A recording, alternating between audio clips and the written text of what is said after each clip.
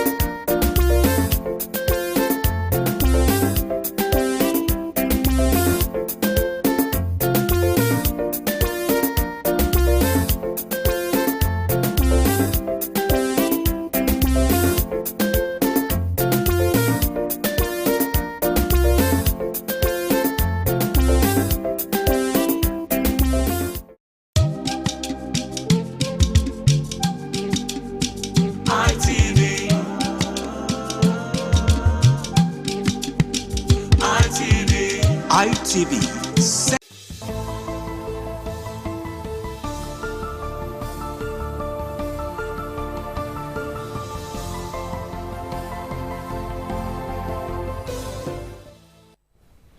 Good evening and welcome to the news at 11. My name is Evan Sunohugi. The crisis within the People's Democratic Party, PDP, continues as the faction are loyal to the national chairman of the party, Kabiru Turakai SN, and the faction aligned with the FCT Minister Nyesom Wike both made attempts to take control of the party's national secretariat in Abuja. The chairman of the PDP Governors Forum, Senator Bala Mohammed, and Oyo State Governor Seyi Makinde were also present to support Turakai's National Working Committee. Political correspondent Joseph Kadiri reports that the area recorded a heavy presence of security personnel.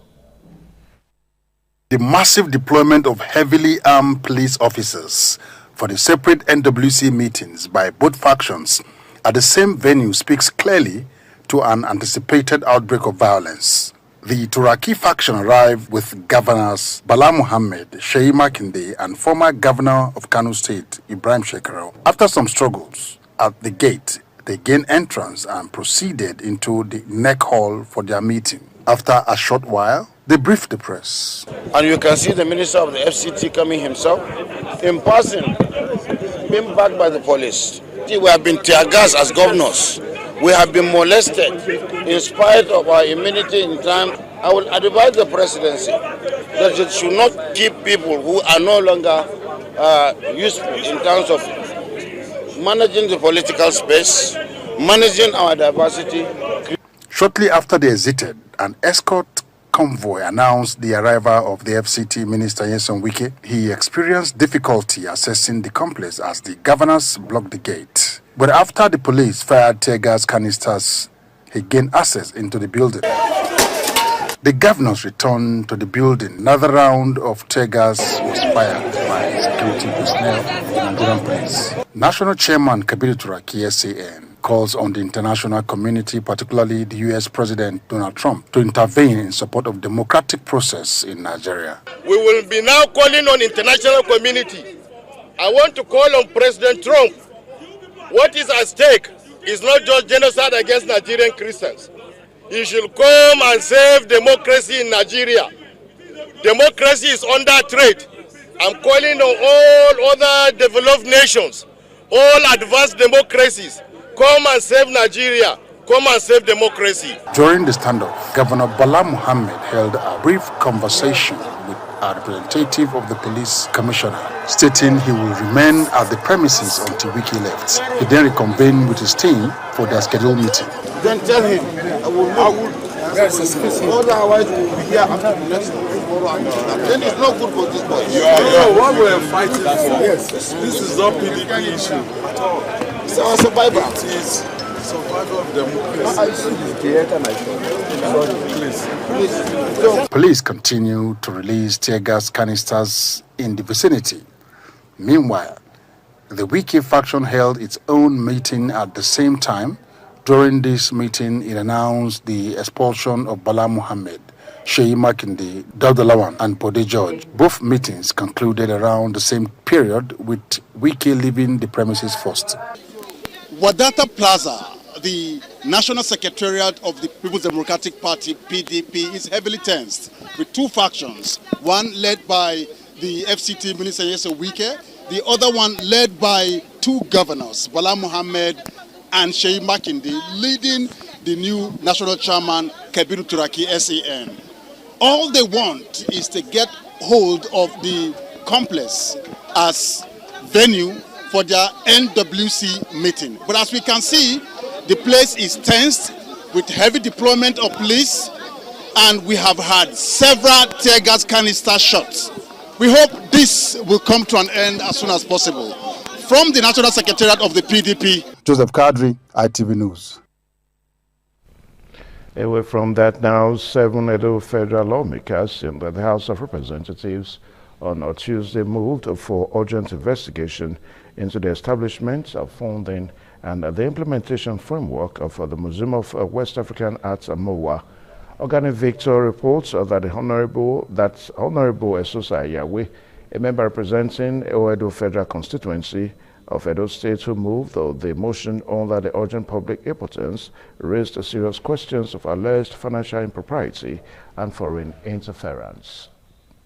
The Museum of West African Art, MOA, was founded in 2020 as an independent non-profit establishment to preserve West African heritage and showcase contemporary creativity, with its first purpose-built campus later opening in Benin City. In this motion, sponsored by 7 Edo State federal lawmakers in the House of Representatives on Tuesday by Honorable Billy Usawaru, Honorable Esosa Iyawe, Honorable Julius Ihambere, Honorable Peter Patterson, Honorable Marcos Sonobu, Honorable Okoji Udianosen, and Right Honorable Gabriela Igbinedion Omosade, the lawmakers called to question the issues of control of the museum left in the hands of private or foreign interest, contrary to Nigeria's sovereignty over its cultural patrimony. Credible reports and public commentary suggested that the structure of ownership, governance, and donor involvement in MOA may have created a framework that places undue influence on control in the hands of private or foreign interest,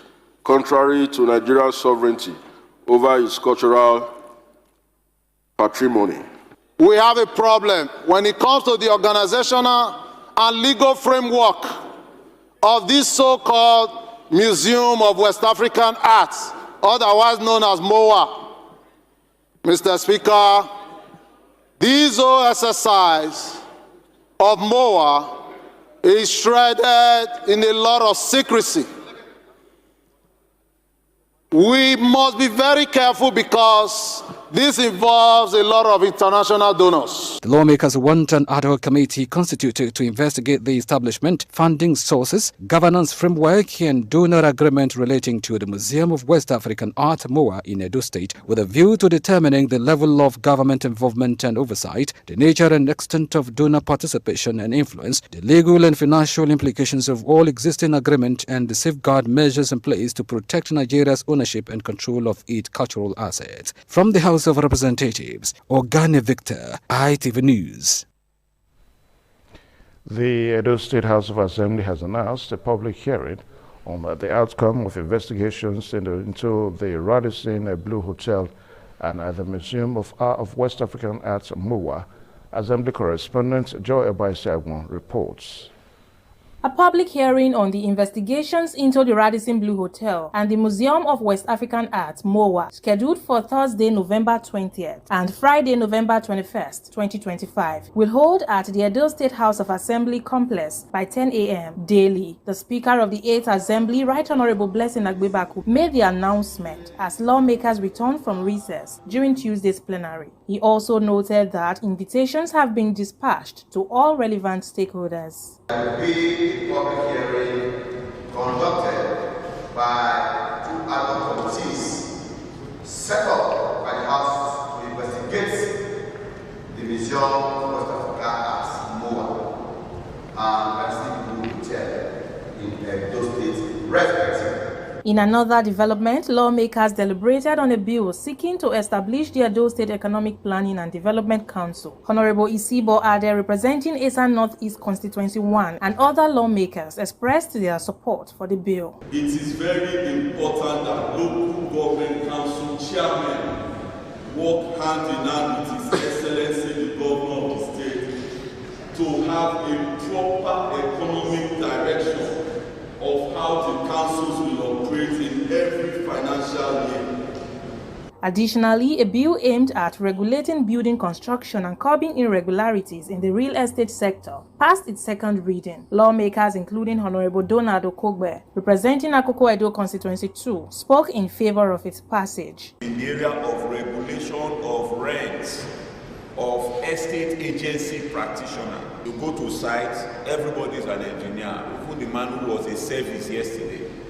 This bill seeks to regulate all of that. From Benin, Joy Obaisiagbon, ITV News. The Delta State Police Command has arrested a 54-year-old man, Edward Odega, who confessed to having been sexually abusing his 3 daughters over the past 7 years. Warri correspondent Benga Ahmed completes the report. According to the Public Relations Officer of the Delta State Police Command, SP Edafe Bright said the arrest of the suspect was made possible through the efforts of the DPO Igborikoko Division, Efrun, CSP Temi Sokuma, who received information during an outreach and enlightenment campaign at the school of one of the victims. The police spokesperson added that the suspect, now in custody, admitted to the crime during interrogation. The man here is a 54-year-old man who has been defiling his daughters. Not just one, not two, not three. Three of his daughters, he has been defiling them. The eldest daughter now is 24 years old. This man has been sleeping with that child since she was 12 years old. I'm trying not to get too emotional, but it is indeed very, very sad. The arrested father, Edward Odega, further confessed that the abuse started when his first daughter was 12 years old. How many daughters do you have? I have 3 daughters. I mean, which of them have you not slept with? None of them. You have slept with all of them? Yes, sir. Your last daughter, how old is she? She's now 13, going to 14. So how do you usually have sex with them? It's in just in my house.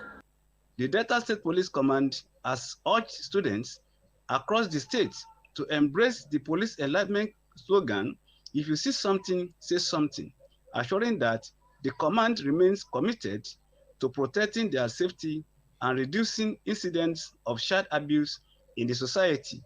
From Warri, Benga Hamed, ITV News.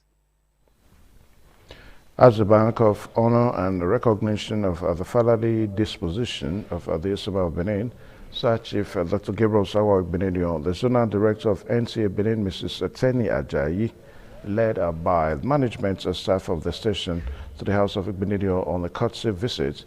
Pius Nsogo reports that the children of late DIG Pari Osayende, who also visited the Esama to appreciate him for his support during their father's burial.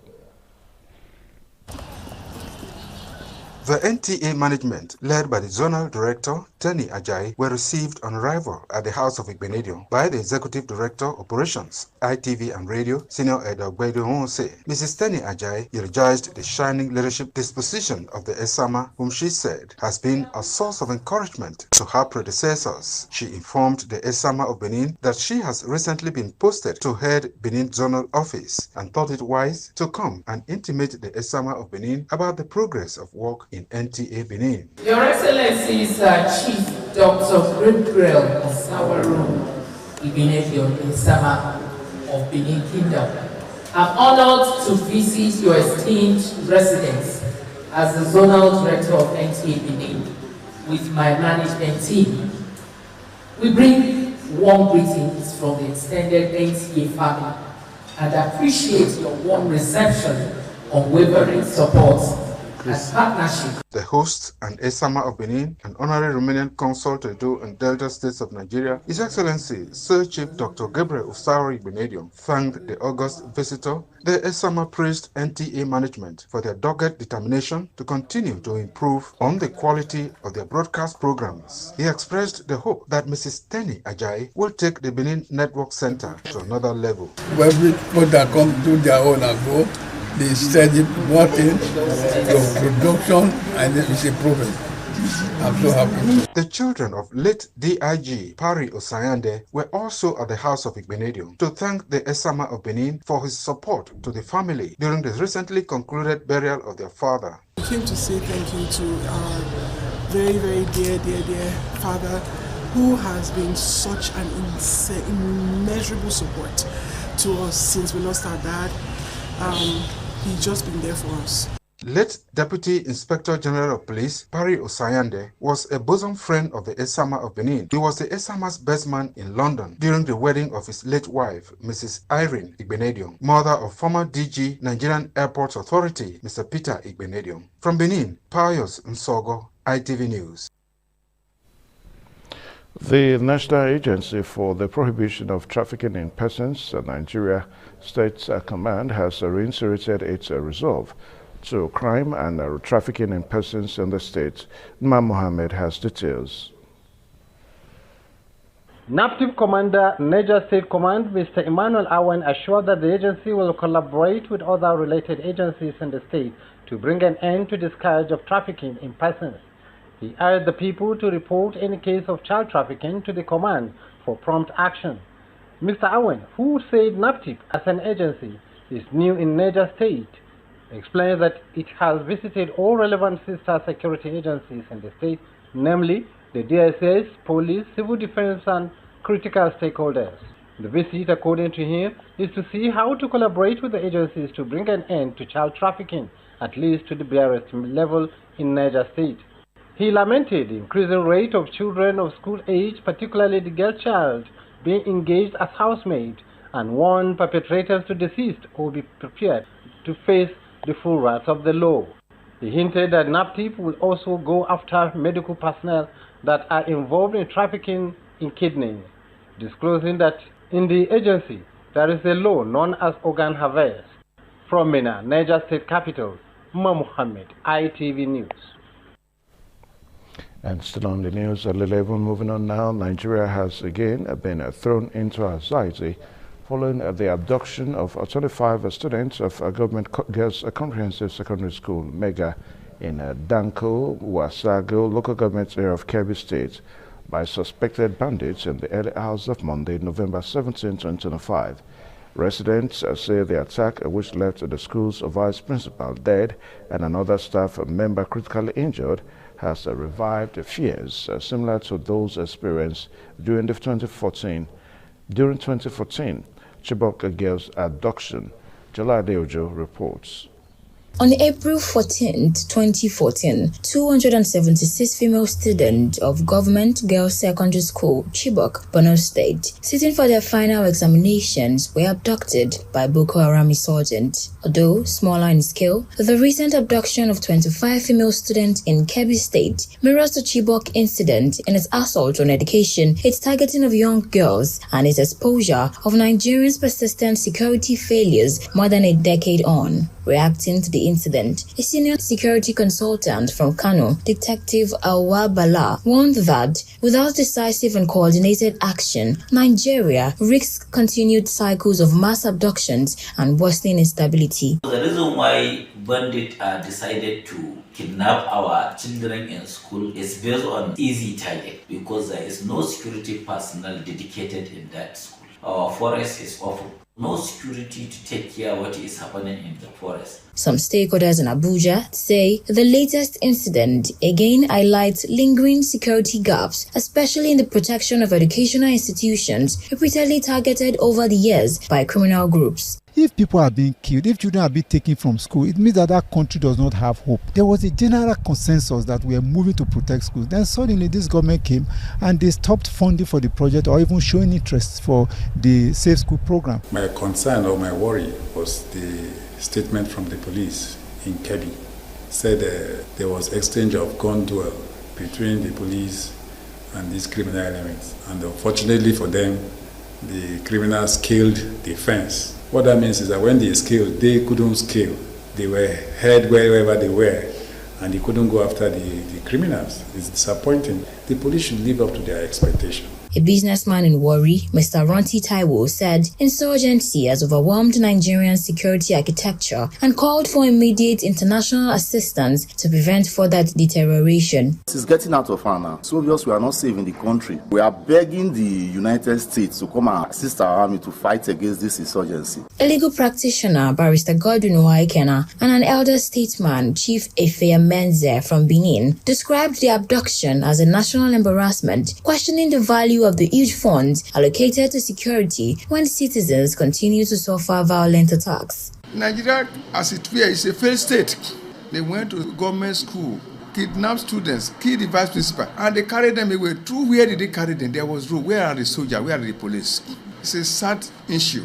You can imagine the trauma they have put the parents of these girls. The one of Chibok girls, that one is still hanging. The government should wake up to their responsibility. Nigerians are urging the government to take decisive steps to protect schools and prevent a repeat of these tragedies. Jola Diojo, ITV News.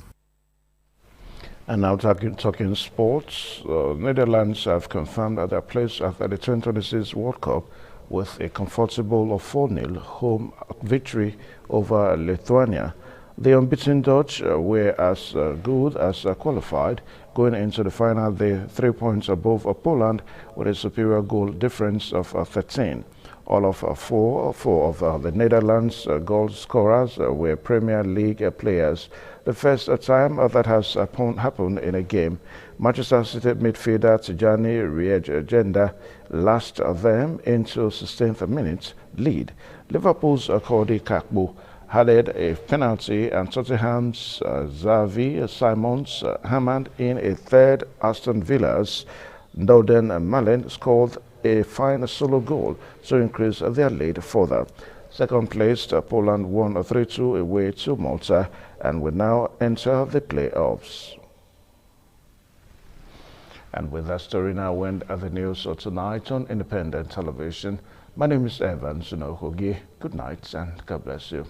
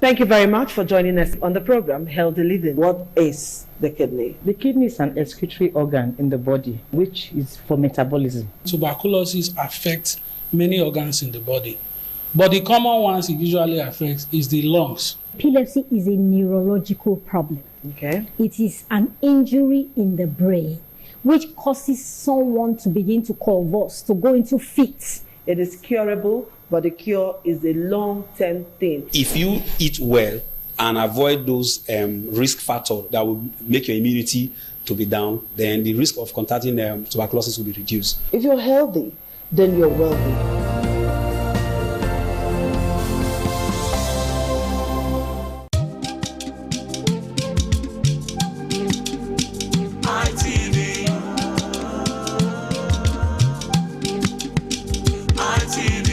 ITV, certainly the best.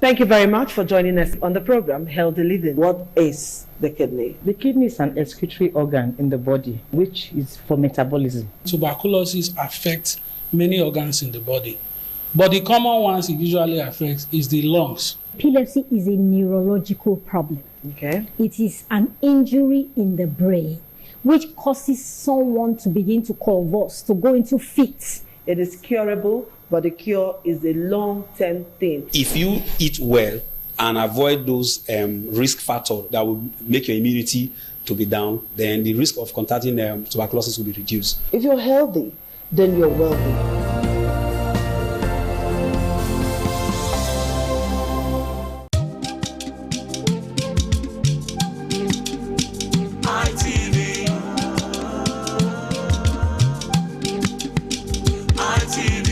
ITV, certainly the best.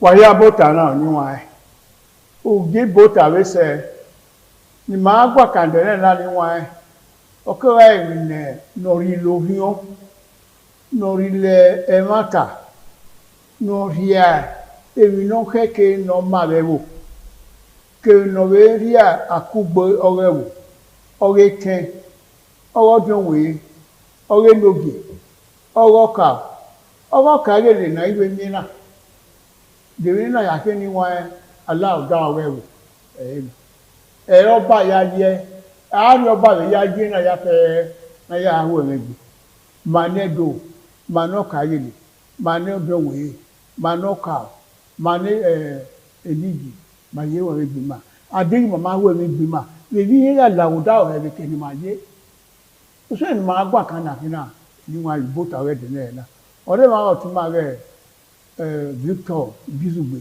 Outwe. Adonawu Adonawu Zomo waya bitota waya se petin wa watuta are petin ta na emi no bun no waye wo e ma ho na gun akan run da were no nya pon na ti pon so me no manya ogbeya heku oba atope ise owere ma o teme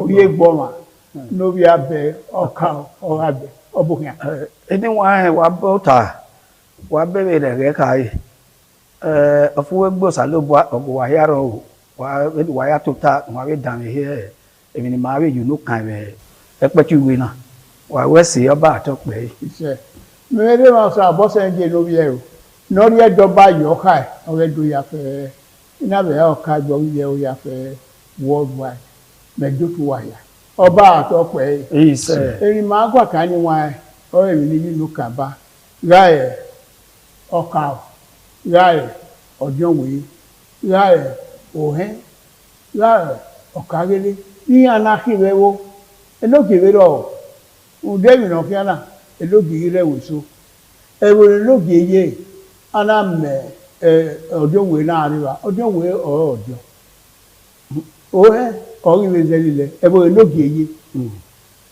enogi ro ọdún we na ro ọdún we oro ọdún ewo ni ke ba we ejo ke ya na o ni ọdún no we zelile o bi ga o hen ni o hen isago a o lo pon wo bowe o ga o hen ne ọba ri pade bo dubie oni o hen no saibo no temata we ebe yana maru ebe yana yemi no sunu ogene sunu igese na azo ne wo ya duna oni o hen o ana mi we ebo ore wo eri owe no oka obe aro ni won ebo no ka oye eno gese tin areba oka areba no geleba oka aro otote nogi oyi ebo no ka oye no zeko ka ọba ọdún wòye na orílẹ̀ zẹ́kẹ́ ọba òhìn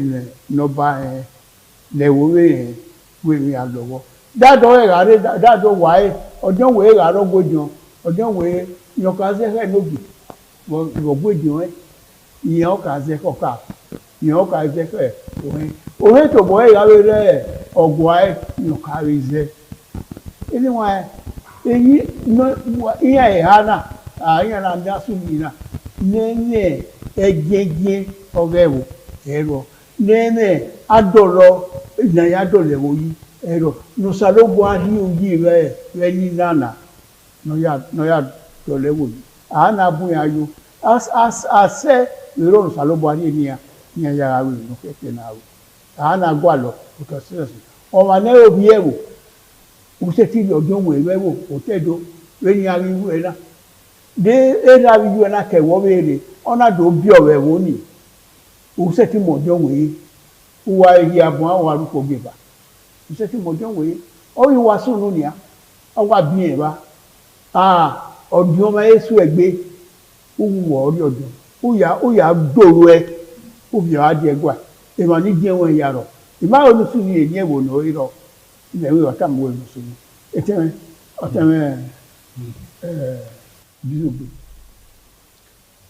bàbá ọwẹ́ ọ̀gbọ̀gbọ̀gbúnù ẹ̀ẹ́nà èkwe mú wàá hàn wí yọ̀tàn ọ̀nà alóhùhù húdàwẹ́ ẹ̀dọ́ ìyá kẹwàá àmì ẹ̀wọ̀n ẹni ebò wà àmì ẹ̀wọ̀n tí àwọn àmì mi yàn lúvìẹ́ ọgbàrà èmùdíà orí vìíkà ẹ̀mẹ̀ bẹ́ẹ̀ ni gọ́vnọ̀ mújà ọ̀nàfẹ́ kọmíṣánná when the president moved off the minister ka me ni garo eni aye me se kinoye e wo no ka me be ye ne shi bi be aweri e o ka o be gare wa kate awu nu ode ya na mo wu kekere wo be na che odon water odon wo wi ke odon we han ti ma me uwu ki ma kere e ma ewa ni amubo yi oka oyi no gba okoto no ga ge nere gi ma le wa fi ogwe do la otore wo na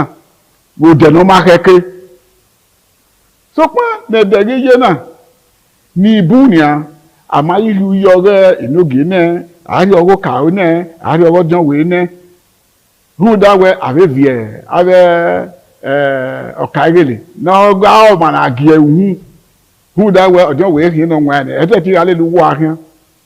so pa èmi náà wà lókè kà bọ́ọ̀dù pa ìmọ̀ dín ara ìmí wẹ́ ìyẹn àyèhá náà màmá yóò dùn náà ìyẹn àgà sọ lè gbó wẹ̀ ọmọdé kẹ́kẹ́ yéye tí yẹn akókò gbé ọ̀nà àrà ẹ̀wọ́ náà nọ́pa ìwé nọ́pa ẹ̀wọ́ rí hẹ̀hẹ́ ọ̀dẹ̀ yóò fi yẹn.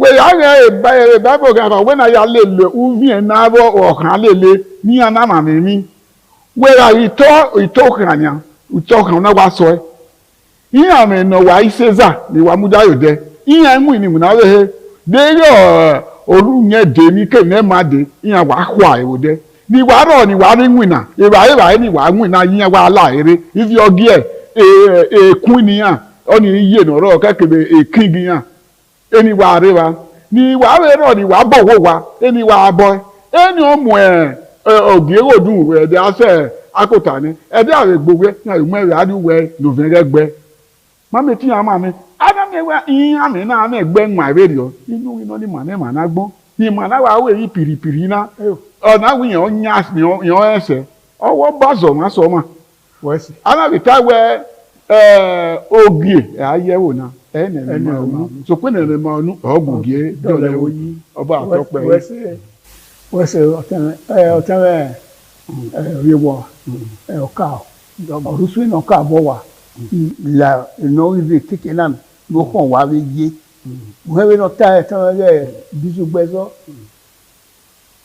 ko yo wa do mo ni wa zebe ne etan ya gun akan sin o ka owo kate oba e me igi oka o na ri we ye na ni abodian we no gele ruso amo si we segwa abe dori we na ya yin we na ya dole wo yi ai odo e time ni o ke bi o we la o pe odian we o be de o yo kai rele o we ri e le gbe so pa ebi ni me ho ni you no kan we mana baba na ni o ewe ewo le no gieje ewo ne no gieje amo bo mo e oka o eje wa ana be miewe oka o ona we agwe enogi ro dawe ewo ni ona ikakabo digba ove wire otoni ana imiewe abile moka oba enogi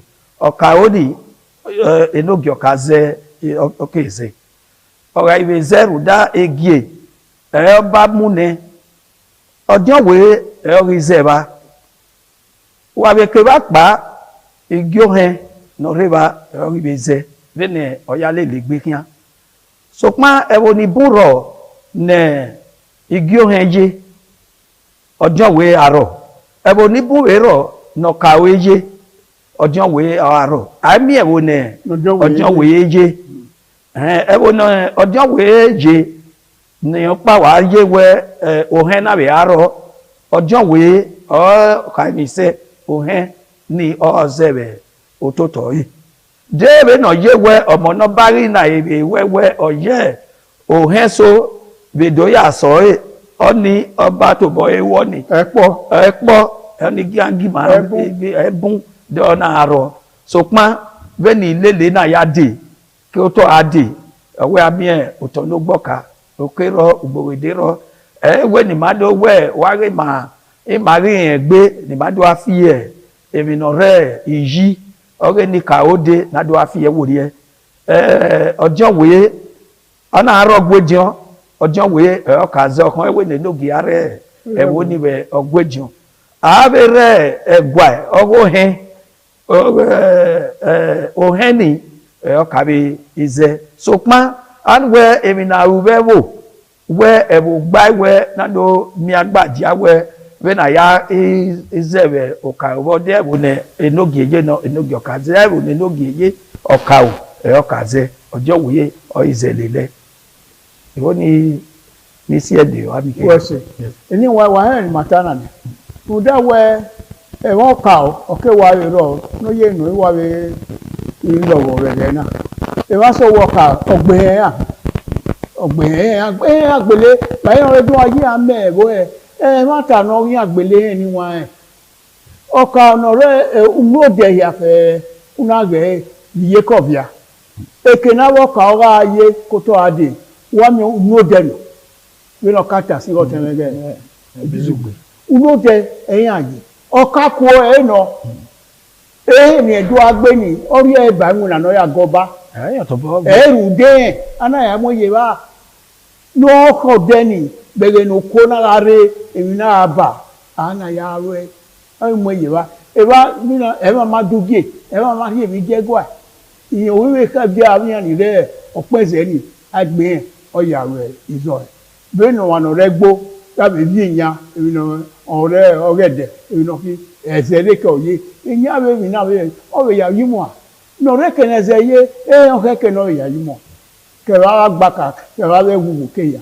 emi no me ni ye ya yimo a e wa na be mi we ogwa o kapo no gba o ga be o dadun no de ni ya pe wa mi na we ni buye ye uno de no really iyera go deno mi na ge Nwame go deno no pare Isiloko go deno Gelegele go deno wa mi na ya fe be na do de ya we na na we do e fi oba kate wi ko no hu da we e data yan wa silore yan wa e kere uzore yare wa mi we ana do yeso e de o yi e bo yi ro ni gbe yan wa mi wa to fo do ana do yo ka wi le we do se e o te wa ni abe ana ya yo ba na ko na ya oba na ko uda yan fi ezera yan ro ya do abumako ana yan ni yo we ni we yan ni ge ogbe yan ya ọ̀rọ̀ kan sọ pé lè agbé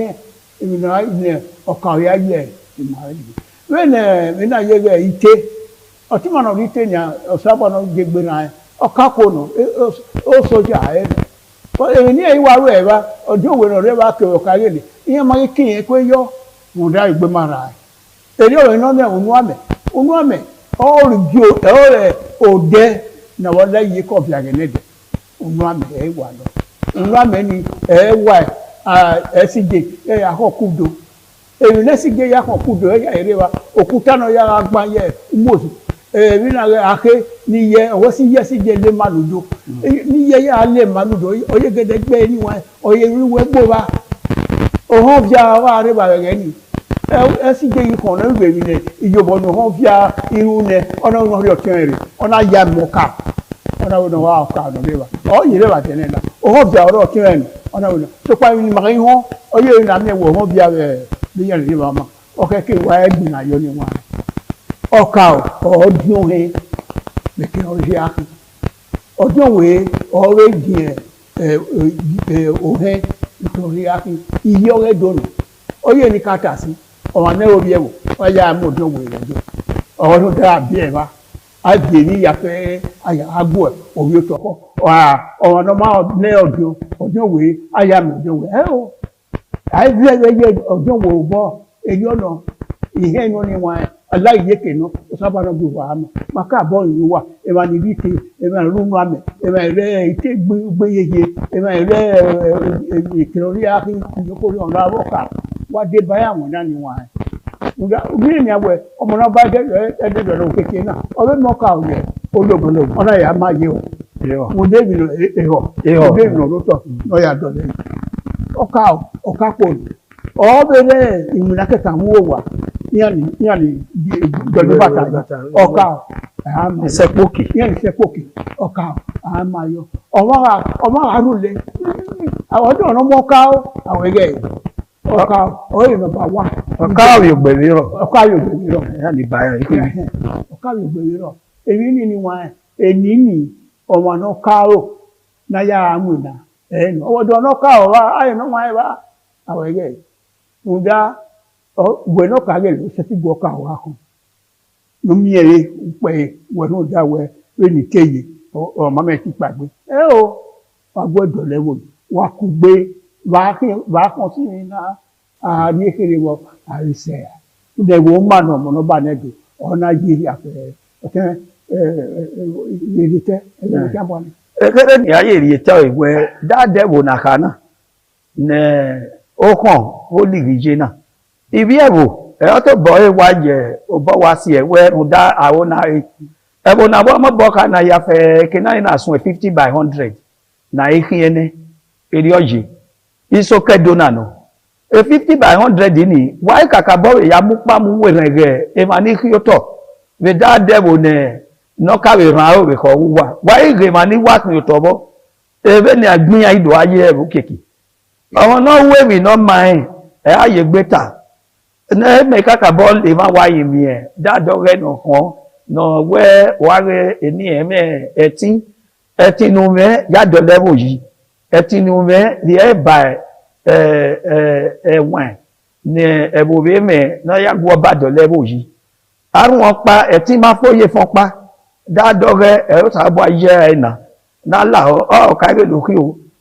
ojo we o ki o ojo ho ki o emi nu e ya do le ẹwọnùjẹ yìí ẹ máa mọ bọ rìndó kàkàbọ gun àkàn ìbọta ọ̀rẹ́ ẹ náà wẹ ní màá yá fẹ náà yẹ ebi ayúrò họ where wadere mi no sunu be dade wo ne dadoge ye na dia man ni wa to tore ke ni swe emila we na egbu wa yota ke ya o kon no de nekere awe me do bi orebobe ni mari orebobe ni ma emi ni maru na do mi we awori obe o sa gba na geri obe do mi wa o ke gbe aku ojo we yin o rere aku no give you were eme na tanic ya ma se ti ya we gbo ebe ewu ya o ke ke we ni ma ru ni ma fi ko gori ni ma re be de ndika o be ni aya budia he ni aya dole edo yi do se ege na ya se ro mana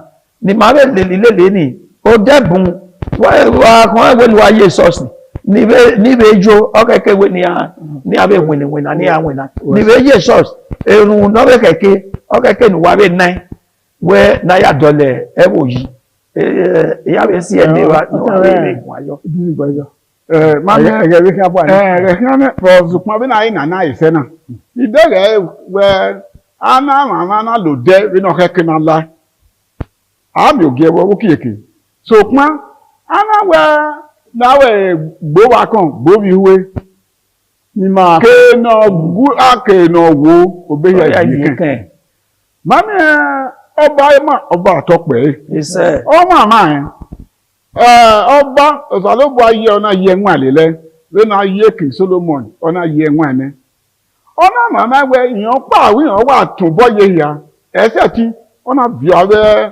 ìnígì wàgùnmẹ́ra mìíràn náà ọ̀nà rẹ̀ kẹgbẹ̀dà ìnígì ọ̀nà bí ọ̀rọ̀ kàrò wàdébà ìnígì amìíràn náà ọ̀nà bí ọjọ́ wẹ́lẹ̀lẹ̀ dẹ́wọ́ máa dẹ́rù ya wàrà múnà wà á di àrùn náà jẹ anáwó gbé tìkọ̀ tó tọ̀ wẹ́ wà bá bẹ́ ìkárèlè wà débàjọ́ wẹ́ ra múnà mo ní ẹ̀ náà kòkò ọyẹ́ rẹ̀ ìkàdẹ́lẹ̀ ra ìhánámùdíà ìnámùkèyọ ẹ̀ẹ́dẹ̀ húdọ́ ni ìmọ̀ náà kòkò gbé wẹ́ náà hàn ọwọ́ náà nọ́pà náà hàn ọrẹ́ nọ́pà ìwùn náà ra hìá ọrẹ́ náà dọ́ mí ewé mọ́ pàhó níye náà húdọ́ yá sí mi ìnámásù ẹ̀gbẹ́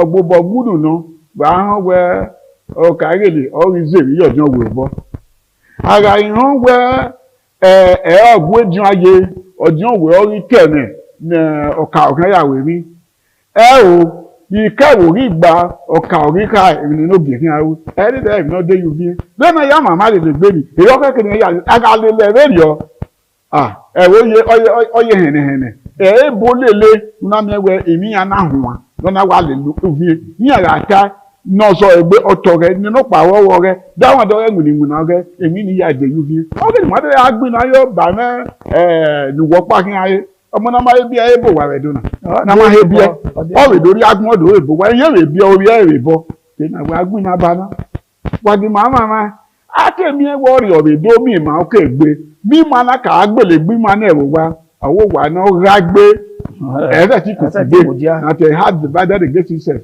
ẹ̀ẹ́dẹ̀ tí kò díà rúùdá ni wàhálì máa kàrà gbé ní máa kàkà bọ́ yẹ ìkàdẹ́lẹ̀ àtúwà ó tọ̀ ní máa dé òwú máa yí rúùdá ètẹ̀rà bẹ̀rẹ̀ àfihàn máa fi hàn ẹni adúgbò àwẹ ọmọdé rọ ọmọ wà rẹ̀ dùn ọba àtọpẹ̀ iṣẹ́ níwọ̀n ayá ìwé òkè náà máa dún ẹ̀bọ̀n ni ẹ̀mọ́ àjọlọ́wọ́ wa ẹ̀yìn màgùn akànnà n'ọdẹ kan n'oge n'ọdẹ kan ọkà n'ọdẹ kan ọdún òwe n'ọdẹ kan bí ọdún ẹ n'oyún kpógi sẹwa ọnyọ rẹ ọkàyẹlẹ ẹnà ọkàyẹlẹ ẹ jásẹ gbé wẹ náà zẹ ọkàyẹlẹ òun fìyànjú la n'ọdún òwe yára ìwé làbíà wẹ wọnyá gùn rẹ wọnyá wẹnyá jẹ òun wẹyẹ igbó ó yà kàn kí gbé ó rí ọ̀pá bí ẹ̀kọ́ kan bí ọdún òwe ó bí ẹ̀ náà kẹ yẹrẹ.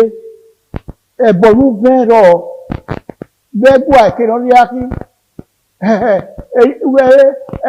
ẹ̀wọ̀ pa èmi nìyàn máa ń wò ẹ̀wọ̀ pa èmi nìyàn lọ́wọ́ kó lè yá sórí náà máa ń mẹ́nu.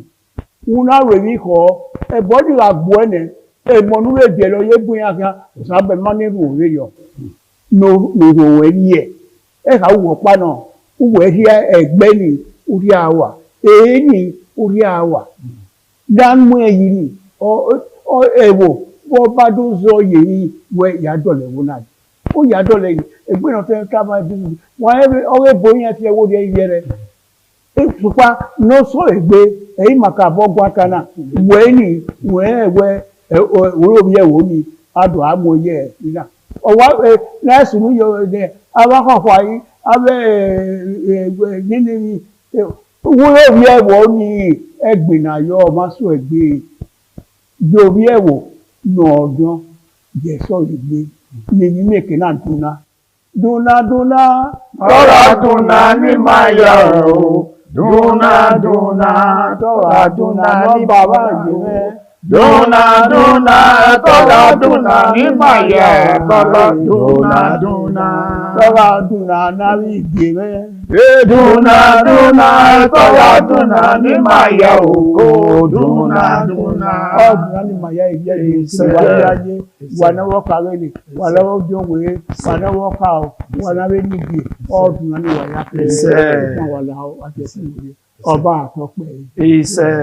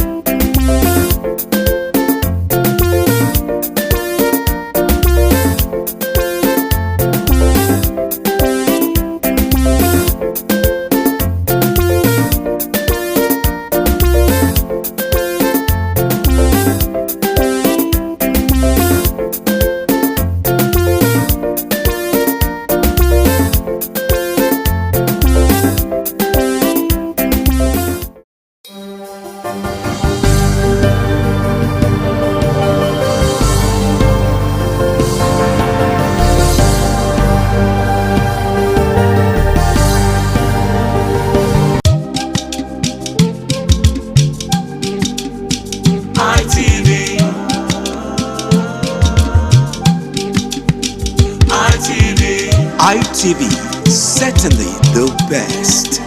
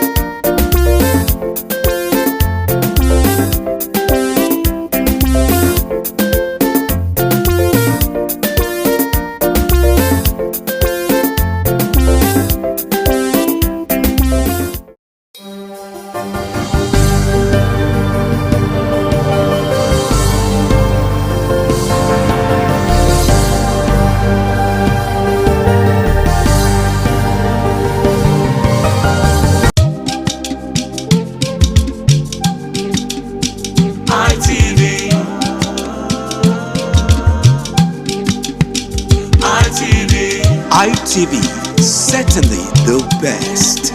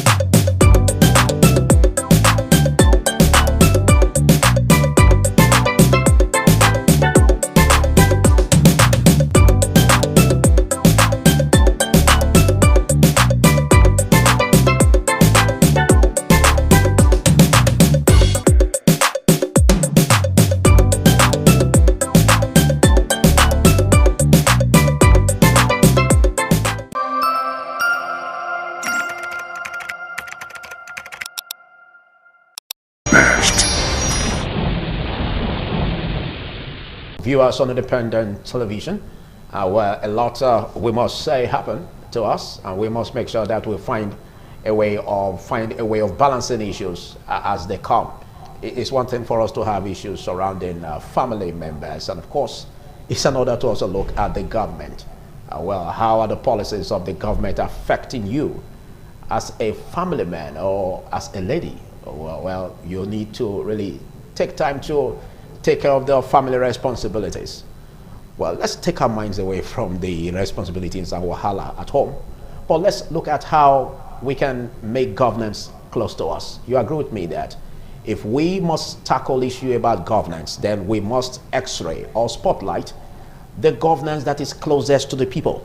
You know, we keep talking about the essence of government, you know, looking into delivering services that will meet the yearnings and aspirations of the people. But if we must get it right, then we go to the grassroots, where we have the local government as a third tier. Well, we have 774 local governments areas in Nigeria, and out of this 774, we will be zeroing our attention on the 18 local government areas or government councils in Edo State. Well, under Senator Monday Okpebholo as the governor of Edo State in 1 year, what has happened critically to the local government as a third tier? Well, we look at the need for us to have, you know, financial autonomy as it's been spelled out, and of course administrative autonomy. Well, what has it been so far under Senator Monday Okpebholo as governor of Edo State?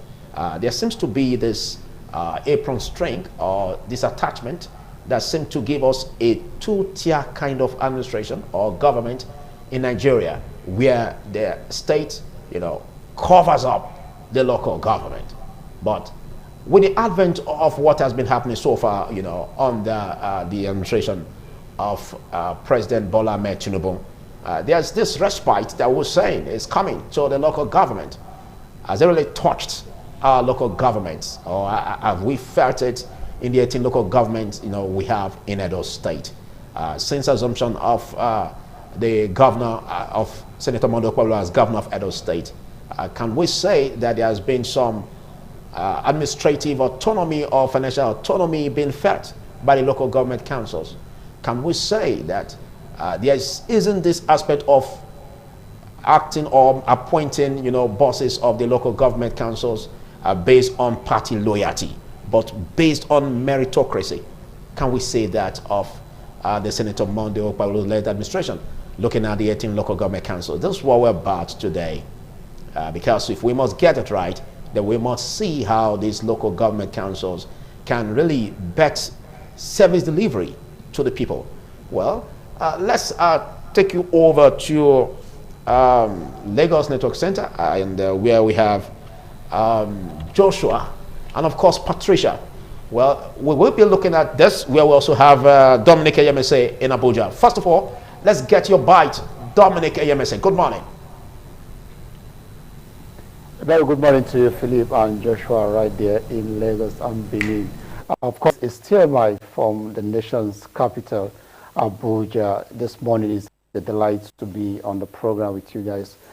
Definitely attentions will be on the nation's capital as two factions of the biggest opposition party in Africa, if you put it that way, will be holding their NEC meeting. If you remember, a few days ago, the National Convention of the People's Democratic Party elected a new national chairman, and today will be the first NEC meeting of that very convention.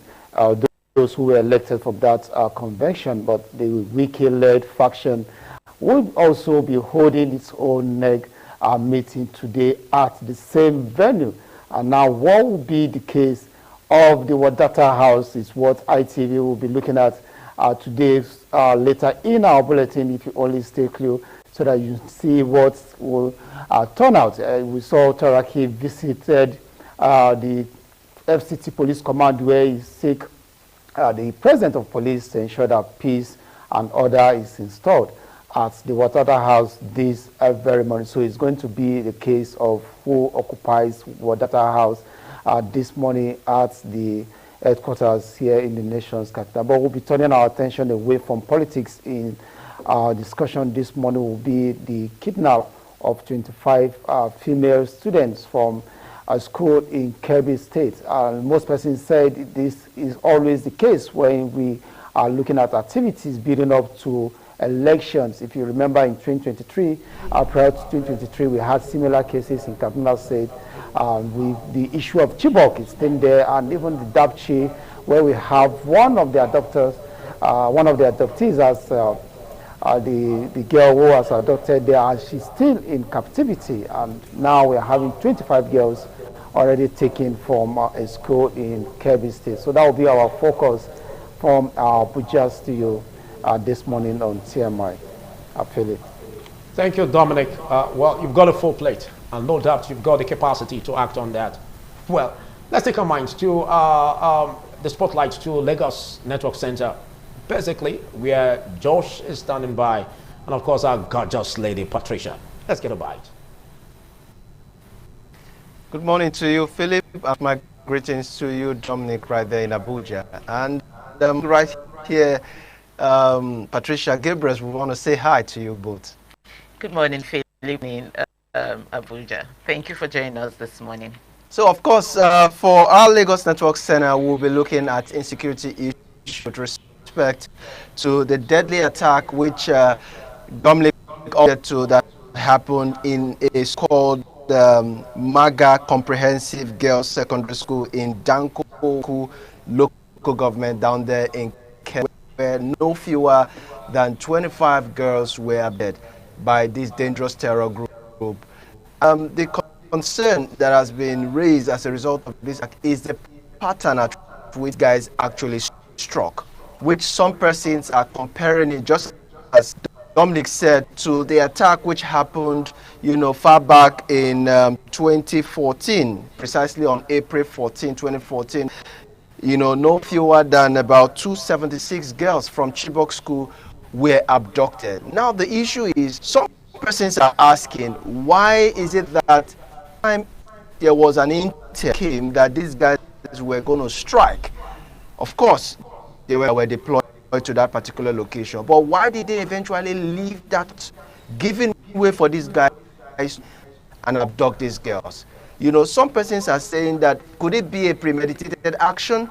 Of course not. Why is it that up until this moment, not even the school authority or any ministry or agency of government or even the governor of that state had made any statement, not even launching an investigation attack, which also led to what we've already been told about the US government of being complicit of this issue, because there are ways it comes to action or inaction doom as regards if they are ready to combat the insecurity in Nigeria. Of course, some persons are saying that it may be that we were pronounced a disgraced country by Trump, because if such happened, up until this time, no singular response from the government or even the school authority as regards the whereabouts of these children, if they actually say that no formation, so what, and then everybody seems to be going about it. So these are some of the issues we'll be looking at in conversation from our studio this morning. Well, thank you, Josh. It only shows that we still have a lot of questions unanswered, by the government, and most especially if we want to feel the pulse of governance in Nigeria. There are a whole lot of parameters to use. Number one parameter is the aspect of tackling insecurity. This dreaded monster has been on for decades, and basically, one is trying to ask so many questions about the budgetary allocations to defense. Let's not go there. The whole aspect of the manifestos and, of course, the agenda of, party leaders, not even talking about the agenda of the president. Where are all of this? Can we feel this in the aspect of tackling insecurity? And I think a whole lot has been said about, politicizing security issues in Nigeria, and is given room for, sovereign bodies, international bodies to meddle into the affairs of our Nigerian governance. But it is high time the Nigerian government took a very giant stride in tackling insecurity. Well, they say insecurity kills, then kill insecurity. And what's so big deal about how to tackle this? Some have said, well, if you want to really give it a shot, it's going to take like 3 days to wipe out all of these insurgents, miscreants, disgruntled elements that seem to make us unsettled in the country. But why is it taking so much time? Big questions we may ask. Well, that's much we will be bringing you on across the Lagos Network Center, Abuja, and of course in Benin. Everything is centered on governance and what can we do as regards deepening governance in order to make sure that service delivery and of course the welfare of the people, the security of the people really guaranteed. We'll be doing this. Take a short break and then we'll look at the pages of the newspaper and then we'll hit the ground running on our conversations. Still stay.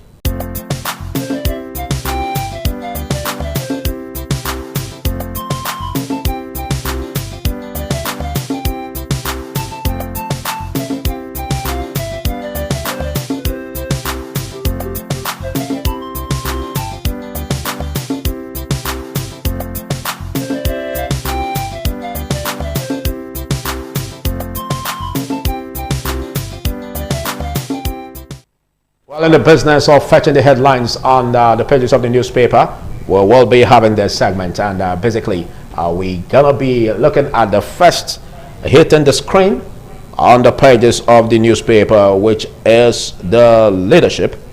And what do we have on the leadership? We have it here. It says the big headline there, which says Tinubu vows swift rescue of 25 kidnapped schoolgirls as police comb forests. Well, that's the promise, not just a promise, a vow from the president.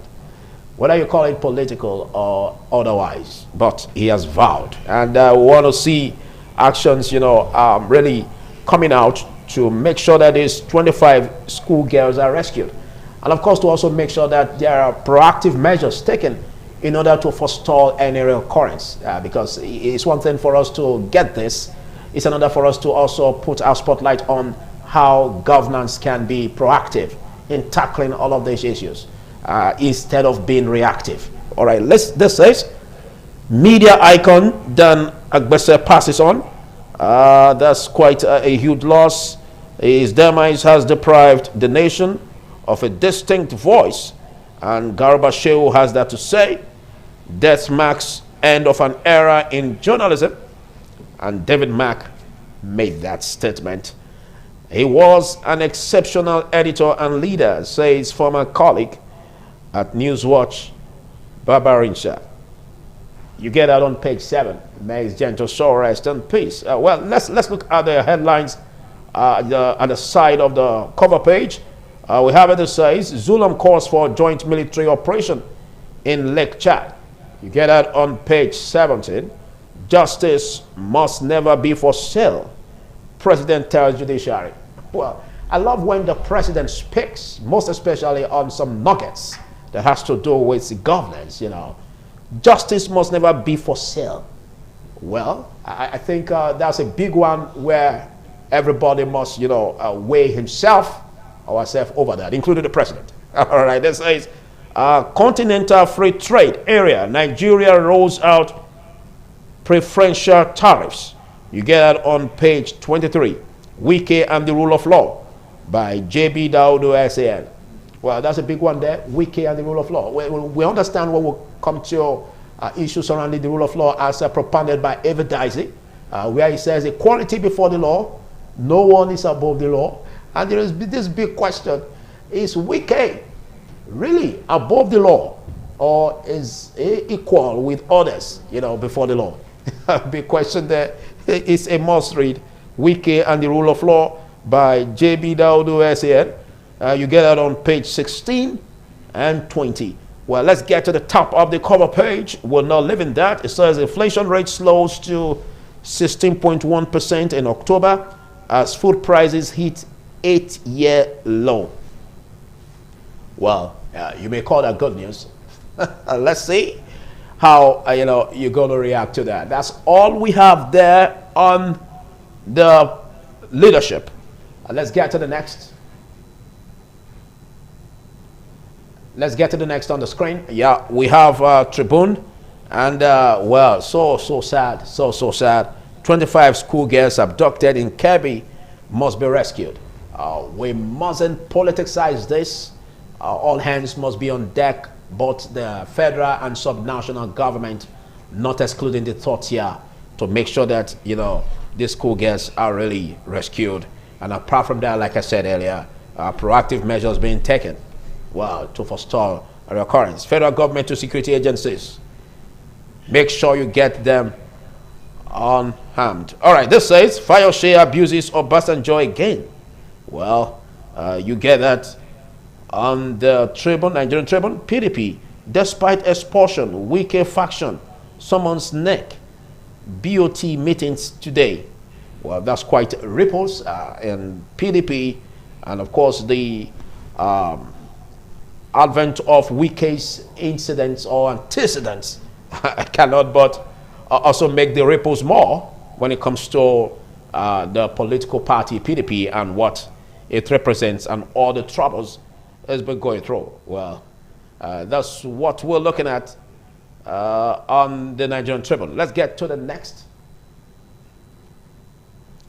Well, the Vanguard newspaper has got a lot too. Don't forget, the kidnapped 25 Kebbi schoolgirls will basically cover the pages of the papers today.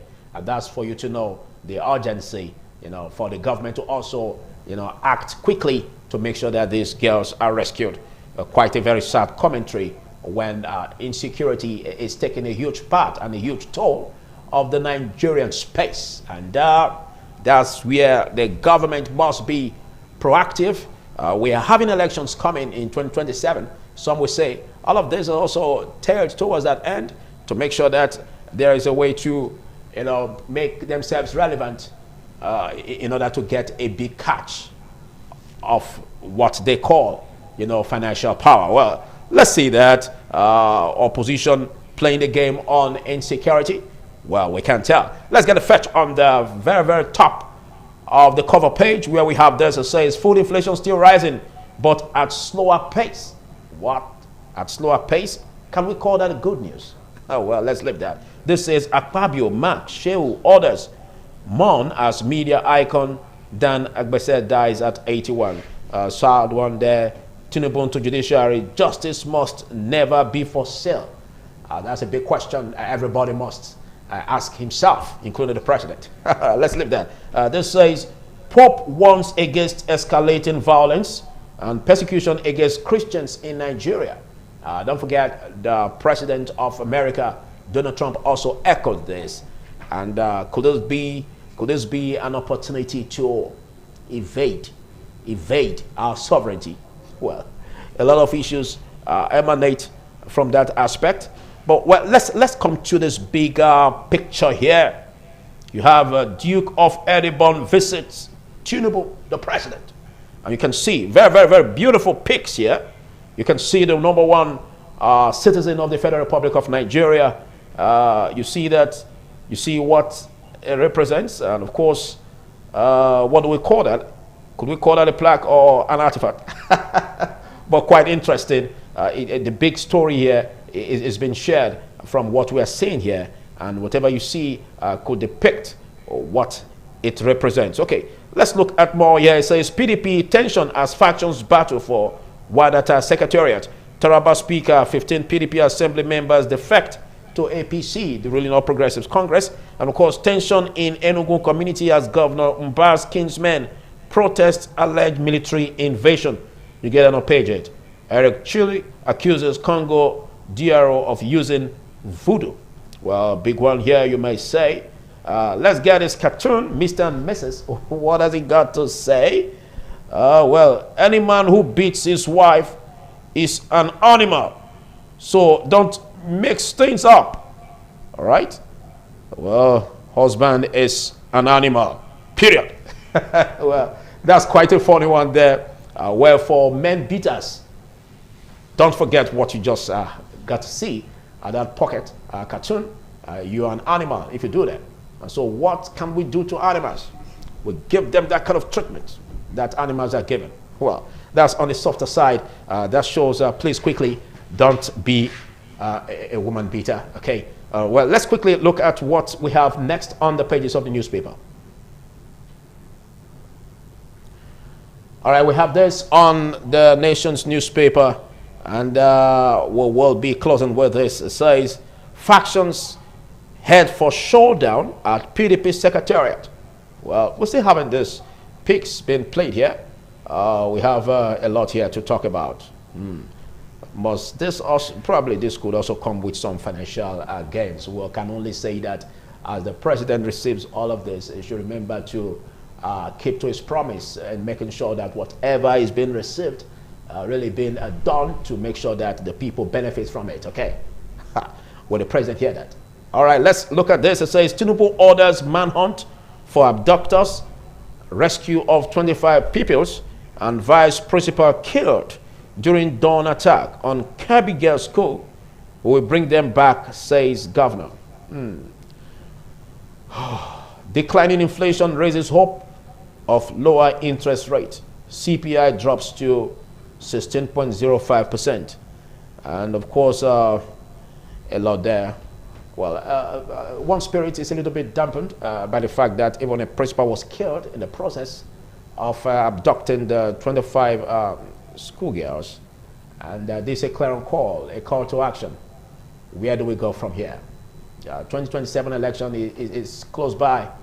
Just in few days, 2025 will be depleted, and then we have the big 2026. And you know, basically in 2026, that's where the election is really, properly, because that's when they're going to be doing it what they want to do in terms of making sure party primaries, you know, take preeminence. And of course, all that has to do with setting campaigns strategic up for 2027. And well, we also have this saga about the possibility of drawing closer the 2027 election to the year 2026. So it's just very close. But in as much as we are looking at the aspect of elections, let government not lose focus on the policies that it should implement. And elections shouldn't deplete focus of the government or the functionaries, you know, from acting or making sure that they are proactive. And the takeaway or the takeout we have here in all of these headlines is the aspect of insecurity and the need for the government to really, you know, tackle this headlong. If we must assess the government, my opinion, number one is, how are you tackling insecurity? Well, I know that this opinion is also shared by a lot of Nigerians, most especially as when we don't tackle insecurity, then it means that businesses won't thrive. Tell me a man who wants to sell in a place of chaos or insecurity. Would you try that? Never. We'll take a short break, and then we will be looking at the local government administration under Senator Monday Okpebholo as the governor of Edo State, the state.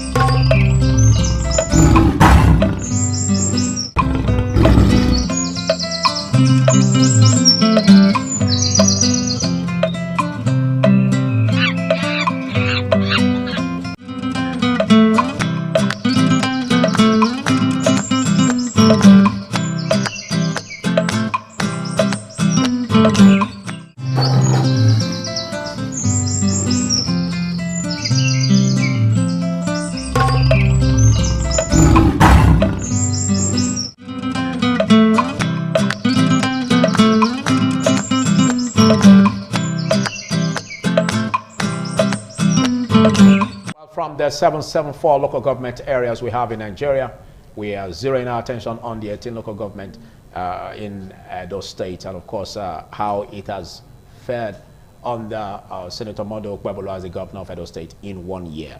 And we will be joined by a one-time former SA to the governor of Edo State on youth affairs, and of course also former SSA to the governor on political affairs of Edo State. And he is a political analyst, Shedrack Udugbai. Big thanks for joining. Good morning, Philip Mokipo, and good morning, my good people of Nigeria. It's a pleasure being here. All right, also joining us via Zoom from the United States, Texas, Houston, is Ahmed Mamadou. Good morning, Ahmed. Good morning, Philip. Good morning, local man. Good morning, viewers. Thank you for inviting me to discuss on this issue.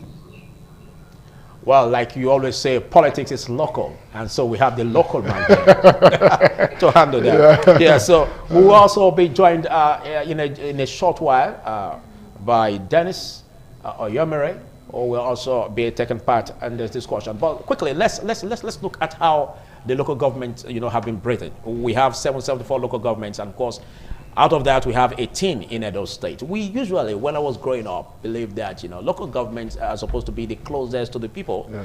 But somehow, in the course of what we've experienced and witnessed about governance, we seem to have just a 2-tier and not a 3-tier. Yeah. The local government seems to be depleted. But let's look at, as others have said it, that in the course of Senator Monday Okpebholo's intervention, in the local government space, there seemed to be some breather, there seemed to be, some autonomy, there seemed to be some level of, a top tier fact in Edo State. Do you feel that? No, not necessarily. The local government to a large extent has been the government alleged to be closest to the people, the third tier of government, that because it's closer to the people, it's expected to be more responsive. So when something is happening, it's easier for the local government chairman and the apparatus to deploy solution and succor to the Nigerian people.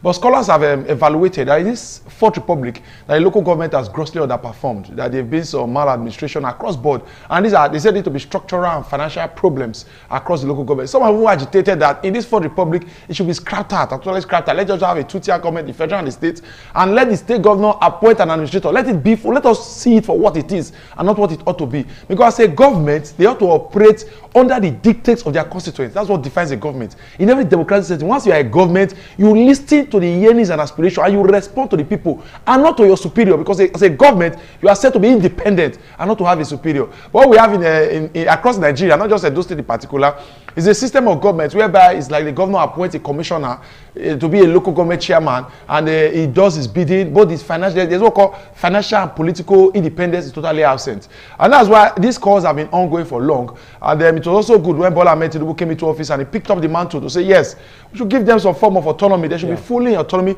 political and administrative autonomy, whereby they can do what they like as they want. Then secondly, financial autonomy, because it's a double-pronged approach, whereby their finances cannot be deployed, give it to them directly to be deployed for the well-being and good of people, so that the people cannot effectively hold them accountable for the resources that we've gotten for the federal allocation. So that's what Bola Ahmed Tinubu did. And all of those things preceded Monday Okpebholo. But when Monday Okpebholo came on board, we saw something very, very different from what we had expected. Oh, well, we're going to be looking at what you are seeing as different. But let's get your intervention on it, Ahmed. Let's see how you perceive of it. Though you are not local here, just make an attempt, because some have said, well, local government, under Senator Monday Okpebholo seems to be different as compared to the previous administration of Governor Yusuf Obaseki, although this is not a way to juxtapose. But let's just get your interventions on this. Thank you again, Philip. I'm an international looker. Let me place it that way. So what we need to understand is, what is the fundamental function of the local government? That's supposed to be the one that is closest to the people. It's supposed to be the one at the first tier, the forefront of providing the dividends of democracy. And standing on what local man has said, let us understand that not only is local government supposed to represent the sum of every administration, it's supposed to be the first tier of action whenever there's any kind of problem in a community. So, but what do we have currently? We have local governments that are not only detached from the people that they are supposed to serve, but they report to people that are outside of their own sphere of influence. you have a situation where the local governments are simply appendages of the state government. But I do not agree that it is time to scrap it. Understanding what APC has done on the national level, particularly in the third level of government, that's the local government, they've provided a situation where the local governments are not more autonomous financially and administratively. It's going to take some time to see some of these things play out. But we've come to a point where we've passed the Rubicon. It's not possible to go back to where there was so much maladministration. We need to look forward and engage on what currently applies.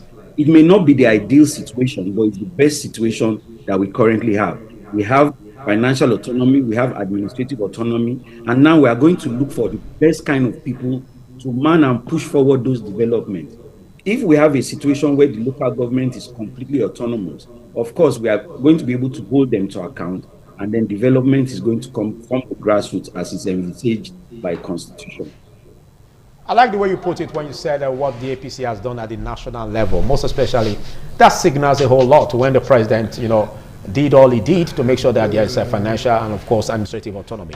But yes, you were saying something before I posed the question to Ahmed. You were saying that something is different about very the way different it is in Edo State. We'll take it on. But let's see what the president has done, in respect of clamoring and, of course, putting it on paper and stamping it that there should be financial autonomy. Yes. And don't you see a Senator Monday Okpebholo as governor of Edo State doing that to make sure that I want to be holistic in this approach. Stricto sensu.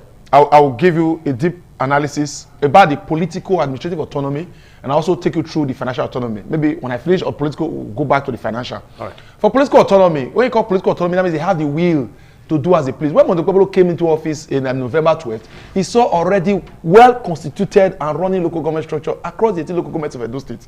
What he did was to first quickly allege that there was misappropriation of resources. He called them, he didn't invite them, there was no public hearing. Just as he alleged, he said they should bring their account. They submitted their account. The day after they submitted their account, using the instrumentality of the State House of Assembly, they issued a 2-month suspension. They suspended all 18 local government chairmen, said they wanted to do proper investigation on those details. While that investigation was ongoing, the thing raised, because people have seen it, the scholars across Nigeria have seen it, that suspension was illegal. It is against the spirit of the political and administrative autonomy that has been granted to local government by the federal government led by Bola Ahmed Tinubu. It is against the spirit, against the will. It was so bad that Lateef Fagbemi, who is the Attorney General of the president, came out and spoke, rebuking the actions of Monday Okpebholo, that these things you are doing are totally not, that is executive rascality. It's not in tandem with the spirit of the Nigerian Constitution, which has given full autonomy to local government. To say that you cannot, no state governor, no federal government, no state house of assembly can usurp or suspend a duly elected local government chairman, except the local government councils that has been held by the councillors in the respective local government.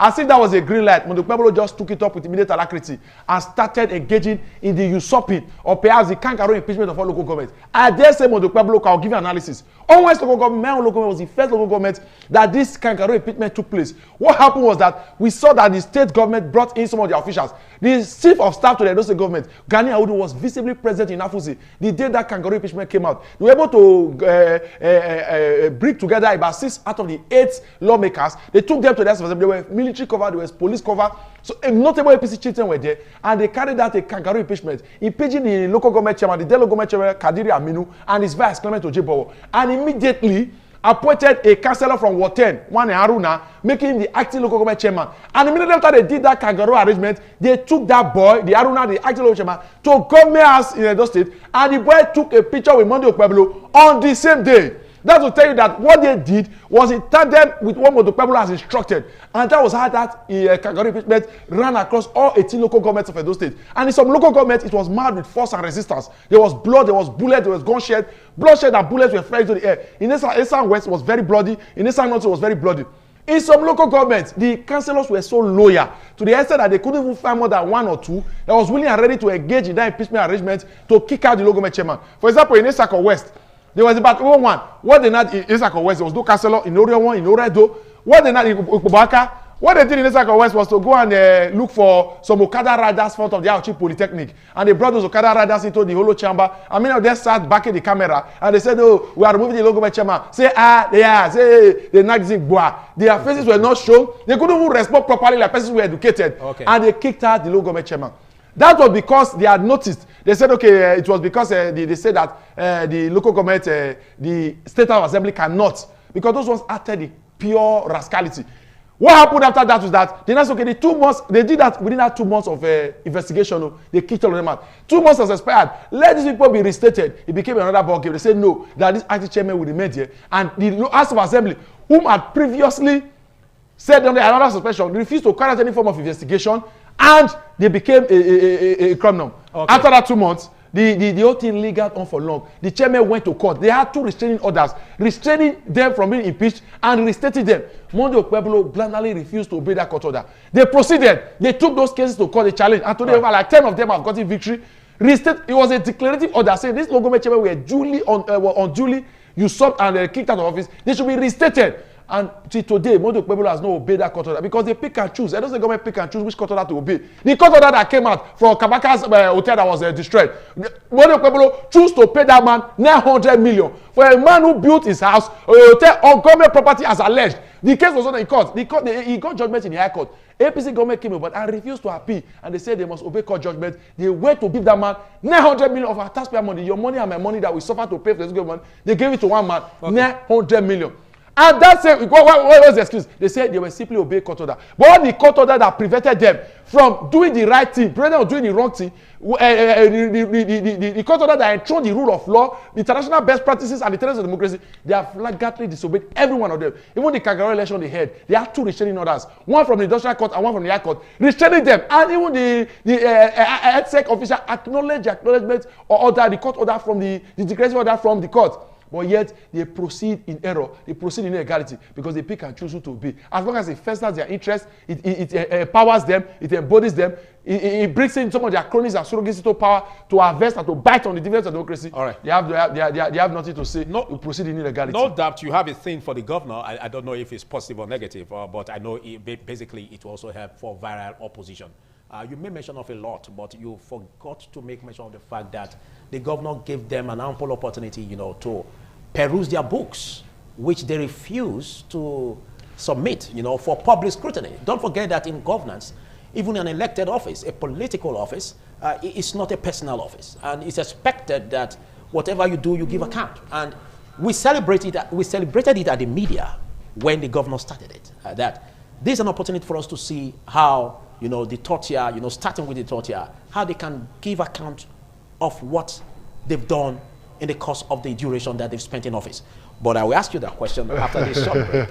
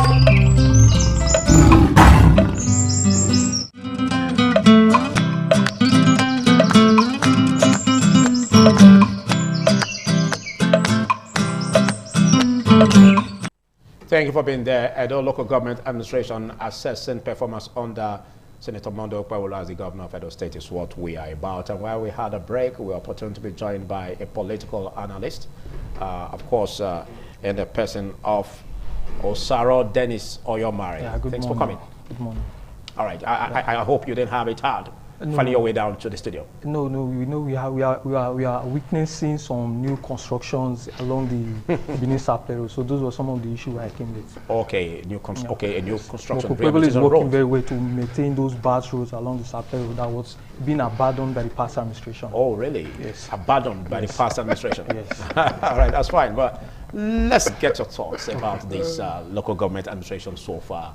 1 year in office of Senator Monday Okpebholo as governor of Edo State. Some have said that the local government administration are really not fared well.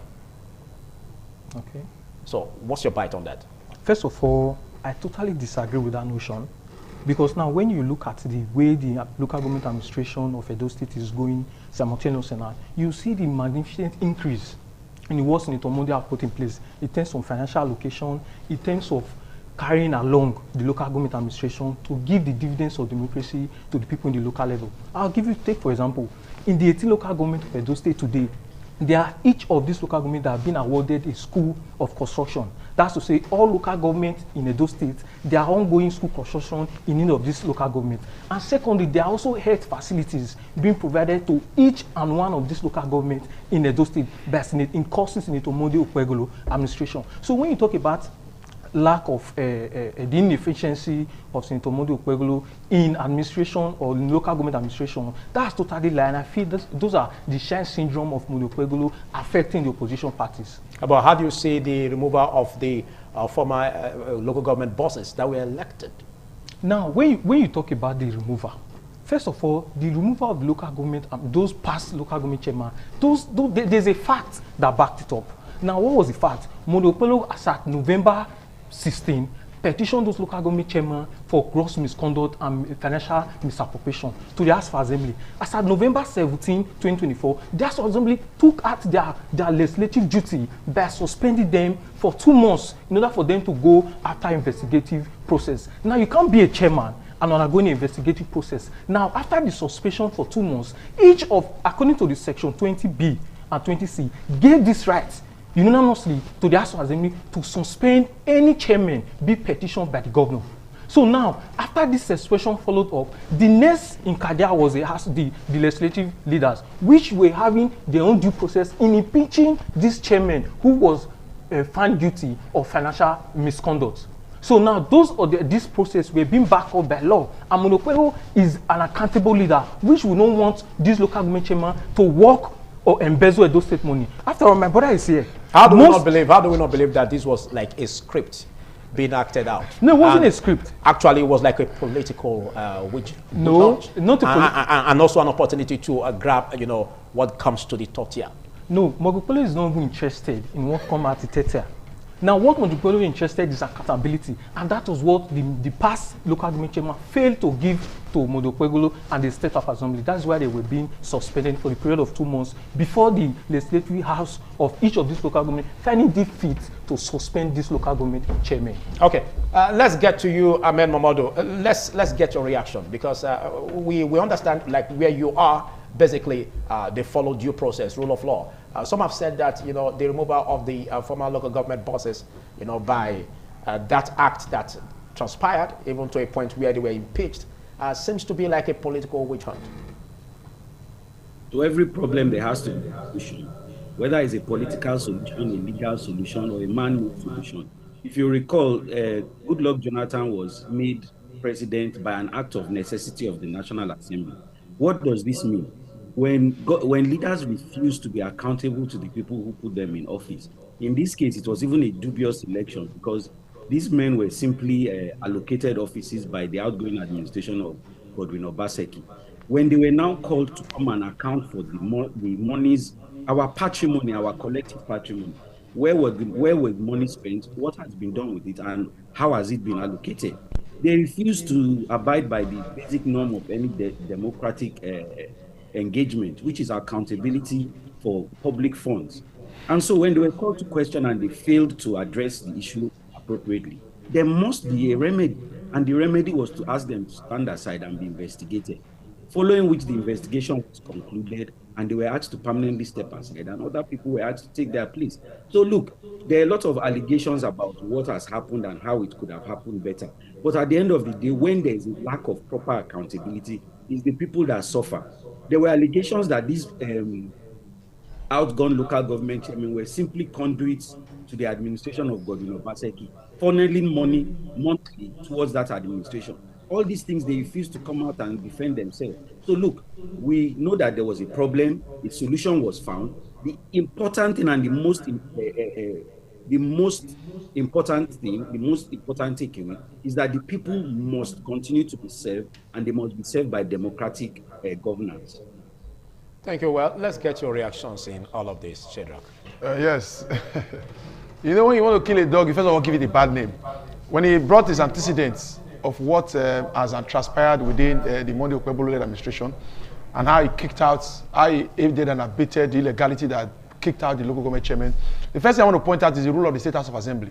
Because when the OT caught fire and national interest, Mondo Pueblo quickly hid in the fact that he was not the one that suspended the local government chairman, it was the State House of Assembly. And that State House of Assembly, I've come to know it to be very weak and very, very dysfunctional, inherently not unable to meet the needs and aspirations of the people. I usually call them pepper soup House of Assembly, the State House of Assembly in particular. Because when it even comes to the issue of political legislative oversight, there's nothing, since they've been in government, they've not seen one thing that Mondo Pueblo have done that is wrong. Legislative oversight is permanently done, it's permanently comatose. So I ask myself most times, the discussions they have in the State House of Assembly and the one those markets we may have in Siloko Road, those people that sell goods along that Joshua Olia market, what exactly is the difference between those discussions? Because both of them are watery and pedestrian, and none of them have any impact on good governance. I don't say this to discredit all members in the State of Assembly. There are a few of them who, to a large extent, have owned their onions and they have their capacity to show the strength that they have what it takes to be legislator. Maybe so like maybe say Honorable Charity Godala Gubareka. That's one man that can be legislator anywhere in the world, and there are a few of them like that. But the majority of those members of the State of Assembly, they serve their stomach and their interests, and not the interests of their constituents who have brought them there. When they said that the State House of Assembly suspended them for gross misconduct or financial misappropriation of resources, what exactly, which committee was set up? They suspended them. Now after 2 weeks, they started this illegal implication. There was never a time they sat down. Even some of the House of Assembly members said you cannot suspend a person on the basis of an allegation written by the governor without fair hearing. These people must be called to office, they must be called to investigate, they must be called to answer before the suspension, they must see some proof before the suspension will take place. But this House of Assembly was not interested because they wanted to do the bidding of Mondo Pueblo, who perhaps they felt that will be needed to further their own political interests for a second term or perhaps a continuous stay in office. Let me give you the facts. You know, when they talk about financial, I know the figures, I know the details, because I was inside government. As at September 2024, allocation that was coming into Edo State for federal, for local government allocation was about 10,159,000,000. As at last month, September 2025, the allocation that came into Edo State for the 18 local government was 20,315,000,000. That's to say, allocation has increased. They have doubled from September 24th, September 2024 to September 2025. Allocation to local government has doubled. What is to say that all local governments who have received allocations, they are almost twice the size. Because money was collected from me, from you, from all the people in the state by fuel subsidy, removal of fuel subsidy, removal of education tariff, increase of telecommunication. When I make call now, they charge me more because government is collecting money from the citizens, the plebeians, the commoners, the takalawas, and they are raking it in and sharing it for the federal government, the state government, and the local government. But the local government here in Edo State, they are not seeing a penny. I'll give you an illustration. For example, let's take the local government. Orange local government is one of the most cosmopolitan local governments in Edo State, and it's easy for everybody to access. Orange local government as of September 2024, the money they received was 488 million. September 2024, go and verify these figures I'm throwing out. 488 million. And the money, guess how much they received this last September, this last allocation that came, September 2025. Orange local government received 832 million. That's almost a 2 times increase. Orange local government has some statutory, they call them recorded expenditure. Money they pay out every month. They pay for the salaries of primary healthcare workers, which is about 21 million. They pay for traditional rulers, which is about 22 million. They pay the local government legislators, their arrears and their pensions and interest. That was about 30 million. They pay for contributory pension scheme. That's about 77 million. They pay suburb teachers in Orange local government. That's about 83 million. They have these statutory allocations they pay. If you put this recorded expenditure together, it's about 331 million. If you remove 331 million from the money they used to receive before, as at September 2024, which was 488 million, you see that they have an excess of 157 million. That 157 million was the money that was now available for capital development and infrastructural growth and development for the 500,000 people of already local government. As at today, money they are receiving is 800, and the one they received last month, I'm not missing it, 832 million for all local government. Their recurrent expenditure has not increased. It's still around the range of 331 million, as it used to be as of last year. If you subtract 331 million from the 832 million, they have an excess of 501 million as of last month. Go and ask that Gabros that is there, the illegal Gabros that the APC people put there to superintend over the affair. That guy did not see more than 20 million. They were giving the statutory 331 million to pay their workers and the SSs. The other one, 501 million, that is needed to build schools, engage in infrastructure development, Omodo Pablo and the Edo State government has cornered, they are the one now misappropriating and siphoning Edo State resources, cornering it. And that money has not got, that what that guy says is not up to 20 million. When they talk about management, let them say Sharakudu buy your line and let them break out the facts and the details. This is what I have said. Is the Edo State government, they are depriving the people of the local government at different levels from accessing good governance and the resources available to them for creating of change. Let me quickly cut in that, while you make your statements or allegations, be careful not to, damage any personality. No, I say it's the Edo State government. You mention of the local government boss of Oredo as an illegal. No, the election at Bread office is purely illegal, and I have facts. We'll discuss that too. Okay, but I want you to just be objective and don't go personal. No, it's not personal. The man is a local government chairman. I admire the way you read out the figures. I know these things. And it raises curiosity. But let's also don't forget that this also happened at the time of Godwin Obaseki that you served. Okay, Godwin Obaseki's time. If you subtract, like I said, is the money available? For the local government, for example, what was available for them for capital for sure was about 457 million I spoke of. Or in other locals at that time, they constructed materials. It is up to a year plus, about a year plus.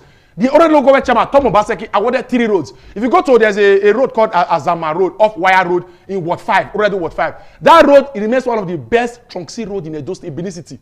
It was tied by the local government. It is the issue of market. When the market got burnt and they said it took almost a while, why did Obaseki take so long for it to fix the market that was burnt? It was because Godwin Obaseki knew that in line with the tiers of government, that market was under the purview of the local government. And he said the local government should put resources together to fix the market because it's under the purview. Okay. The local government had to gather. I just gave you that time to react, not necessarily for you. No, I want to explain clearly where the resources were going to and how functional and effective the local government were. The project they were going, we were putting their resources into that made meaningful impact on people. Today, the ones they have there, this 1 year they've done, there's nothing to show. When the allocation comes, they just give them something extra to share for themselves and their leaders. And the other ones is used to print Tinubu cap. All right, react to that. Now, you see, this what he has said, those are political fallacies. Now, when you... No. What about the figures? No, the figures... All right. The figures are not right.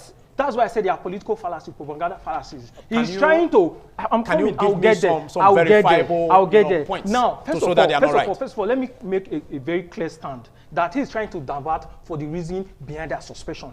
Are you trying to say these local chairmen were not corrupt? What was the reason behind the suspension? What was the reason behind local government? What was the reason behind House of Assembly suspending those local chairmen? Is it not in the act of gross misconduct and financial misappropriation? That was one. And now, under the past administration... The present one, are they holy? The past one, I mean the past chairman. No, the present one, are they holy? They just got elected. You mentioned of corrupt they just got elected. There was anti-chairman before. No, they got elected. And they are barely 6 months in office. So, for you to rate these local government chairmen who are barely 6 months in office, to compare local government chairmen that have spent 2 years in terms of achievement, that is failure on the part of the past administration. You can't use a baby of 6 months to compare a baby of 2 years. So it's expected that they also give account. They also give account when the time comes. They also give what an account of how this local government finance are being spent. The media will be watching. Now the media will be watching. Of course, now when you mention of local government, mention of the current local government allocation coming to various local government in Edo State, I think that's a praise on Governor Modo Pegolo's part. On the increase. Yes, on the increase. Federal allocation is not an allocation. It's federal allocation. Allegedly, that most of these local government chairmen were paying money of the local government allocation to state local government coffers to do what? Those were the reason behind the suspension. Don't forget it's federal allocation anyways. But controlled by the state government.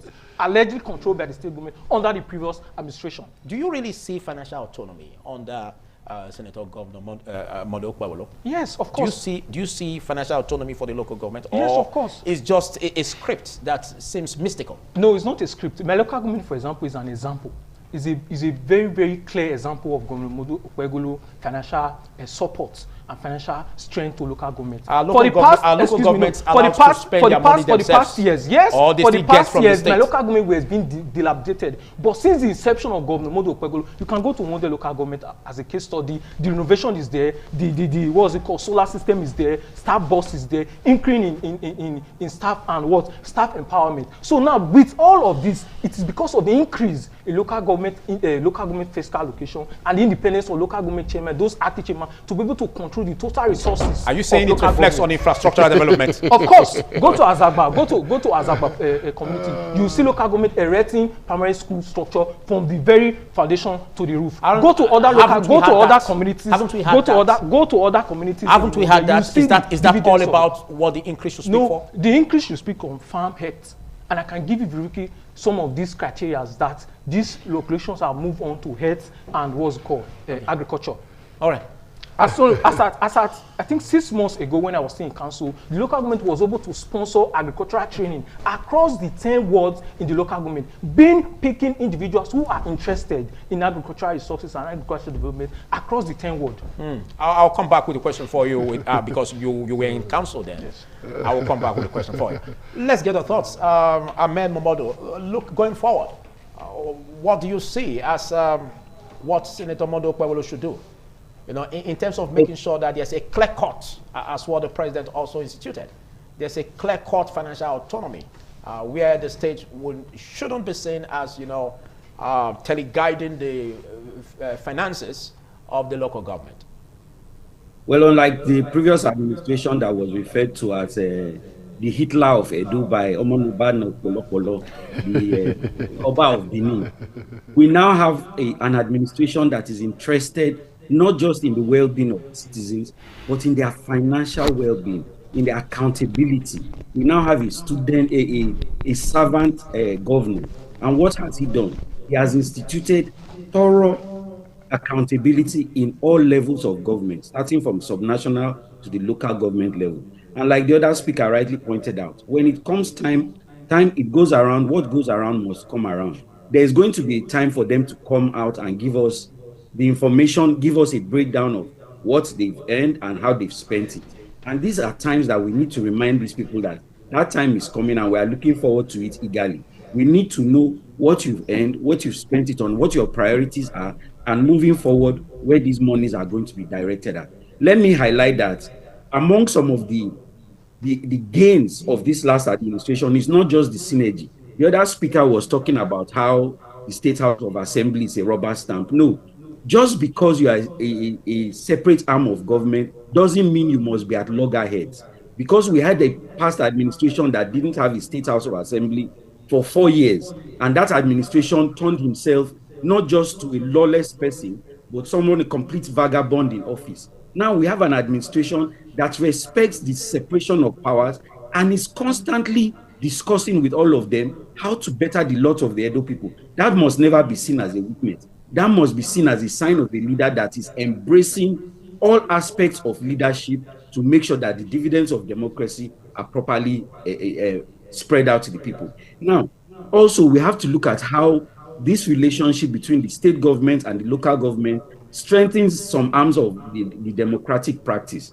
If you have constant attrition between these two arms of government, the people that suffer are the people that are supposed to benefit from the dividends of democracy. And the state governor, Monday Okpebholo, has made it very clear that he's prepared to work with anybody to make sure that the dividends of democracy get to the people. Just a few days ago, you saw where they launched 30 tractors.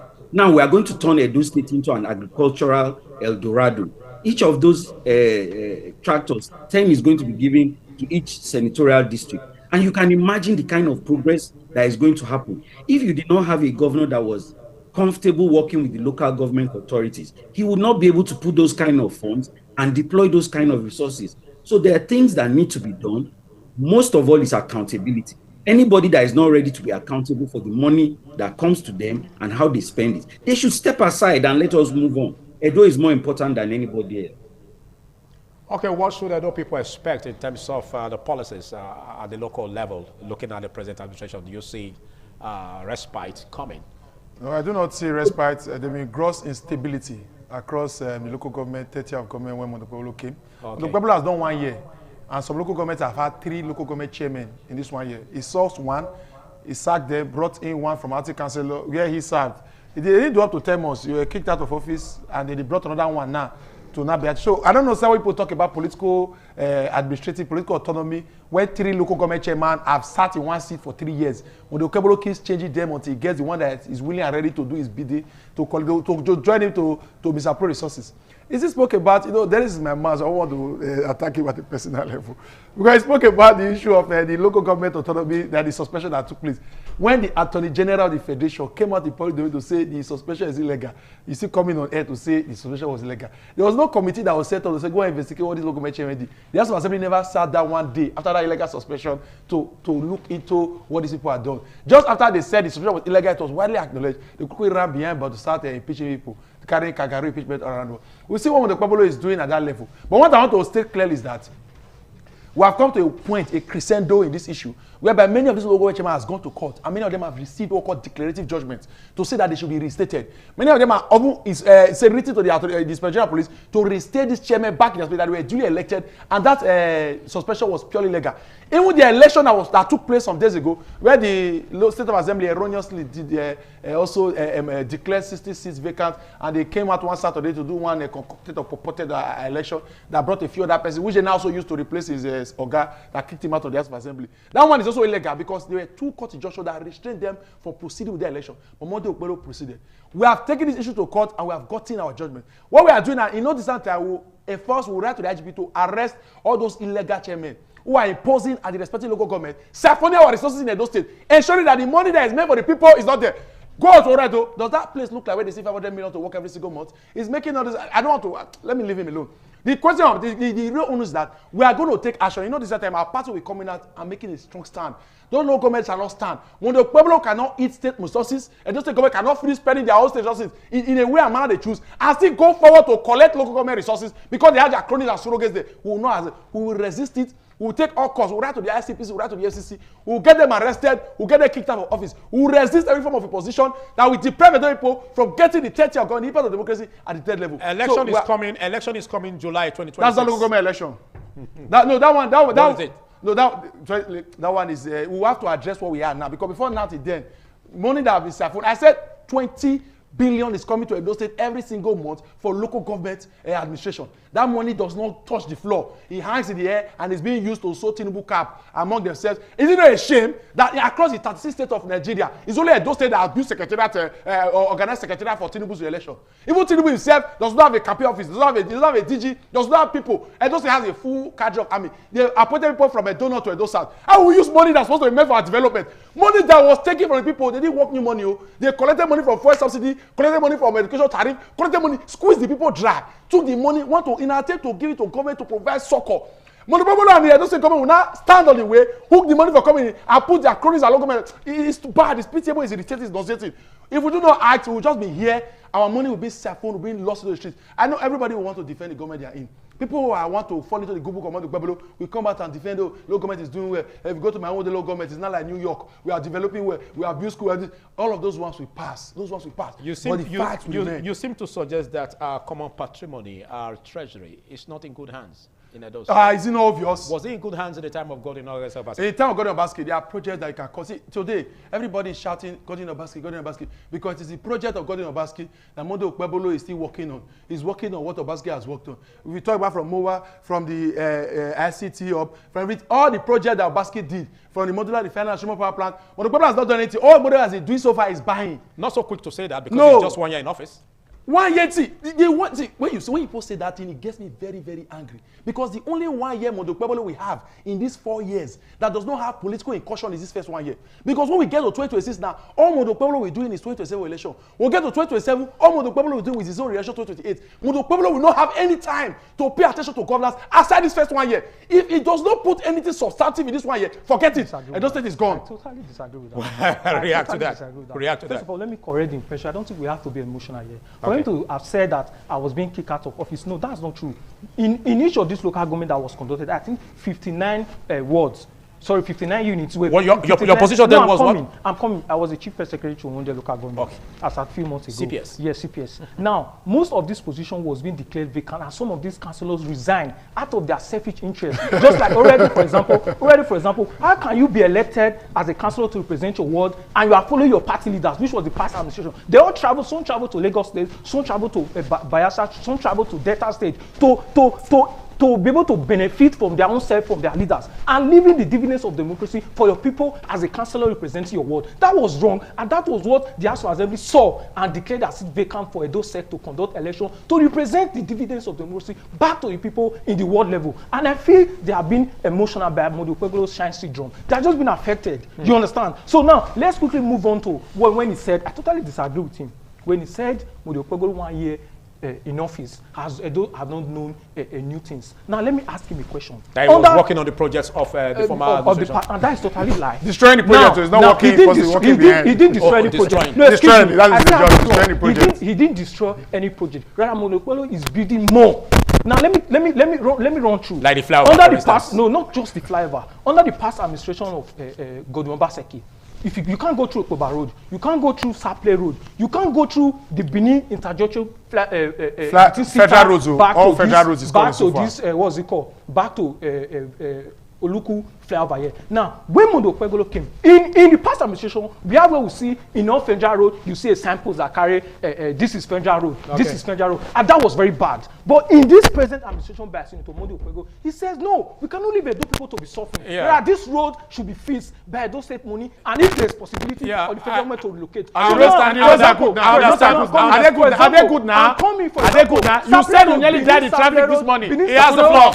Dennis has the floor. I still have the floor. Benin Saple Road is a good case study of Senator Monday Okpebholo transformation in terms of infrastructure. Now, under 1 year in office, Senator Monday has approved 2 flyovers in Benin, a project that never been witnessed since 1999. All right, thank you. So now, most of these projects, first of all, you are running off in 10 seconds. I'm coming. It's a failure on the part of the past administration to compare a 8 years administration to a year of to administration of 365 days. Of 1 year. Failure. How can you be comparing? I was coming there. How can you be comparing a 8 years administration with a 1 year administration? All right. Okpebholo has done what 8 years administration have not done. And in the next couple of years, I promised Edo people that the dividends of democracy that Edo people will witness in the next couple of years. Are you promising on behalf of the government? Yes, of course. But government does not know. It does not have Okpebholo's phone number. I don't have to have this number. But when you see the dividends of democracy, so if the promises are not met, the people Edo people will come for you. Why don't you just leave the promise for the government? No, I can't leave the promise for the governor to mention. He has made a lot of promises. Yes, of course, and he's achieving it. Okay. In the first year of office, Okpebholo, as at November, all right, we'll see to that. We see to that. Don't forget again the election year that he spoke about. We'll get to that. Seems to be real because in the time of election year, there seems not to be anything. Governors will be on holiday. Of course. Well, let's get to you, Ahmed Mamadou. In 1 minute, please, can you round off? We've seen it's only the man that has had 2 wives that can compare which relationship is better. We've seen the past administration and we've seen the administration of Monday Okpebholo. What we need to do is to keep on encouraging him to keep on with his giant strides. You cannot compare darkness and daylight. We have come into daylight and we'll never go back into darkness. We want accountability. We want leaders that feel that they are servants. The days of verbosity and PowerPoint governance is all gone. All those long stories of Edo Best that is actually the worst, Moa that doesn't belong to Edo people, a hotel that is for elites and poor people are not. All those things are gone. Now we are looking forward to when we have tractors, when we have people that are trying to build an agrarian base in Edo State, and we will not go back to the past. Much we can take on this segment. Big thanks for taking our time for disturbing your sleep a little bit to be part of the show. And of course, big thanks to you, Dennis, Osaro Dennis, or your Mari, for taking our time to be part of this. And of course, Shedrack. Thank you very in much. 10 seconds. Thank you very much. Edo people should be hopeful because there are things that ought to be theirs that they have not seen. And the People's Democratic Party and we leaders of the opposition will continue to touch the light and nudge them in doing the right thing. I do not hate Monday Okpebholo, but I believe Monday Okpebholo can do better when they get cornered to do the right thing. All right, let's now join Abuja Network Center where we have Anchor from Abuja Network Center to continue on the conversation. Dominic Ayemese, I was almost trying to mention that name. Oh, that's, you were right. The name is Dominic Ayemese. You got it quite right. Of course, we'll be looking at other issues away from politics. This time, like earlier we told you, the kidnap of 25 students, female students in Kebbi is already drumming a wrong downstep for the administration of President Bola Ahmed Tinubu in terms of insecurity. You remember earlier in the months when the United States said they were coming in to see how to help. Let me use the word help because most persons did not see it that way. I felt the U.S. is trying to invade Nigeria because of the perceived genocide in the country against Christians. But this time around, it's not the same issue of Christians. Students from secondary is having it happening again. Now, we've had cases in Borno State, in Adamawa State, in Kaduna State also, and this time in Kebbi State, female students were away. The issue of the girls are still in the captive, even though some were married out, some were rescued. And then we have Leah Shaibu from the still in captivity. What is the situation? As at yesterday, the governor of the state visited the families of the students and he said they are on top gear trying to see how do we rescue this student from their adopters. Well, I have in the studio this morning to talk about insecurity. He's always here to share light when it comes to national issues bordering security. Peter Adoni, the security expert. Very good morning to you. Good morning once again. Well, let's look at the efforts of the present administration. We know that after that pronouncement by the U.S. government, we saw the president was giving orders to his security chiefs to see how we re-strategize in terms of tackling insecurity. This kidnap that happened yesterday casts a very wrong impression on the president's intention. I don't know whether you see it from that. Morning, Nigeria. Once again, yesterday's is just a point out to the fact that we are window dressing the issue. When President Donald Trump said he wants to do something about the insecurity in Nigeria using the Christians as his excuse, we were all up in arms. Him saying that he doesn't know working, blah, blah, blah, blah. But some of you, like I said in our last week program, that America knows what is on ground more than even those of us who are living in this house. They know to our pants. And more so that just part complicit in establishing insecurity in Nigeria. If you say that there are problems, I go with debates from our top party. Yes. In what area? Because we've seen several times international communities trying to come assist us in this fight against it. So why would you say they are part of the problem? Okay. That is where we meet. The international community are coming not just for us. I use them as I use the analogy of lizard and the ants relationship. Lizard is in the middle of the ants, trying to help the ants. But is he really helping the ants? It's feeding on them. It's feeding on them. So the lizard is ants are his food. So international community, quote unquote, the world, are not helping Africa. They are not helping Nigeria. They are on us. I challenge anybody to tell Nigeria stop trading today, the economy will come down in 24 hours. I challenge anybody to ask for those indices. Nigeria as one country, I'm not talking of other countries. If Nigeria alone wake up tomorrow morning and say, we are no more trading with Britain, no more relationship. Britain, we are here, we are not selling to you. Nkrumah did it in 1958. Withheld all his cocoa from going to Britain. What happened? Britain came begging. The economy nosedived. Just cocoa, not to talk of other things. What Britain improved? Services. Services to who? Services to it like us. Let's not deviate from that. They are not helping us. If they are helping us, they should stop funding terrorism in Africa. Stop funding terrorism in Nigeria. I'm not the one saying it. The Americans have started saying it. That for the last years, American money has been used to fund terrorism globally, including Nigeria. Saying that somebody came and said, "Oh, it's a lie." What is a lie? How can you, an idiot, sitting down in Nigeria, saying that somebody who is presenting it to the Americans is telling lies? Has he been arrested? Has the people in America disputed those data? In fact, they are hailing him for storage to bring it, and somebody sit down here and say it's a lie. That is where our ignorance starts and ends. So let's not deviate from that. Let's come back to our issue of the kidnap of innocent children. I keep saying it, that our military are below, they are not on top, because I'm trying to use their language now.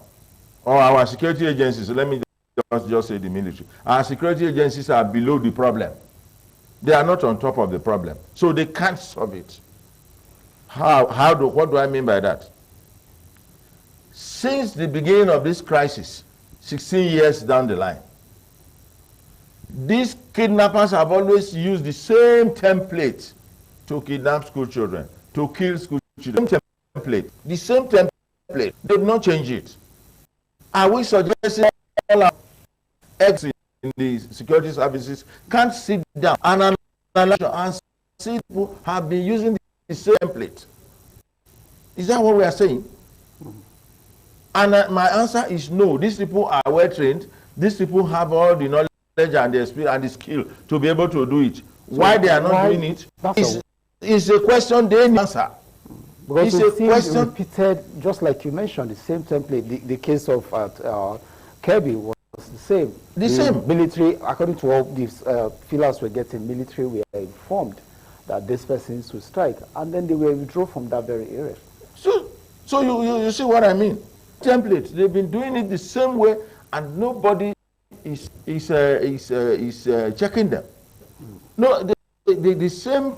The people are not saying, "Oh, gentlemen, we need to change the gears. Let's do it differently."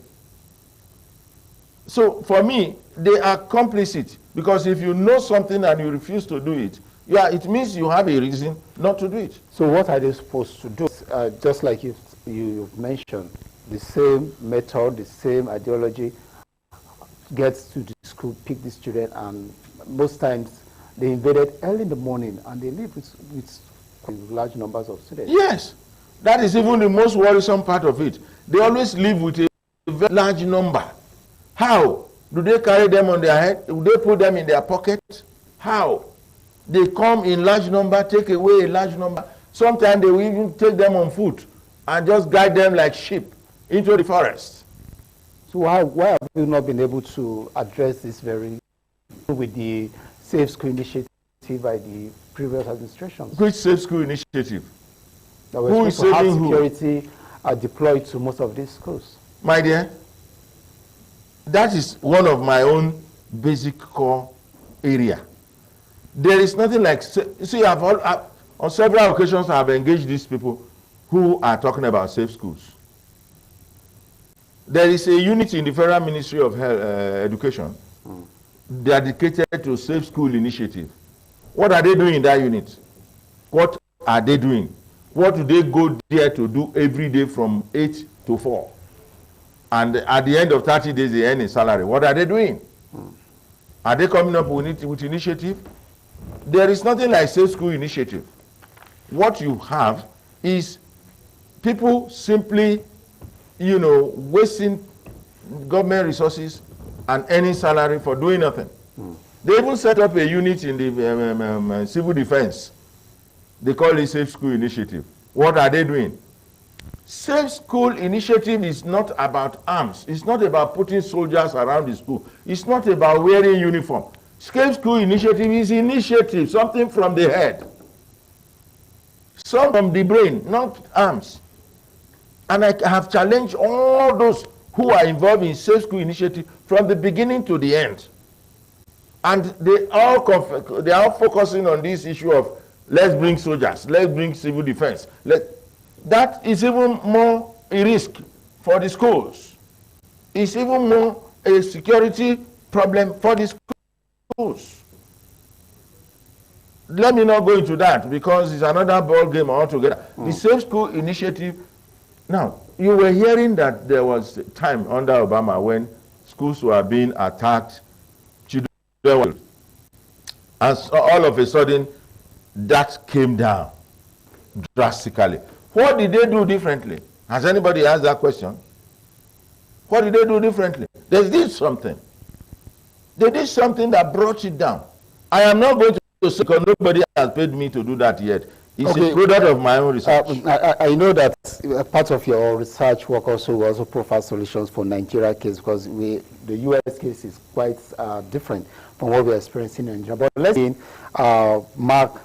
Comrade Mark Adebayo is joining us very soon to look at this very issue. If you can hear me, a very good morning to you, Comrade Mark. Yeah, very good morning. Top of the morning to you too. Good. Hear me.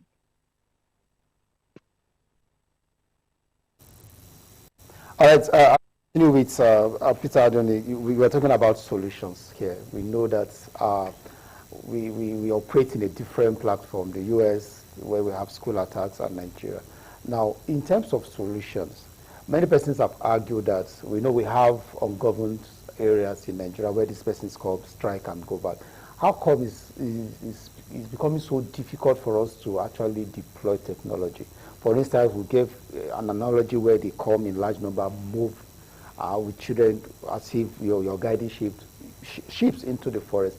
And nobody has been able to say, look, this is where these people are. This is how they move. No technology to trace. My dear, you don't need technology for this. Okay, let it not sound like as if I'm concealing information.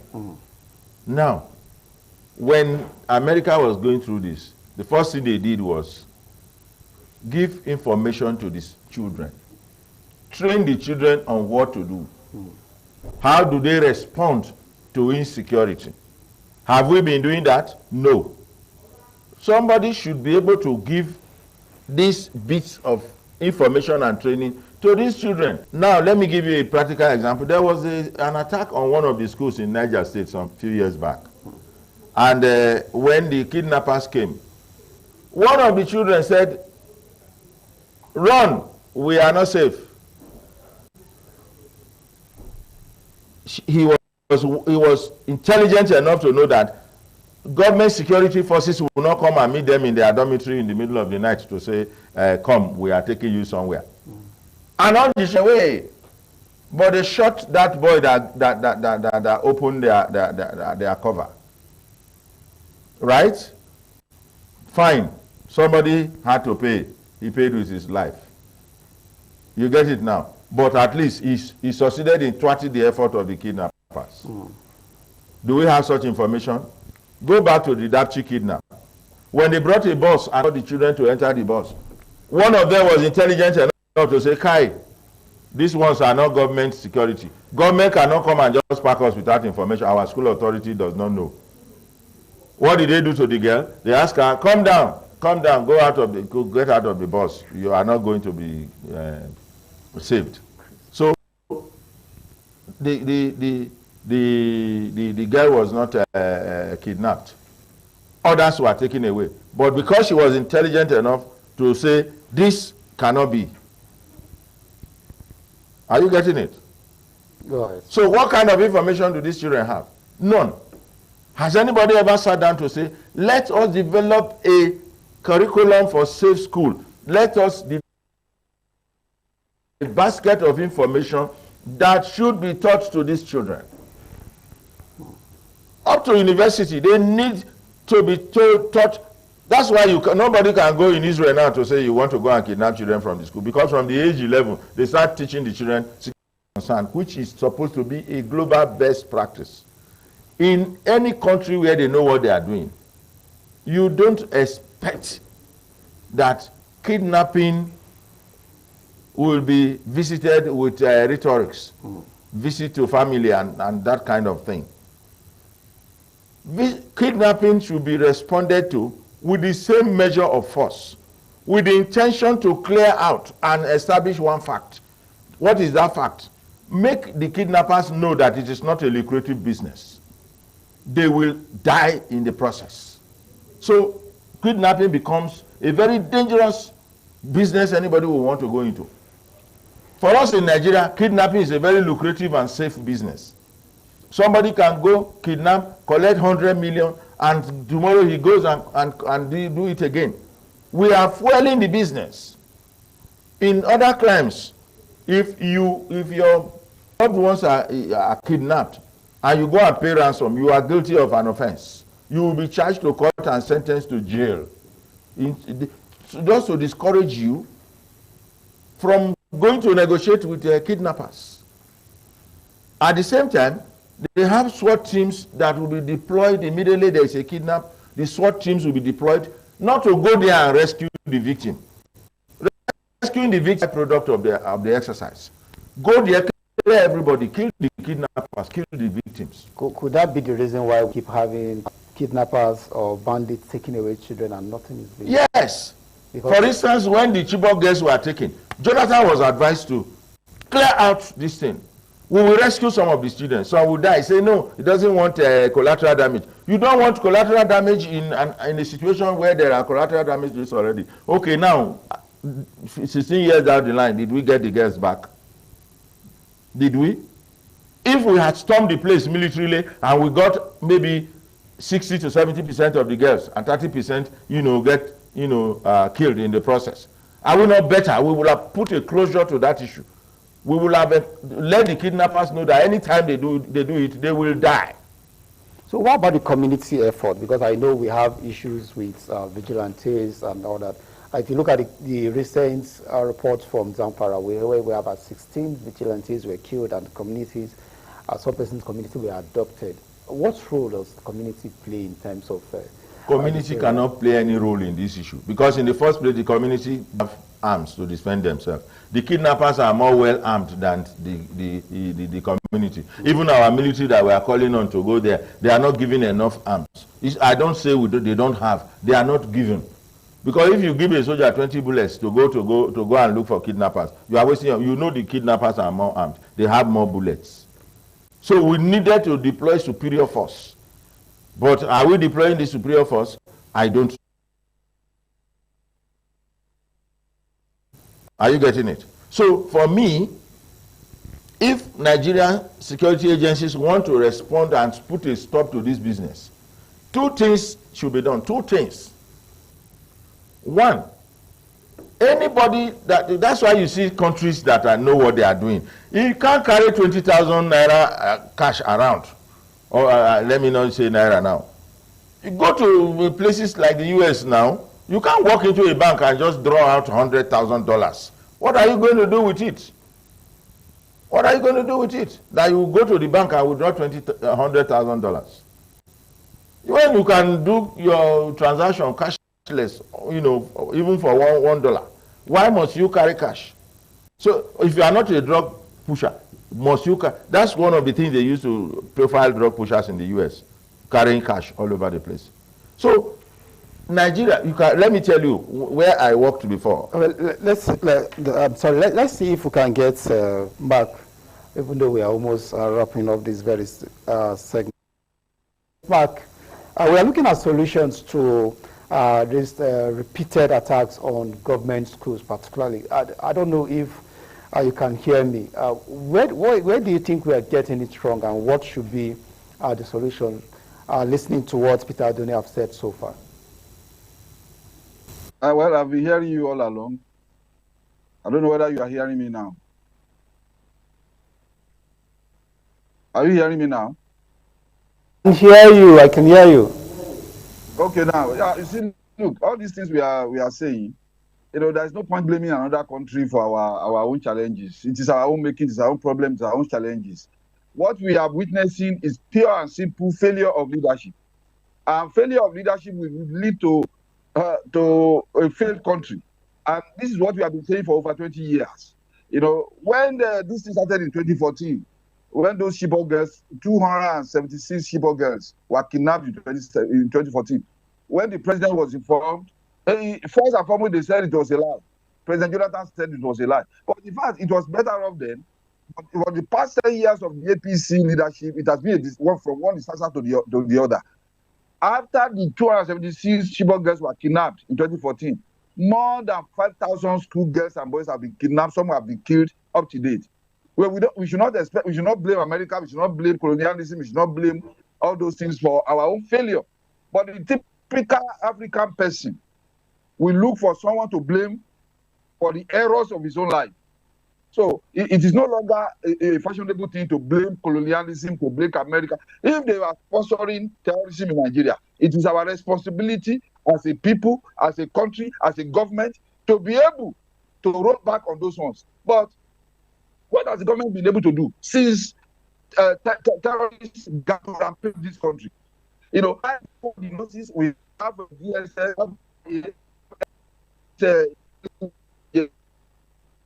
eyes. Some technical connectivity from this country. Comrade Mark Adebayo. Well, as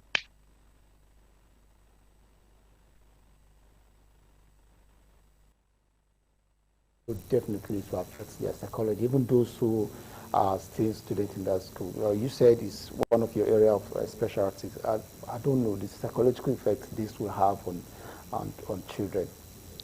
Not just psychological effect, the trauma alone. In fact, if you go back to statistics, you discover that those children that were kidnapped before, a large percentage of them never returned to school. They forgot about education. It's a big minus for Nigeria. And that means that Boko Haram are winning when they said that they don't want schools, they don't want to school. If they succeeded in discouraging children from going to school. Not only that, those who are in school right now are apprehensive, they are worried. Parents will be worried, they won't even want to leave their children in the school because the schools are not safe. So there is a likelihood that number of... All right, Abbas, thank you so much, Peter Adon, the security expert, for your thoughts this very morning on the program. Thank you. All right, we'll quickly hand over now to our Lagos studio for the continuation of the program this morning on My TV. Many thanks for joining us, and of course it's about time for us now to roll from our Lagos Network Center the continuation of your ultimate news and current affairs program, reaching you live from our Lagos Network Center on the ITV network. I am Joshua Okata, and of course I'm also being joined by my co-anchor in the person of Patricia Gabriel.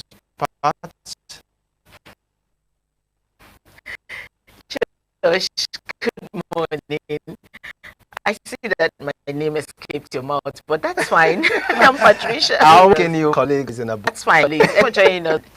I am Patricia Oremu Gabriel, and you can watch us on Go TV 140 and Start Time 130. You can watch us on all social media.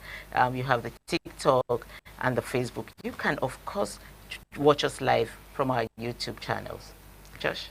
Now on the program this morning, of course, would be insecurity, which the attack in Danko Wasaku government area of Kebbi State, where no fewer than 25 girls were abducted by this terror group, and of course, in the process,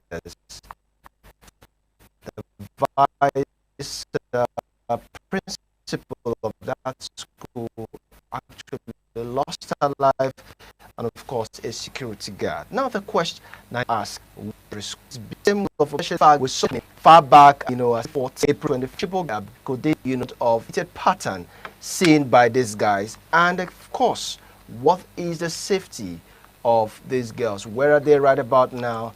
And what is the implication this would mean, especially given the fact that the Northeast, currently as we have it, is facing an existential threat when it comes to the educational system in that particular area.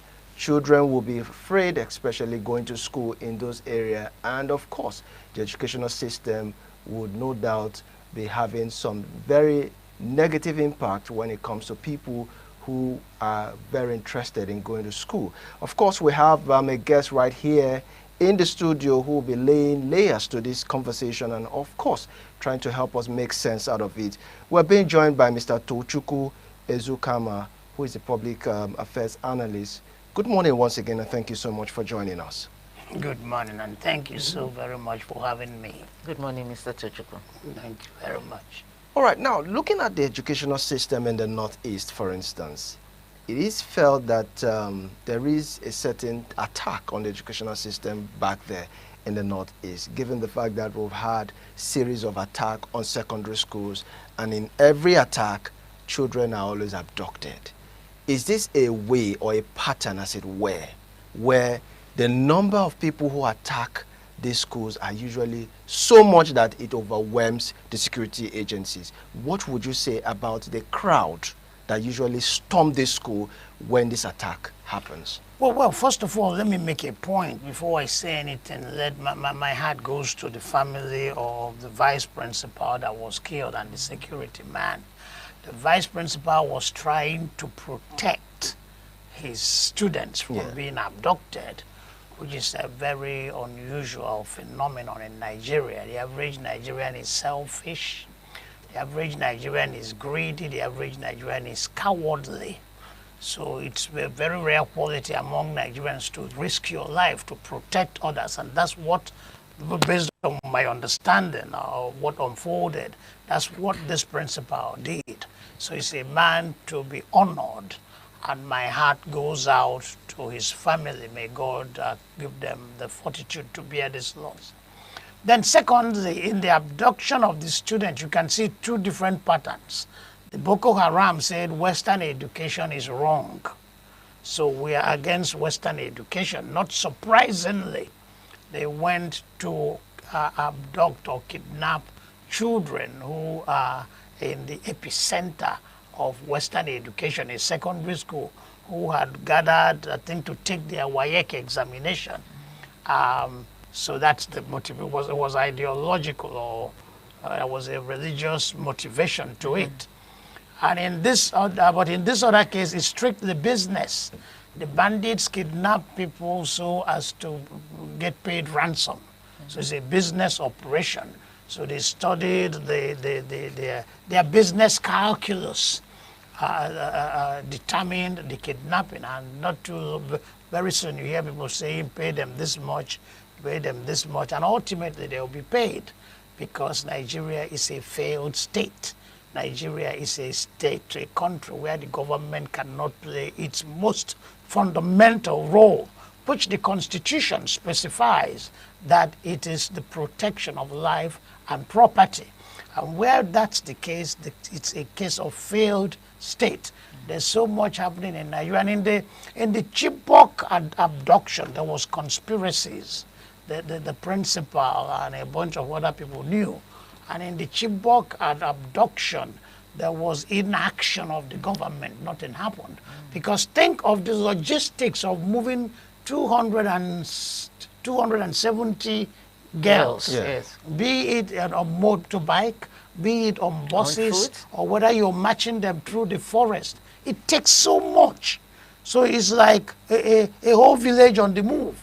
And they were not seen, they were not intercepted, nothing was done till one of the girls that was abducted in that episode now is in the US. And in one of the interviews she said that at a point the convoy, the motorcade, or not motorcade, the convoy of cars got spotted along the road. And for more than 2 hours they stood there.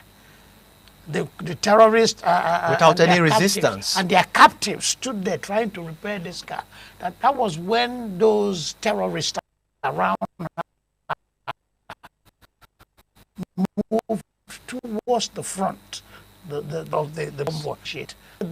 Loaded them in cars and buses, and you were moving, and for 2 hours you were static, standing in one place, maybe more than 2 hours, and no law enforcement officer intercepted you, questioned you, nothing happened. So of course there must be connivance of the powers that be in that Chibok terrorism. All right, so talk to us about this large number, because from eyewitness reports, some said there was this combat between security agencies and the bandit, while some said there was no resistance whatsoever. Now the question I'm asking is, why this large number of bandits coming together to storm a school? What do you think might be the idea behind having such number of people?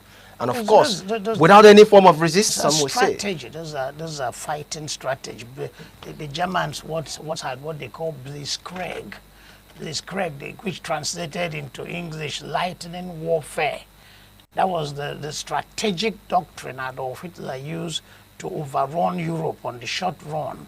But after the other countries of Europe reorganized themselves, prepared, and then started, came after him, they finally dislodged him, he lost the war and killed himself. So it's just a strategy. You overwhelm your opponent. By the time he knows what is happening, you overwhelmed him, you've seized the prize, you've moved away.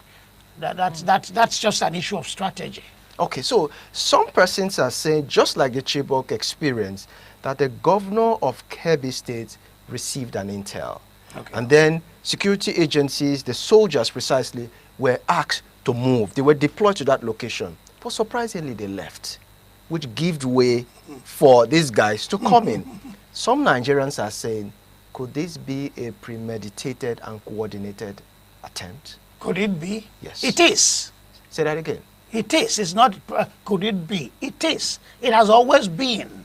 A former head of state was quoted as saying that if an insurgency lasts more than 48 hours, that the government knows about it. The government has a hand in it. But the governor actually deployed security agencies to the location. And the question is, why did they leave? I don't have answers to everything. Okay. But the bottom line is that there are sympathizers within the security, sympathizers the Boko Haram within the security apparatus. It's like going to the southeast to fight IPOB. The average Igbo man is sympathetic to IPOB. Not all of them, many of them. So a man that is sympathetic to IPOB is being deployed to fight IPOB. It's a waste of your time. So many of the he presents himself because he's continually breaking Islamic tenets. In Islam, you don't kill women in war. In Islam, you don't kill children. There are too many things. Their modus operandi is anti-Islam, but they are pretending to be an Islamic movement. Okay. For that reason, many Muslims sympathize with Boko Haram for religious reasons. The bandits, where did the bandits come from in the first place? Those days, in my early days, I studied urban and regional planning.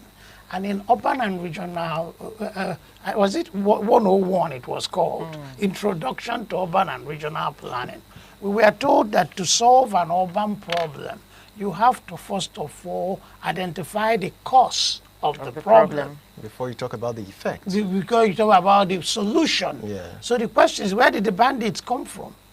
If we understand the origins of the bandits, then we won't be surprised as to why we are faced with this seemingly intractable problem with the bandits. The bandits were imported. They came to serve a purpose. Who imported them? Powers that be. Muslim leaders in the north. And it's the same Muslim leaders, the same powers that be, that you're telling to confront the bandits. If I could come in there, what purpose did you think they were brought in to serve? No, it's not what I think, what I read. I read that they came for political reasons. Buhari was so fixated on being the president. Buhari was so obsessed with power that to him it was to be a do or die affair. So he made a contingency plan that in case I lose this election, let's bring in bandits that will help me snatch power from whomever that was won the election. Okay, so that's what I read. Okay, Mr. Tochukwu, Yes. let's move on. Like Josh talked about the 25 girls who have been adopted from a government comprehensive school.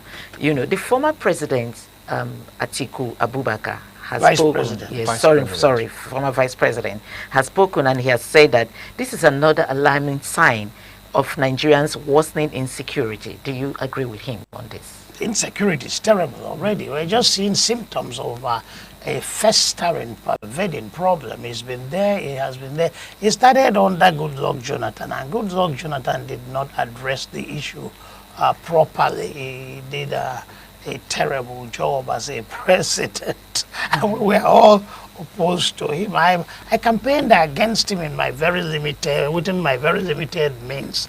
I was very pro-Buhari for some reasons. But then Buhari came and did a number on Nigeria. He just damaged the country beyond repairs.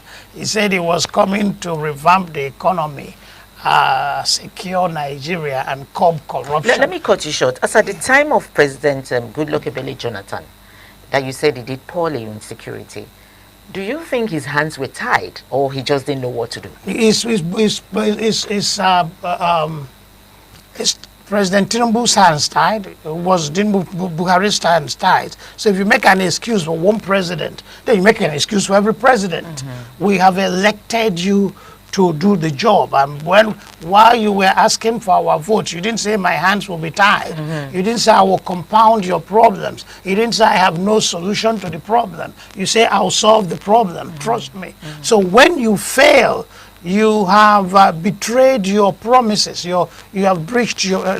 You lose the trust of the people. So the buck stops at the desk of the president. That's the man we elected. That's the man we hold accountable. The power play, the intrigues of power, the backstage power play. The man on the street does not know. The man on the street accepts some basic services, some improvement in his quality of life. Let's get the system functioning, get our lives livable. That's what concerns us. So his hands may be tied. Now, what would you say about the case of these frequent and incessant attacks on schools, especially in the Northeast?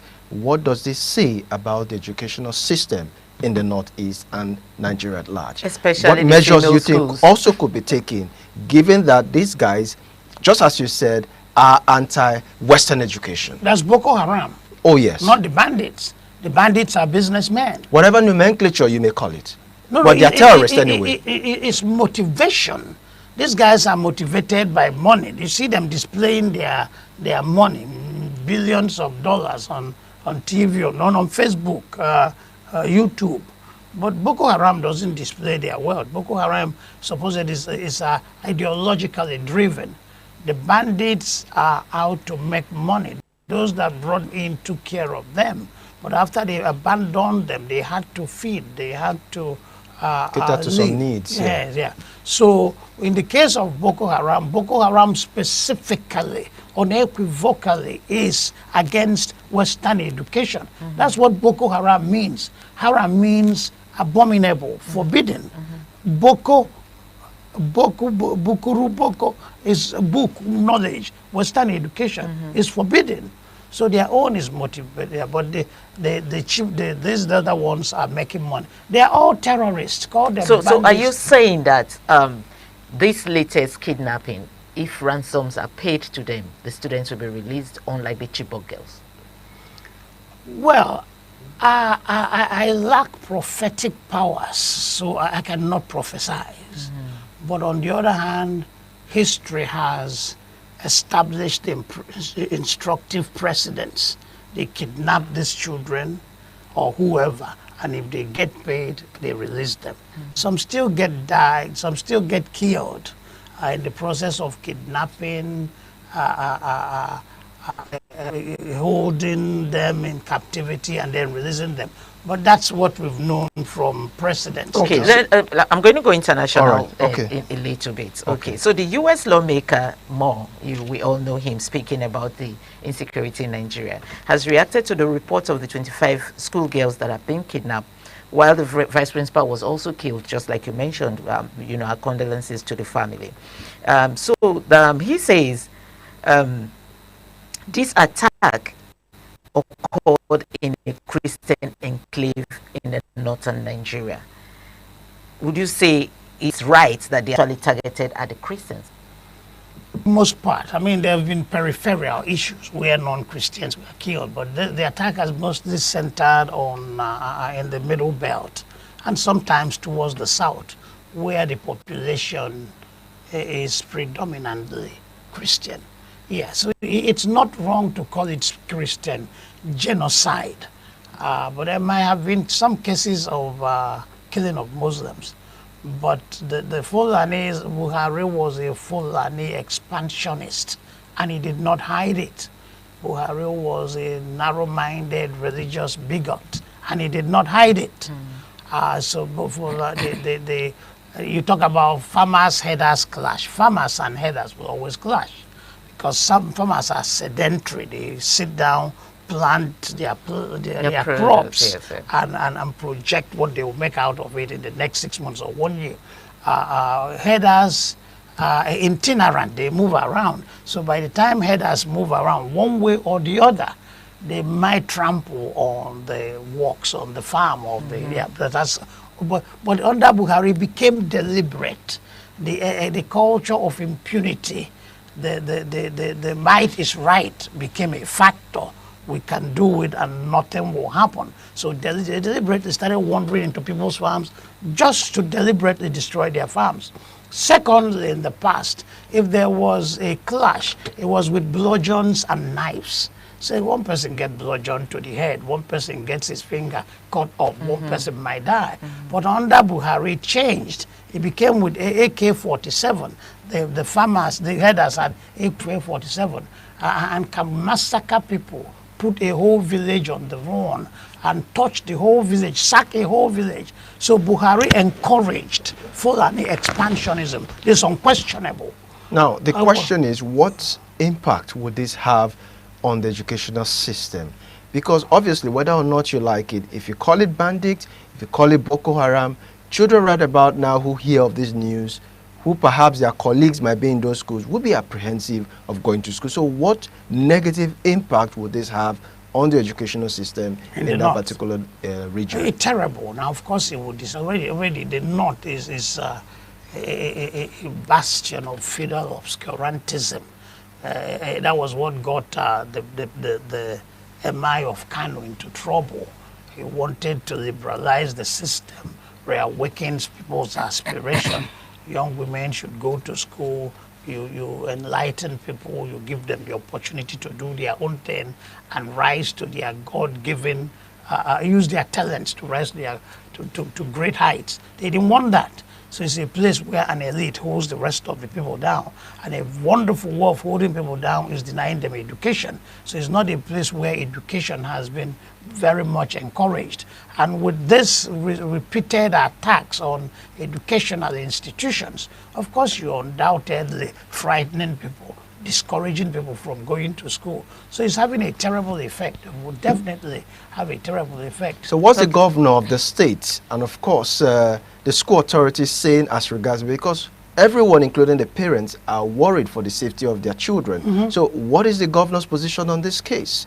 I'm talking about the governor of Kebbi State in the person of Nasir Idris.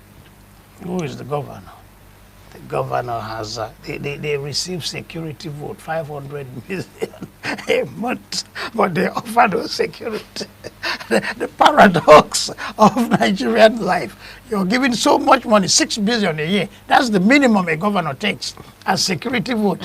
But you have no gun, you have no police, no control over the police. So you say your chief security officer, but it's your commissioner of police who deals with the Inspector General of Police that is in charge of mission. So the governors are mostly redundant in this respect, except when they want to use police power to terrorize their political opponents. Apart from that, they've not been able to do much. Mr. Tochukwu, I'm going to leave the police thing for you to talk about later. Yes. But my question now is, most of this targeted abduction has always been in a female school. Why do you think the female are always being targeted?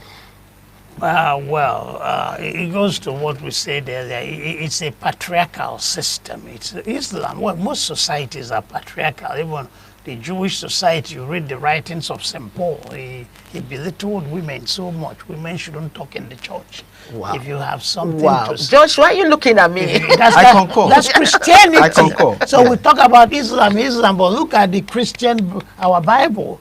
St. Paul, the founder of Christianity, because Jesus didn't found a religion. It was St. Paul that turned the teachings of Jesus Christ into a religion. He said women should not talk in the church. Women, even if you have questions, do not say a word. When you get home, ask your husband. So we mostly have patriarchal societies, and even in my own area, way back, women did not. Women's education were not particularly encouraged. You trained your male children first and all that. So there must have been an element of that mindset playing out. If you're opposed to Western education, you might tolerate men acquiring it, but for women who you think are lower and their place should be in the kitchen, washing, cooking, and serving the men, what the hell are they doing with a degree? What the hell are they doing with an education? So I think there's a streak of that mindset in this excessive targeting of female schools, I think. All right, do you think that the government at large, I'm talking about the Nigerian state, is doing anything to curb this issue, given the warning that the US president gave earlier that if these issues about genocide and insecurity is not curtailed, they would strike? So what does this... Where? They would invade the guys. So what does this particular event now mean, especially for the international community? They invaded Afghanistan and ran out of the place. They invaded Iraq and destroyed the place. The U.S. is not invading Nigeria.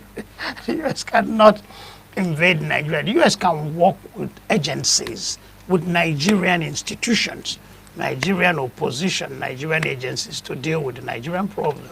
But don't expect that U.S. soldiers will come into Nigeria and start shooting and bombing. They might provide air support and intelligence support, but the Americans are not coming in. They have no strategic interest to that extent. But the thing is that the government has not done much. And the government will not do much because we're on top of the situation. That was Goodluck Jonathan style. We're on top of the situation. They remained on top of the situation and nothing changed. Then Buhari had his own balance.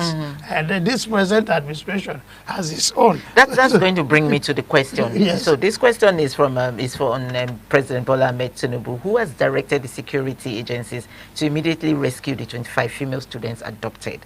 The instruction sounds familiar, just like you said. Same old story. At all times, we're on top of it, just like you said. Do you think this will bring more action, taking the more action on the students, or you think it's going to go the other way around, like we always say? It's ultimately, parents, communities will pay ransom, and the students will be hopefully be released. The question is why you had an intel, you were told that this is going to happen. You could not act on it, or you acted on it, but the security agencies refused to cooperate with you. That's where the investigation should start.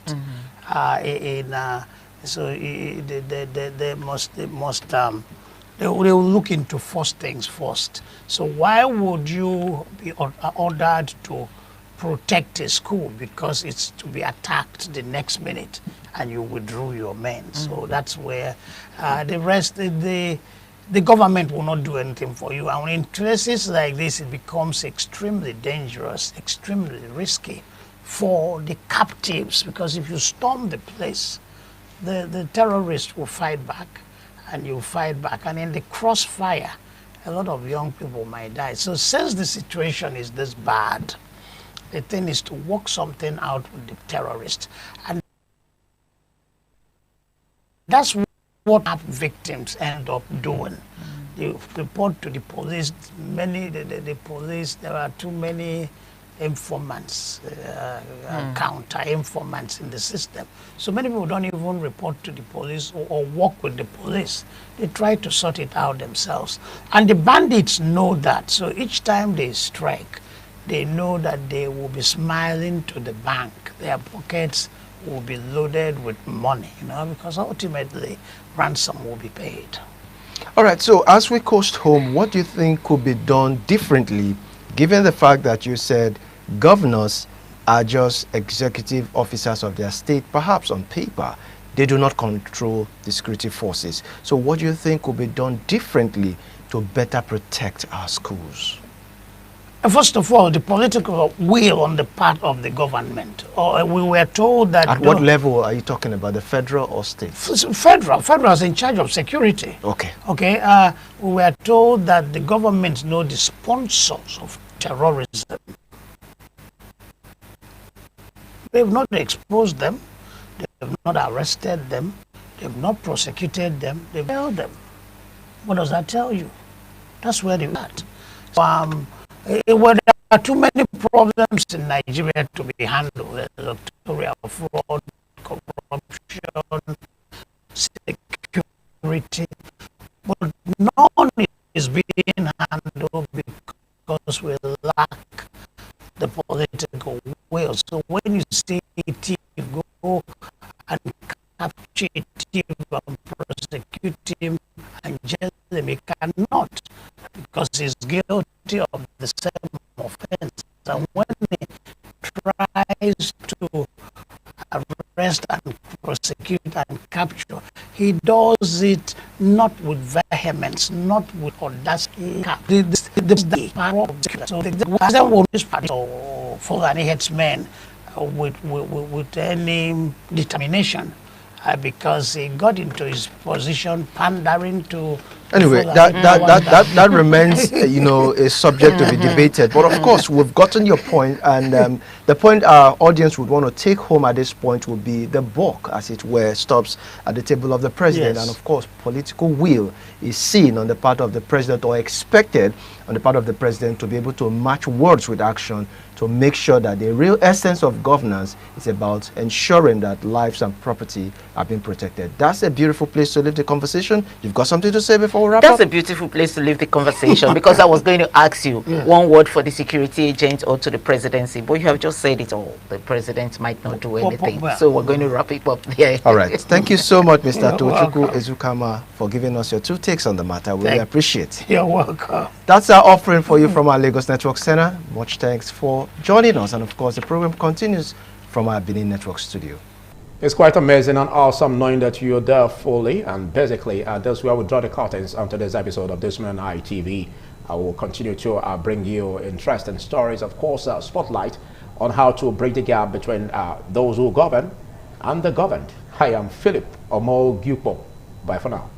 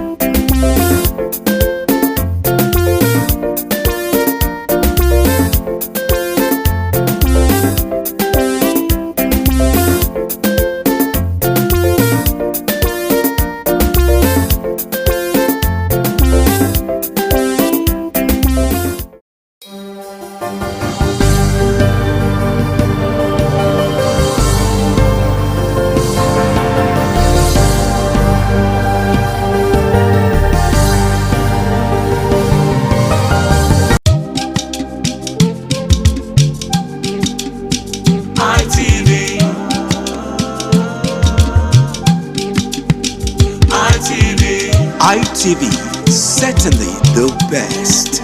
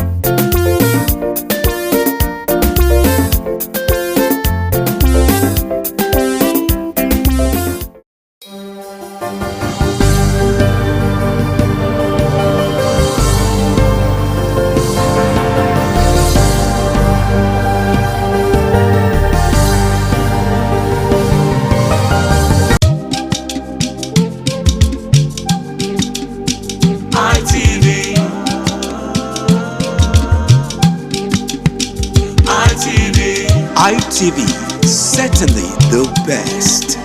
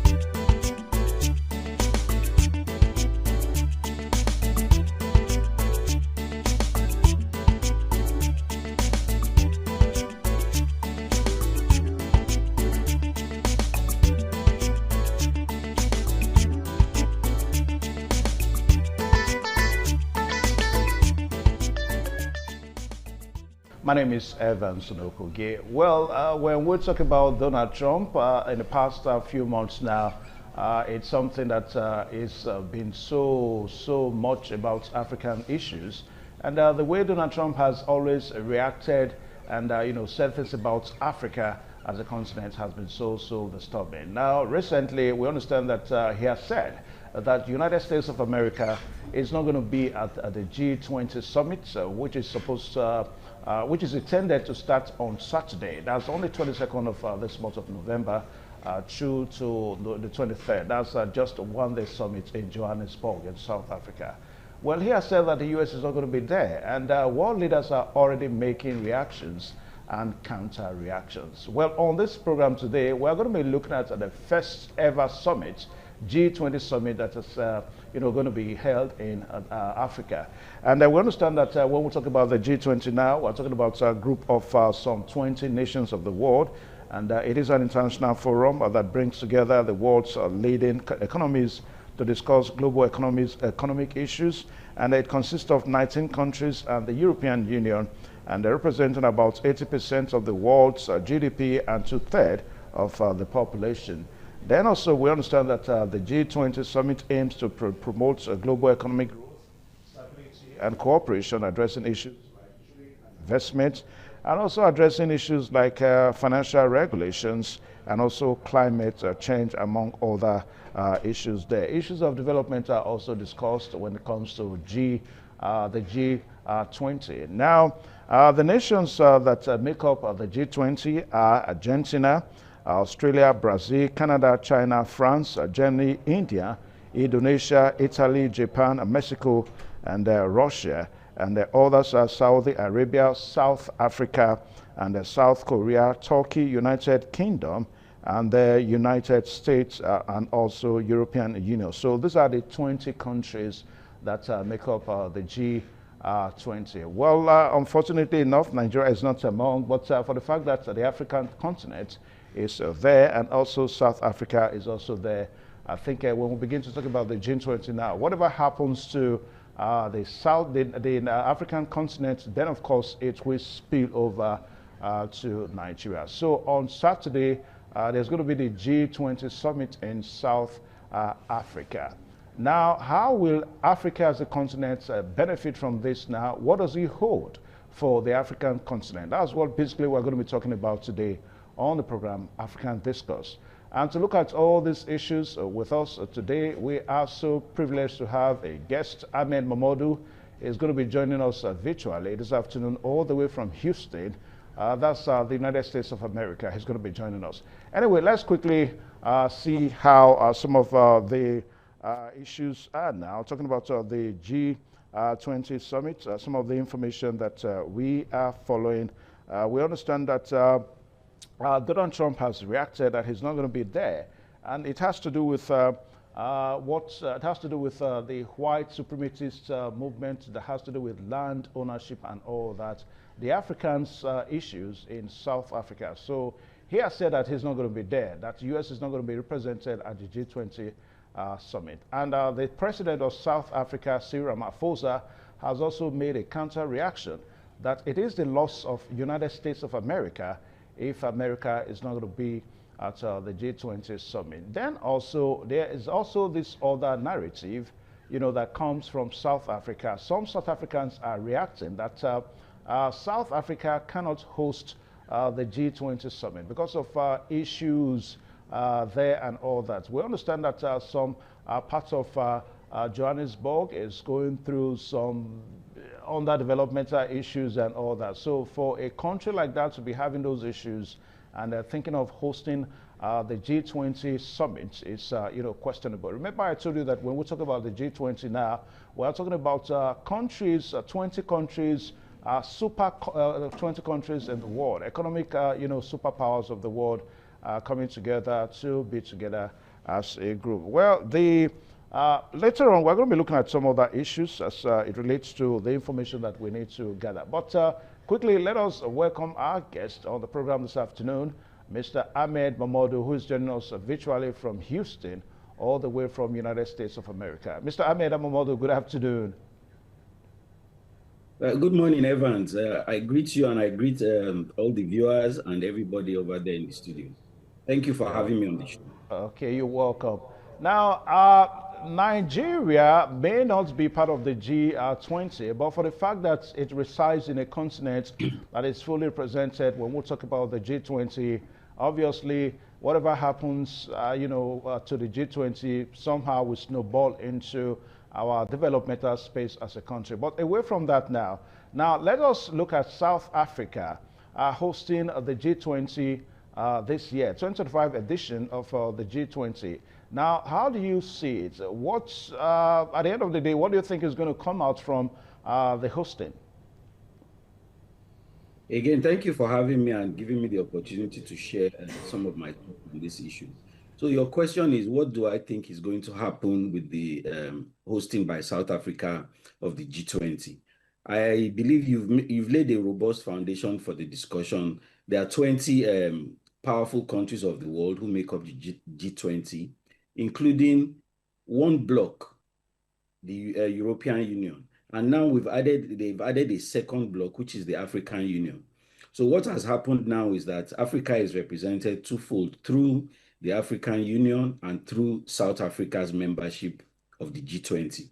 Now, as it relates to South Africa hosting the G20, what has happened is that because of the focus on South Africa, some of the issues, particularly about urban development and the challenges for resettlement of the people who are likely to be affected by urban renewal projects, so that the hosting of the G20 is successful, has created the awareness that there's a housing crisis in South Africa.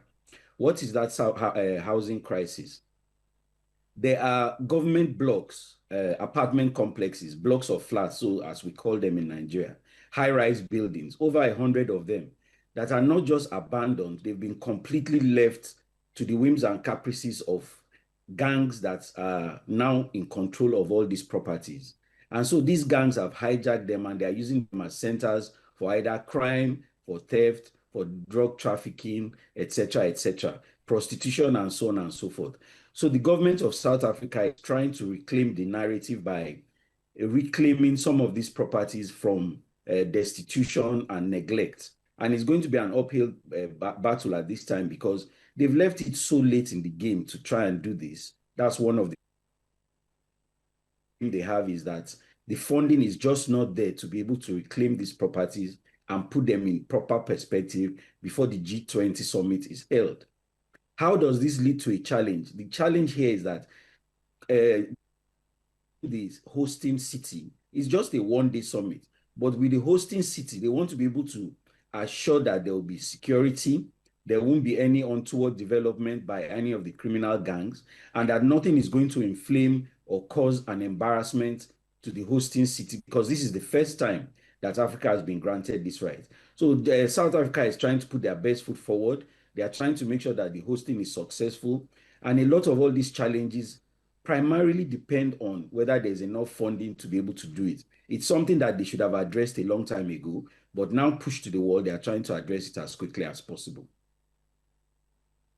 Let's look at the U.S. because U.S.'s approach to issues of Africa has remained a great concern. I mean, recently we've seen some moves coming from the White House, particularly, Donald Trump, expressing concern over the security issues in Nigeria and all that. Now, ordinarily, one would have thought that he seems to be interested in issues in Africa. But this recent move now, whereby Donald Trump has said that the U.S. is not going to be part of this, summit in South Africa. Now, what does it tell about U.S. approach to issues of Africa? I mean, some analysts are beginning to look at it that is one step forward and 3 steps backward. How will you react to Donald Trump's, position about the summit in South Africa? Evans, let me take it from where you said. You said 1 step forward and 1 step backward. That simply sums up what we have to tolerate with the Trump presidency for the next 3 years. Because generally what you see with Trump is moving forward and going backward at the same time. But more importantly, what you need to understand is that the face of the United States is just going to appear for 1 day in Johannesburg. If Trump refuses to come, it doesn't mean that the United States is completely disengaged from the G20 or the talks. This is just the lead up to what they call the heads of government meeting. So there's a lot of background work that is going on. And whatever it is that Trump says, America cannot afford to either ignore South Africa, it cannot afford to ignore Africa, and of course, it cannot afford to ignore the G20. All that they are simply doing is trying to promote themselves to the Africa dependent on the West than it is on the East. Now, what you are seeing is the American response to the East's growing influence in Africa through infrastructural development, financial commitments, aids to Africa, etc., etc. You are witnessing a time where the West is declining in power, and at the same time it is declining, the East is rising in power. When you say the East, we are talking of the Asian tigers, of course, we are talking of China, etc., etc. China's imprint in Africa cannot be ignored. China's imprint and movement in Africa is moving at pace. They are helping with infrastructural development, financial development, manpower development, and most importantly, raw earth minerals, which is abundant in Africa. So what you are seeing is Donald Trump and the US trying to push back and making sure that their foothold is not completely eroded by this encroachment of the East in Africa. And how are they doing this? Not just through bluster, they are doing it through threats. You saw how he came out the other day and threatened Nigeria with military action. All of these things, and they look isolated, but it's a continuous pressure that the United States is trying to exert on Africa through any means necessary, because the loss is going to be enormous. We are talking about resources in excess of $3.5 trillion over the next period of years. So what you are seeing is America in real time reacting to the pressures that the East is putting on its foothold in Africa. When Donald Trump has said it now, he is tying America's absence now to the recent land use policies in South Africa, whereby the white Africans, the white Africans minority in South Africa are being deprived to land ownership, according to Donald Trump. That's the reason why he's saying that U.S. is going to boycott this G20 7. But some analysts are of the opinion that this seems to be more personalistic rather than, because we were talking about G20 now, we're talking about nations of the world. Don't you think that Donald Trump may be a little bit, maybe personal in this whole absence of U.S. from the G20? It's more of a personal vendetta, don't you think so? Yes, I do agree with your analysis that it's more of a personal vendetta. And this is something that has been very unfortunate with the Trump presidency. He personalizes everything. If you look at even what is currently going on in local politics, a lot of his allies have turned against him over one issue or the other, and they are generally personal. But how does he relate to a personal thing as it relates to his relationship with South Africa and Africa? The issue is he has always had a dim view of Africa. He has always had a dim view of the race, the black race. Let's call it spade a spade. His documented history of not just racist comments, but even racist actions as it regards to Africa and Nigeria. He famously called Nigeria a country of, I don't even want to repeat that word, but going beyond that, rather than engaging diplomatically, what you find with a Trump presidency is personal attacks. If you recall how he personally attacked the president of South Africa when he had him in the White House the other day, he went to the extent of even telling the Liberian president that he speaks English well, as if he's not even aware that Liberia is an English-speaking country.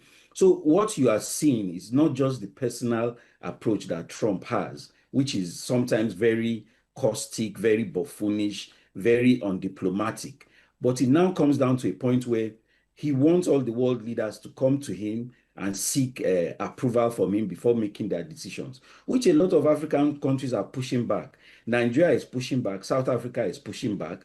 A lot of the Sahel countries are pushing back. They are saying that we are independent, sovereign countries who will make decisions in our best interest. Let us not also ignore the fact that recently, a lot of these countries have been moving towards the BRICS countries. And the financial movement means that the stranglehold that the United States has had on the world through the dollarization of the world economy is gradually slipping. We've had situations where even Nigeria as you will probably be aware, has had trade relations with China, for example, where rather than using the dollar as the median currency, we are now directly trading in yuan, and it is going on in other countries. So rather than engage diplomatically and offer something better than what the East is offering, Trump has decided the best thing is to go around bullying everybody. And a lot of these countries are not having it. We are going to assert our independence. We are going to assert our sovereignty. And you are going to see more of this as it keeps on going. And hopefully, sooner than later, he will come to an understanding that this is not going to fly. We need to be engaged as partners, not as underdogs.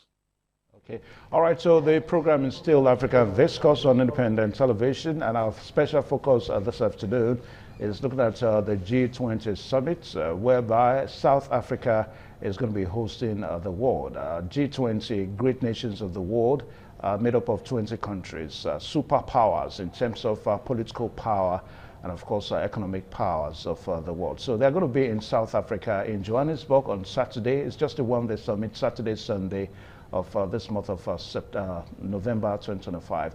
All right, so we're going to take a short pause now. Then when we return, we are really going to look at what this means to Africa as a continent. Now, some persons are already making their postulations that it is the time for Africa to leave the sidelines. I mean, this is a pure leadership for Africa now.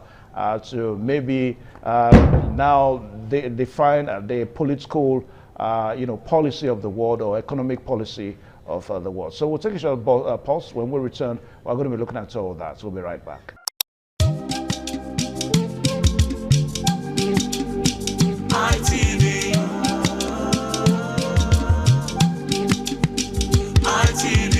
ITV, certainly the best. All right, thank you one more time. The program's still on your television, African Discourse on Independent Television. And our focus is looking at the G20 summit in South Africa, whereby South Africa is going to be hosting the world. And that's a very good one. Now, against the backdrop that nothing good can come from Africa, those are some of the talks that we hear when we hear, how economic analysts and, political analysts tend to describe the continent Africa. But away from that now. Now, Ahmed Mamadou, let us quickly look at what this actually means for the continent. Because a while ago, I just said that it is perhaps time for Africa as a continent now to leave the sidelines, to take the world in terms of leading the world political policies and economic policies. Now, the big question we ask to that is, do you see Africa as a continent as being able to fit into that shoe? I mean, let's say from this summit now that Africa would rise up to lead the world in terms of political leadership or economic leadership. So this is a good question, Evan. So let us address it from 2 points of view. We'll talk about the economic, like you rightly pointed out, but more importantly is the commodities leadership. Now, what has happened is that we've gone from being on the menu to actually being on the table. What this means is that now Africa can promote itself. Africa can demand for better negotiating skills as a bloc, using the African Union as its pivot. So what is going to happen is that you are going to find that Africa is going to assert itself more in areas of where it has strengths. Let me give you an example. There was recently a study that was conducted, and it said if there's going to be a third world war, it's going to be about natural resources. And this war, even though might not be a physical war, the extent to which Africa is going to dominate is that Africa is the last continent that has abundance of freshwater sources. So if there's going to be a world war, either a third or fourth world war, it's going to be about all of these resources and who controls them. Africa is currently sitting on the largest deposits of freshwater. You can go to most African villages and just dig the ground, put your hand in and drink the water. That doesn't happen anywhere in most of the civilized world because they have to recycle their water. They have to use wastewater and turn it back to consumable water. So that's just a highlight of where it is that this is going. Now, if you put that side by side with the fact that most of the resources that are being used to industrialize the world currently, we're not talking about the old gold and all that kind of thing. We're talking about rare earth minerals that is in abundance, not just in not in any particular part of Africa, we're spread all over Africa. We have the abundance of it in Nigeria, we have the abundance of it in South Africa, and so on and so forth. So what you are seeing is the opportunity for Africa to assert itself, to insist that when there's any discussion about Africa or the future of Africa, it has to be involved, not just involved, but to have a say and a direction and an input that is more fundamental than just being directed in which direction to go. Now, this is going to happen in ways that we had previously not seen happen. Africa is going to be part of a global economy that is going to be robust and is going to open up the whole of Africa to negotiations with former superpowers on a level, on a one-on-one level, not on a master-slave level, but on a one-on-one level where they have to come diplomatically, they have to come open-handed, they have to come sincerely, because there is the counter of the East, there's the counter of the Asian tigers, there's the counter of China, who is going to be watching and going to say, look, if they offer you this, we are going to offer you Z. If they offer you A, we are going to offer you B. And that is the level that Africa is going to be. We now have access to global finance. We have access to some of the loans that have been outstanding back from colonial days. We even have access to renegotiate some of these loans. So it's a whole vista of things. It's impossible to sit down and enumerate everything. But what needs to be taken away is that a new dawn has come. Our voice will be heard, not as underdogs, but as equal partners who have something to bring and something important to say. This is perhaps not the first time that we are having Africa as a continent meeting the world. I mean, most times we see the UN General Assembly, like the last one whereby United Nations celebrated 80 years anniversary. Now, some African countries, most African countries, I should say, were there. Nigeria was there, represented by the Vice President. Now, most times when Africa as a continent and maybe its countries go to, a forum whereby they meet other nations of the world, you hear of debt relief and all that. Now, most analysts are not too comfortable with that.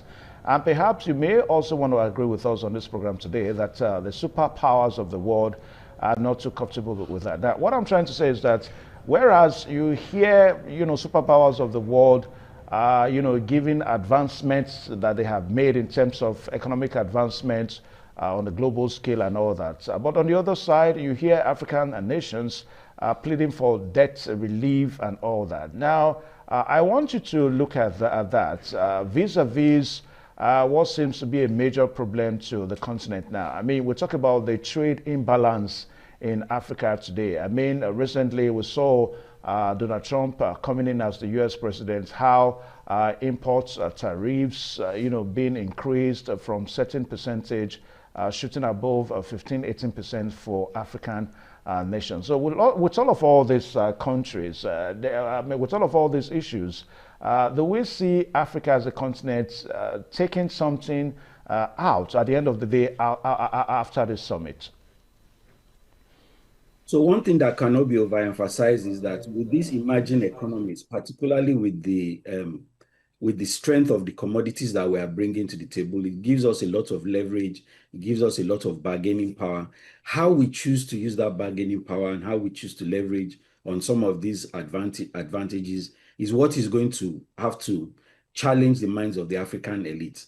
We are talking about commodities in excess of trillions of dollars that Africa currently sits on. You mentioned debt profiling, you mentioned debt restructuring, you mentioned also the history of debts. Now, there was a study that was held in the US some time ago, and then they came to the conclusion that if the United States had to pay back for slavery, for example, we'll be talking of excesses of trillions if they had to pay any kind of reparations.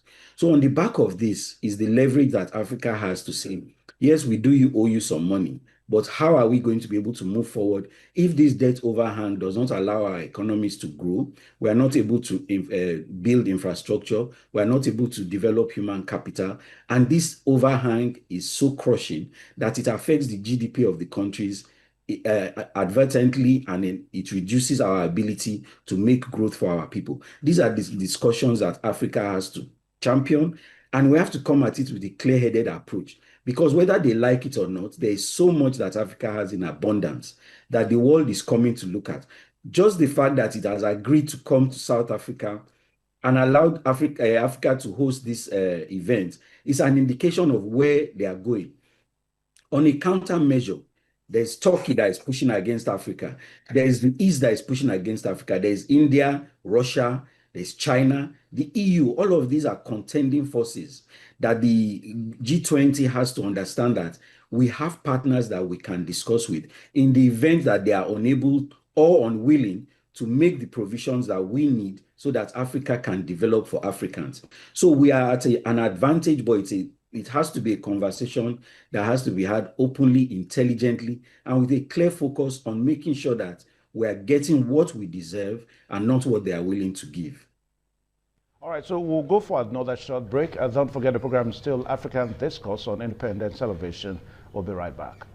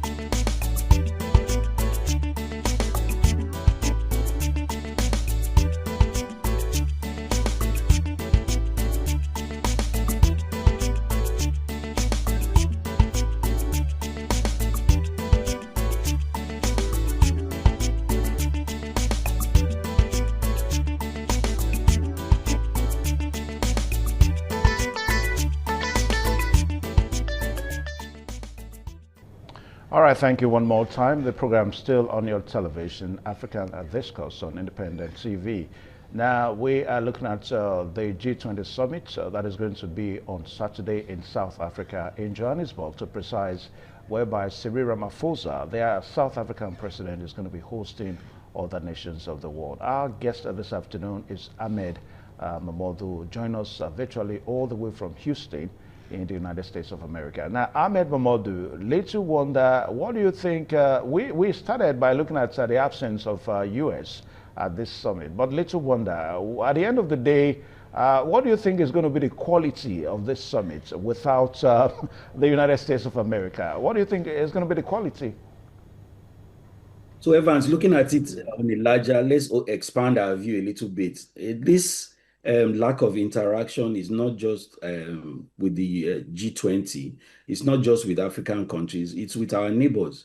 The Trump presidency has decided an isolationist policy. A withdrawal from globalization is their main focus at this time. If you look at the relationship with the US currently has with our closest neighbor, it's one of practical animosity and hostility. We are practically at loggerheads with Canada. There is no relationship to speak of with Mexico.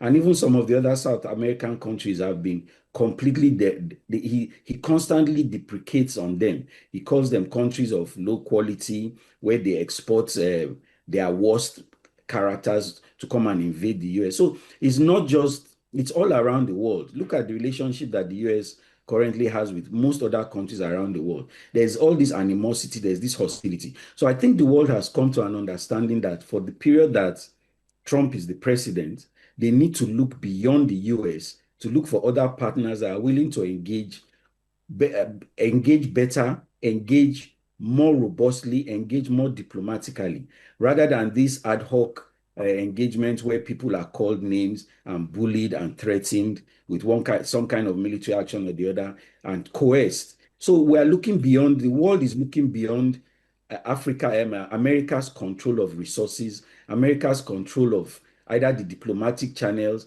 or the economic channels or even the financial channels. By de-dollarizing, we have the BRICS trying to bring out their own currency. EU was trying to promote its own currency at a time. And then we have bilateral countries that are trying to trade one-on-one and cutting off the dollar. So the impact of all of this is the pressure that you are seeing that is being applied to the American system, and is the response that you are seeing that Trump is putting out, where he's trying to kick back at the isolationist policy that he's putting, and then getting kickback, and then refusing to be cowered into the position that he has put himself. So this is going to continue to happen at least for the next 3 years. So we are going to see other countries from the influence of the United States directly or communicating directly. That's what is going to happen, in my opinion.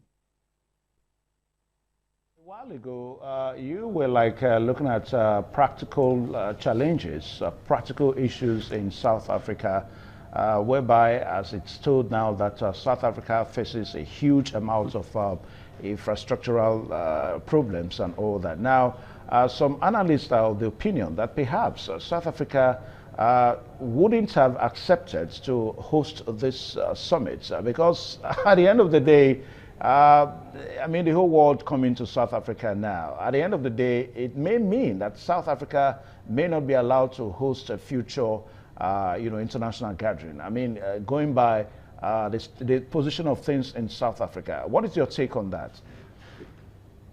So Johannesburg is more of an economic capital of South Africa than the political capital. So there's that. And then there's also the fact that there's no country in the world that is completely isolated from having this kind of infrastructural challenges, housing challenges. If you even come to the United States, there are cities in America where, for example, if you go to New York, there's the Bronx. That's a slum area.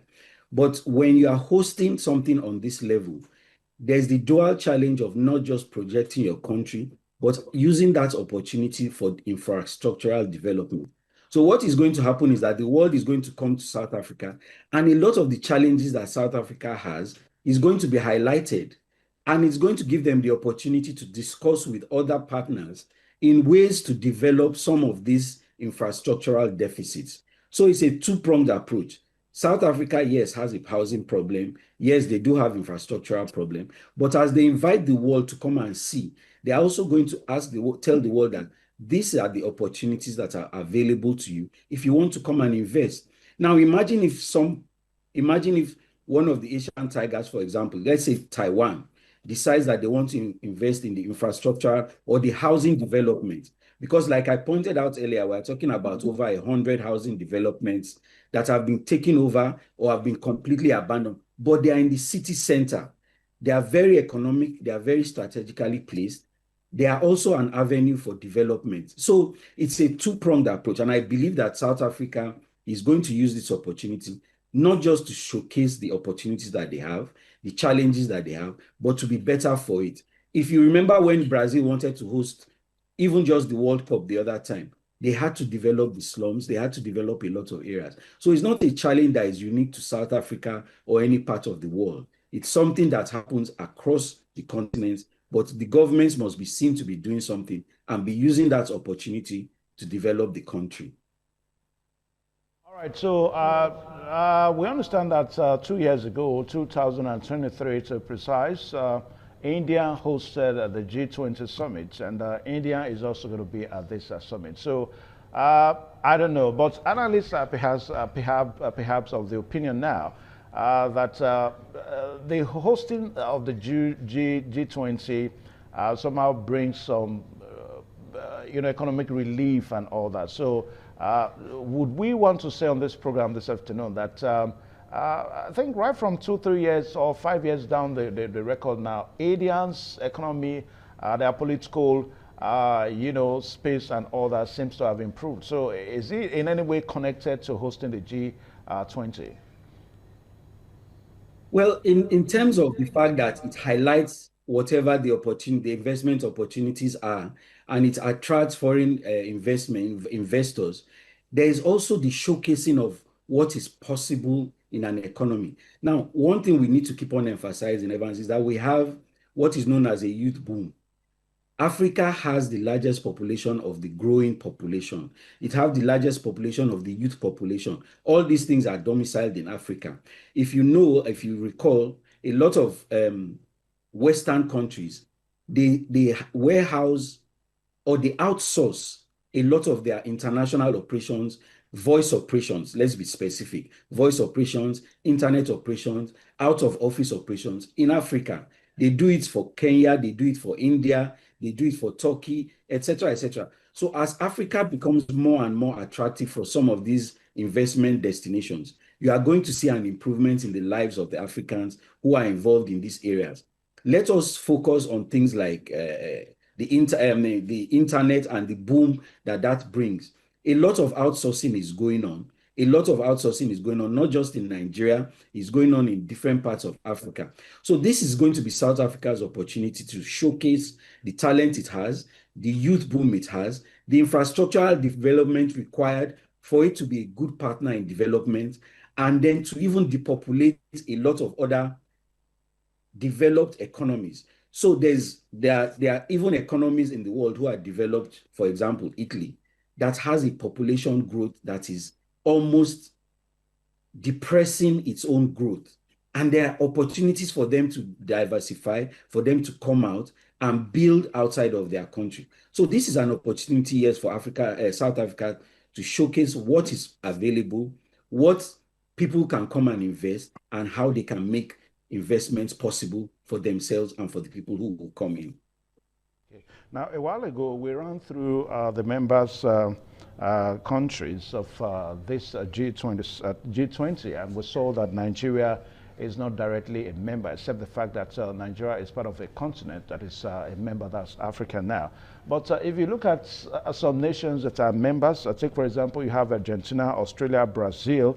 Now, let's pay particular attention to Brazil, and maybe let's see now, Turkey. These are two countries, even if you like Mexico, you know, these three countries, they are full-fledged members of the G20. Now, in terms of population mass, in terms of natural resources, these three countries may not have what Nigeria as a nation has.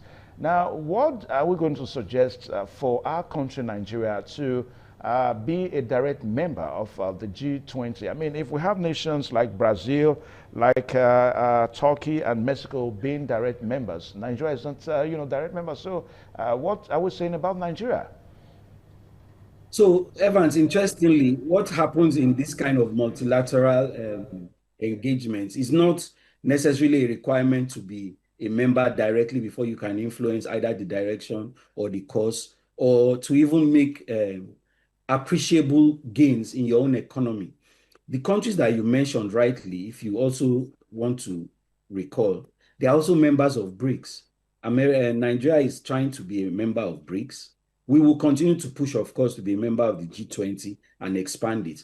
But in the meantime, our voice is united in the African Union. And there's no way that you are going to talk about the influence of any country in the African Union without mentioning Nigeria. If not first, second, at least we will be the third. So we can also find our voice, we can also find our direction, we can also find interest and push our narrative through the African Union.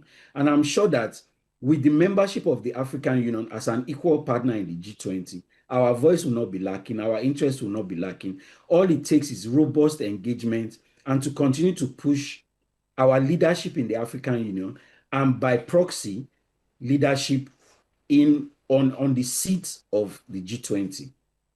Nigeria has a robust economy. Nigeria has a very large youth population. All of the things that the G20 is trying to find in the larger Africa, Nigeria has in excess and in abundance, all of these things. We have the rare earth minerals, we have the population, we have the size, we have the intellect, we have the youth development, we have capacity. So Nigeria is actually even is a mirror focus of what the G20 is looking for in Africa. And we must continue to process and push our power through the African Union, and then everything will be successful. Going with time, of course. Going with time, we need to look for membership. That is somewhere along the line. But let us use this current opportunity to make our voice heard through our seats in the African Union and G20. Yeah, but Mamadou, now, why don't we also look at something that we seem not to be paying attention to as a country, and even perhaps on this program, we seem not to be paying attention to it. I mean, we are looking at the SDG goals, the Sustainable Development Goals. Now, recently, we understand that this is 2025, and the SDG goals is supposed to The limit of it now is supposed to be at 2030. That's about 5 years from now. Now, recent studies have shown that while most nations of the world have actually attained these SDG goals, Nigeria is still far from it. I mean, when we talk about most nations of the world now, obviously we're talking about most G20s of the world, most nations that are members of the G20. Now, Nigeria is not close to the attainment of the SDG goals. We are talking about Sustainable Development Goals, and SDG goals seems to be the major thing that is being used to see whether you can be a member of the G20 or not. We are not close to it. This is 2025. 5 years from now, most nations would have left the G20 goals and maybe talking about other things. Nigeria is nowhere to be found when we talk about the SDG goals. So what should we do? What do you think are the issues? So the challenges that we have are not unique to Nigeria. We have challenges for the development, sustainable development that are institutional, not just institutionalized. There's a challenge in development across all of Africa. We have a situation where our booming population, sometimes lack of industrialization, even carbon emissions. We're talking about challenges like how to develop sustainably in a way that also allows us to harness our own raw materials. Use, for example, in this analogy, most of the countries that are currently SDG compliant, they had growth that allowed them to come through places that we are not allowed to use. For example, the United States developed on coal, and then it moved to other minerals before it moved to nuclear, and now it is going back to make sure that everything is with developing the world sustainably. We cannot just jump leapfrog from where we are to where they are without getting some kind of transfer of knowledge, transfer of technology, and they are withholding a lot of these things. So these are conversations that we have to continue to have. These are conversations that this kind of platform allows us to have with other countries and tell them that, look, we are falling behind, but we need your assistance, not just financially, infrastructurally. We need your clean technology that will help us to grow and will help us to attain sustainability that will allow us to be members competing on an even scale with other members of the country. Nigeria has a lot of work to do. We have 5 years to catch up. I don't see us doing it, but I see us being on the path of sustainability if we engage through the EU, which is currently our seat, and make sure that these goals are continuously highlighted by the current administration and pushed through. Talk about the current administration, but some analysts are of the opinion that the current administration seems to be focused more on how to retain, power. I mean, the 2027 presidential election. You take 2027 from 2025. That's about 2 years from now, and that is perhaps going to be just 3 more years to the time limit of the 2030 Sustainable Development Goal year. So my fear, and perhaps the fear of some analysts, is that Nigeria may not even be there. You may have said that some of the factors that would have enabled Nigeria to attain these SDG goals are being hoarded by developed nations. But you and I know that most of the issues are self-inflicting. Self-inflicting is that from the way things are back home, Nigeria seems not to be on the right track. Nigeria seems not to even be moving towards making desperate attempt to attain these goals. Don't you think so, Ahmed? So Evans, it's important to remember that as far as politicians are concerned, once they win one election, they've started preparing for the next election. So I think you are even late in your calculation in saying that we have 2 years. The present administration started calculating for 2027. Immediately they won the last election. So, but how does Nigeria fit into this narrative, and how do we gain? What we need to do is to keep on, there's the institutionalization of some of these developmental goals. And we do have a lot of institutionalized, let's call them bureaucratic structures that are pursuing these goals. Even though we are falling short, we still have strides. We are still headed in the right direction. Now, government is a continuum. We don't expect one government to be able to meet all the developmental goals and attain them before its termination. But as long as there are strides in that direction, then we have a pathway.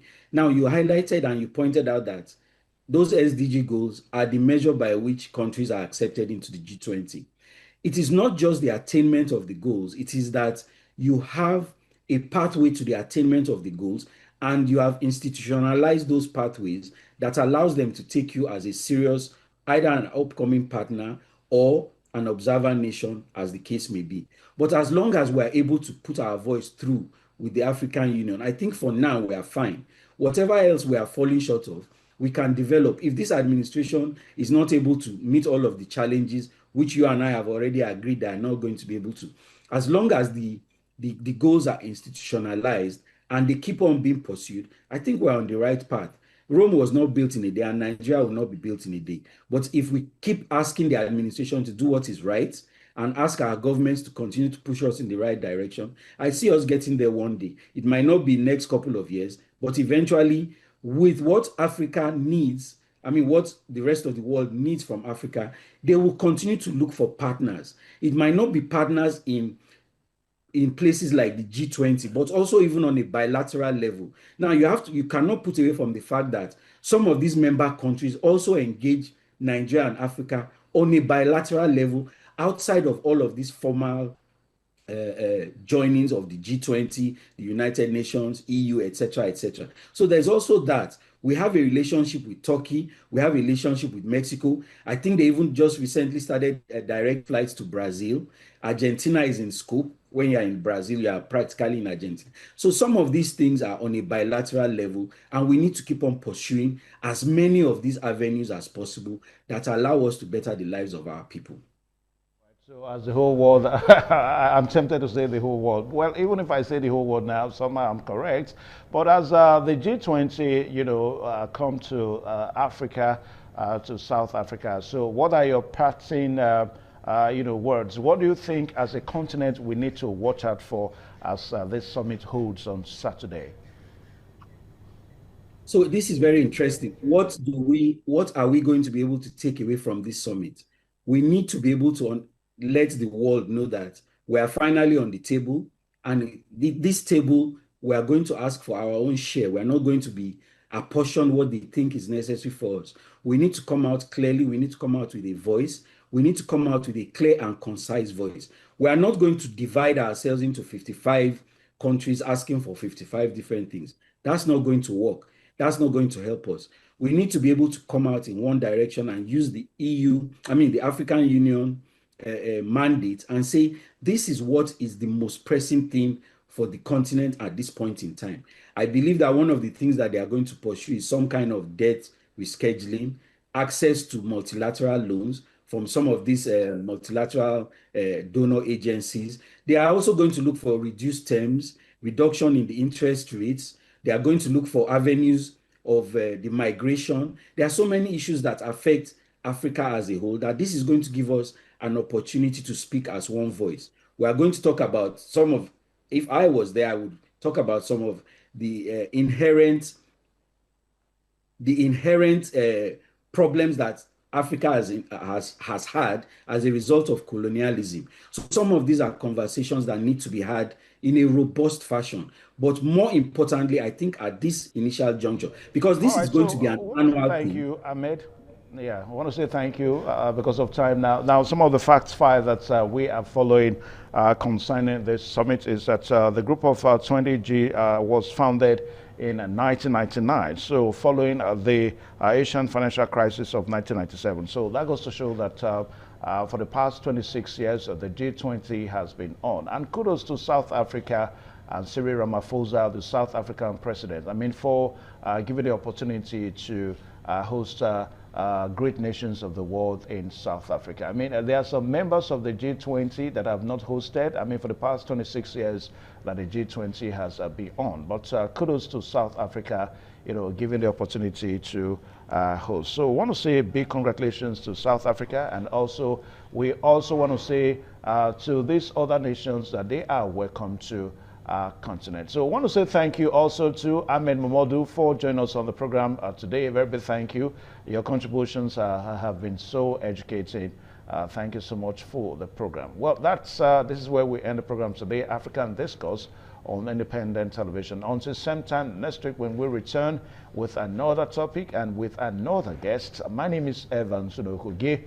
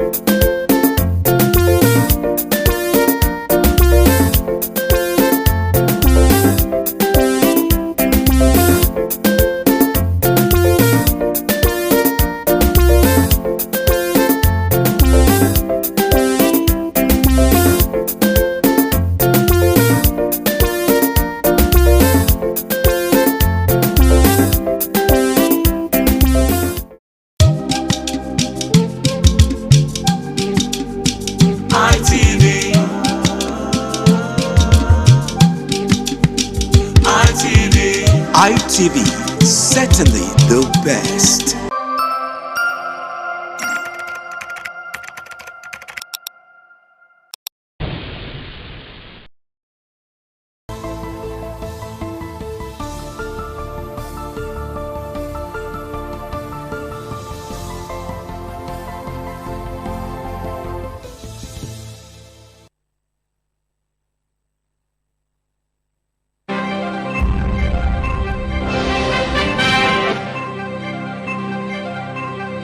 News tonight, tear gas fired at PDP Secretariat as crisis degenerates. Chairman Turaki seeks Trump's intervention.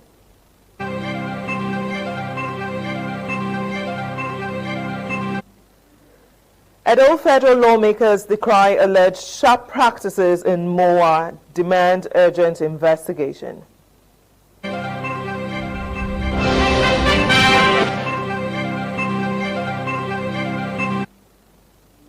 Delta man confesses to defiling his 3 daughters.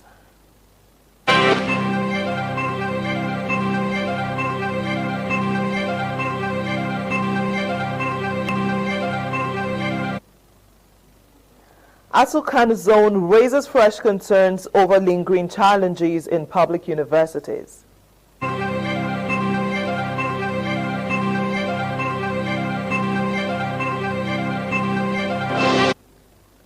Plus, NSCDC Lagos State Command takes community engagement on protection of assets to Lagos West Senatorial District.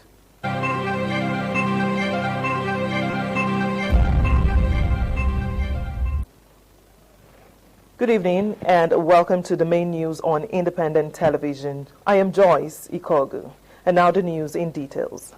7 Edo lawmakers in the House of Representatives on Tuesday moved for urgent investigation into the establishment, funding, and implementation framework of the Museum of West African Arts. Organic Victor reports that Honorable Esosa Iyawe, a member representing Erede Federal Constituency of Edo State, who moved the motion under urgent public importance, raised serious questions of alleged financial impropriety and foreign interference.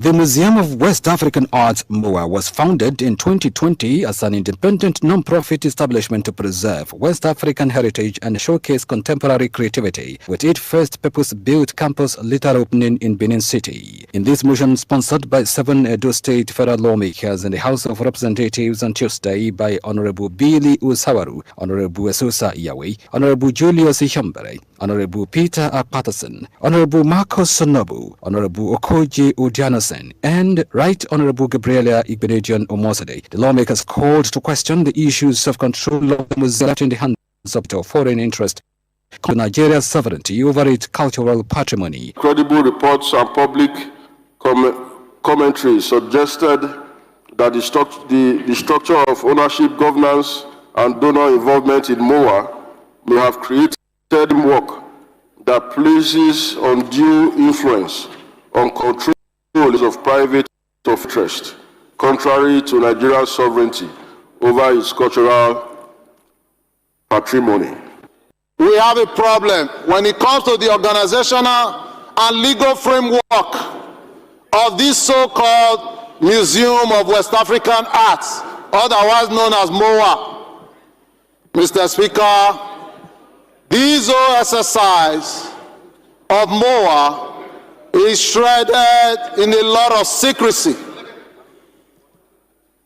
We must be very careful because this involves a lot of international donors. The lawmakers want an ad hoc committee constituted to investigate the establishment, funding sources, governance framework, and donor agreement relating to the Museum of West African Art, MOA, in Edo State, with a view to determining the level of government involvement and oversight, the nature and extent of donor participation and influence, the legal implications of all existing agreements, and the safeguard measures in place to protect Nigeria's ownership and control of its cultural assets. From the House of Representatives, Ogane Victor, ITV News.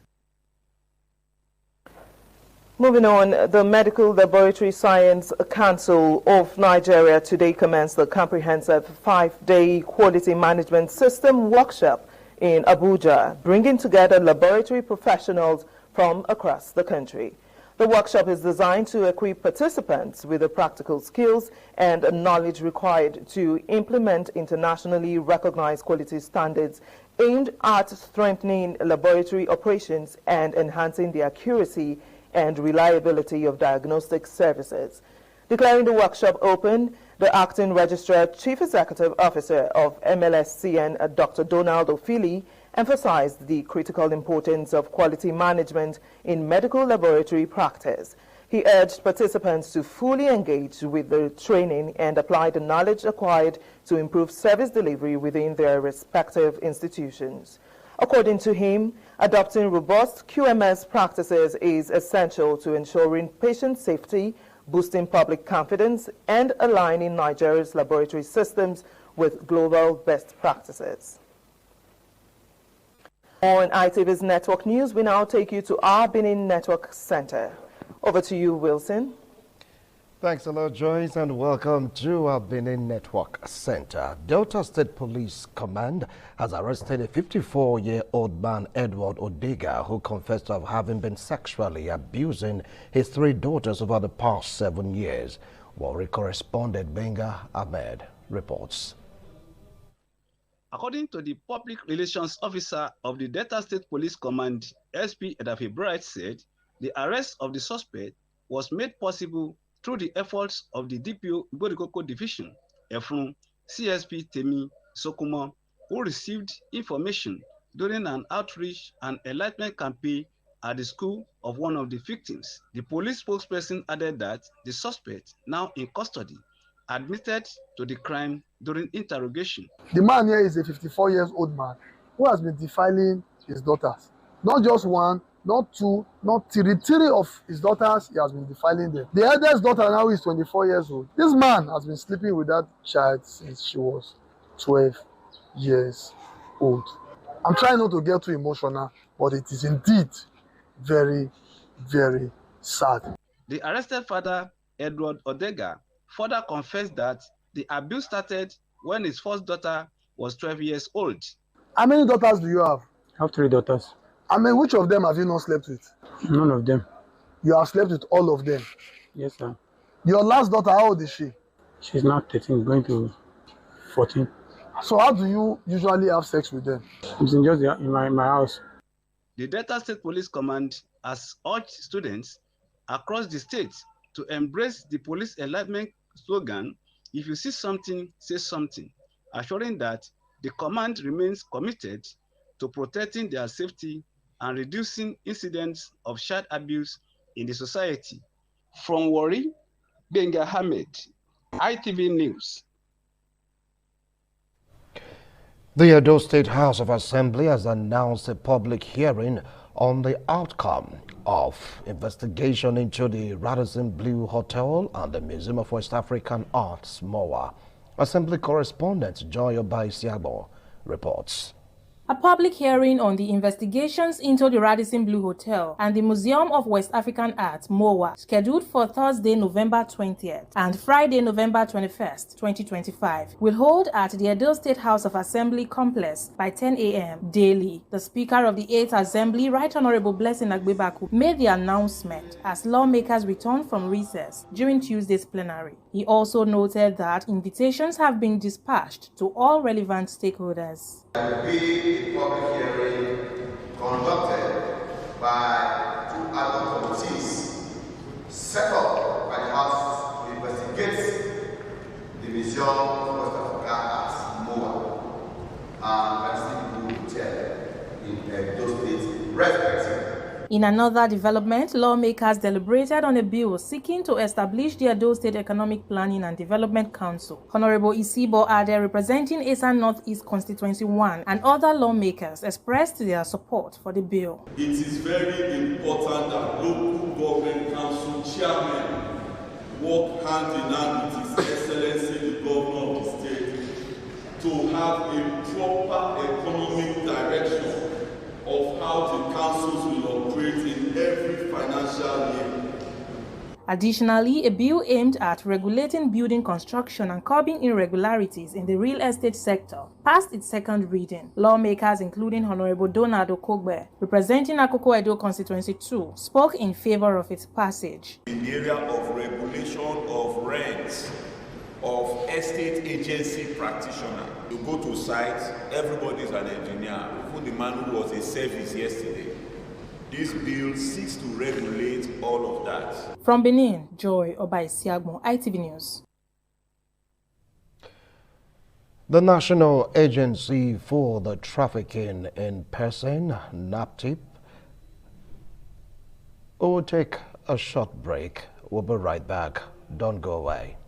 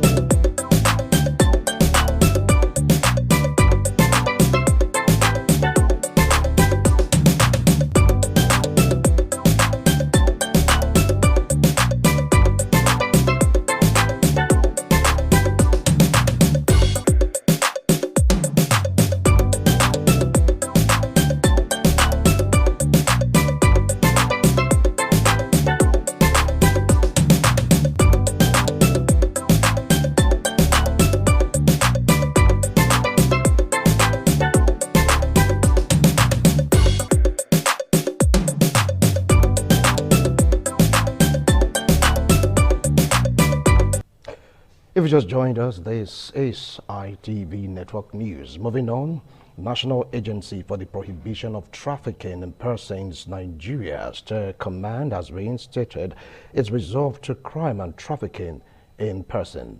Umma Mohammed reports. NAPTIP Commander, Niger State Command, Mr. Emmanuel Awen, assured that the agency will collaborate with other related agencies in the state to bring an end to the scourge of trafficking in persons. He urged the people to report any case of child trafficking to the command for prompt action. Mr. Awen, who said NAPTIP as an agency is new in Niger State, explained that it has visited all relevant sister security agencies in the state, namely the DSS, police, civil defense, and critical stakeholders. The visit, according to him, is to see how to collaborate with the agencies to bring an end to child trafficking, at least to the barest level in Niger State. He lamented the increasing rate of children of school age, particularly the girl child, being engaged as housemaids, and warned perpetrators to desist or be prepared to face the full wrath of the law. He hinted that NAPTIP will also go after medical personnel that are involved in trafficking in kidneys, disclosing that in the agency there is a law known as organ harvest. From Mina, Niger State Capital, Umma Mohammed, ITV News. As a mark of honor and recognition of the fatherly disposition of the Esama of Benin, His Excellency Sir Chief Dr. Gabriel Osaro Igbenedion, the Zonal Director of NTA Benin, Mrs. Tenny Ajayi, led other management staff of the station to the house of Igbenedion Court's visit.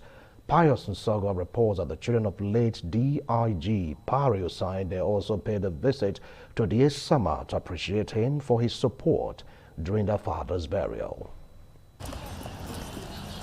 The NTA management, led by the Zonal Director, Tenny Ajayi, were received on arrival at the House of Igbenedion by the Executive Director, Operations, ITV and Radio, Senior Edo Gbedu Honse. Mrs. Tenny Ajayi eulogized the shining leadership disposition of the Esama, whom she said has been a source of encouragement to her predecessors. She informed the Esama of Benin that she has recently been posted to head Benin Zonal Office and thought it wise to come and intimate the Esama of Benin about the progress of work in NTA Benin. Your Excellencies, Chief Dr. Gabriel Osaro Igbenedion Esama of Benin Kingdom, I'm honored to visit your esteemed residence as the Zonal Director of NTA Benin with my management team.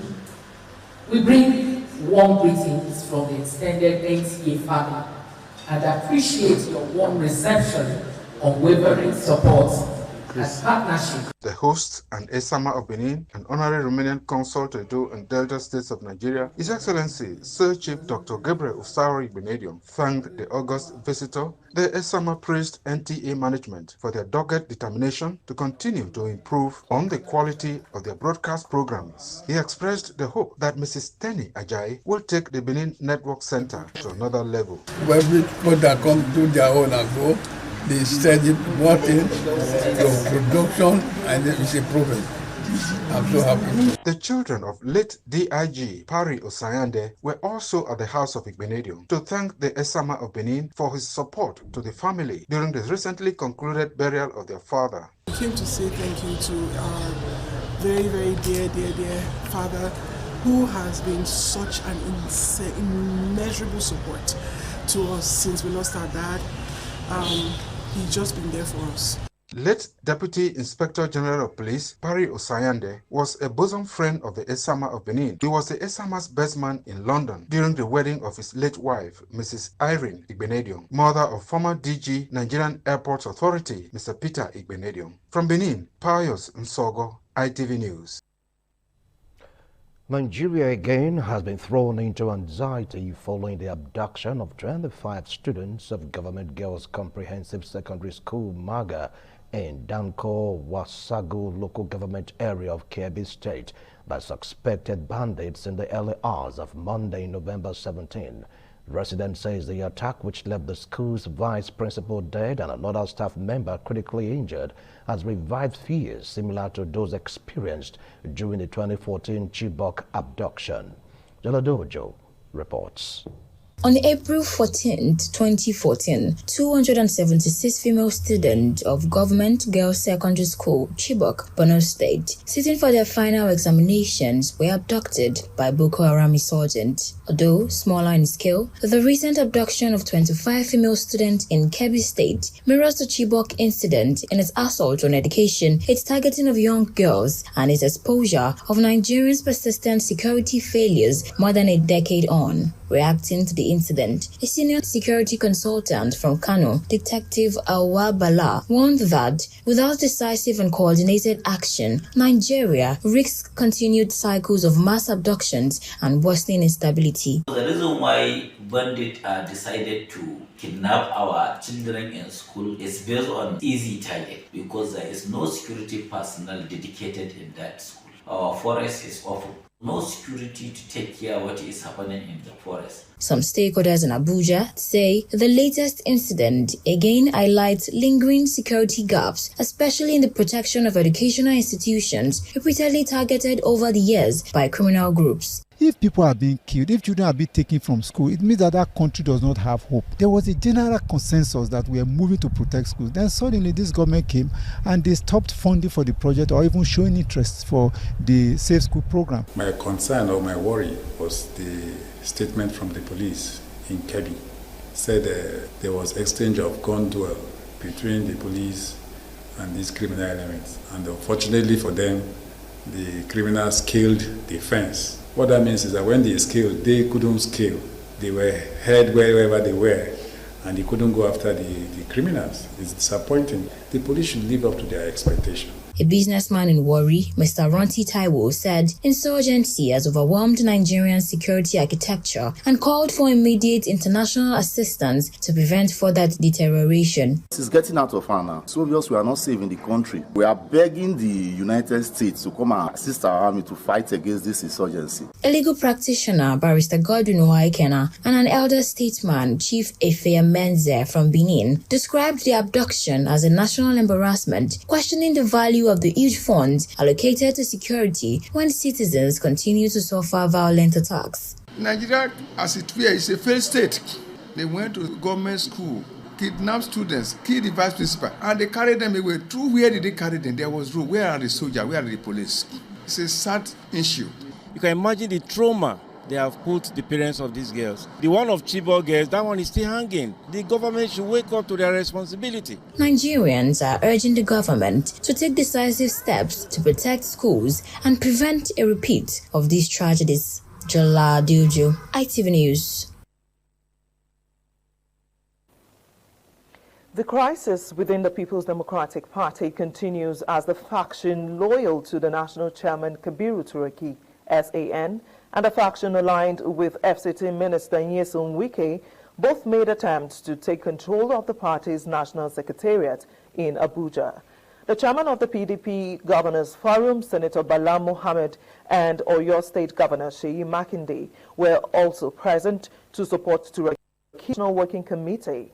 Political correspondent Joseph Kadiri reports that the area recorded a heavy presence of security personnel.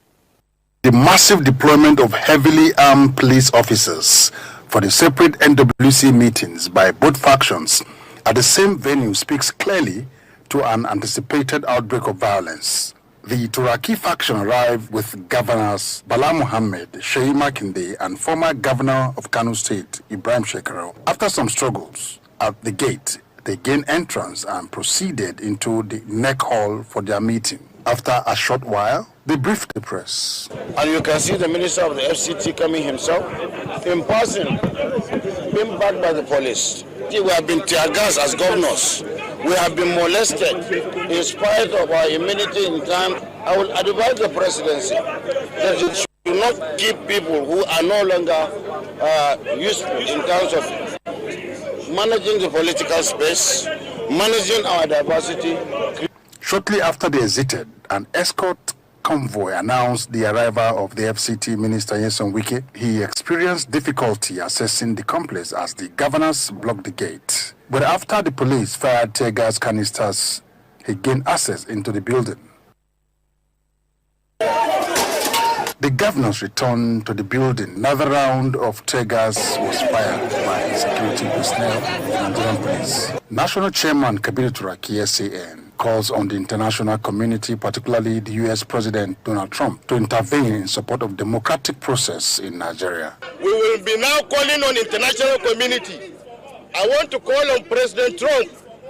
What is at stake is not just genocide against Nigerian Christians. He should come and save democracy in Nigeria. Democracy is under threat. I'm calling on all other developed nations, all advanced democracies, come and save Nigeria. Come and save democracy. During the standoff, Governor Bala Muhammad held a brief conversation with a representative of the police commissioner, stating he will remain at the premises until Wiki left. He then reconvened with his team for their scheduled meeting. Then tell him, I will. Otherwise, we will be here after the next one. Then it's not good for this boy.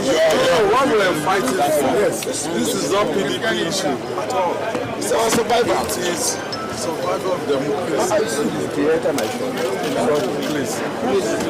Police continue to release tear gas canisters in the vicinity.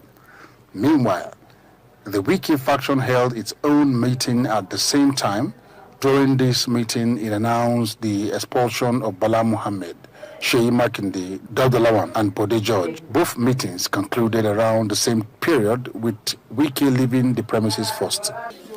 Wadata Plaza, the National Secretariat of the People's Democratic Party, PDP, is heavily tensed with two factions, one led by the FCT Minister Nyesom Wike, the other one led by two governors, Bala Muhammad and Sheyi Makinde, leading the new national chairman, Kabiru Turaki, SAN. All they want is to get hold of the complex as venue for their NWC meeting. But as we can see, the place is tensed with heavy deployment of police, and we have had several tear gas canister shots. We hope this will come to an end as soon as possible. From the National Secretariat of the PDP, Joseph Kadri, ITV News. We now take you to our Lagos Network Center, where Mercelina has more reports from that region. Over to you, Mercelina. Thank you, Joyce. From our Lagos Network studio, stakeholders in the oil and gas and non-oil sectors have commended the contributions and achievements of Tamros Limited, a frontline indigenous marine logistics and offshore support company providing Nigerians oil and gas industry through safe, efficient, and innovative solutions. The commendations was made at an event commemorating the growth and impact of Tamros Limited, held in the collaboration with the Nigerian Contact Development and Monetary Board, NCDMB, at the NDCBMB Conference Hall, Yanagwa, Bayelsa State. Joshua Carter has details. Commending the achievement of Tamros Limited at the landmark stakeholder gathering held at the NCDMB headquarters, the Honorable Minister of State for Petroleum Resources, Senator Henikin Logubiri, reaffirmed the federal government's commitment to unlocking broader financial and institutional support for indigenous oil and gas service companies. He said over 70 companies have accessed the NCI fund, yet only 21 have fully repaid their loans, and Tamros is one of them. Other attendees at the event also comment on the achievement of Tamros. That Tamros has gone beyond the shores of Nigeria to render logistics services, in the oil and gas industry, across the continent of Africa. It is important to recognize that Nigeria's maritime capacity will increase through sustained collaboration between governments and private stakeholders. As a beneficiary of the fund, Tamros consistently demonstrated exceptional repayment discipline, fully repaying this facility in line with agreed terms. In his remarks, the executive chairman of Tamros Limited, Mr. Ambrose Ogbebo, expressed appreciation to the ministry, NCDMB, and the Bank of Industry for their continued support. We have come here to tell the world that we have returned every single dollar that was given to us. not just in honor of our obligation, of our loan commitment, but to create an opportunity for another TAMROS. The event-themed celebration of growth and impact was hosted by TAMROS in collaboration with NCDMB and brought together senior government officials, leaders of international and indigenous oil companies, financial institutions, traditional rulers, and other strategic partners. From Lagos, Joshua Okata, ITV News.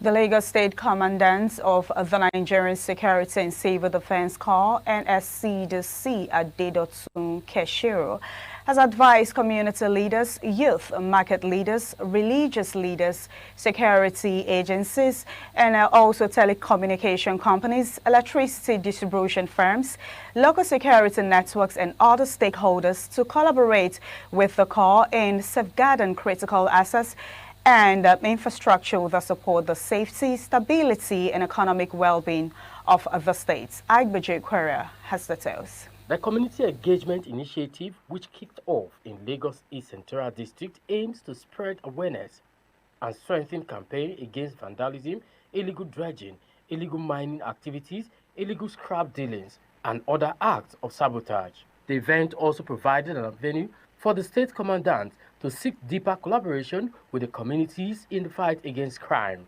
Commandant Adedotu Keshiru emphasized that the protection of critical national assets and infrastructure covering sectors such as oil and gas, transportation, electricity, telecommunications, education, and health remains a core statutory mandate of the NSCDC. He warns that the Corps will arrest, prosecute anyone involved in vandalism and destroying these assets. Almost everything we do now is through internet. We are seated here, we are all using electricity. If electricity is not working here, none of us will be comfortable here. We all plan our roads. If the roads are not good, we won't be comfortable.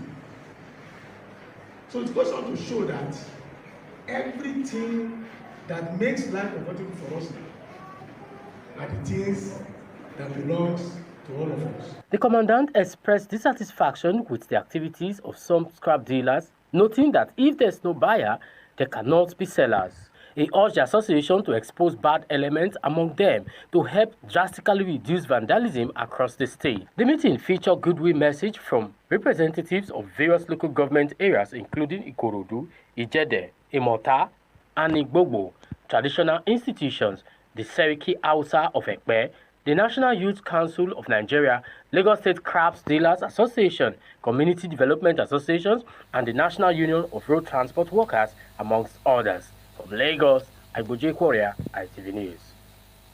The Lagos State Ministry of Health has trained healthcare workers across the state on the prevention and management of sexual assault cases, equipping them with the knowledge and skills required to provide professional compensation and timely care to survivors. The two-day training held at the Lagos Chamber of the Commerce and Industry LCCI allows Ikeja brought together healthcare workers from public and private health facilities across all tiers of cares in the state. Declaring the training open on behalf of the Director of Family Health and Nutrition, Dr. Folashade Oludara, Deputy Director of Child Health, Dr. Oluwatosin Onasanya, noted that the rising numbers of rapes and defilement cases in Lagos communities made it necessary to upkeep healthcare workers who are often the first responders to survival. She said the government recognized the critical role health professionals plays in both the clinical management and legal documentations of the sexual assault cases. Dr. Nasaya explained that the training has designed to ensure healthcare workers are adequately equipped to identify, document, and manage sexual assault cases effectively. She disclosed that the state government has already provided equipment and specimen collection tools to health facilities, adding that the training further strengthens personnel competence in the handling such sensitive cases. If you're just joining, this is the Network News on Independent Television. Let's take a break. More reports when we return.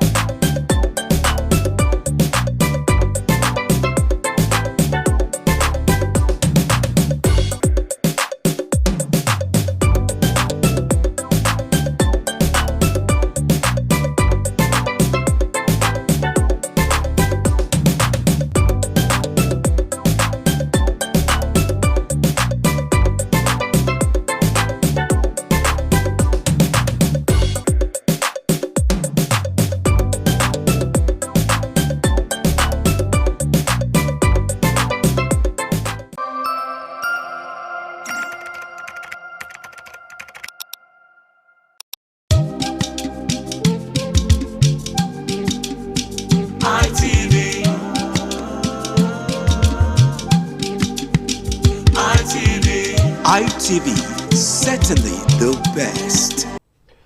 Thanks a lot for staying tuned. Tensions flared in Obagie community, Babaka local government area of Edo State, as indigents took to the streets to protest what they describe as years of marginalization and alleged mismanagement by Presco PLC, a company established in their community during the tenure of the immediate past governor of Edo State. The demonstrators, carrying placards, called on the Edo State government to intervene, accusing the company of exploiting the community's resources without providing meaningful benefits to the host residents.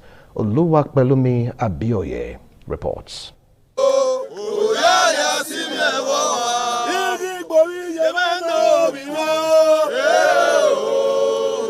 The Okiagele of Obagie community, who led the protest, lamented that since Presco PLC commenced operations in the area, the community has not witnessed any significant development, employment opportunities, or infrastructural support. Presco has been in Obagie since 1978. We have not benefited anything from Presco. We don't have anybody that is working in Presco. There is no single thing they have done for us. We want our government to intervene so that they can employ people from our community and give us a good road and return the headquarters back to Benin. If anything that government can do for us, we will appreciate it. The shareholder of the company, Mr. Friday Edobo, echoed the protesters' concerns, calling for a change in management and more transparent operations that reflect the interest of the host community.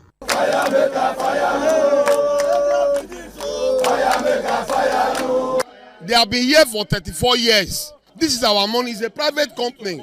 We are shareholders. So what we want is the land belongs to us. The company belongs to us. They have found the money.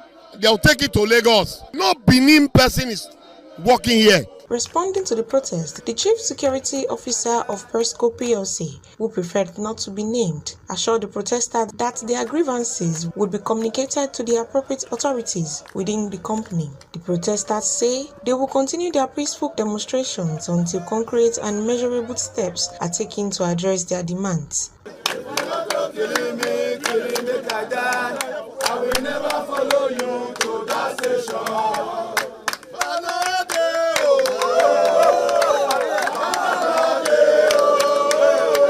If you want to kill me, kill me, brother.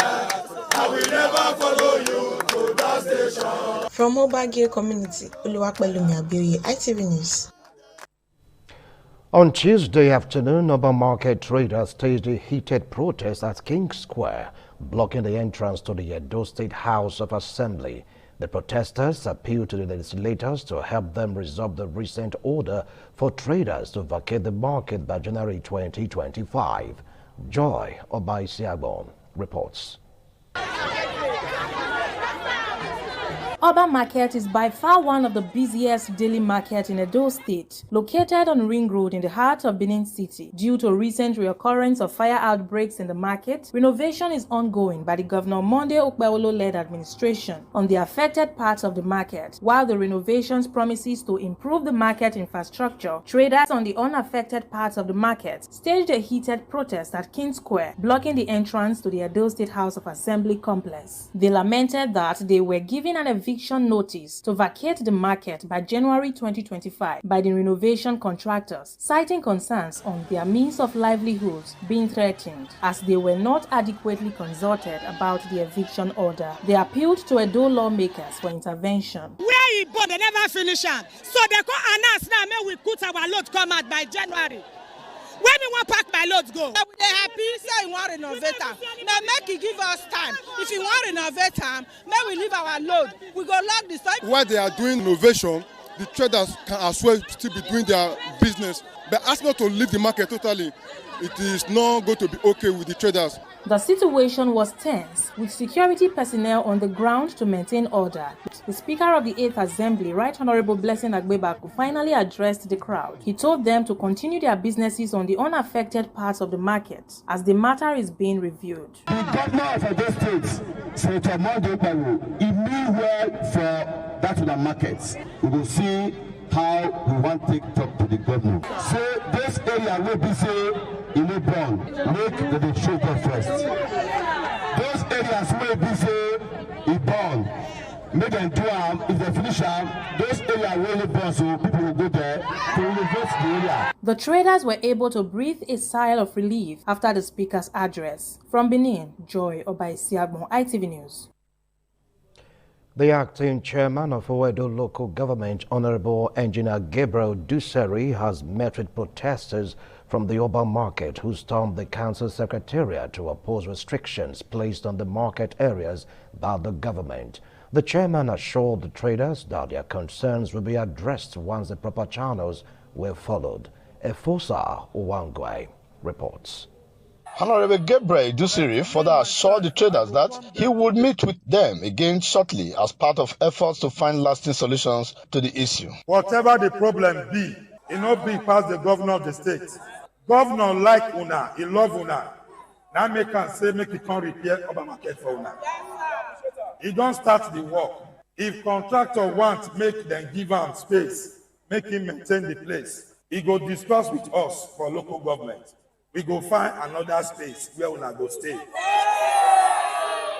The spokesperson for the traders expressed frustration, noting that the ongoing renovations have affected their livelihoods, especially with the Christmas season approaching. As promised, Engineer Ijusiri later visited the Oba Market to assess the progress of the renovation work. The site engineer conducted the chairman round the ongoing project, showing the level of work completed so far. Engineer Ken dismissed claims that traders were being forcefully driven out of the market, stating instead that they were issued a relocation notice effective from February 2026. He assured the chairman that phase 1 of the project will be completed by February to allow traders return to the market, after which phase 2 will commence. In his response, Honorable Jusiri commended the contractors for the quality of work done so far. He appreciated the governor of Edo State, Senator Monday Okpebholo, for his support towards the market renovation. We must commend the state government because it's an advantage for us. This market has been lying fallow here. He has piqued interest in this market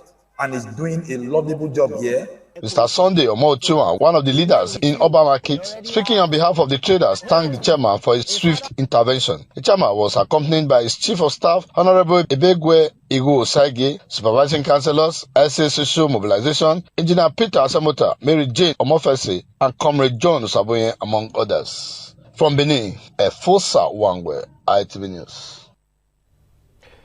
The senior pastor of House of Favor International Church, Reverend Lucky Onaiwu, has congratulated the Executive Director of Operations, ITV and Radio, Chief Elder Ogbede Umose, on his recent honor as Media Icon of the Year 2025. In a congratulatory message from London, UK, Reverend Onaiwu commended the awardee for his unwavering commitment, passion, and immense contributions to the media industry.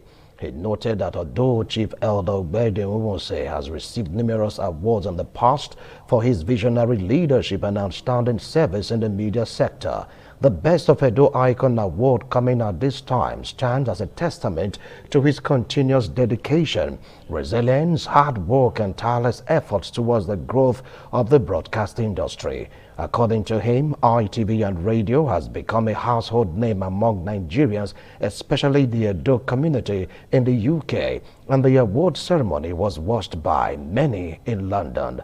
Reverend Onaiwu added that through the combined efforts of the awardee, Chief Elder Ogbede Umose, the Managing Director of ITV and Radio, Engineer Elvis Obaseki, and the entire management team, the station continues to inspire younger generations and aspiring broadcasters on the importance of standing firm in the industry, regardless of prevailing challenges. The senior pastor of House of Favor International Church, Reverend Lucky Onaiwu, while wishing the awardee many more accomplishments, urged him to remain focused and continue to be a shining example for others to emulate. We will take another break. We'll be right back. Do stay.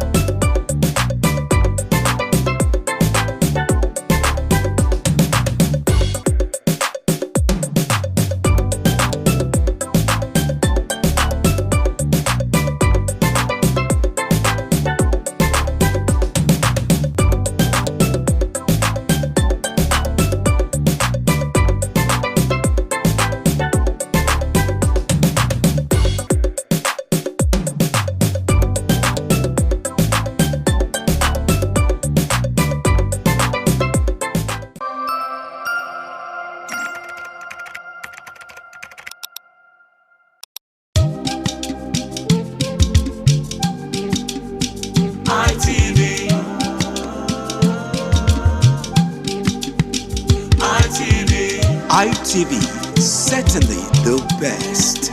The Ojoe and elders of Ewosawe community in Uwonde local government area of Edo State have refuted a media report alleging that the community is part of Ugomoson community and under governance as well as administration. Emmanuel Apololoho reports that the elders and indigenes who spoke in unionism maintained that they have existed as an autonomous community sharing boundaries with Ubanyo and Igwehena community and will remain so. The report is presented by Jonah Omowa.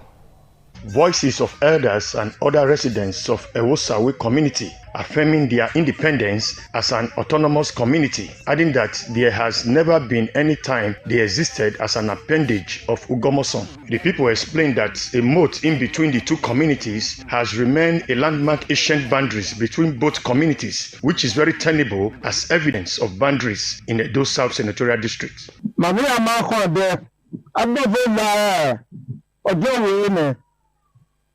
Okay, the agua was a home. A general, or Berandi, Mamma Bui, Udori, Agbo Yasu away. My Jena.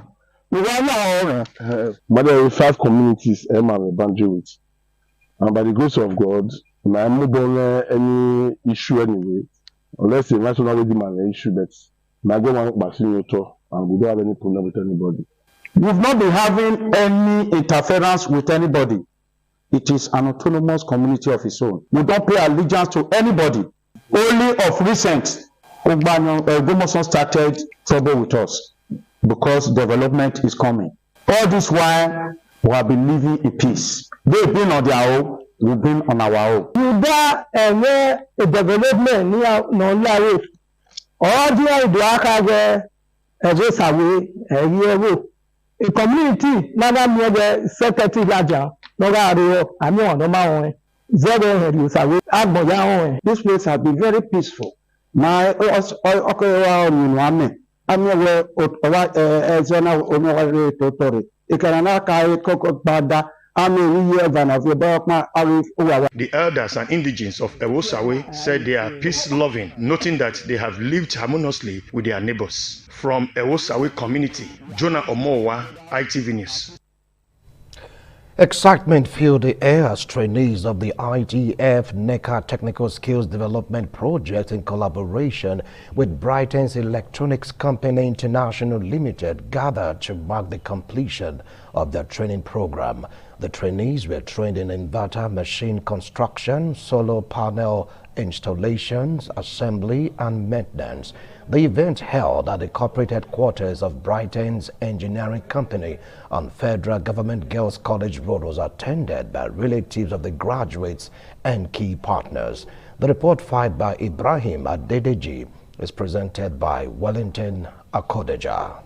Brighton's Engineering Construction Company has over the years showcased its expertise in solar power engineering and lightning construction across Nigeria, training and empowering numerous individuals. In a remark, Mr. Peter Ogumbo, head of the Performance and Productivity Improvement Division, PPID, and ITF representative, highlighted the ongoing support and guidance provided to boost the careers of trainees after graduation.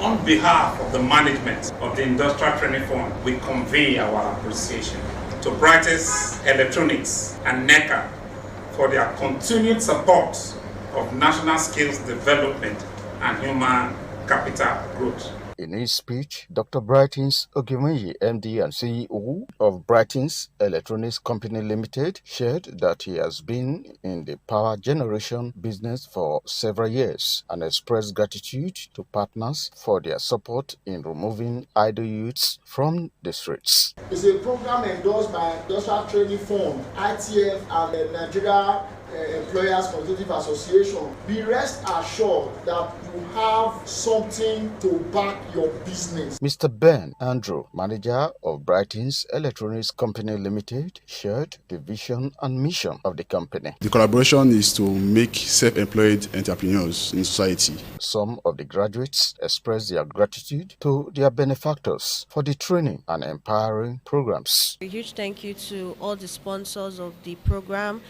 ITF, NECA, and also Brighton's. So I'm very grateful for this golden opportunity, and I'm ready to give back to my society from everything I've learned. Highlights of the event was the presentation of certificates to the graduates from Benin, Wellington, Akodeja, ITV News. In our talking sport, Netherlands have confirmed their place at the 2026 World Cup with a comfortable 4-0 home victory over Lithuania. And with that report, we come to the end of ITV Network News tonight. Thanks a lot for watching. Good night.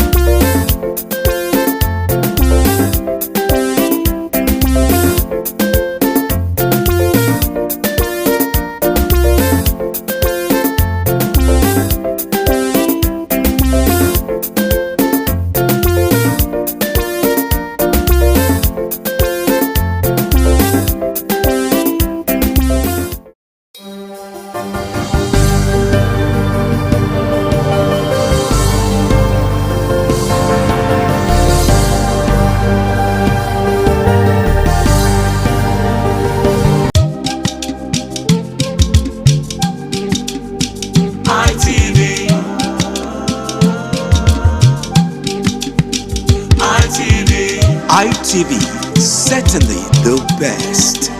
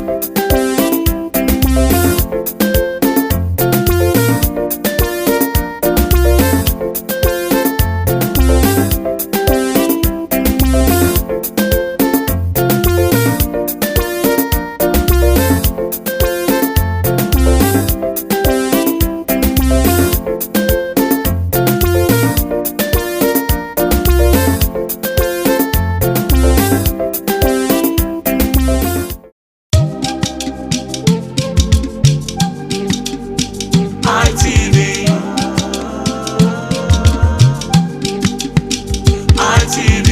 ITV, certainly the best.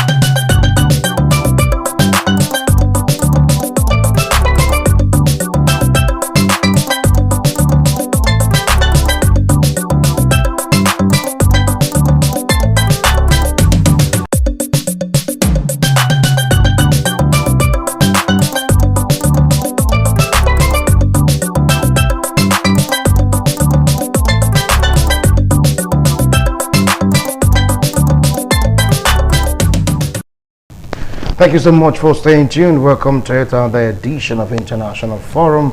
I am Wilson Omasha. We're going straight back to what is going on in Europe. Yeah. Russia and Ukraine.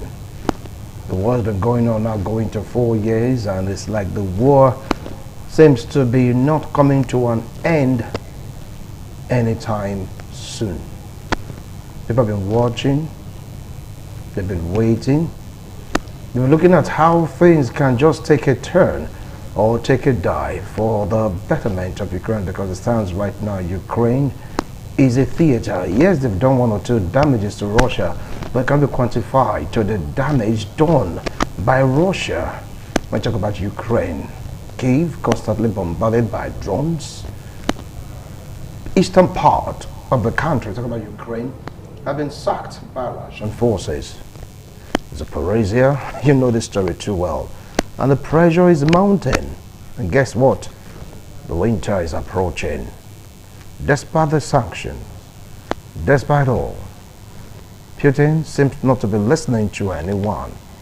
Donald did his best, but it's like his best is not good enough. What do you think Trump will do next? Donald is known to be that man, to be very, very vocal.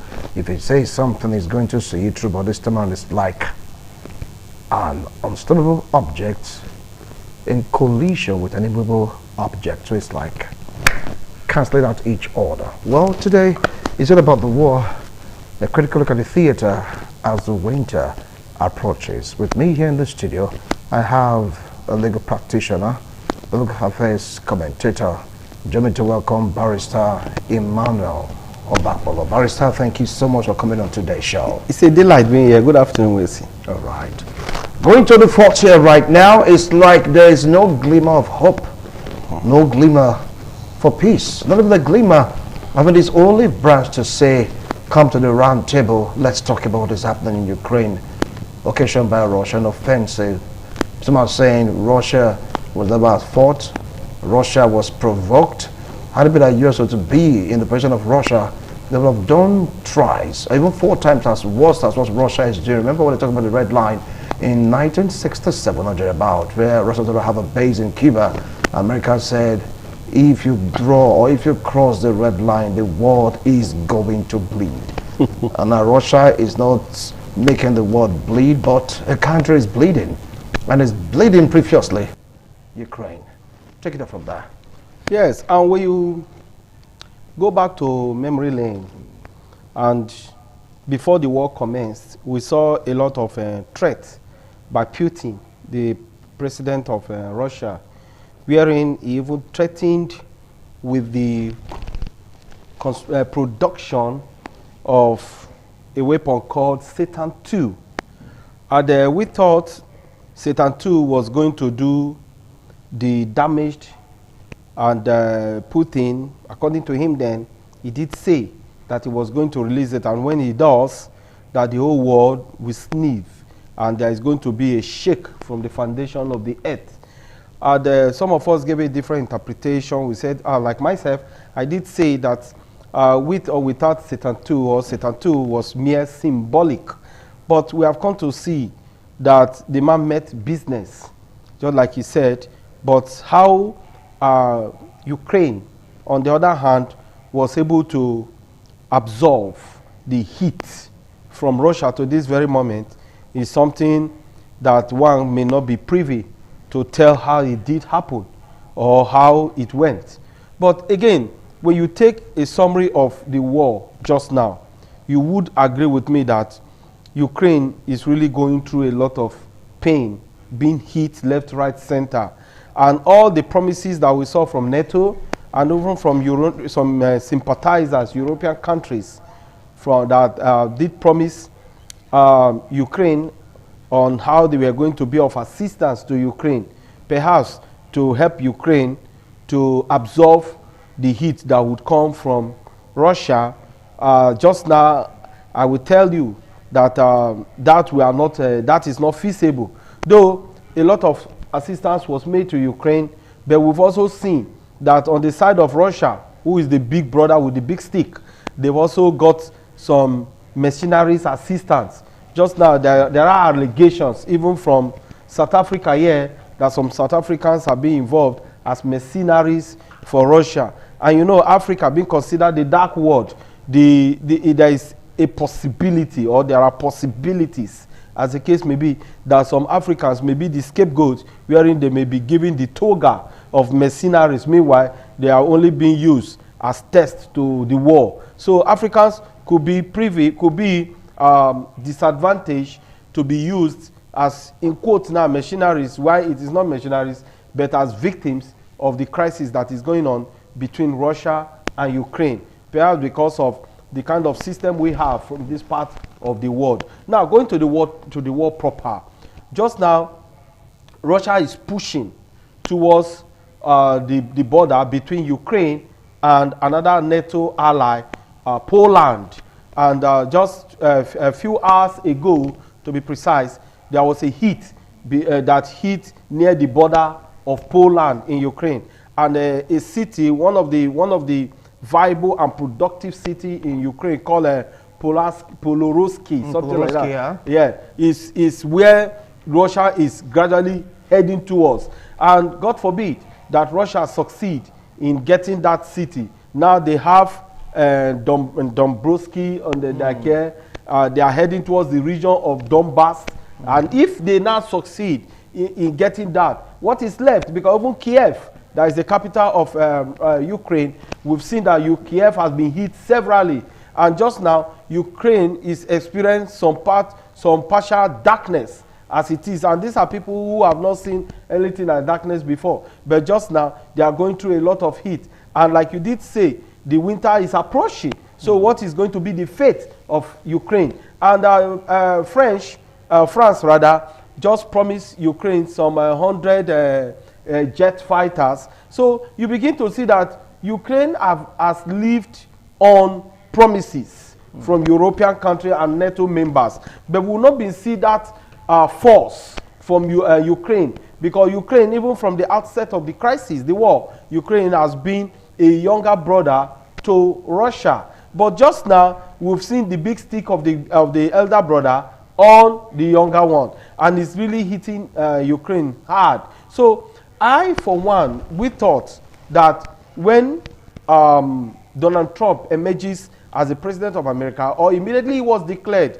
as the president of America, by January, where he will be sworn in, which he is now the president of America, as at that time a candidate in the election, we thought that he would come, and with his presence being respected by we'll come to the issue of Donald Trump. Okay. In course of this discussion, now you talked about what is really happening between these two great countries. You talked about Russia being the big brother, Ukraine the younger one.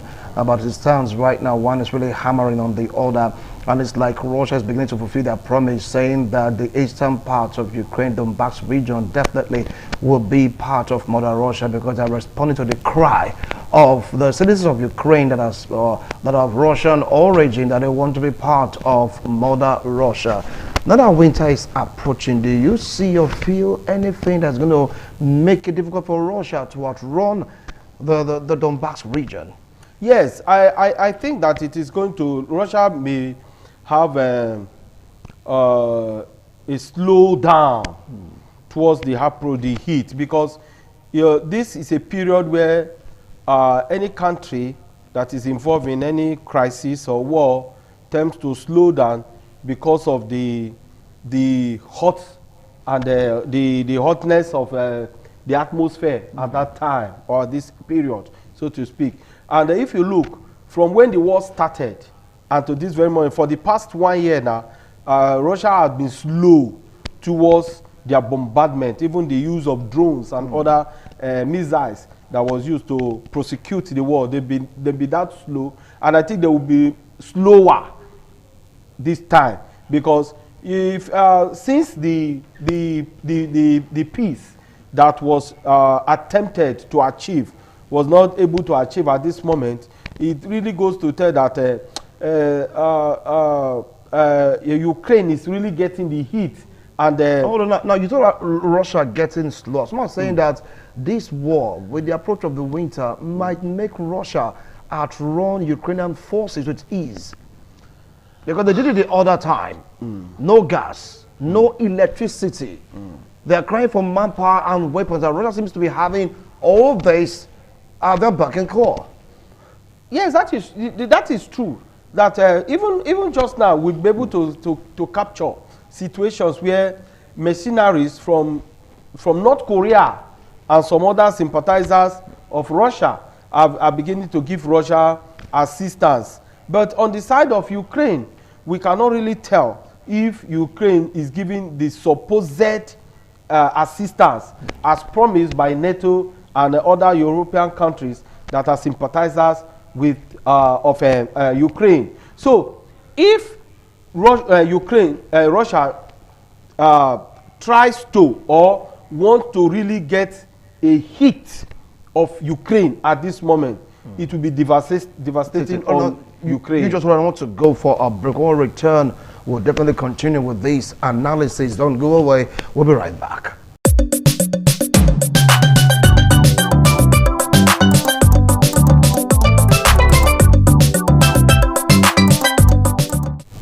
Thank you so much for staying tuned. If you just joined us, this is International Forum, reaching you live from Benin City, Edo State, Nigeria. I'm with me here in the studio is Barrister Emmanuel Obakpola. We're taking a look at the Russia-Ukraine war, a critical look at the theater. You know, the winter is fast approaching. So you're making a point when we talk about who was hit this winter. Well, if from where I stop, if Ukraine gets the necessary support, it may not be easier for Russia to run through. But if they don't get the necessary support, Russia is going to run through Ukraine, particularly at this epoch. So what I think, somebody did say, and I quite agree with the person, that peace is priceless and peace is super expensive. So if we are to go by that, I think if there's any time that the world needs to intervene to ensure that there is peace between these two brothers. Okay. I think this is the moment. Okay, fine. Now, what you said, Ukraine has been dwelling on faith promises. They talked about going to other countries, other nations for help. Promises were made, but Zelensky specifically requested for a long-range missile, weapon that could really hit the heart of Russia. Now, what do you think is impeding the country, the world, vis-a-vis the U.S. from heeding to that particular request? Ukraine said, look, if you can give us that weapon, that'll be the beginning of the end of the war. After all, they're able to hit Mother Russia with ease. One is surprised that at this very moment, Zelensky is going up and down looking for assistance, despite all the promises that were made to him before the war was being prosecuted from the outset of it.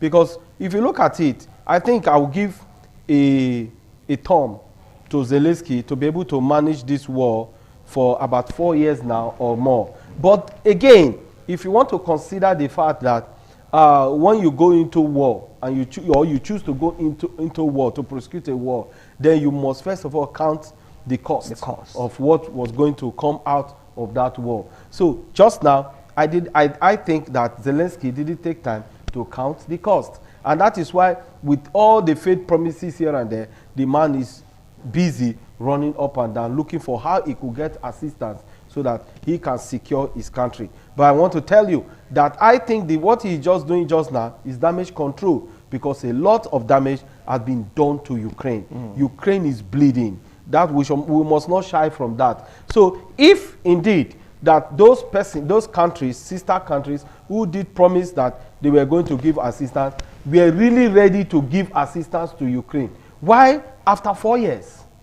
Why is it taking so much time? Because long-range weapon, I think Russia is using long-range weapon against Ukraine. But no country wants to give Ukraine. They don't want to give them permission to use it. So the question now is, are these countries afraid of what Russia would do to them to give Ukraine that type of weapon?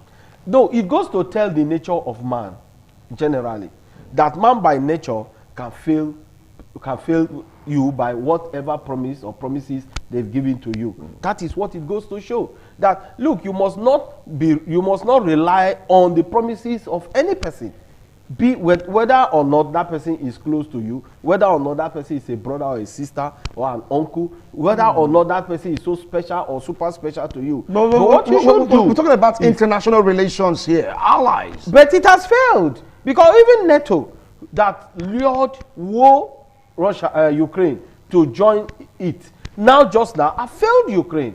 And if you look at Zelensky, have been going up and down, crying, lamenting on what his country is going through, despite all the promises, all the assurances that have been made to him. Even when Donald Trump was on him, you saw the first meeting with him was a disaster, a calamity that also came out to show that, look, you need to go and count the cost again, whether you really want to, whether you intend to prosecute this war. So the war just now is shifting towards one direction. And which direction? Towards the direction of Ukraine. Ukraine is getting the hit. Zelensky is doing damage control. But the question now is, how long will he continue with this damage control? If, save that, these countries who have made promises of long-range weapon to him should be able to give to him, so that the man himself will be able to send some of these long-range weapons so to get the hit. Because where the war is balanced, then I think there will be room for peace. But just now, the war is not balanced. All right, and that is why the man is shouting. Now, so Poland has this view that it's like even the U.S. don't want to tempt Russia, that they're afraid of Russia. That's why they're not wanting to, release the long-range weapon. Because when Putin heard of that, he gave a stern warning. If they should do it, Europe will bleed. The war, or let's say the world, might bleed. Do you see Russia feeling that threat if peradventure the US or NATO choose to supply long-range weapon to Ukraine? You know, if NATO does supply long-range weapon to Ukraine, I see Putin slowing down. I think that will necessitate or speed up the idea or principle of peace accord. I think Putin slowing down, getting more and more angry and doing the unthinkable. Because remember that in the course of this war, when Ukraine was almost at the forefront, Putin signed a note of warning, and it's like they backtracked. Are they scared of the man, Vladimir Putin? I think the man is somebody that should be scared of. Because somebody who has his mind at his back, his heart is at his back. Somebody who can tell you, this is what I will do, and he will do it. Particularly when it comes to destruction. So that kind of person should be taken seriously. That kind of person you should soft pedal when you are handling that kind of person. But I think diplomacy was not applied in this matter. I think so. If from the outset of it there were proper diplomacy, then I think this war wouldn't have gotten to this extent. But because some persons were bent on using Ukraine as a test of the strength of Russia, have succeeded to see that what they thought was not really what they would achieve. Because just now, you use Ukraine as a bait to test the strength of Russia, and Russia has proven its strength. Yes, even despite the super nature of Russia, when you want to compare it with Ukraine, you cannot see that Russia is also getting mercenaries, also getting assistance from other sympathizers with her. So also is Ukraine. But Ukraine is not getting... Weapons were given to Ukraine except for the long-range weapon that can target the heart of Russia, which is the Kremlin. So why would you say that Ukraine has not been given support? No. The assurances, the promises that were made to reach Ukraine is not being fulfilled. Ukraine is only getting the surface. When you compare the two countries, Russia and Ukraine, even before the war, you would agree that Ukraine is the big brother. There is no doubt about that. Now, when the war started with all the promises, the big brother who has the bigger strength, who has the might, the super might, is being assisted by some sympathizers of her. Then you, the small brother, is just getting a surface of the assistance that were promised her. So you cannot now say that there was equal strength in the prosecution of this war. That has been ruled out. Then, if that has been ruled out, what should Ukraine do? NATO and other European countries who have indeed made promises. You cannot fight Russia by giving short-range weapons only. Weapons to protect the boundaries or the territories of Ukraine. But still, Ukrainians you cannot only do that. Ukrainians were given drones. How did they get the drones? They used these drones to infiltrate Russia and dealt serious blow. Don't mean according to the size of Russia, the power, their oil, you just name it. I mean, they're supposed to be given to these guys. Are you saying it's not enough? It's not enough. Ukraine just now needs more assistance. If indeed those who wore Ukraine into this war meant well for Ukraine, they should give them long-range weapons. So that by the time Russia, because this war, the prosecution of this war is indeed in Ukraine. Russia just only got, Ukraine only made an attempt towards Russia. And immediately Russia saw that attempt, and that attempt succeeded as at that time. They quickly looked for how they could waive it. Yeah, like countermeasures. Yes. So they brought in countermeasures. Now they'll be able to know the strength of Ukraine and perhaps those who are in support of Ukraine. So what do? Change tactics. I think there is need to change the tactics here. And the way to change the tactics is the supply to Ukraine of long-range weapons. So that by the time there is heat in Moscow, there is heat in other regions of Ukraine, of Russia rather, then maybe Putin will have a rethink. If he thinks he wants to then use Satan II to shake the foundation of the war like he did say, then it could lead to another, it could metamorphose rather to another form of war, not Russia-Ukraine war. Maybe perhaps even Putin in his arrogance and pride is also conscious of that fact, and that is why he is only doing the taking the battle rather to Ukraine to ensure that all of this, the prosecution of this war will be in Ukraine. I will not get the heat. So by the time Ukraine is getting the heat, Ukraine may probably surrender to it. All right. So I think there is more that So should be done for Ukraine. We'll return after this break. We'll dive into the sanctions. The question now is sanctions being imposed on Russia because of the war prosecuted against Ukraine. Do you feel this sanction is really having any effect on Russia? Remember that their major oil have been sanctioned. Doesn't mean that others are not doing business with them. We'll take a look at the impact of this sanction and how it's going to affect the war. Don't go away. We'll be right back.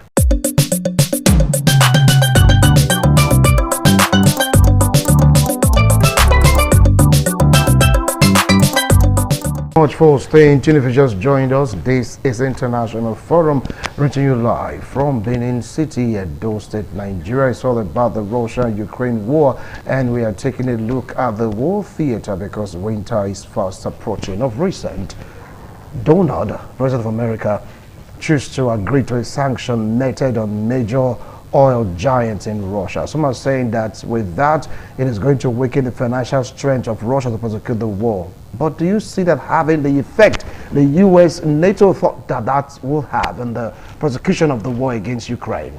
No, the sanction is not enough. The sanction melted on Russia just now will not so hit Russia because already, you know, America is aware, President Donald Trump is aware that Russia has sympathizers. Example, North Korea, China, Iran. Some of these countries are holding solidarity with Russia. And not because they really like or love Russia, but because of the hate on the man called Donald Trump and also the United States of America. Because some of these countries want to rub shoulder with the United States of America.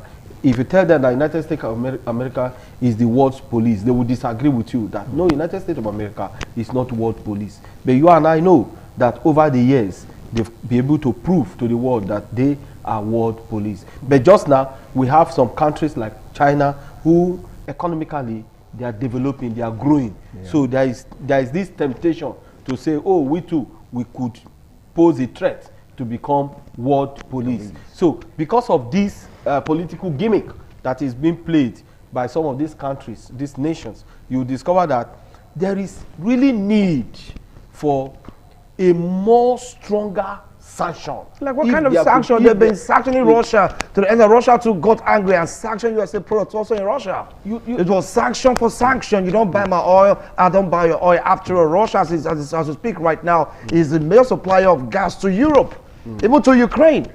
So how are they going to hold on to that giant? That is where I think that there is need for, outside the sanction to be meted on them, there is need to give Ukraine long-range weapons, some of those supersonic weapons, so that, because if this war continue to go the direction it is just now, then the peace is not foreseeable, and once peace is not foreseeable, meaning the war continues. Then if the war continues the way it is now, what will be the fate of Ukraine? And I think that is what other parts of the world, other superpowers should be able to come together and say, okay, if we know that this war, we cannot achieve peace, and Ukraine is getting the heat the way it is going, then let's give them all necessary support that they need and see whether that could pose as a threat to the man called Putin. And we'll be able to, maybe when Putin gets 1, 2, 3 hits, his own citizens may raise alarm and say, we are going through pains. We are going through this suffering. But look, let us see how this war could come to an end. Because just now, the people are not feeling it. And there is this rumor, if it is true, I do not know, disconnection from social media and the internet, wherein they may not even understand that there is really war between Russia and Ukraine, because Russians know that Ukrainians are their brothers and sisters. They see themselves to be to that extent. They see themselves to be one. So if this war continues like this, are we saying we are going to allow Ukraine to be erased from the surface of the world? Or are we saying that Ukraine should surrender her sovereignty to Russia? Or are we saying that those who tempted, who woo Ukraine to go into this war have now lost faith in Ukraine? And if that is the situation, what should they do? So, one, if we cannot achieve peace, then let the war proper go on. All right, you said the war proper should go on by giving Ukraine long-range missile weapons to target the heart of Russia. But Russia made just one request, so one request has many, terms and conditions. Number one, if you want the war to end, disband your military. Leave the eastern part of Ukraine, Donbass region, go home, and everything will cease. Because for what is happening, it's like Putin, from reports, is beginning to cover the eastern part of Ukraine, which he said he really wants to be free. That if Ukraine should leave a particular portion for him, the war will cease. But he said he wants to create a buffer zone between the main Russia and of course Ukraine because of the advent of the EU. And he gave one that strong warning, don't even think about it, joining the European Union. Would this man you're seeing right now agree to that? He will not. And I think I like the stubbornness of this man. I like his decisive nature. The man takes decision. Despite the fact that so many persons have accused him of being lackadaisical, being unreasonable in the prosecution of this war. So many persons have accused him. So many persons see him that the man is not strong enough to have gone into this war. But I think one thing about him is that the man is not lily-livered. The man is somebody who has taken his decision and stands on his decision. And I think even Putin will respect him for that. And I quote him for that because of his decisive stand on issues of international diplomacy. But again, you look at what is happening in Ukraine. Despite the decisive nature of the man, despite his political strength, despite the fact that the man will say no to what he will say no and yes to what he need to say yes to, how is he be able to prosecute the war? What is the strength of his military? Who is being hit most in this war? So when you consider some of these things, you would agree with me that Ukraine is really going through pains just now. But then, and again, is that those who woe him, again I repeat, those who woe him into the prosecution of this war have not really helped him to see how he could succeed. Though at a point, after a year, we saw that even Russia got some hits, particularly that period where they were able to penetrate the Russian territory. And someone saying that was a time of what was the name of the president, the one that came before Donald Trump?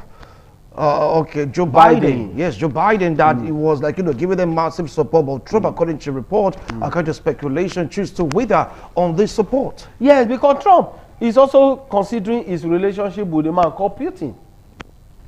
And the one of the elections, the election before this one that brought Trump, in fact, the election that he lost, I think, or the election that he won, the first tenure. Against Hillary Clinton? Yes, there was an allegation that Putin helped in rigging that election. There was that allegation. What does that mean? It goes to tell you that the strong ties between those two persons. I don't really want to consider what transpired with the election results, no. But if there is a strong ties between these two persons, do you not think, or do we not think that Trump could give 100% of his support to Ukraine? The answer is a no.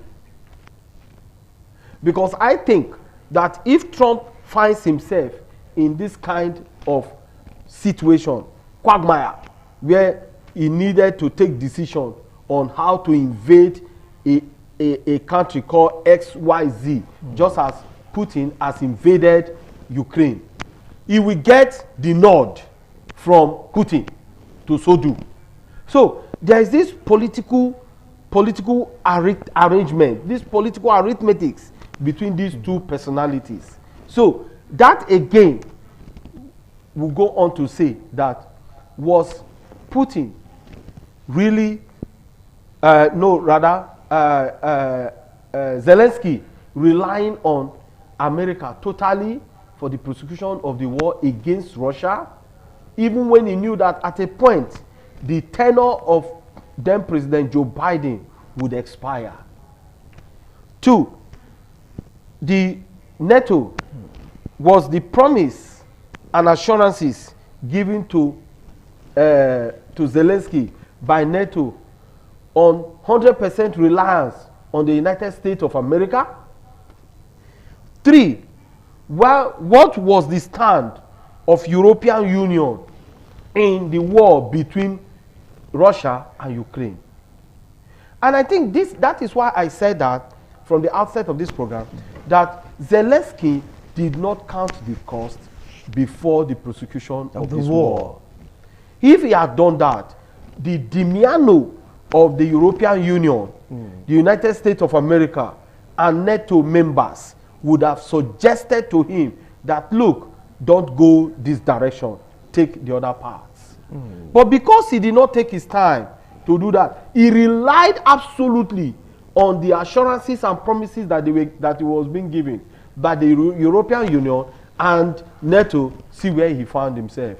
Now, you NATO, if indeed you promised this man, European Union, if indeed you promised this man that you were going to be of 100% assistance to him in the prosecution of this war, why are you relenting now?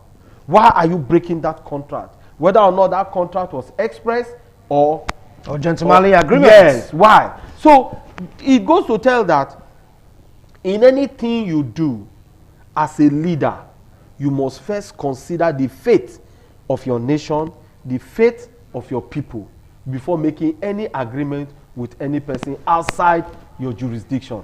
Because now it's crystal clear that there is a possibility that they may fail him. All right, well, we want to take another break. When we return, we're going to tackle this question if Donald Trump's option for peace between Russia and Ukraine has been exhausted.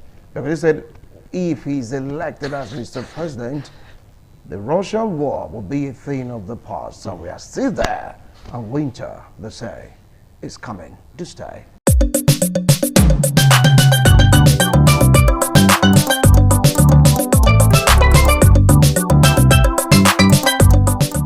Thank you so much for staying tuned. If you just joined us, this is International Forum, and we're about commencing our decent today's edition. Well, Donald Trump made a promise that within how many months in office he's going to broker peace between Russia and Ukraine. Has he exhausted all options? Do you feel Donald Trump can really do that? Because they're looking at him as a man with a magic wand. I think that was a campaign strategy during the American election. And the man succeeded in using that to woo the hearts and the minds of Americans to succeed. But now that he has succeeded, is it easier for him to penetrate the mind and the hearts of the man called Putin to ensure that there is peace between Russia and Ukraine? The answer is a no. So that goes again to tell you that whatsoever you do, total reliance on the might and strength, wisdom, intelligence, understanding of a man may not help you. So what you need to do is to consider some other factors. Maybe again, like we Africans, we always consider the God factor. That's why you will see that somebody will tell you why Israel is being prosecuting war. Somebody here in Nigeria will tell you, oh, God of Israel, come and fight for us. so you see the situation we find ourselves. But that again is helping us to maintain peace, either by crook or by hook. So I want to again tell, look at this matter holistically, that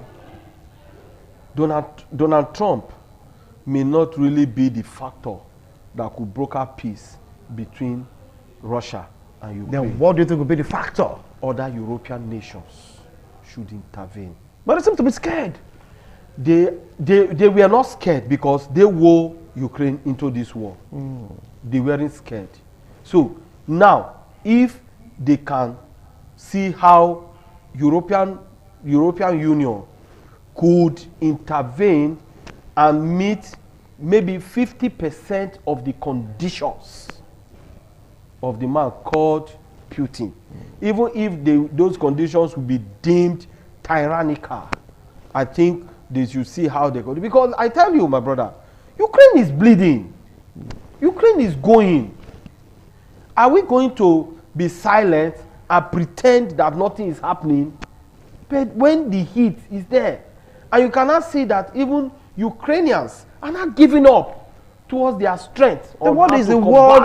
What is this world organization doing about this? The United Nations. What are they doing about this? Again, before now we have what is called the League of Nations. Now we have the UN. The League of Nations came to existence in 1919 after the First World War. Yeah. And you can see that the League of Nations died a natural death because they were not able to sustain world peace. Immediately the Second World War broke out. Yes. So I see it again that though the United Nations have been able to sustain all this while, we have more years of peace in the world, pretentiously anyway, than what we had. Why would you say pretentiously? Yes, because if you look at, we have skirmishes of war here and there. Yeah. But not a world war, not a major war. Not a world war. All right. So that is why I say pretentiously. And now we have not been able to manage that world peace that the United Nations seem to stand for or stand on, as the case may be. So if that is the situation, how do we manage what we have just now? Because the United Nations is just doing damage control, patch here, patch there. We saw the Israel Hamas, we saw Israel Iran, we saw different nations going into war. We saw China, the other small nation, no nation is small. Taiwan. We saw North Korea, South Korea, like that. Here and there, you still have skirmishes of war. So that is to tell you that anywhere man exists, there is possibility of tendency for crisis. So, but what do we do? How will they manage this situation? They should do all they can to see how they can remedy the situation by helping Ukraine. Maybe if those long-range weapons are given to Ukraine, as I did say, and there is heat at the heart of Moscow, Putin may have a rethink. All right, thank you so much, Barrister Emmanuel Obakpolo. He said the solution for what, from his own angle, is that Ukraine should be given access to long-range weapons, missiles, Tomahawk, you just name it. But Putin said something. If that gives them that country or that individual will be in his black book. So maybe right now the fear of Putin is the beginning of wisdom in international relations. We don't know, because think about it. Ukraine really is bleeding. They've been bleeding. How come no one can say, Russia, please, enough? Or should the world now bend to the will of Putin by meeting his terms and conditions? Zelensky, disband the military, don't join NATO, leave the East, the Donbass region, go home, there'll be peace. Do you see Zelensky breaking at this point? After all, winter is approaching. Do it again next week, Tuesday, God willing. Bye for now.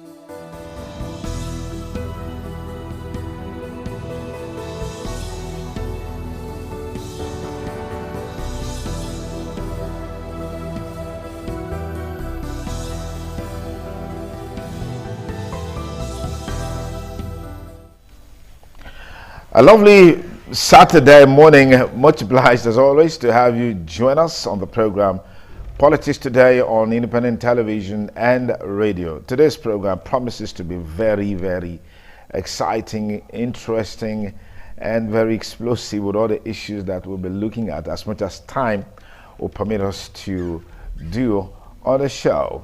Well, busy week, I must say, in the political space.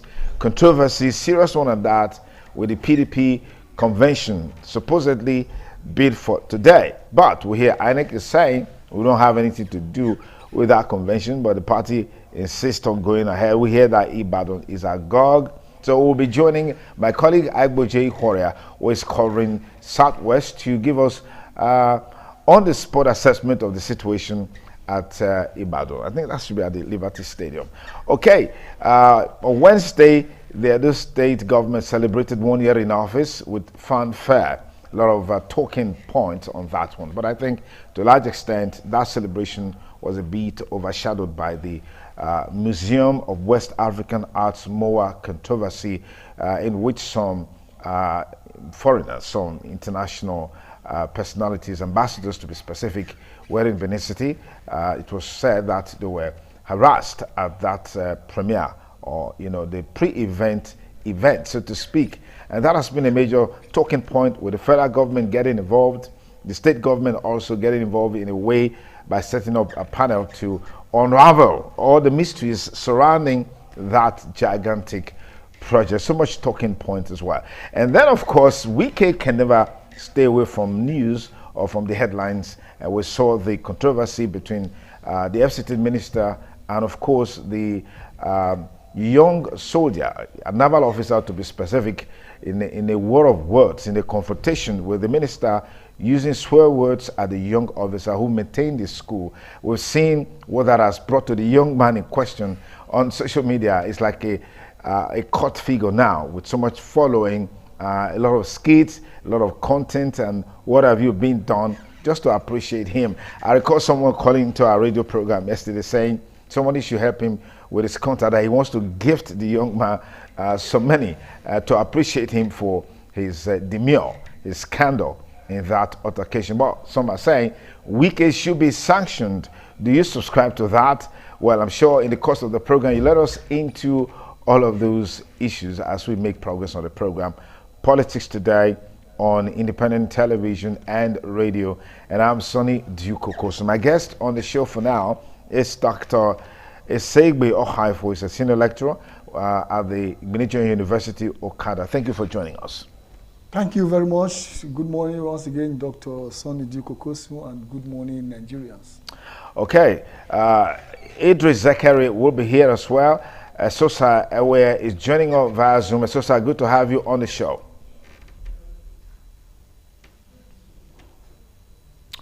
Okay, we hope Sosa will be able to join us via Zoom. And Chief Daniel Matthew Akwamoha is joining us from the UK. Dan, thank you so much for joining us on the program. Good to have you as always. It's a privilege and honor to be with you. Thank you very much for having me. Okay, Dr. Ehiye Gareva is a former chairman of Iga local government. A chieftain of the APC will be joining us here as well. And then, of course, we have Dr. Andrew Omosafe, who is now the provost of the College of Agriculture, Iguarahi, will also be joining us on the program. So it's a full house that we have this morning. But first, let's quickly take a break, and we'll have Zachary join this conversation as we await others to join. Stay with me on the program Politics Today on independent television and radio. Thanks again for rejoining us on the program Politics Today on independent television and radio. Let's get the conversation on, but let's welcome Idris Zachary. Thank you for your time. Thank you for the opportunity. Okay.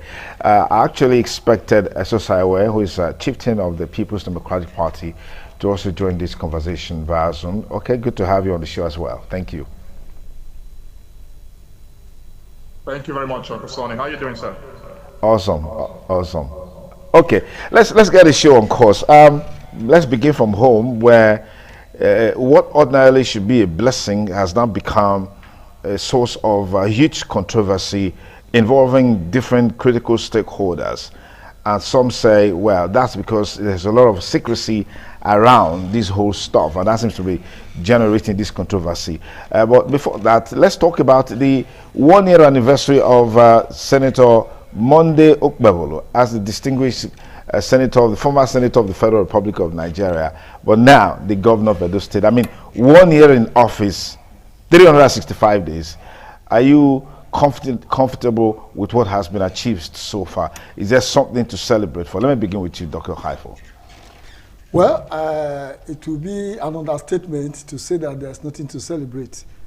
There is something to celebrate, particularly those of us who live at Ramat Park area, seeing the flyover there. It's a lot to celebrate about that, particularly. But I, for one, will want to describe the government of Monday Okpebholo as it were presently as what we used to call felele. That's a football we used to call felele. When growing up, they used to call it anywhere belle face. So far so good. There's no very clear-cut agenda that we can hold Monday Okpebholo accountable for, to say that this is the drive of the government. It's enough to have a lot of money at your disposal, and it's also enough where you need to interpret that, please. Yes. That's when money arrives suddenly, you buy things you are not supposed to buy. Then when money disappears suddenly, you begin to sell things you are not supposed to sell.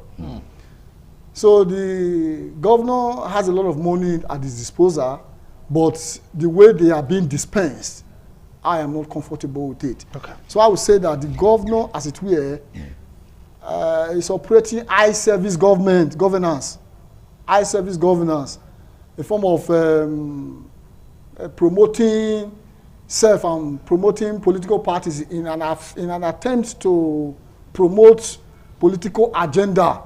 That's what I mostly see. Okay, let me pause it there, because we need to run this real quick. Idris, give me your take. 1 year in office. I am compelled to agree with our respected doctor here. The last time I came here, I said the Okpebholo administration was behaving like a chicken that had Newcastle disease. You know, the way those chickens turn their neck in very funny ways. But since that time till now, I've seen a bit of stability, and I will speak to that. I think that in terms of physical infrastructure, the governor has begun to find his feet gradually. Some of them seem misplaced, like the flyover he mentioned. Fantastic project. I think it's a great project. But the quality of roads in the city matters more than maybe the flyovers. I agree that the administration before this one failed spectacularly in addressing the quality and kind of roads we have in the city. So I would have thought that, like in the Ubowo-Lagos road, if you drive by 10 p.m., you see vehicles moving one way because of how bad the road is. I would have thought that I would have addressed those before going into mega projects. Maybe those will form his second year in office, mega project as like the flyover in Sapele Road and the one at Ramat Park. Having said he's doing well infrastructurally, he's done a lot of schools too. He's doing a lot of roads, but I'm just pointing out that more can be done in place of what is being done right now. But beyond that, where I think he has had the biggest problem, and I think I speak this passionately because I do want the gentleman to succeed. I think he's a fantastic gentleman, is the kind of sycophants he has had himself surrounded with, who go about praising him on a daily basis. It is a big problem. On top of that, this inordinate promise to deliver 2.5 million votes, I call it an imaginary 2.5 million votes, because from the last count, the total number of voters in Edo State, registered voters, is 2,250,000 thereabout. So anyone who is now imagining delivering 2.5 million votes borders on delusion.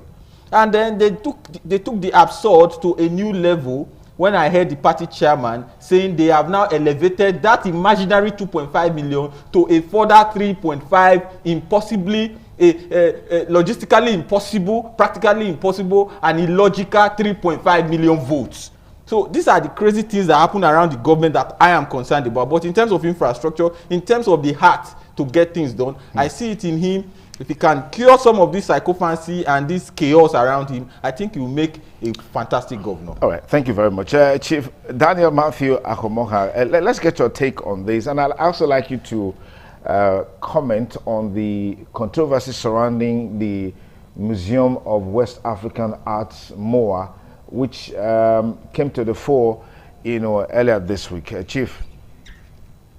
Oh, thank you very much. I would, first of all, be very serious of me not to speak in defense of Governor Monday. And also very difficult for me to contradict what the two fine gentlemen have stated, because in their summation, there are more than element of fact in it. And if we look at what Governor Monday have done in terms of not just infrastructure, over 5,000 teachers recruited permanently, over 63 schools fixed or renovated, funding for education as well, that it's double up, and so many other things that is done.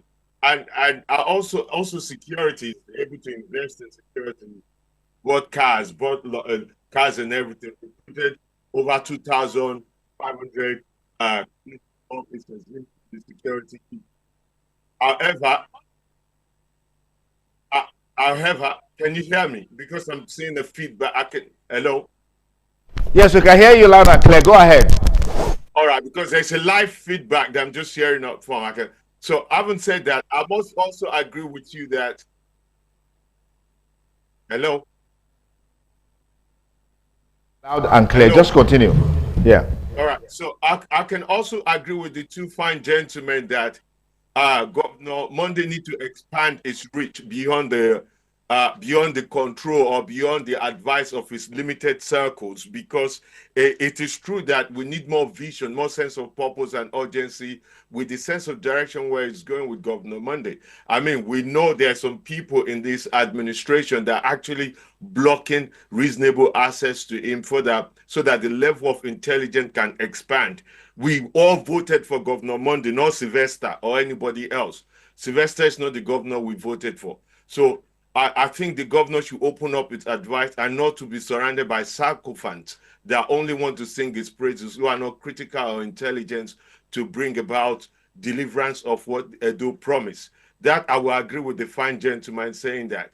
In addition to the Moab thing, I just think it was a mismanagement from the government perspective. It's a proper mismanagement. And another thing that is prevalent in this administration, because I support this government and I want him to succeed. We cannot go back and try to undo everything Obaseki has done, either good or bad.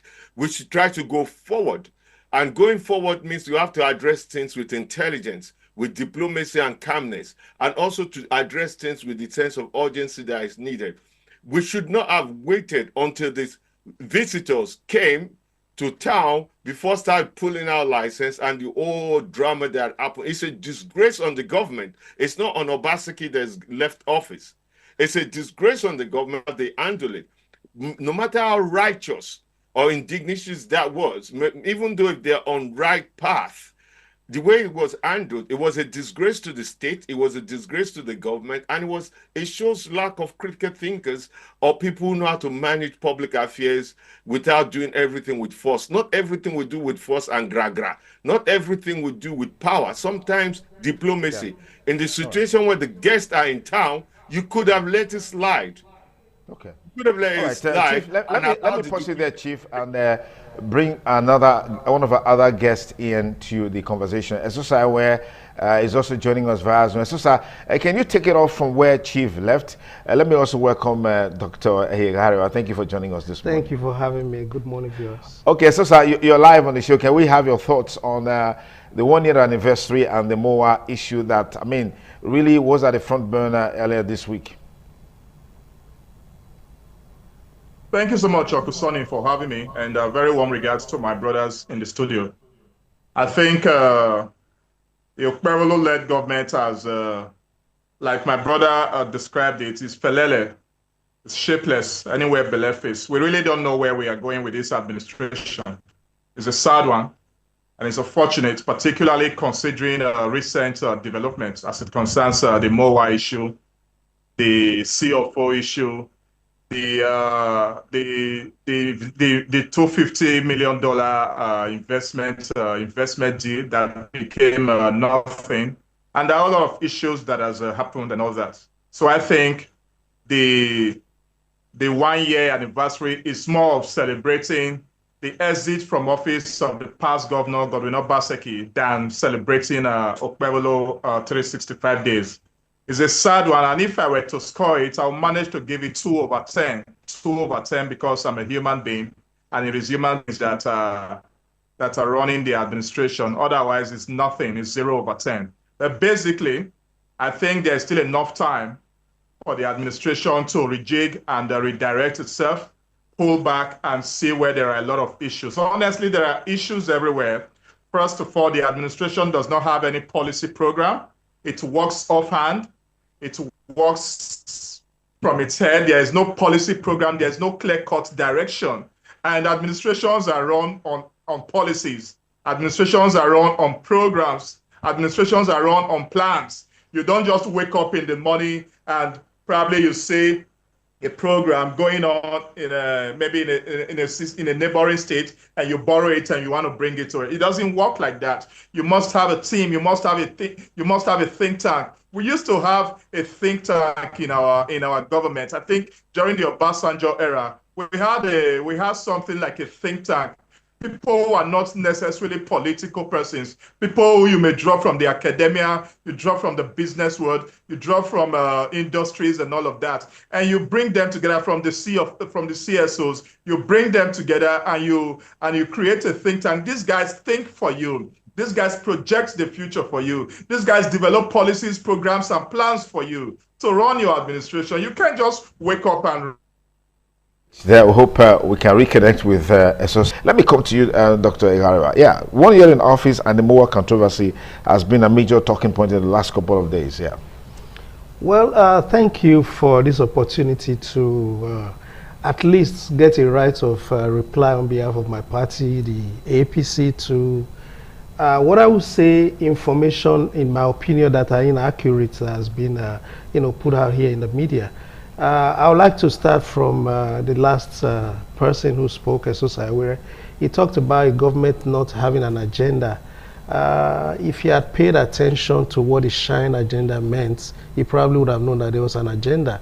You know, it's important that when you come on TV or come on air, you just don't peddle things that are, inaccurate, just to score a cheap political point. The government does have an agenda. Then you talk about assemblage of people who should know, maybe in his opinion, technocrats perhaps, from the outside. But the governor's cabinet itself, I have a friend of mine who's got like close to 30 years banking experience. He's the commissioner for finance. Which other technocrat do you need? At the Ministry of Justice, we have a senior advocate of Nigeria. That's the very height of the legal profession. And then we come to the Ministry of Health. We have a man who trained in the Nigerian medical schools, got certification from Harvard, from Cambridge, and was practicing medicine in the United States. So he knows it all. If you are talking of international medicine or medicine as it's being practiced in Nigeria, is a commissioner for health. So what else? Which other technocrats? So we have a full complement of technocrats. Of course, yes. So if that's what he's talking about, so you don't need another. So 1 year down the line, how has this yielded results in terms of the quality of life impact? Our doctor said here, the governor will appear like a man, he said it who has a lot of resources and he's buying things that are not relevant and later will probably be selling off. The question now would be, what are irrelevant? Right now, Edo State do not have a specialist hospital, and the governor is working day and night to ensure that the Stella Obasanjo Hospital is completed. Even though the government has been left with about 6.1 billion debt, the hospital was commissioned by former President Olusegun Obasanjo. Even though it wasn't ready, there's no mortuary, and as of today, the hospital is not working, but it was just commissioned anyway. And the governor is committed to not window dressing, but ensuring that these infrastructures are put to use by the people. Then he talked about, he faulted the flyovers. Yeah, it's easy to afford the flyovers if you don't live along the Ikpobahi houses. I've said it before on this program. I attended Edu College. I knew there were students of Edu College who perpetually came to school late just because they resided in that part of town. And every morning, sometimes there will be huge vehicular traffic, maybe as a result of an accident that's blocked off one lane. And it was a consistent, reoccurring situation. And the governor has, in his wisdom, also imagined that this is the route to other senatorial districts. So we ought to have an alternative route. Okay. We have to have a flyover so that we can divert local traffic, and those who wish to pass by and continue with their journey to the other senatorial districts can do so. So in conclusion, the governor has done here 1 year. He's doing excellently. What people are struggling to grasp is this.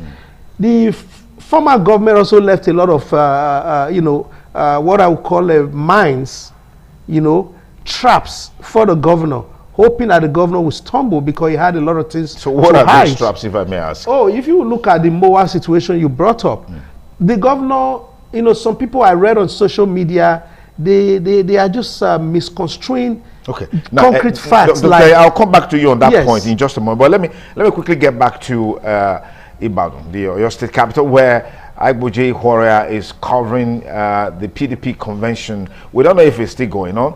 Agboje, please talk to us about where are we with the PDP convention? Is it going on, or is the party now being restricted by the court orders? What exactly is going on?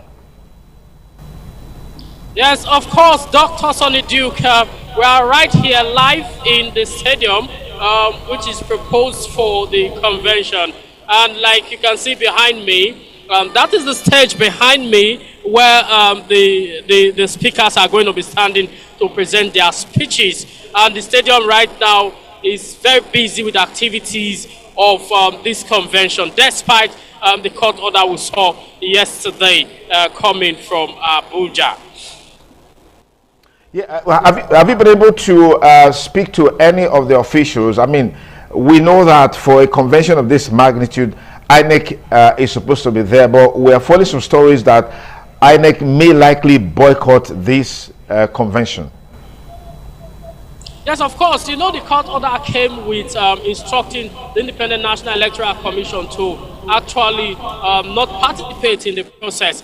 But what we are seeing right there shows that the convention is going to hold and is taking place, because delegates are beginning to arrive this venue where the convention is going to be taking place. We are beginning to see some of the candidates coming in, and supporters have been around since morning trying to put one or two performances together just to entertain the crowd that is here right now.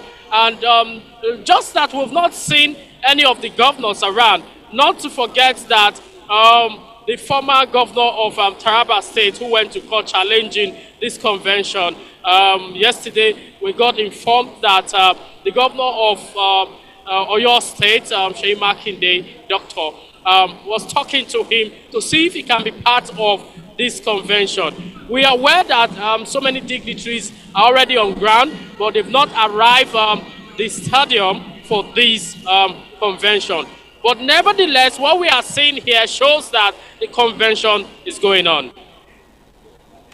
Okay, we hear that Seyi Makinde, the governor of Oyo State, is one of the leading candidates for this convention. Can you talk to me about some of the contestants that are vying for various positions, particularly at the highest level?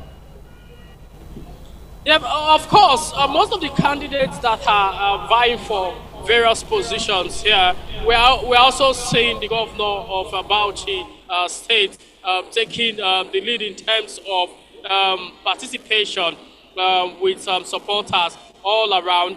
We are seeing the governor of Oyo State also putting efforts in place to ensure that everything is done and the party gets it right from this venue. But what we are seeing here today, it's a reflection of the position at which the PDP finds itself today, especially with the court orders giving left, right, and center. Possibly that is what has affected the convergence of leaders and political bigwigs that we have not seen just now, right here in this stadium. All right, Ihora, thank you so much for your time and for the update on the PDP convention. So from what you have on the ground, the party has made up its mind to go ahead with the convention in spite of the court order and the possibility of INEC boycotting this convention. Wouldn't that mean that it's perhaps an exercise in futility, especially if we don't have to go through the route of litigations and all of that ultimately? Of course, the party has been facing several litigations not too long a time now, and possibly they have a way of resolving their issues maybe after the convention. We don't know. But what we are seeing right here shows that the party is prepared to go ahead, either or not the Independent National Electoral Commission is going to be part of it, because we are seeing behind me ballot boxes. We're already seeing behind me also voting booths. And the people are prepared. We already have a stand for the committee who is organizing this process. So for sure, the process is going to go on. But the outcome of the process, what it's going to become for the party, we don't know yet, but we'll keep our fingers crossed to see how all of these crises within the party will be resolved. Whether these matters will be withdrawn from court and they go back home on the drawing board to settle their issues and resolve it and face the challenges ahead of them in 2027, we don't know yet. But let's take it one step at a time and see what happens here today, and after which we'll follow up to know what is going to become of the party. Very well then, Ihora. Thank you so much for your time. We hope to have more updates from you much later in our news package. Thank you so much. And now we're back to the studio where we continue with our conversation. Now, you were talking about the MOA controversy. Yeah, you called it a booby trap by the previous administration. It was a booby trap, obviously, deliberately put that way to con Edo people. Why did I say that? Some people, when the governor read out yesterday that the total cost for building the MOA, the building that has been put in there, was put at about 4.1 billion naira. They are forgetting that that budget wasn't done yesterday. It was probably done some 5, 6, 7 years ago. And 5, 6, 7 years ago, 4.1 billion was a huge sum of money compared to what we have now against the dollar.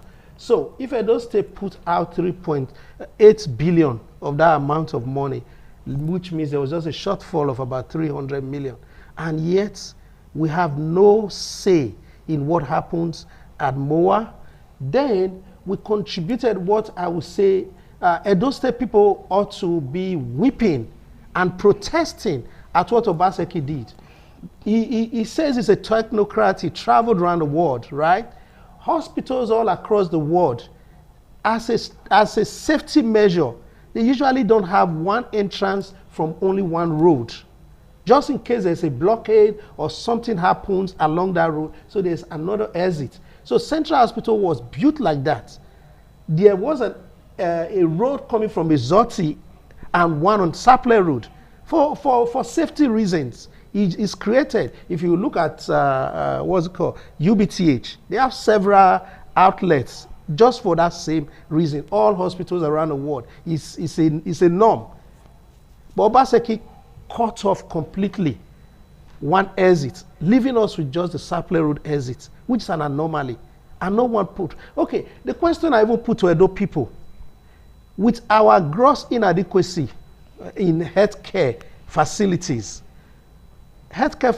are mostly for citizens and indigenes of a state, while museums are for foreigners, basically. There's a museum at Ring Road. 99.9% of Edo indigenes have never been there. It's been there, predates my existence. But no one goes there because I don't want to go and learn about what I already know about my people. Only foreigners come to museums for the most part. But do we need those foreigners coming into the country? They must come in. They must come in the right way. Okay. He went on to say, okay, if the governor put 3.8 billion and the building was put together, the land was already existing in the first place. On one of his program of one of his people yesterday, he admitted to the fact that about $30 million or euros had been raised by their group. The question is, and some people are saying it's much more than that, it's over $100 million. Okay. The question is, where is that money? What was it used for? Obviously, I know about building. a dime of that money wasn't spent there. So why are you so sure? You were not part of the team. Because they already had a budget. And the man who did the budget is from his administration, who did the bill of quantity and arrived at 4.1 billion. And there is no evidence that there was a variation to that price. Okay. If there wasn't, $30 million don't sound to me like 300 million naira. That was the shortfall. And again, we talk about investors. Who brings, if Edo State contributed as much as 3.8 billion and we gave them that choice land against the interest of Edo people that who obviously prefer to have the second segment of the hospital, since Comrade Adams Oshomole built one, rebuilt for them to continue to enjoy that infrastructure. If Edo people have been shortchanged and their land taken from them, vast and choice land, so you bring in white people. What is it about white skin? Because you brought in white people into the state on a Sunday morning at 9 a.m. and the state governor is the chief security officer of the state is not aware. The Minister of Arts and Culture was in this state just yesterday. She wasn't aware. There's a local government chairman at Oredo is not aware. The palace is not aware. The commissioner for culture is not aware. No one else was aware except Obaseki and his crew. Okay, let me pause you there because Idris, let me start with Dr. Haifo. Okay, let me get your take on this more because it's something that we're all interested in, and we want the best for Edo. The governor who facilitated the project obviously want the best for Edo. The governor that is questioning how the project was executed also want the best for Edo. Yes, quickly. The issue here is issue of tribalism and issue of right and maybe some political undertone. We were well aware that when the program started, there was a rapport between the former governor Obaseki and the palace. I listened to the Royal Majesty on one of radio outlets about 4 days ago when he was giving his own testimony, how they cajoled his senior son to go and join them in the MOA stuff and what have you. I think what is happening is just about witch hunting. Each government trying to establish her own legacy. Before this on Sunday matter that the white people came, we have always heard from Chief Tenebe, the chairman of APC, that they were going to partition that MOA and turn it to something else, to hospital. That has always been the APC agenda, that MOA, that they were going to partition it to hospital even before this present situation. Don't forget that when Obaseki came as governor of this state, the same hospital my gentleman is referring to here, Obaseki accused Oshomole of fraud about that same hospital. Which he never proved. That's what we are trying to say now. He made all effort to say he want to probe. But he never did. He never did. Good. That is the system here. Even this one, they are saying that they want to probe Obaseki now, that Oshomole is the chairman of the committee to come and probe Obaseki. The aim is already defeated. Maybe it's another felele. So the aim is already defeated because why? Because we already know that you cannot be a judge in your case that Obaseki and Oshomole already have some skeleton in the cupboard they have been fighting about. So to come and bring Oshomole now to say to come and probe Obaseki, the end is already. All right, let me. So what we are saying is that as pertaining to that MOA, I think there is a misunderstanding between the government and the palace. Okay, let's pause it. The palace is claiming that it's their property. Let's pause it there, Dr. Haibo. Okay. Idris, give me your take on this. The only thing better than the truth is the whole truth. And you see, the truth that set men free is the truth that men do not love to hear. My late mother would say, what is worth doing at all is worth doing well. The administration of Governor Godwin Obaseki, the previous administration to this administration, did a con job with a number of projects, chief of which is the MOA project. The MOA project is 1, the Stella Obasanjo Hospital is 2, the ShopRite project is number 3, the modular refinery is number 4, the industrial park is number 5. I can go on and on. They were all con jobs. Edo State, the Radisson Blue Hotel is another top one. Edo State will invest up to 90% of state resources. And the one that is most painful is that not only they invest state resources under Obaseki, they will claim the credit that this is our project. And at the end of the day, when we were crying 4 or 5 years ago, some of the gentlemen around didn't quite see. They thought we were meddlesome interlopers. And then we find out that none of those projects belong to the state. The one about the MOA is teaching, is crucial because it now involves utter disrespect for the traditional leadership of our state. We are a traditional people. We are a traditional people. The Benin artifacts are the sole property of the palace of the Oba of Benin, led by the Oba of Benin. It is not government property. And then we saw how much the palace was denigrated. We saw the attempt to balkanize the Benin Kingdom by the formation of local traditional councils. So Ovia traditional councils are now on their own, already under the previous government. These are grave sins that are almost unforgivable if it was done by someone else. I am shocked that the Benin people are not rising up to question the Benin man who was governor before now for doing such damage to our traditional institution. And then you have an agreement. I have seen men lie to men. I have never seen men lie to deities. Our Oba is a deity, is a god in human form to the average Benin man. You agree with a monarch that you are going to build a Benin Royal Museum. There is a group form for it, only for you to corner that group and make it your personal project. Now, after spending 90% of Edo money on the project, we now find out now that the project does not even belong to Edo State in the first place. I can go on and also, my own position on this matter is that former Governor Godwin Obaseki is not bigger than Edo State. He must be invited to explain to the Edo people how he spent Edo money. And there's something that bothers me. How can you be a governor for 8 years and now you are on exile? Since you left off, you didn't even wait to leave office. 48 hours to when you will leave office, you've gone abroad. And now you are speaking to people from abroad. A former governor who was governor for 8 unbroken years cannot come back home to a state he led. To me, that tells the whole story. Okay. So in the final analysis on this MOA project, I think the Okpebholo administration, though, could have handled it a bit differently. If they are not willing to give us back our property, because MOA is our property, then we must take back the land. The land alone is over 11 billion. That is choice property. Middle of Benin, Ring Road. If they are not willing to give it back to us, if they are not willing to convert it to Benin Royal Museum and have our artifacts that have been returned by the Europeans returned to that place, let them carry their MOA and take it to wherever they brought it from. Let us rebuild an hospital there that the common man can have access to. Anything short of this is daylight robbery. And let me use the opportunity to say, we told them, the previous administration, that power is not forever. All the con jobs you are doing are beginning to come to light. The Okpebholo administration is failing spectacularly in telling us the details of what happened in the previous administration. And let them not joke about it. When they leave, we will also talk about theirs. So those who are looking for 3.5 million votes inside 2.25 million votes now should note that they are setting themselves up. A time will come when we will engage them the way we are engaging the Obaseki administration. Quickly, now. Sir. All right. Quickly, sir. Yes. Quickly, sir.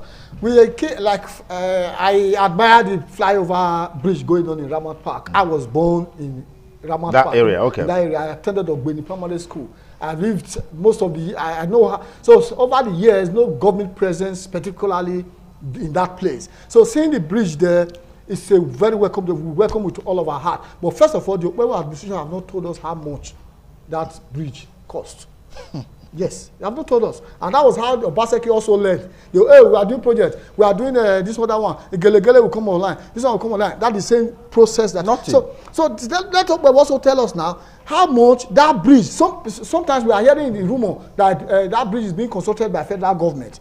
By 2027 now, the truth will come out. Okay, all right. So finally, sir, let me quickly link up with that. If not a fellerless stuff, that area, there are adjoining roads within that area. No single attention has been paid. You see how people, a lot of man hour is born on that place. But that's in the works. I want to believe so. So if there was an original plan, I hope I get a right to reply. I promise, yes. If there was an original plan, then all the adjoining roads will be fixed. Yes, will be fixed. Okay, season. All right. Let's pursue there. Let me pursue there. Let's get. Let me come to Chief Daniel. Chief, you've seen the dimension the conversation has taken, particularly with the MOA controversy. A lot of questions but few answers. But do you have the answers, Chief? Yeah. Yes. Just for point of correction, and not just for foreigners, but rather museums are for education purpose, that as well as preservation of history and culture for future generations to learn from. Museum in a very civilized society is not targeted at foreigners, but although encourage foreigners to visit, it's targeted at the youth, the next generation, where they go observe, study, research, and also museum also used for research purpose that transcend beyond just the academic four corners of the wall. So it's very important that we have museums, and it's well funded and supported and guaranteed that they expand the history and the identity of the society. Having said that, the old concept of creating, establishing that museum, including the old one that we had that needs to be boosted up, is very, very important. So we want to commend Obaseki for that, for even going to that vision. Now, the process or approach he took, where he tried to sophisticate the Oba out of the tradition and the respect, that is absolutely wrong. I believe in going forward, and I believe that that could be better addressed than what the way Governor Monday has gone about it. And I totally also feel like museum can never be owned by private enterprise. As such, it's a criminal suicidal effect for Obaseki to put in the hands of private enterprise. But if we want it to be functional, it has to be social enterprise. When I say social enterprise, not-for-profit organization with board of directors to raise funds and grow it up.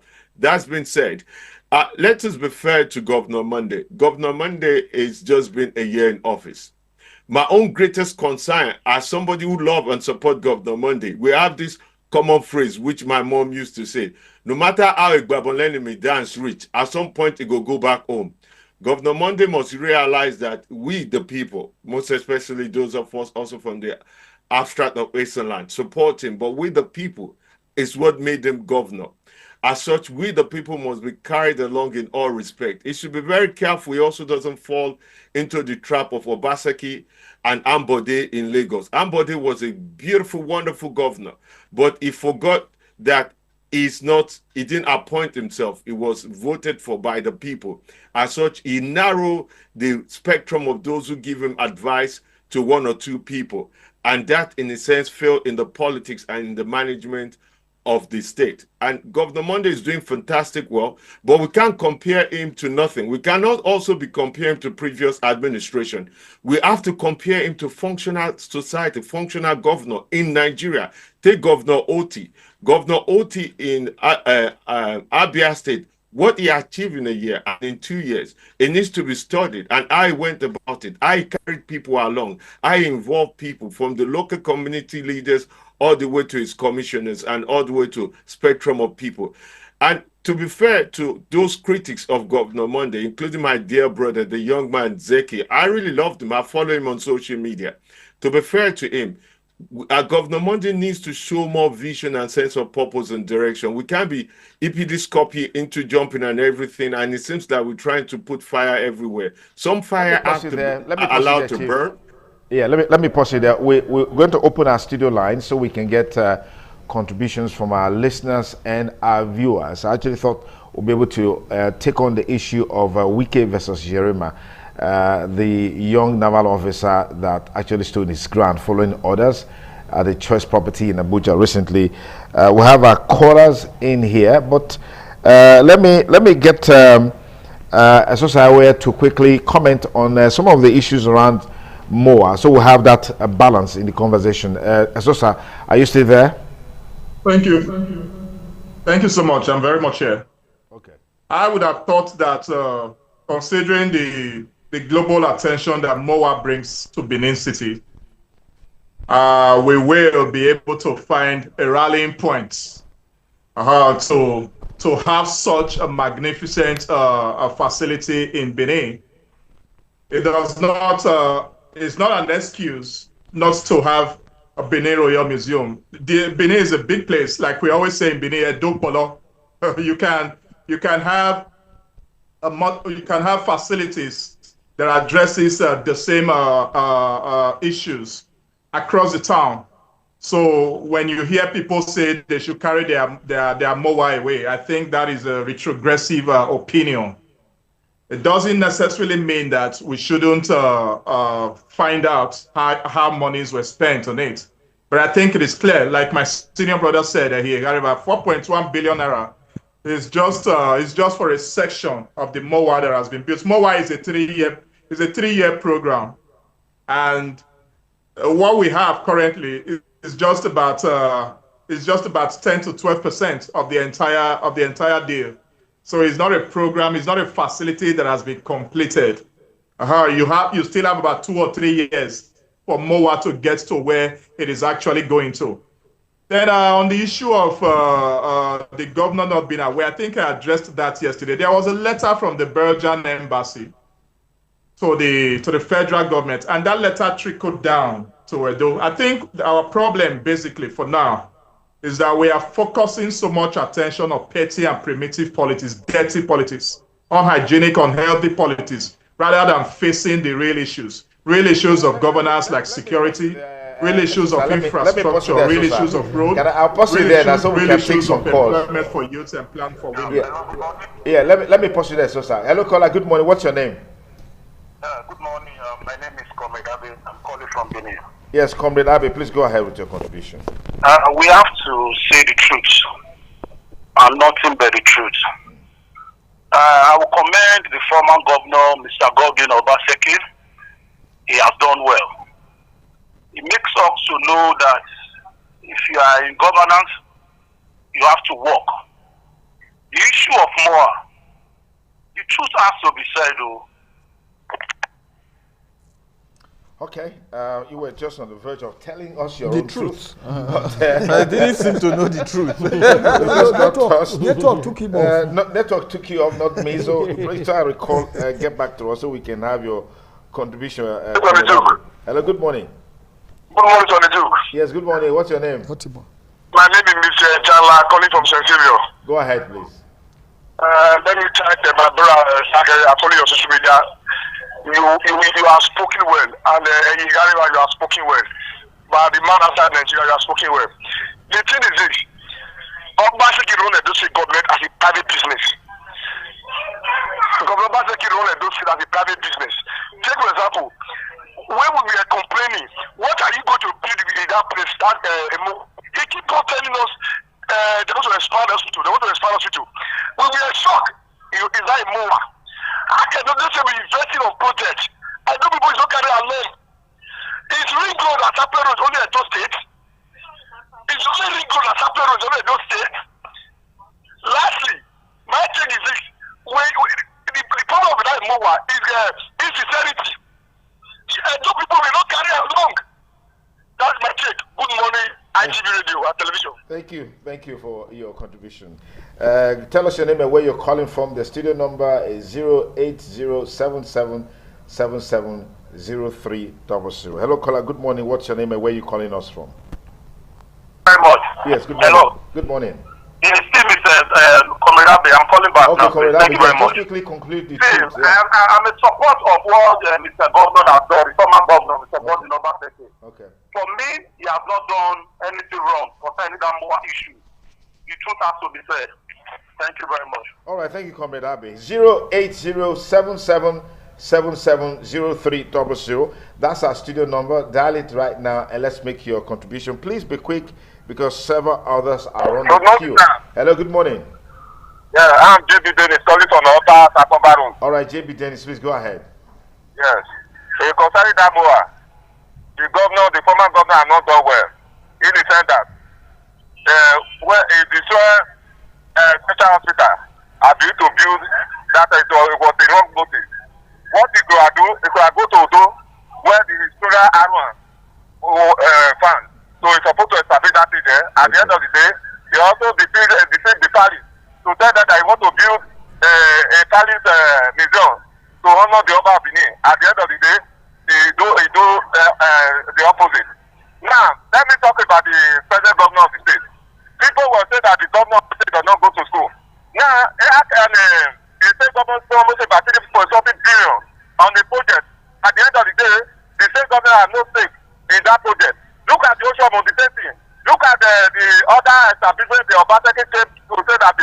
At the end of the day, they use it to calculate that those are the seats of Obaseki have built the state government. At the end of the day, those states are no stake. Then why the governor to continue? In this flyover, which my brother said that he did not know he's building the flyover. Everybody know that even federal could not even sign those federal rules. They are even begging FCF, His Excellency, the government of Okpero, they took over some federal rules and talk of flyover. So that's just my contribution. All right, JB Dennis, thank you for your contribution. Hey, quickly, 1 minute. You talked about some of the issues that are coming forth concerning MOA. Quite interesting because of the seeming sheer secrecy around. Is that your biggest concern? The insincerity stands out first. Insincerity in the sense that it was the Benin Royal Museum. That was the concept, that was the idea. And former Governor Obaseki is on camera when he made that statement on air that, oh, he was going to gift it to the Oba of Benin after 3 years as a befitting birthday gift. He said that. So when he retracted, the question begging for answer is this. At what point did the Benin Royal Museum become Edo Museum for West Africa? You took it to Edo people and took Edo people's resources and put in it. Then at what point did you remove Edo State from it? Because if you go to Corporate Affairs Commission today, it's still registered as a MOA, Edo Museum for West Africa. But what they are attempting to operate is Museum for West Africa. It's an anomaly. Too many inconsistency, which shows there's something to hide. Okay. And in any case, you cannot talk about arts and culture without talking about the custodian of the arts and culture itself. You know, in the whole of West Africa, I think the most significant cultural center is Benin Kingdom itself. Oh. So even if we are talking about West African arts and culture, the very focal point is Benin Kingdom. All right, gentlemen, if I have more time, probably would have loved to continue with this conversation, but my time is up on Politics Today on Independent Television and Radio. That's what happens when you're having a great time on a program like this with all the fantastic panelists we have across the world joining us. But I want to say big thanks to everyone. Chief Daniel Matthew Akwemokan from the UK, thank you so much. Sosa Ewe, thank you so much. Idris, always a delight to have you. An absolute delight to be here. And Dr. Okaiwo, thank you so much. And Dr. Garba, thank you so much. Thank you very much. And to all our listeners and viewers, we say big thanks to you for making it a point of duty to be part of the program today. I'm Sonny Duke Okosun, thanking you for staying with us. Do have a great weekend.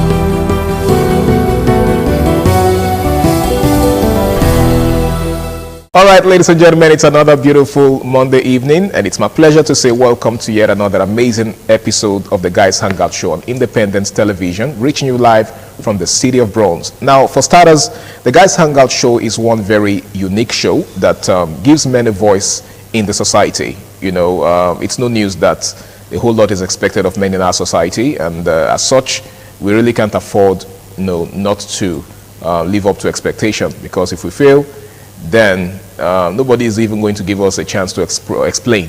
Just like Bonamba would say, you go explain tire, so you can't really, nobody will give you a chance to explain why you failed. So failure is never an option. Yeah. All right, so that's basically what we teach on the Guys Hangout Show. My name is Harry Aigbo J, and it's my pleasure to be back here doing what I love to do best. Now, we have a very, very interesting topic before us tonight, and it's something that is really timely and something that I believe a lot of guys have actually been pondering on, but they probably haven't just had the chance to discuss it publicly. So here we are talking about it on the Guys Hangout Show tonight. Now, to look at this issue with me, of course, that will be okay. Let me just go straight to the introductory part. Let me introduce my guests.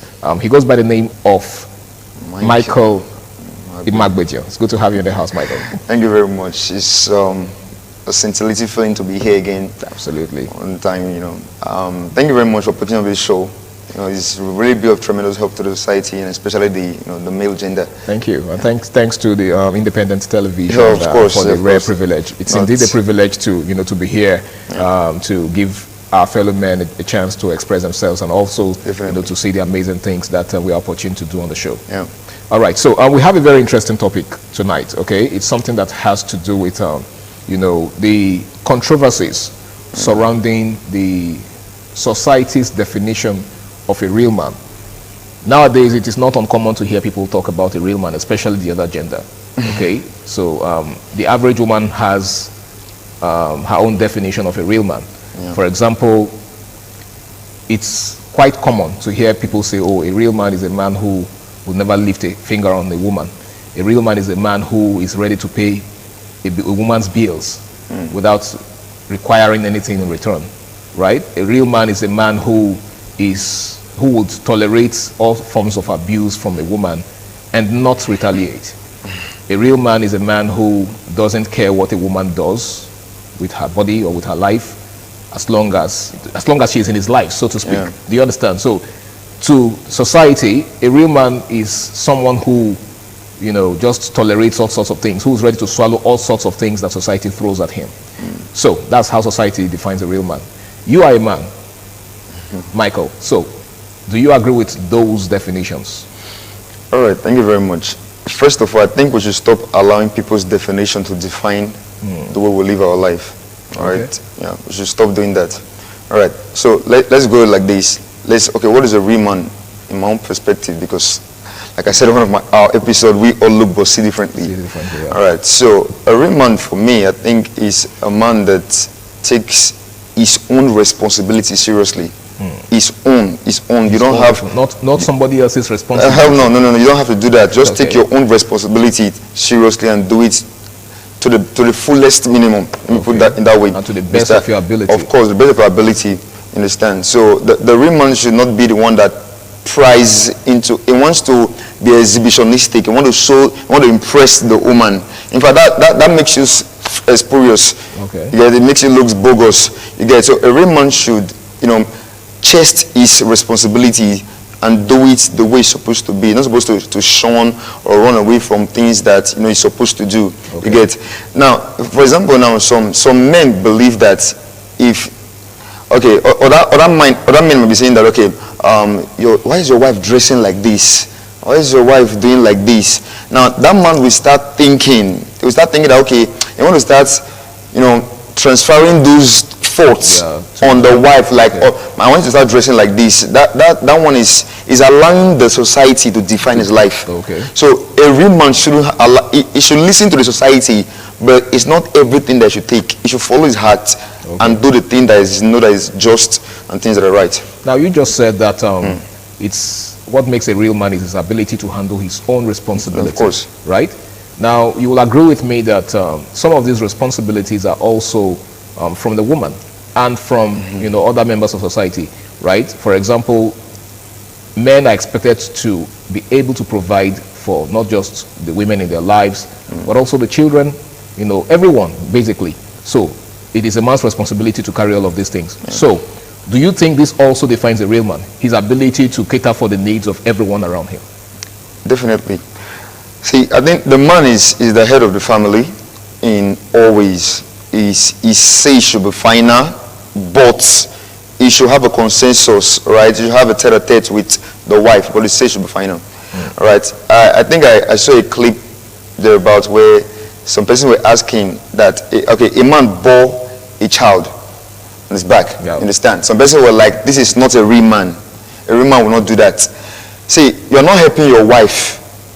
You are carrying your child. That's what happened there. Okay. You're not helping your wife. You're carrying your child. So it's not you doing your wife a favor. You're not doing your wife a favor. It's your child. If your wife can't, you do it. It's not a big deal. So some person will like, I can't do this kind of thing in public. I will like bear my child on the back. See, you just do things that you believe will make the family comfortable, financially, psychologically, in all the leads, in quote, as the linguists will say. You understand? So that real man concept, you should don't allow the society's pressure or the insight of the society to incite one or two things to the family. So a real man, for me, like I rightly said, he should be able to do things as he should do it.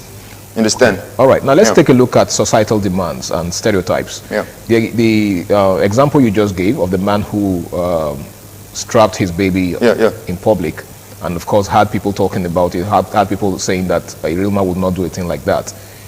Let's examine how society, tends to want to dictate for people how to live their lives. For example, most of these issues that I raised earlier about how society sees a real man, they are societal issues.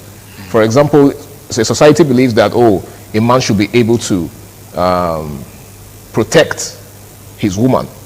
Protect in the sense that if she's in danger, he has to put his own life in danger to protect her. Do you agree with that? All right. If I love something, I will do my level best to ensuring that I protect that thing. All right. So, your wife is your own, and you are your wife's. All right. Now, as a real man, let's not go, beyond what we're talking about, beyond the scope. As a real man, you're supposed to protect your wife because she's yours. She's not your immediate family. Are you supposed to put your life on the line to protect her? That's all right. I think that's the crux of the matter. Yes. All right. Okay. If it gets to that, some men will say they can die for their wives. You understand? If it gets to that, do you think that's a wise thing to do? Okay. Now, you see, that woman is a passage.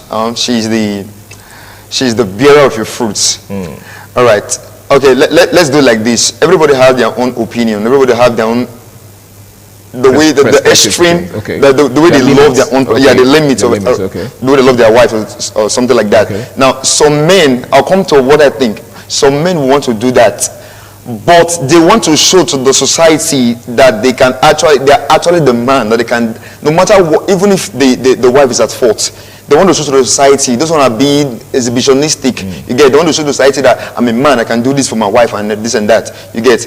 But for me, I think as a man, well, put your life on the line is too extreme. Okay. Yeah, it's too extreme. I think that because we're mature people, right? There should be a way to cope it getting to that point. That point. Okay. I think there should be a way. Definitely. You get? As a man, you should be able to maneuver way to the positive side. And so put your life in the line is deleterious. That's just the painful truth. Okay. Now that's you sounded very I don't know, because you see a lot of men do not really understand how to strike a balance between being themselves and living through the lens of society. Like I said, society expects so many things from men. Okay, as a man, just like the example I just gave, you are supposed to be able to protect your wife, protect your woman, or even protect everyone around you. And then, when you are in danger, who comes for you? Who comes to defend you? Who comes to protect you? Do you understand? So let's look at striking a balance, because the truth is, as much as we want to say, men should do what is in their best interest, the reality is still that we cannot shy away from the demands of society. For example, when you get to a certain age as a man, society expects you to get married. Yes, it might not be convenient for you, but of course, you cannot shy away from the consequences of not being married at that time, because a lot of persons are going to be telling you, go and get married. Of course, what are you doing? Do you understand? The pressure is something you can't just wish away, right? But there's also the need to sometimes disregard society and do what you think is in your best interest. So my question is, how do you strike the balance between doing you and also trying to consider what society says, which you think, makes sense? For example, what I just said earlier about, you getting to a certain age and, settling down. What do you think can be done to strike a balance between both? Okay, first of all, I think we should always think about ourselves first before we take decisions. First of all, am I comfortable? Many persons now in toxic marriage right now, whereby they are regretting they keep saying this, because of the pressure. I think it's high time we stopped that kind of frivolities, whereby you go online, you see your mates or some persons getting married, some person younger than you, they're getting married, and you have this, you are pressurizing yourself not even the one from the society right now. You're pressuring yourself. I think this item will stop that. First of all, just ask yourself, am I financially buoyant? Am I psychologically ready? Those are some of the things that should be put in consideration. Am I ready for marriage? Like, I do go out a lot, go for night parties. That has to stop. So, am I ready to put that life aside? So before we begin to talk about how those things will come and affect our health, we need to talk about ourselves first. I have to be comfortable first. Financially, right? In fact, that finance one is one of the is the nitty-gritty right now when it comes to talking about marriage. You understand? So before you do anything, especially marriage, because it's a lifetime thing, or supposed to be. True. Unfortunately, right now you see persons. That's not what it is anymore. So you need to ask yourself, am I okay in all ramifications, in all spheres? Like, it needs to be you first. All those are obsolete mentality. That what would the society say? I'm almost 40. A fool at, a person. What was that ism again? Yeah, of course. A fool at 40 is a fool forever. Enough of those things now. Some persons divorce 80 years. Some persons divorce the following week they get married. So there are no rules to these things. No hard and fast rules. No, you first before the other person. You get, so before you create room for other person's comfortability, you first of all need to be comfortable.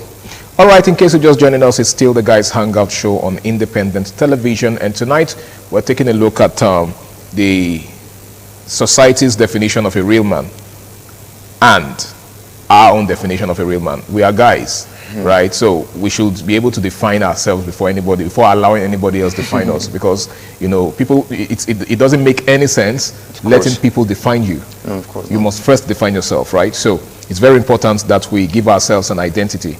Now, another way that people define a real man is his ability to overlook the excesses of his woman, for instance.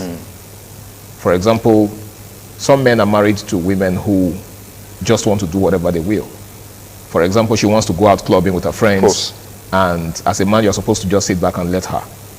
She wants to dress skimpily to an event. And as a man, you're not supposed to tell her what to do. A real man is a man who allows his woman to, be herself and do whatever she wants. Now, is a real man, if that definition is right, right, is a real man also the man that allows her to face the consequences of her actions when they do come? All right, thank you very much. First of all, I think at the outset of marriage, I think one of the reason for dating is to know a person, right? So when you're dating a person, you already know the person's do's and don'ts, his likes and dislikes, right? Now, if I want to form the whole concept of a real man, and you allow your wife to do some certain things because you want the society to see you as a real man, you fall into melancholy. You will not be happy. See, a day will come. This oath, as it's been boiling up for some time, it will just spring up all of a sudden. The man will not know when he just take something, one object and hit the person, and it will be aghast, like, how come? That's because it's been boiling from the time. For some time, and failed to nip it in the bud. Good. So it just, thank you. So before you know that, we just make it just burst out. And when it bursts out, you see him doing some things that he never planned to do, and he'll probably regret later. Terribly. So I don't think I think it's a puerile mentality that you, because of the fact that you want to be a real man, your wife's friends they are eulogizing you. Hey, your husband. Everyone confront you like one-to-one, like, you are really, really doing great. You allow your wife to live as a woman should live. Kudos to you, because the inside they are boiling. You understand? So a man shouldn't die in that silence just because he wants to give let the society know that he's a real man. I think that's a poorer mentality, and men should keep that in the wardrobe. You understand? Okay. Now, in a society where there's so much pressure on men to, be passive towards the way their women choose to live their lives. Okay, men are now taught to be more tolerant of their women, right? For example, women will tell you that a man who tells or who tries to dictate for them, or who tries to set boundaries for them, is controlling, is toxic. I mean, there are lots of terms that are being thrown around nowadays. Some even go as far as calling them narcissists and all of that. Okay, so as a woman, you feel like you are a full-grown adult and you are not supposed to be answerable to any man. Then do you think, what's now the essence of a relationship? Do you understand? What's not the essence of a relationship if you think you are an adult and you should not be answerable to anyone? All right, thank you very much. First of all, submission from the wife to the husband is very important. Okay. I don't say slavery. And that's something, exactly, I'm glad you're mentioning this, because that's one language that triggers a lot of women nowadays. They don't want to hear any of it. Don't mention submission, else you are talking about slavery. That's it. So that's what I'm bringing it to the table right now. I'm being explicit. I said be submissive. But don't. Yeah, that don't submission is not slavery. Okay. You respect. See, if you want to do something, take permission. Let it look as if you are taking permission from your husband. If it declines, it's not out of hatred or acrimony. It's out of love. For example, you say you want to travel to the village. This is April. You know, this is April 14. All right. You say you want to travel to the village, and it says you shouldn't, and you say that travel is very important, but it says you shouldn't go. First of all, it has a cogent and highest reason why it doesn't want you to go. For example, it can be because of these recent killings, this fear of reprisal. So it might be because of that. Just like that, I don't want to hear about that kind of thing again here. You start having this feeling of it doesn't want, it's oppressing me, and that's not true. It's actually doing it out of love, it's protecting you. Of course, let's just take let's just take this allusion to this children's stuff. A child will say that I want to go for a party. Now, that father knows that the child might be endangered when he goes there. They'll start fighting and everything. Say, don't go. The child will see it as oppression. Oppression. You don't like me, dad. Don't help with you, dad. I'll get angry. Many of them talk to dad for days. It's not oppression. It's not that he doesn't love you. It's out of love. That's where maturity comes in from the woman's perspective. Okay, you don't want me to go. May I know why? Gently, don't just spark off and let everybody know in society that, okay, he's oppressing you. Why don't you want me to go? That's where maturity comes in. By the time those things are coming to place, the marriage will be, in fact, you want to marry the second time because both of you now, you're not so mature, you understand yourself so much. You understand? So those women seeing those things as oppression, as slavery and everything, that's a terrible mindset. If it doesn't allow for something, there is always a reason. For example, don't go and buy that thing. You're supposed to understand that maybe his pocket is not financially buoyant at that particular point in time. You understand? Okay. So it doesn't have to be, we'll have to look beyond that thing that, okay, it's oppressing me or it's maltreating me. Look at, and very wrong of some wives who say, look at what your mates are doing. Okay. That I can become forlorn because of such kind of statement. I can fall into melancholy because you are comparing me to other men. You understand? And that's just some of the things that I believe. Okay, now let's begin to wrap up now as we examine the things that men can do, to break free from these stereotypes that society have placed on them, these limitations or these, cliches that society, have placed on men. For example, society says that a real man is a man who allows a whole lot of things, from his woman. What do you think a man in that situation should do? A man who is under pressure to conform to society's standards, whereas he ought to be himself. What do you think he should do? All right. A man should follow his heart in that aspect. Okay. I think he should follow his heart in that aspect. If you follow the society, you may hurt the woman. If you follow the woman, you want to hurt yourself. So just follow your heart. You'll be okay. If I have like 100,000 now, and my friends know about that, and the wife asks of 90,000, my friends are like the society. They might start saying that, come on, why would you want to give your wife everything? Why would you want to give 90,000? Don't do that. But if you give your wife the 90,000 or the 100,000, will you be okay? Yes or no? Ask yourself, will I be happy? I think a real man, right, a real man will be happy to see what the love's happy. So that woman, if that woman is happy, you'll be happy because you are putting the woman's needs before yours. So you don't have to look to the people. You are in the marriage society, they're just like unseen audience, and they are behind the scene. They will eulogize if it's going well. They will ridicule and belittle you if it's not going well. So you don't have to look at them. You are the one that is there. anything that comes up, the comeupances that come up, you'll be the one to take the blame. Okay. The good thing that come up, you'll be the one to take the credit. So just follow your heart and leave the rest. So in a nutshell, a real man is one who follows his heart. He follows his heart and do what is right. Okay. And do what is right. Okay. That's very important, yeah. All right, thank you so much, Michael Imagbedion, for your very amazing contribution. You've said a whole lot, and I personally have learned a lot from this. And I'm sure, you know, our viewers out there have picked a thing or two from what you've said so far. Thank you so much. Thank you very much. All right, it's been the Guys Hangout Show on Independent Television, and we've been taking a look at, you know, the stereotype of a real man, the definition, society's definition of a real man, and what we as men consider to be a real man. It's been an amazing time on the show tonight. I want to hope that you've enjoyed the show just as much as I have. Now, in case you're out there and you're in this situation where you are forced to live by society's standard of a real man, whereas you should be living like, you know, a man that you are. You should be living on your own terms. Never allow society pressure you into doing what you don't want to do or what is not in your best interest. So whatever you do, put your interest first. Put your interest into consideration. That way you'll be able to do what is right, just like Michael has said. My name is Harry Aigbo J, and until I come your way again, same time, same station next week, do ensure you do the right thing, stay out of trouble, and enjoy the rest of your night. Bye for now.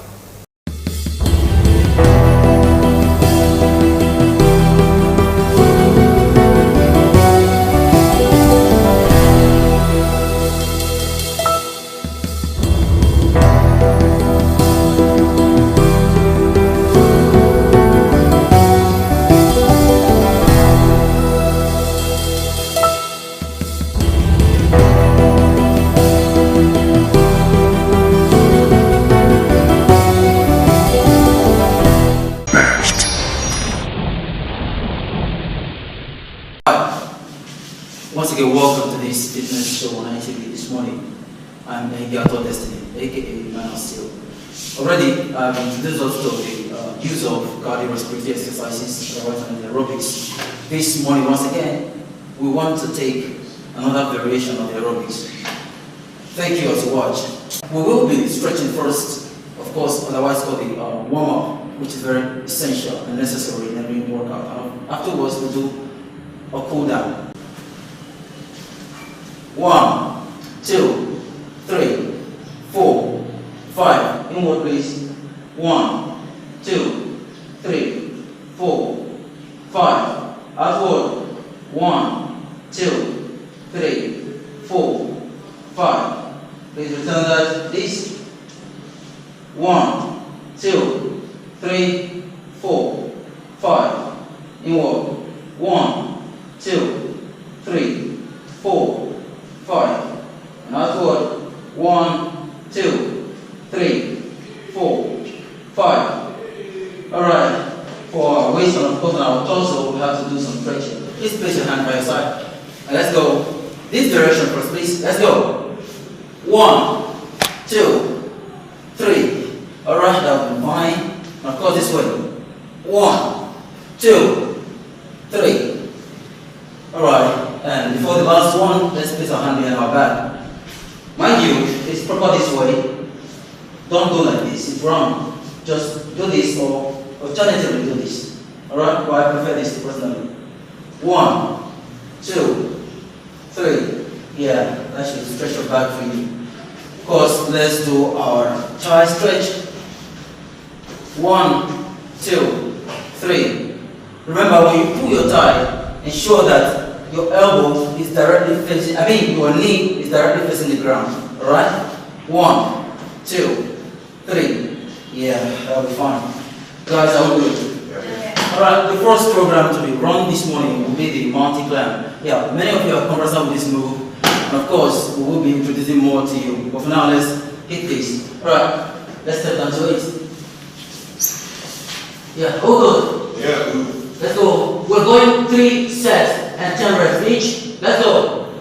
1, 2, 3, 4, 5, 6, 7, 8, 9, and 10.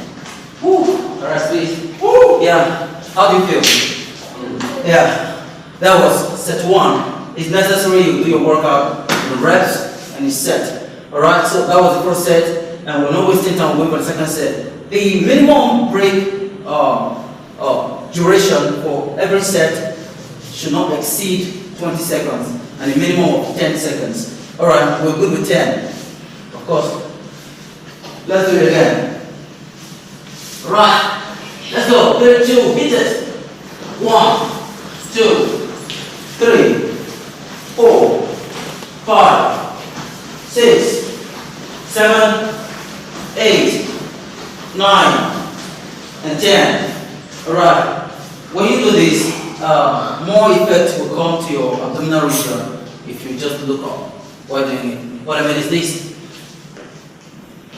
Alright? So not all the way this. But there's nothing wrong with staying this way. However, breathing your head might place more pressure. Alright, for the very last set of this mountain climb, let's get down, please. Let's go. 3, 2, 1, go. 1, 2, 3, 4, 5, 6, 7, 8, 9, and 10. Alright, at this junction, we will take a water break. We'll join you in the next workout for this very session. Thanks very much. Once again, I'm Leader of Destiny. Alright, let's do this. 1, 2, 3, 4, 5, 6, 7, 8, 9, and 10. Whoa. Yeah, you have to let it work. 3, 2, 1. This is when you do this, ensure that your knee gets to the level of your chest. Okay? Well, that's the maximum level you get. And of course, the minimum here. I understand not everyone is as flexible as I am or as anyone here. Please, we'll just keep it safe and do the right thing. Thanks very much. Alright, we'll go on the left. 3, 2, 1, go. 1, 2, 3, 4. 5, 6, 7, 8, 9, and 10. Whoa, that's exhausting. How do you feel? Yeah, thank you very much. And this is the last set of this workout. Remember, every workout should be done this set and the rest. Alright, thank you. Let's do this. Let's go to the left, to right, brother. 3, 2, 1, let's hit it. 1, 2, 3, 4, 5, 6, 7, 8, 9, and 10. Yeah, we'll also 3, 2, go. 1, 2, 3, 4, 5, 6, 7, 8, 9, and 10. Whoa. And that'll be all for this morning. Alright, remember, I said in the beginning, before any workout, there's need for a warm-up. And after that, there's also need for cool-down. And this is the cool-down. Alright guys, just sustain the breath, watch this first. Ensure that your knees are locked, alright? This one goes with hamstrings, the calf, and as well as the lower back. Doing this. Swing it, swing it, swing it. Got that? Alright guys, let's do this. 3, 2, 1, go. 1, just 5, 2, 3, 4, and 5. Alright. So, lastly, what we did before we started, let's stretch it. 1, 2, 3, 4, and 5. 1, 2, 3, 4, and 5. So that's the last thing. Yeah. Please let's target our hamstrings. Do this. Just sit inside of it. Alright? Please do not stand on it. Keep that means this. On your stand, just this. Alright? Stand 1, 2. Yeah, this is a form of squat though, but this is not the purpose of developing or building the hamstring muscle, it's just for stretching it. Yes, today you do not need to use weights to build your pectorals, your chest, and of course your biceps, your biceps and triceps. You have programs you can do at home and get what you want. You understand? So we'll be doing push-ups this morning, otherwise called push-ups. We'll do push-ups this morning. And of course, we do have our ladies. There are variations for ladies. Please watch them very closely to get your lady out there. Watch them closely to get what you have to do. And of course, our guys are here. Thanks very much. Let's hit it, guys. Are we ready? Are we good? Yeah. We're going to do the pyramid first, which is the closed range and push-up. Alright, let's go. 3, 2, 1. 1, 2, 3, 4, 5, 6, 7, 8, 9, and 10. Whoa, how does that feel? Yeah, that's the first set for this morning. And we'll be doing 3 sets of that. Meanwhile, the first one was close your hand in pyramid shape. And that one goes for the tricep. For ladies that have saggy hand, you can do that actually, and it will help you. And of course, this time around we're doing mid-open, and finally we'll do wide range of it. So we're going there now. The mid-open. Let's go. 3, 2, go. 1, 2, 3, 4, 5, 6, 7. 8, 9, and 10. Alright, that's for the big open. And someone wants to ask, why exactly are the ladies crossing their legs? Why they cross legs for the ladies? Now you understand that the guys have more defined muscles, and of course to bring more weight on the upper body, we go on the toes, picking all the weight in the body to the upper body. But for ladies, they do not need much weight, just that. So we break it down at the knee level by crossing the legs. So the weight used starts from this very region. You understand? Alright, thank you for watching. Alright, for the last very set of this exercise is the wide range or the push-up. Particularly intended to build the side of the chest. Do you understand? Alright, let's hit it. Okay, this is wide enough. At least double your shoulder width. Double your shoulder width is enough.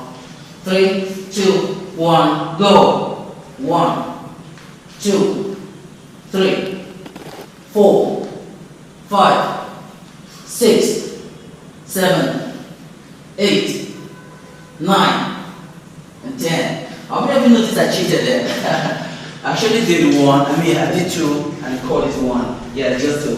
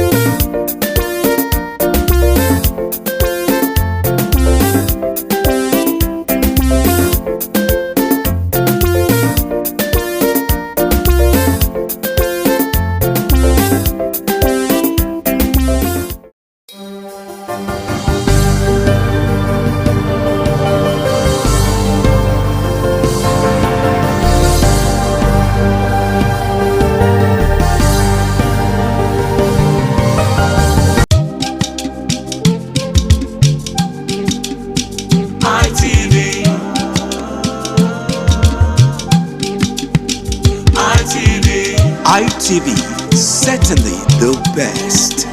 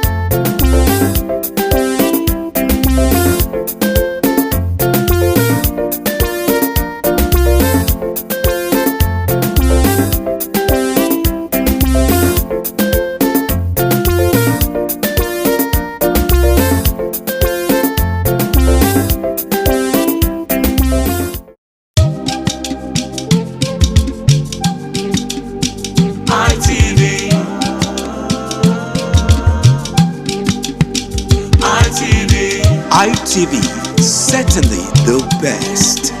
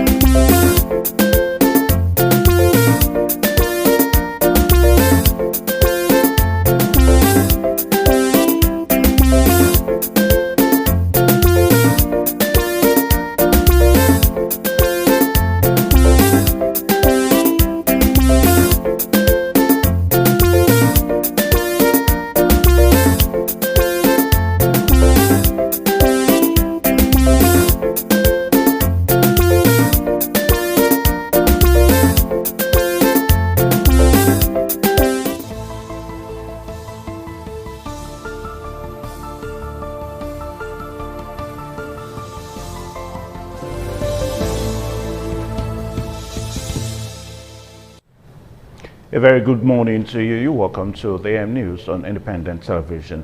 My name is Evan Sunokugi. Our first story this morning says the crisis within the People's Democratic Party, PDP, continues as the faction loyal to National Chairman Kabiru Turukai SAN, and the faction aligned with the FCT Minister Nyesom Wike. Both made attempts to take control of the party's national secretariat in Abuja. The chairman of the PDP Governors Forum, Senator Bala Mohammed, and Oyo State Governor Seyi Makinde were also present to support Turakai's National Working Committee. Political correspondent Joseph Kadiri reports that the area recorded a heavy presence of security personnel. The massive deployment of heavily armed police officers for the separate NWC meetings by both factions at the same venue speaks clearly to an anticipated outbreak of violence. The Turaki faction arrived with Governors Bala Mohammed, Seyi Makinde, and former Governor of Kano State, Ibrahim Shekarau. After some struggles at the gate, they gained entrance and proceeded into the neck hall for their meeting. After a short while, they briefed the press. And you can see the Minister of the FCT coming himself in person, being backed by the police. We have been tear gassed as governors. We have been molested in spite of our immunity in time. I will advise the presidency that it should not keep people who are no longer useful in terms of managing the political space, managing our diversity. Shortly after they exited, an escort convoy announced the arrival of the FCT Minister Nyesom Wike. He experienced difficulty accessing the complex as the governors blocked the gate. But after the police fired tear gas canisters, he gained access into the building. The governors returned to the building. Another round of tear gas was fired by security personnel of the Nigerian police. National Chairman Kabiru Turaki SAN calls on the international community, particularly the U.S. President Donald Trump, to intervene in support of democratic process in Nigeria. We will be now calling on international community. I want to call on President Trump. What is at stake is not just genocide against Nigerian Christians. He should come and save democracy in Nigeria. Democracy is under threat. I'm calling on all other developed nations, all advanced democracies, come and save Nigeria. Come and save democracy. During the standoff, Governor Bala Mohammed held a brief conversation with a representative of the police commissioner, stating he will remain at the premises until Wike left. He then reconvened with his team for their scheduled meeting.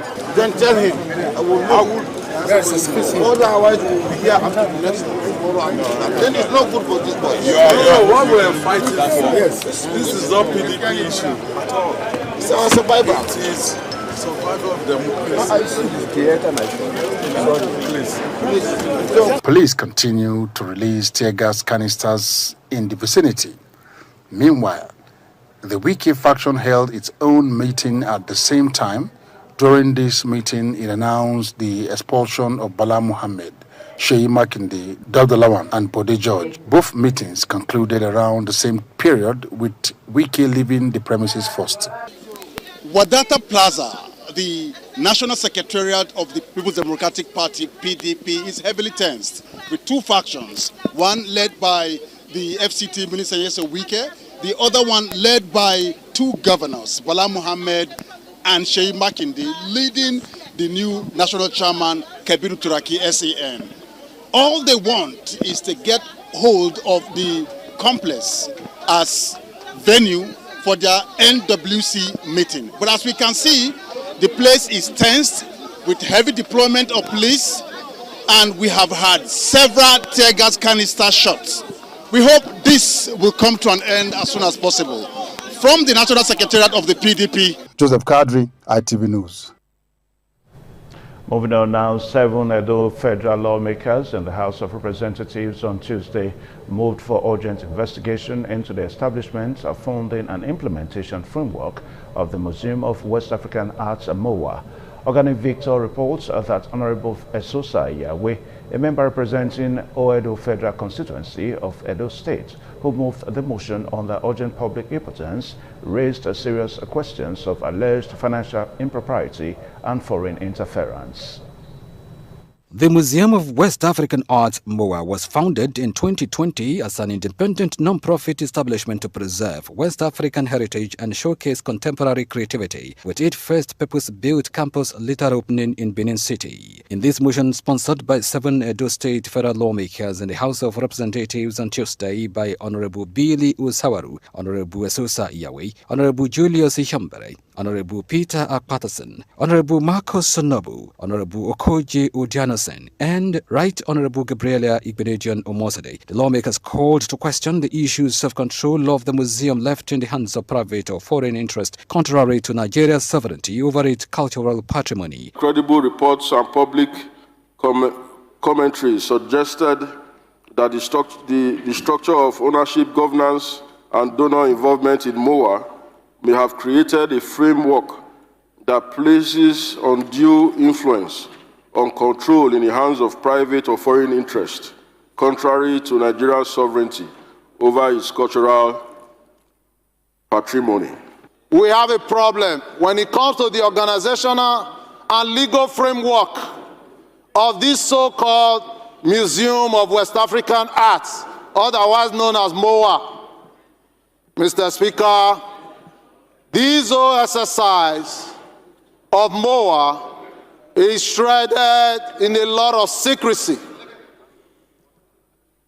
We must be very careful because this involves a lot of international donors. The lawmakers want an ad hoc committee constituted to investigate the establishment, funding sources, governance framework, and donor agreement relating to the Museum of West African Art, MOA, in Edo State, with a view to determining the level of government involvement and oversight, the nature and extent of donor participation and influence, the legal and financial implications of all existing agreement, and the safeguard measures in place to protect Nigeria's ownership and control of its cultural assets. From the House of Representatives, Ogane Victor, ITV News. The Delta State Police Command has arrested a 54-year-old man, Edward Odega, who confessed to having been sexually abusing his 3 daughters over the past 7 years. Warri correspondent Benga Ahmed completes the report.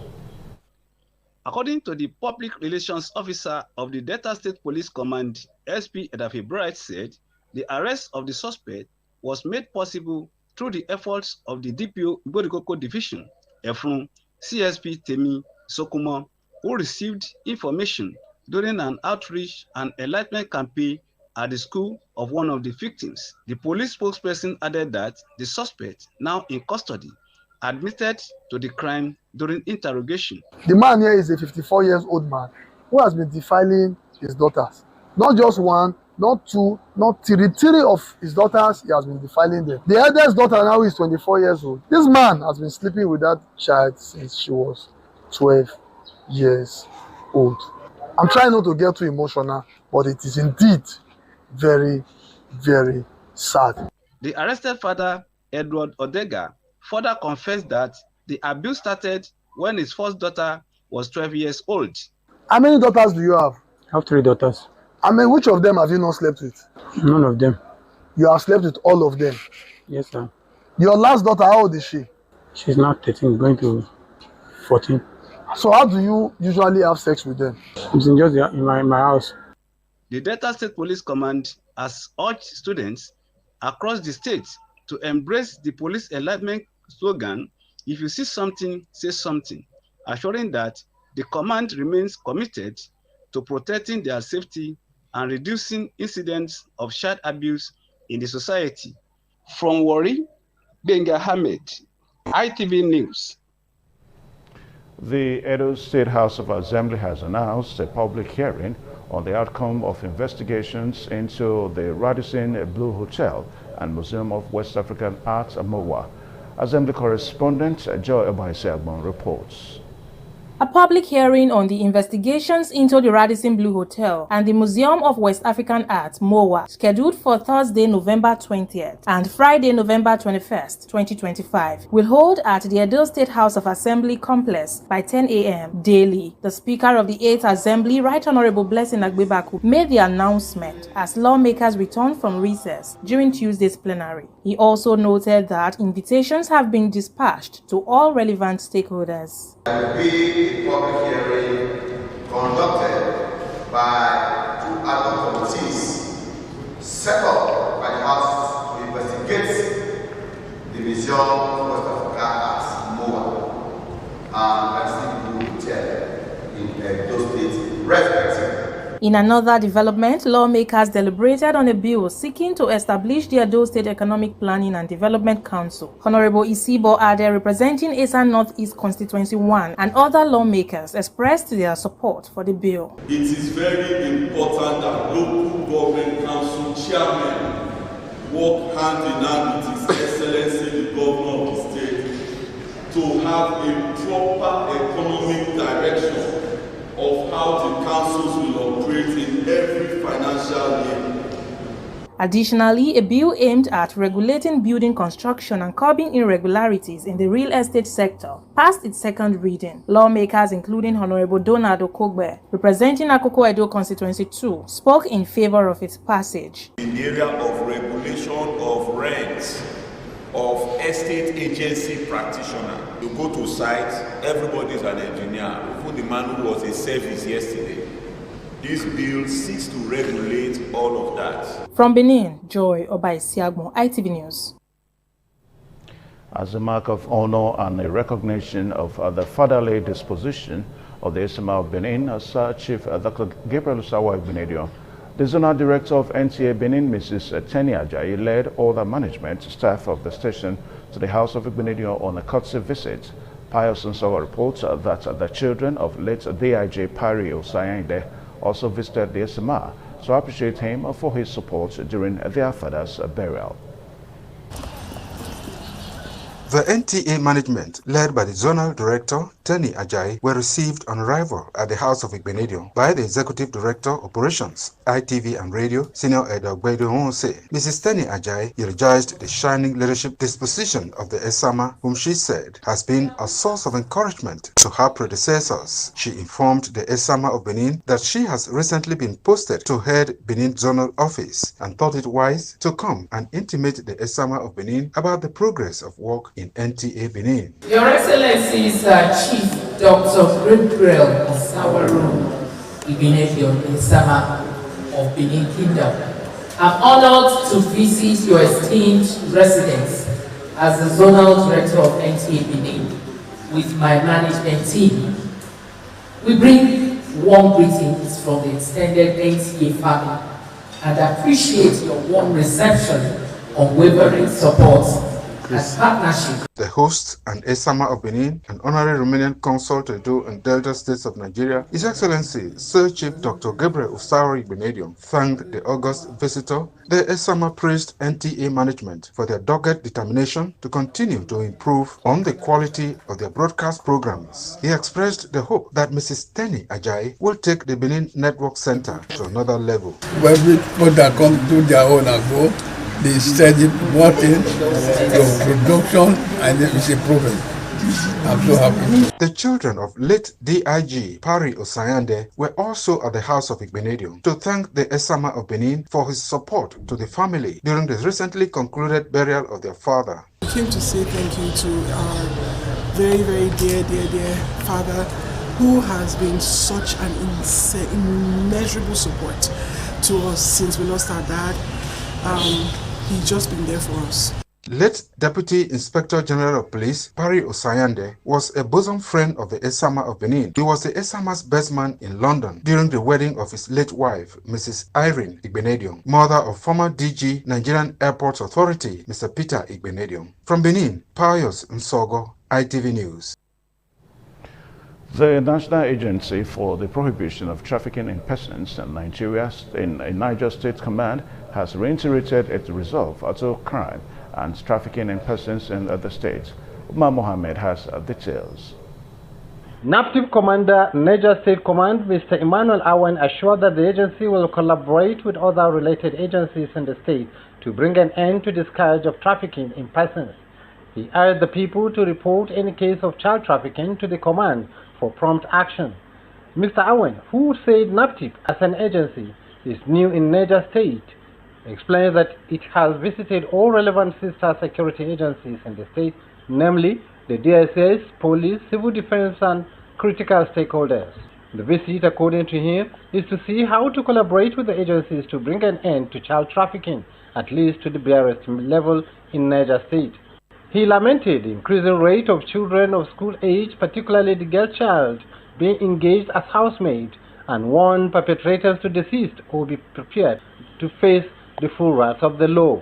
He hinted that NAPTIP will also go after medical personnel that are involved in trafficking in kidneys, disclosing that in the agency there is a law known as organ harvest. From Mina, Niger State Capital, Umar Muhammad, ITV News.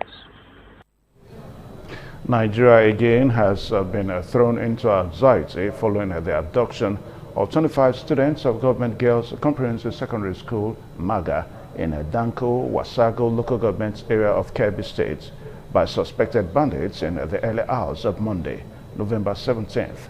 Residents say the attack, which left the school vice principal dead and another staff member critically injured, has revived fears similar to those experienced during the 2014 Chibok girls abduction. Jola Adeojo reports.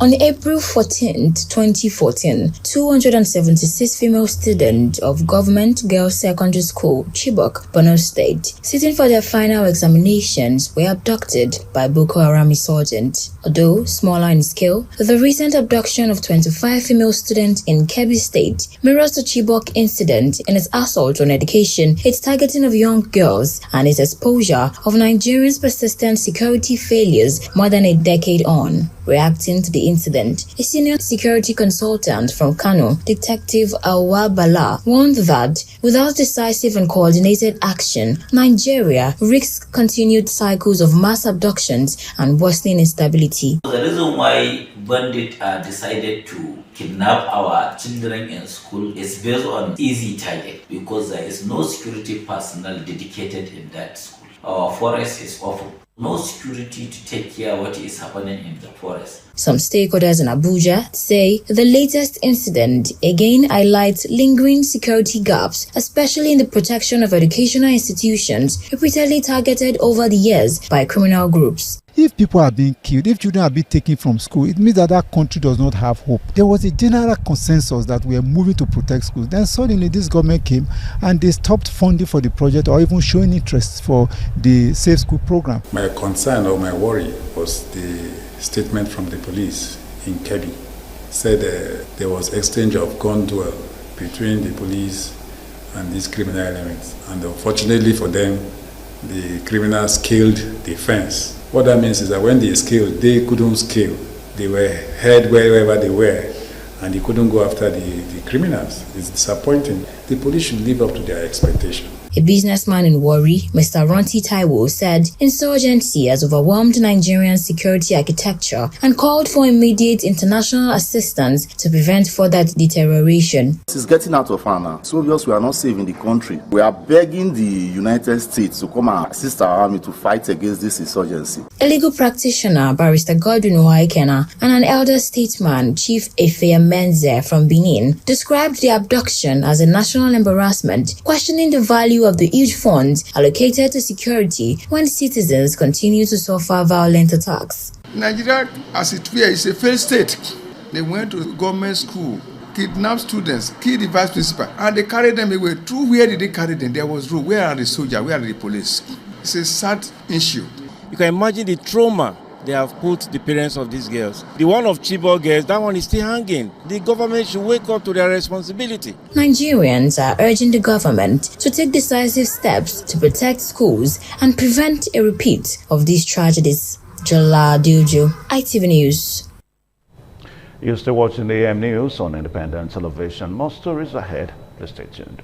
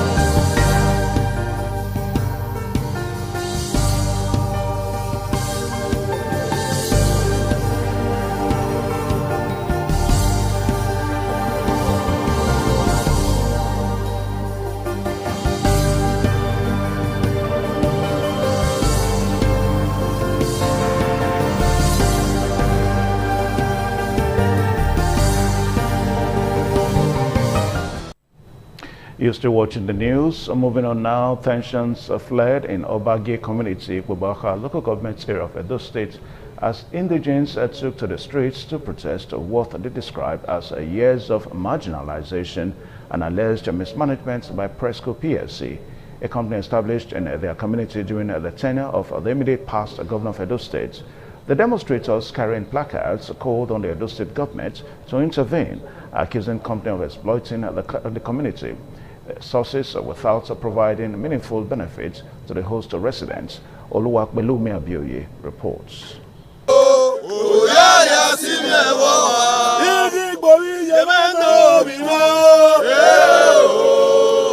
The Okiagele of Obagie community, who led the protest, lamented that since Presco PLC commenced operations in the area, the community has not witnessed any significant development, employment opportunities, or infrastructural support. Presco has been in Obagie since 1978. We have not benefited anything from Presco. We don't have anybody that is working in Presco. There is no single thing they have done for us. We want our government to intervene so that they can employ people from our community and give us a good road and return the headquarters back to Benin. If anything that government can do for us, we will appreciate it. The shareholder of the company, Mr. Friday Edobo, echoed the protesters' concerns, calling for a change in management and more transparent operations that reflect the interests of the host community.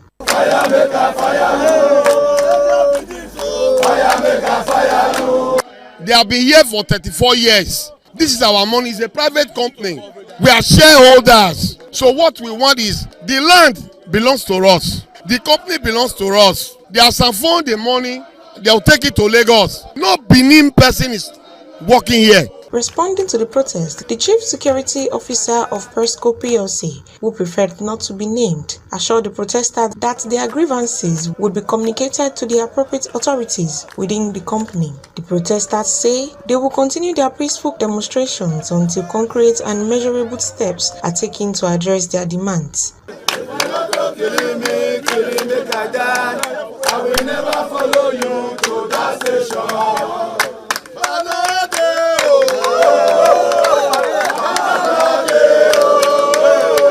If you want to kill me, I will never follow you to that station. From Obagie community, Oluwakbelumi Abioye, ITV News. And with that story, we're in the news this morning. My name is Evan Sunokogi. Good morning.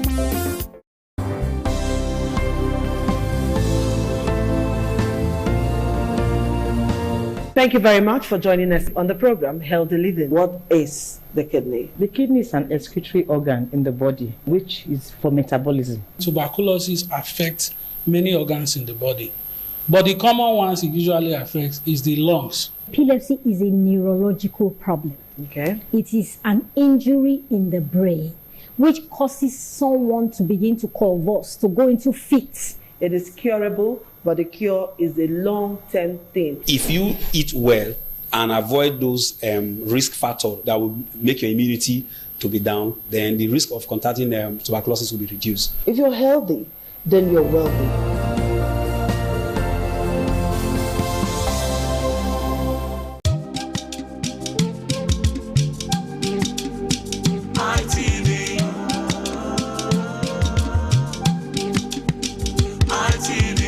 ITV, certainly the best.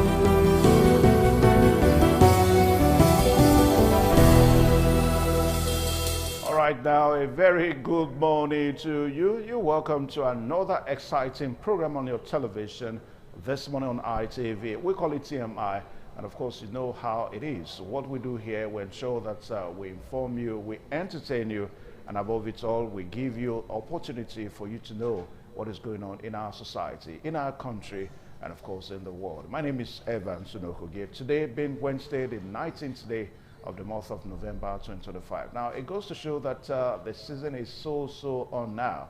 And when we talk about the season, we're talking about the Yuletide in another a few days from now, we're going to be in, Christmas, period proper. As a matter of fact, in some major parts of the world, the whole Rasmataz and, of course, all that has to do with Christmas actually starts from 1st of December of every year. But for us at Independent Radio and Television, we ensure that we help you out. I mean, just tomorrow here on Thursday, yes, our Father Christmas is going to be in town, talking about Father Paul. And if you listen to one of the programs on radio a few days ago, I saw the guy boarding and, buying his tickets, boarding an aircraft. And I'm told that the first aircraft that is going to be touching Benin tomorrow, it's going to be having Father Paul. So Father Paul is going to come to Benin with lots of goodies and all that. So we are using this opportunity to let parents know, to let children know that starting from tomorrow, most especially proprietors and proprietaries of schools, school owners and caregivers, owners and all that, IDP camps, owners and all that. So we are using this opportunity for them to know that from tomorrow, Father Paul, Independent Radio and Television Father Christmas 2025 is going to be in town. So you do take advantage of it and ensure that you be part of it. Now, one thing about this year's edition is the fact that you can actually make a separate arrangement for Father Paul to visit your family. Maybe you have a family that you just want the Christmas, Father Christmas to be right there. So you come to Glass House Airport Road, our corporate headquarters in Benin City, and you make arrangements, and we're going to oblige you of that. Well, I'm not alone on this program. I've got my co-anchors in Lagos and also in Abuja. I have Messalina and Patricia in Lagos, and also my co-anchor in Abuja. Patricia, good morning. I'll start with Patricia. Good morning, even if I know that Messi is also there. Patricia, good morning. Good morning, Evans. It's good to see you this morning, and thank you for making us understand that we can see Father Christmas this year. Father Christmas is coming, touching down tomorrow in Benin, and I plan to be there to see him. Okay. All right. Now, just yesterday, ladies, I read something that I thought I should bring on board this morning. Very, very disturbing. I'm talking about street urchins. Now, when we talk about street urchins now, we're talking about some homeless children. Children of about 5, 6, and maybe young adults, homeless, that's are the best way to categorize them. Now, these children go about and constitute nuisance, most especially in our streets and in our roads and our societies. Now, yesterday, one of the major areas in Lagos, it was on the papers that, a kind of a fist-off ensued between some street urchins and an Air Force officer. And before people knew it, one of the street urchins brought out a stabbing knife and stabbed that, Air Force officer to death. Now, the menace that these street urchins are constituting by the day is assuming an alarming, state. So we're going to be doing some discussions along that line from Benin this morning so that we see how government can begin to curtail their activities. Now, if time permits us, we tend to have the Honorable Commissioner for Women Affairs in the person of Eugenia Abdullah, so that she tells us what the Edo State government, we're going to be domesticating it, so that she tells us what the Edo State government is doing to ensure that this becomes a thing of the past. Because street urchins are everywhere. You park your vehicle, before you know it, they take sharp objects and they mark your vehicle, they break your windscreen and all that. So this is very, very disturbing. Well, let me say, Abuja, Tolu, good morning, Tolu. So let's quickly go to ladies now. Now, Abuja, let me have you around this morning. Tolu is currently in Saudi Arabia covering the games for Independent Television and Radio, your darling station here. But Abuja is cool this morning, and I know as those from Lagos, there, Selena and others, you saw the tear gas yesterday at the PDP National Secretariat, Wadata Plaza, Wuse in Abuja, very busy at district here. And you saw so much drama around the Asset Rock Presidential Villa in the evening, where Vice President Kashim Shettima was asked, hey guys, you don't need to go to Taraba State, where Kefas planned to defect this morning, everything arranged. Please, the president told him, quickly head to Kebbi. Let's go and comfort the family of those persons whose daughters have been taken. And It's just not too good news all around Abuja yesterday, from the tear gas to the Wike, Bala Muhammad, Makinde, extreme show of shame, to the killings, the insecurity, the explanation by the military, how the general called that the general was killed, how the press, according to them, misinformed, how social media and others gave out information. So much a salad that doesn't taste well in the lip of our social engagement. Because that actually happened yesterday, you know, at your doorstep in Abuja, very close to you. So you personally, you know, saw all that happen. We're quickly away from that now. Now, ladies, a while ago, I tried to talk about the menace of street urchins. I mean, something happened in Lagos yesterday where you guys are. Street urchins in communities, in our societies, they have assumed a very, very threatening dimension. You know, Besilera. Good morning, Evans. Good morning, Ikarata from Abuja. It's a beautiful Wednesday morning here in Lagos. I mean, a beautiful weather. And I mean, I'm happy to see you guys. All right, yesterday what happened basically was, you know, it was actually the Air Force personnel that brought out the, you know, knife to threaten the street urchins. They were playing football and, you know, they used the football to hit him, and he picked up the ball, and, you know, he was threatening them that he's going to, you know, bust the ball. And before you knew it, he brought out a knife to, you know, bust the ball, and he was actually using the knife to threatening them. And you know the streets guys, how they do things is they you know, rushed him, and one of them managed to collect the knife from him and stabbed him to death. I mean, you know, that's not a good one at all. You know, that was basically what happened. And the Air Force personnel was actually trying to defend himself, you know, bringing out the knife to threaten these street urchins, and one of them was able to, you know, collect it from him and stabbed him to death. I mean, before he left the house, he didn't know that that would be his end, but God knows everything. And also, basically from Lagos today, we will be looking at the insecurity issue. You know, it has been a major problem in Nigeria that we keep battling every day, and we've been asking, I mean, the people have been asking the government, what will be the lasting solution to insecurity? We saw the 25 Kebbi girls that was kidnapped. That was how, you know, earlier 2014 Chibok girls also was kidnapped, and we're still battling that till today.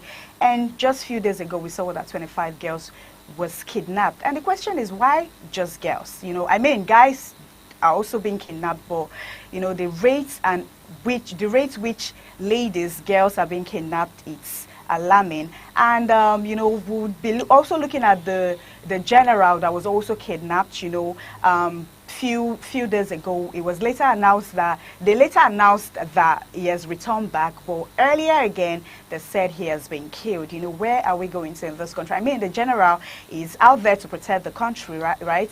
But he is also not safe. I mean, nobody is safe in the country. We are scared. What would be the lasting solution?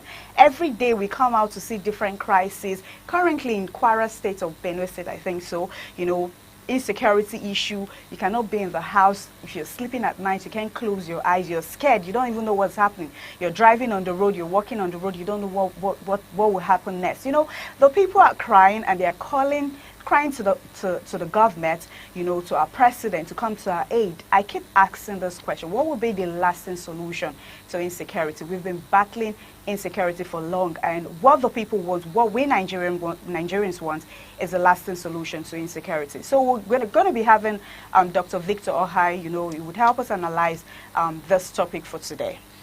Yes, Messi had done a lot on the Air Force man that was killed. You know, she has said a lot about that. Anyway, let me just contribute my coin to it.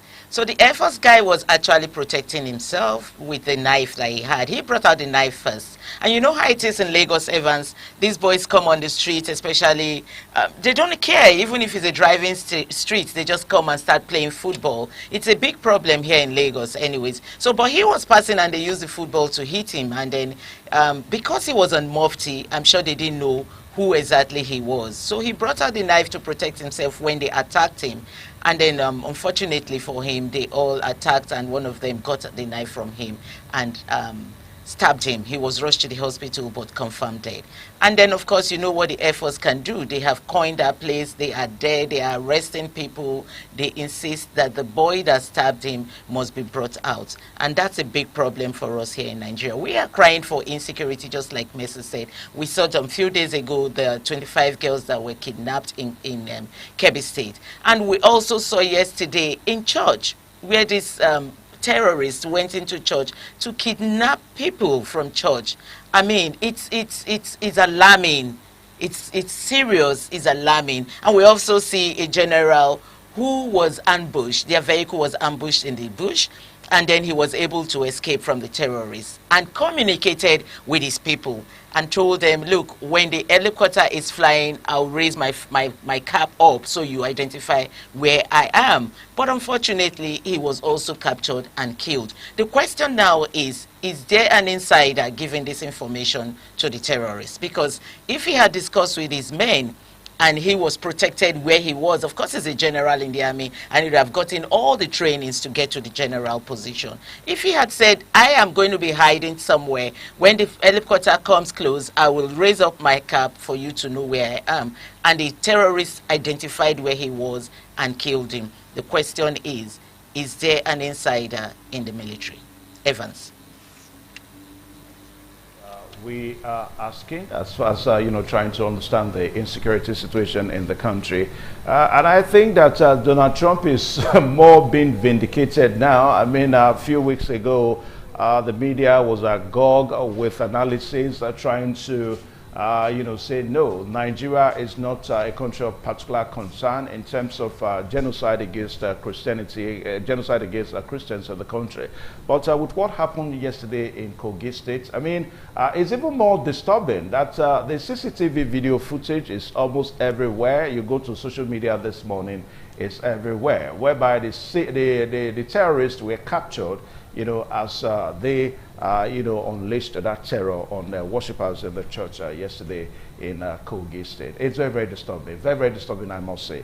Anyway, we just hope and pray that security agencies in this country will be able to live up to expectation so that, we can actually live freely as citizens of this country.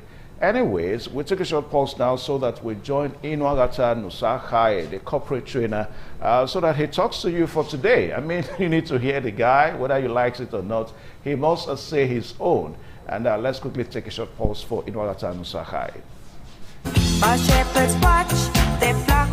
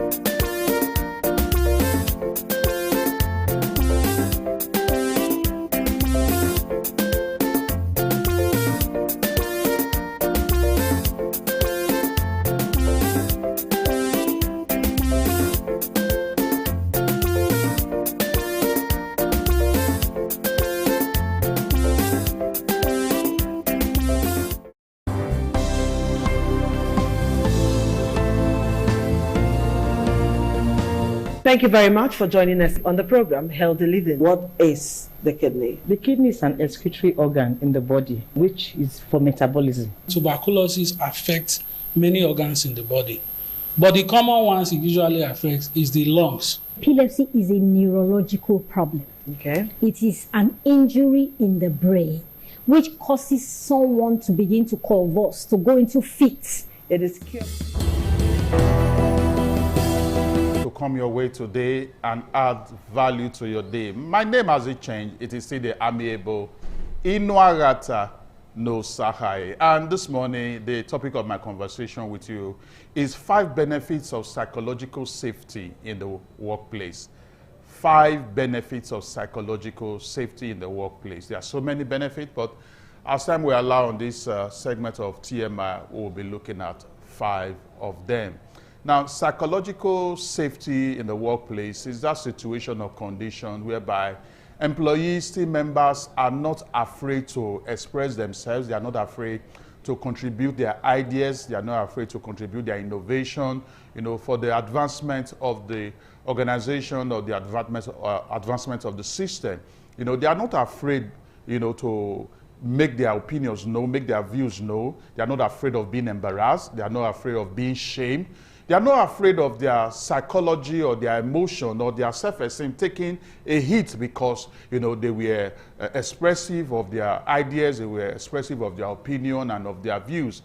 That is a psychologically safe environment. And that's why, this morning we are looking at 5 benefits of psychological safety in the workplace. 5 benefits of psychological safety in the workplace. The number 1 benefit we are looking at this morning is that psychological safety boosts employee confidence and engagement. Yes, that's what it does. Psychological safety boosts employee, confidence and engagement. And one way it does this is that it gives them the psychological balance, the emotional balance, to be able to take initiatives to solve workplace workplace challenges, because there is that atmosphere, there is that environment that allow people to be expressive, and so because of that kind of situation, because of that kind of atmosphere, employees, team members are able to take initiatives concerning, organizational issues, concerning team problems, concerning team issues, and that at the end of the day becomes very beneficial for the system, and for the organization. A psychologically safe environment or workplace even make passive employees to become active contributors of value to the advancement of the organization. That is one benefit from, when you have a psychologically safe environment. We are looking at 5 benefits of psychological safety in the workplace. The second one is that psychological safety encourages innovation and creative problem solving. Very important.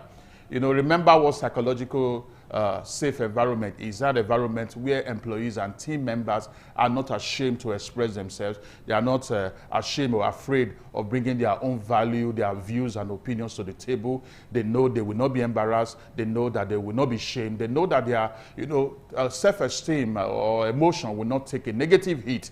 And a benefit of that is that the psychological safety encourages innovation. It encourages creative problem solving. That is one thing it does. Because of that openness for people to express themselves, you see a situation whereby employees are not afraid, to question existing methodologies with better approach that will bring better results for the organization, and the team. And that at the end of the day is what, employers and, team leaders are actually looking for. Team members that will have the confidence to be able to come up with innovation, come up with ideas, that will make the way things are done to become better, yield better results for the system, and things are able to move to the next level of growth. The third benefit of psychological safety in a workplace is that psychological safety reduces workplace mistakes. Very important. Psychological safety reduces workplace mistakes. Now, there is openness. People can express themselves. People are not afraid to point out observations about how things are going on in the system.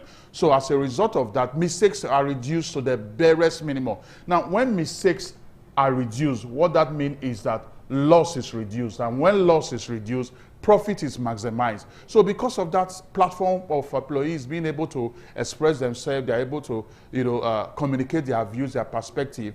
When things are going wrong in the system, these employees are not afraid to draw attention to it. They are not afraid to point it out. And at the end of the day, that saves the system. It saves the organization from big losses. It saves the organization from, minor issues that will, grow to become very big issues that will result to losses and even maybe sometimes business closure for the organization or the system. So the third benefit is that psychological safety reduces workplace mistakes. Then the fourth one is that psychological safety reduces employee turnover.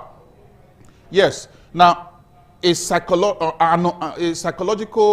workplace that is psychologically unsafe, a workplace that is psychologically unsafe, one thing about it is that it's full of toxicity. There is this toxicity in the system that makes, amazing people, people with amazing talent, people with, super talent, people with super expertise, because of the toxicity, the stress, the acrimony, the conflict in the system, it gets to a level, they just tender their resignation and they go away.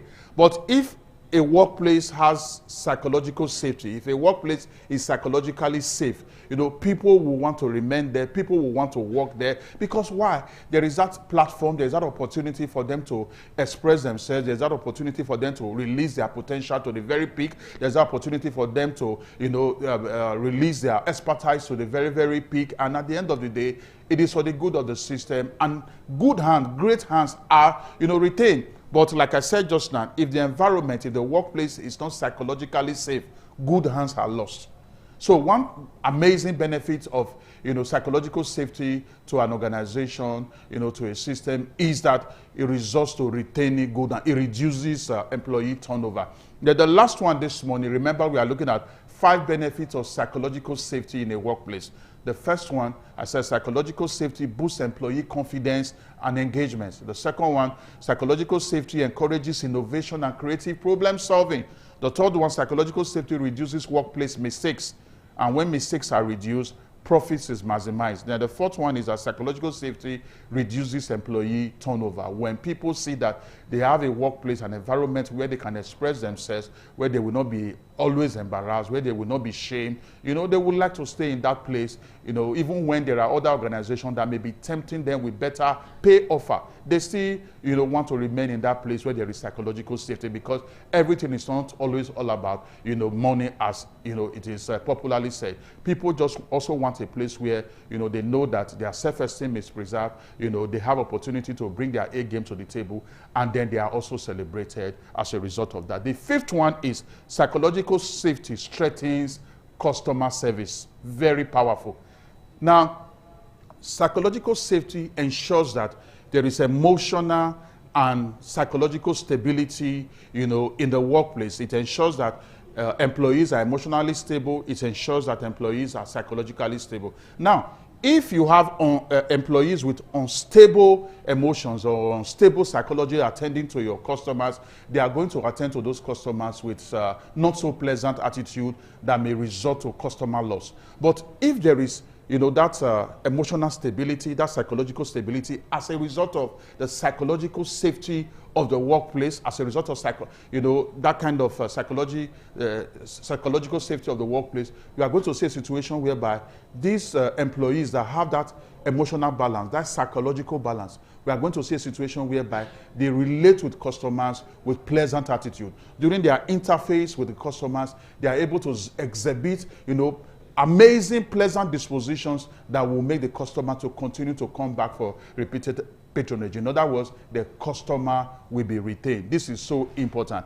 I have just looked at 5 benefits of psychological safety in the workplace. And the first one, psychological safety boosts employee confidence and engagement. The second one, psychological safety encourages innovation and creative problem solving. The third one, psychological safety reduces workplace mistakes. The fourth one, psychological safety reduces employee turnover. The concluding one, I said psychological safety strengthens customer service. There are so many benefits that psychological safety in a workplace brings, but as time has allowed us this morning, we have been able to look at 5, and you can run very well with that 5. So as an employee, as a team leader, as a CEO, it is very important you do everything to ensure psychological safety in your work environment in order for you to retain good hands and retain customers and have a workplace that mistakes are reduced to the barest minimum, and then things are moving from one point to the next level of growth for your business and your organization.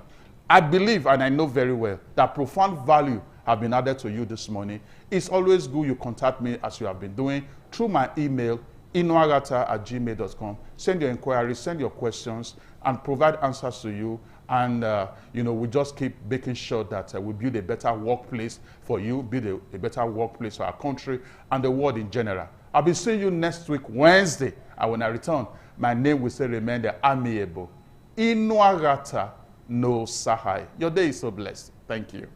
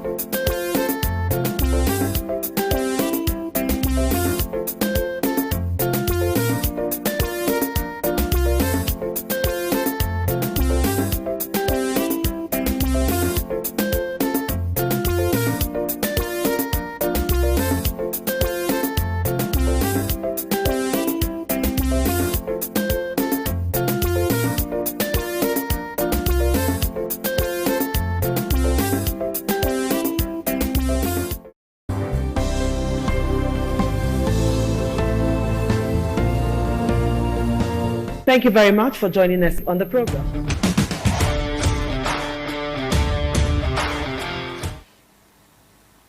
Thank you so much for staying with us. It's a beautiful Wednesday morning. Good morning to you all. And it's newspaper review. Of course, Patricia Gabriel is here with me. Hello, Patricia. Good morning, Messelina. Good morning. Thank you for joining us this morning. Okay, our guest this morning that would help us analyze the newspaper this morning is Dr. Victor Ohai, a political analyst, and he was recently made the UN Humanitarian Ambassador. Good morning, Dr. Victor. Good morning. Good morning, Doctor, and congratulations. I must do this. Thank you very much. Congratulations to you. Thank you very much. Thank you very much. Okay, this morning, we're going to be revealing the newspaper, and the first newspaper this morning that we will be starting with is the Daily Independent newspaper. The Daily Independent newspaper, the big headlines there says, Suraki takes office after chaos, onslaught of tear gas at headquarters. That is the big headlines there. And a rider says, Wicked Group battles new NWC members, governance orders. Another one says, over 600 policemen talks lay siege to party headquarters. Another one says, tear gas Governor Bala, Makinde PDP members, journalists. Another one says, why we invited pleas by embattled Senator Anyau. Another one says, there's serious threat to democracy in Nigeria, Suraki. Another one says, urges President Tinubu to call Minister Wike to order. Another one says, ADC condemns attack on PDP headquarters, says a democracy under siege. You get that on page 29 from the Daily Independent newspaper. Also on the newspaper, Nicki Minaj speaks out against alleged Christian persecution in Nigeria. Another headlines, Total Energies eyes opportunity in 2025 licensing round. Okay, that you get that on the newspaper as well. Another headlines on the Daily Independent newspaper says, APC faults PDP chairs call for foreign intervention to save democracy. You get that on page 6. Another headline, 44 reps ask Tinubu to secure Nnamdi Kanu's release. You get that on page 7 from the newspaper. Senate urges immediate rescue of kidnapped Kebbi schoolgirls. You get that on page 7 from the Daily Independent newspaper. Khan reaffirms position on Christian genocide, urges federal government a global action. Okay, Dr. Victor Oha, I want us to quickly talk about the clashes that have been happening in the PDP recently. The big headlines there that says Turaki takes office after chaos onslaught of tear gas at headquarters. You know, if you watched the video yesterday, there's this clashes that happened between Turaki and Wike and most of the PDP governance yesterday. You know, there were tear gas everywhere, and it's got a lot of people talking. What would you have to say about this? Frankly, I'm going to be very direct about this. Wike is on a mission. It's not a good mission. He left the PDP spirit, soul, but body a long time ago. And he has only one mission. And I'm sure his mission, the mandate is remain there and destroy that party. It is not good for democracy. Even he will regret it. Wow. You don't do that. I mean, what is he? He has left. He's not a loyal member of the party, clearly. We're not quarreling with the issue of having appointments. You can have an appointment anywhere and all that. But his actions clearly have depicted him as, I don't know why the party, well, I think they just did that now. He's been putted out of the party. That's what should have been done a long time ago. He should never be anywhere near there. And in trying to, the tear gas and rest, because you're Minister of Federal Capital Territory, you want to forcefully find your way into the Secretariat, it shouldn't happen. I'm hoping that after this, PDP will find its mojo, like every other party, so that we can have a truly, how do I put it now, competitive electoral atmosphere in going into 2027. All right, let's quickly talk briefly on this. Khan reaffirms position on Christian genocide, urges federal government a global action. I say kudos to them. We can't keep pretending that nothing is happening. Look at what happened in Kwara in the church. Look at what the Kebbi, where it happened in Kebbi is a largely Christian community, even the school. We cannot keep pretending it's not happening. Even the Muslims who are killed are those that are considered nominal Muslims. They are considered not serious. You understand? So we cannot pretend that these things are not happening. We're here talking about security issues. The president is busy traveling to South Africa. Who does that? If that happened in the time of Jonathan, of course, everybody will up in arms with the media. And then they will say, the president doesn't care.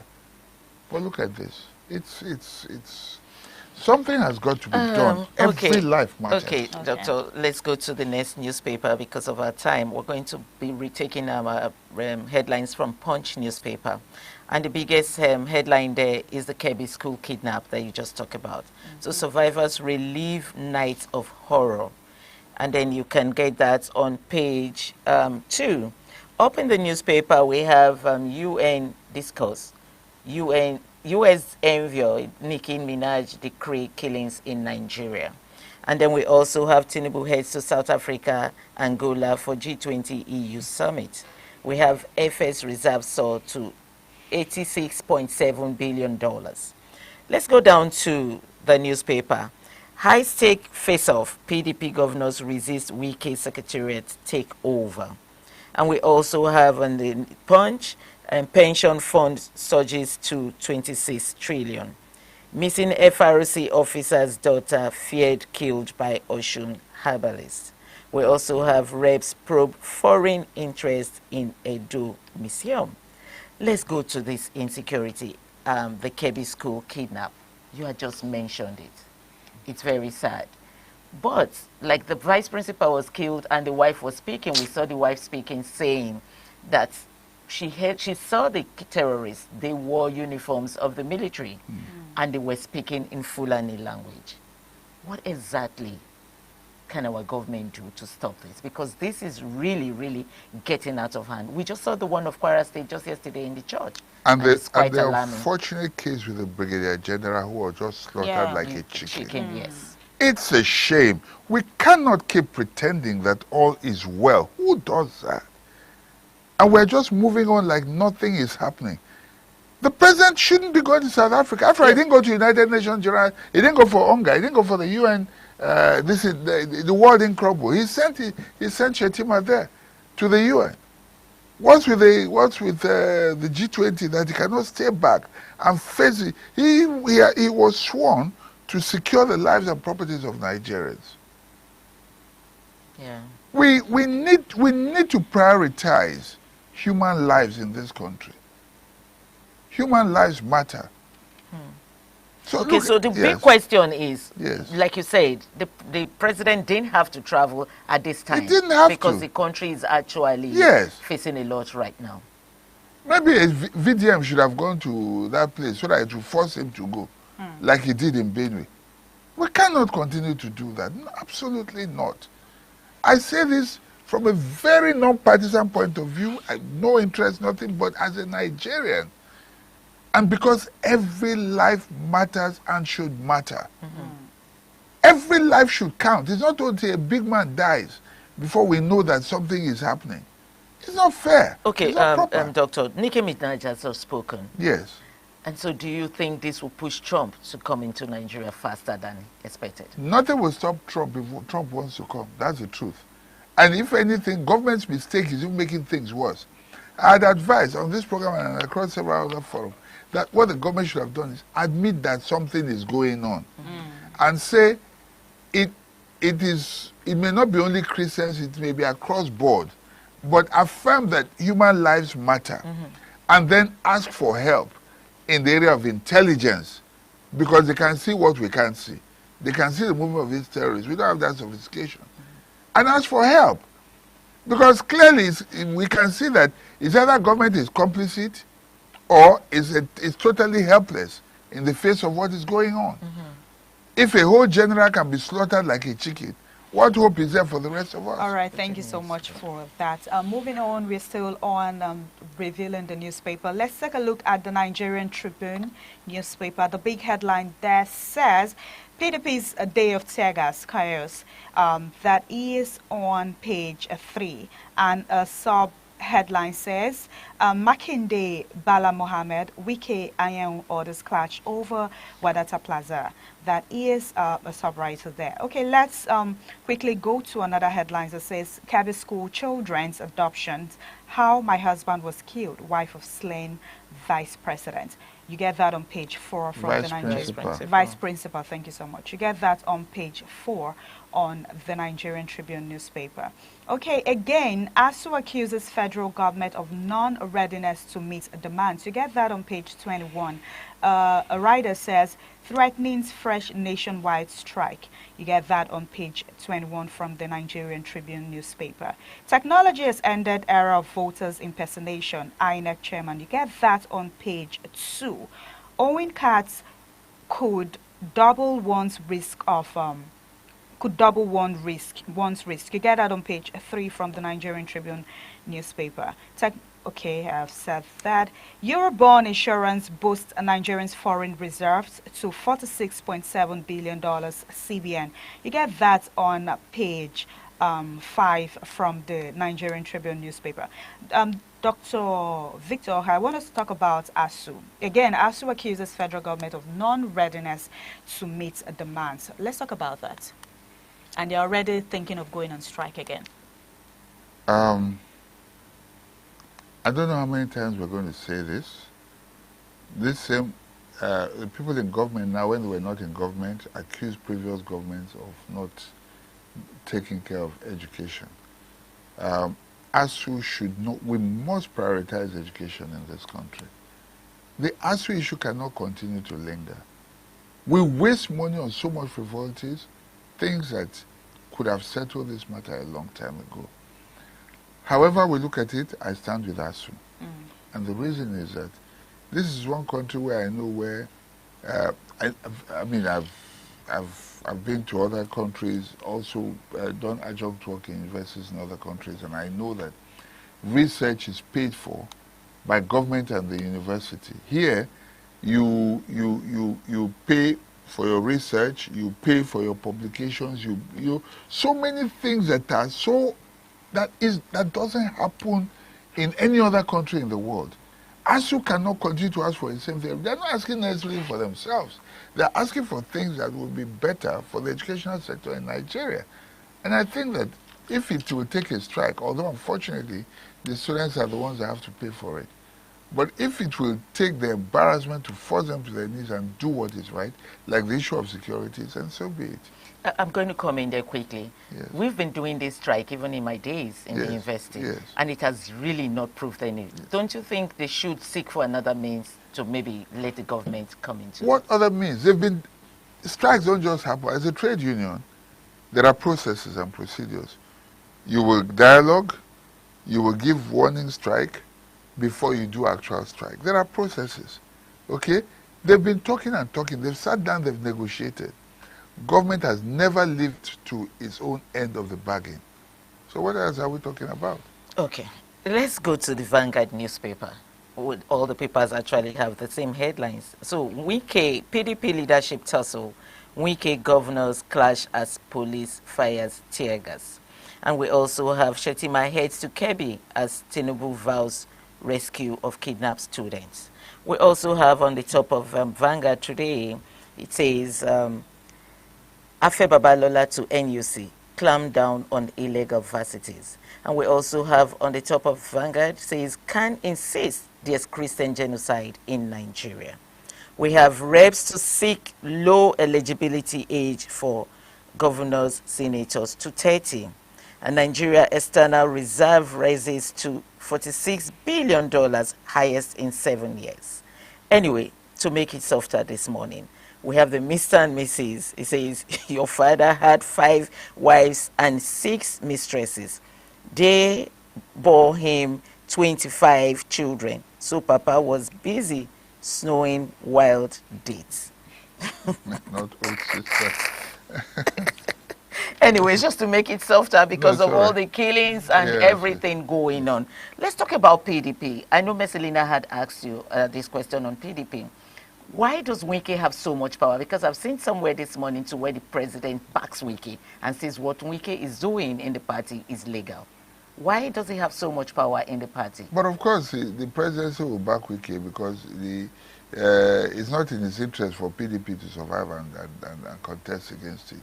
So it is natural. There is an opposition party, they will do everything possible. That's why Wike is in the government, and that's why he is still in PDP, to remain there and decimate the party. That's exactly what's going on. You know, so, but I think and I hope that this is outside from the party now is total and final, so that it doesn't remain a nuisance in that party anymore. We hope so. All right. Thank you so much, Dr. Victor Ohai, for helping us analyze the newspaper this morning. You all do where to get a copy and go through them. We would be handing over to Benin for the continuation on CMI. Do stay with us.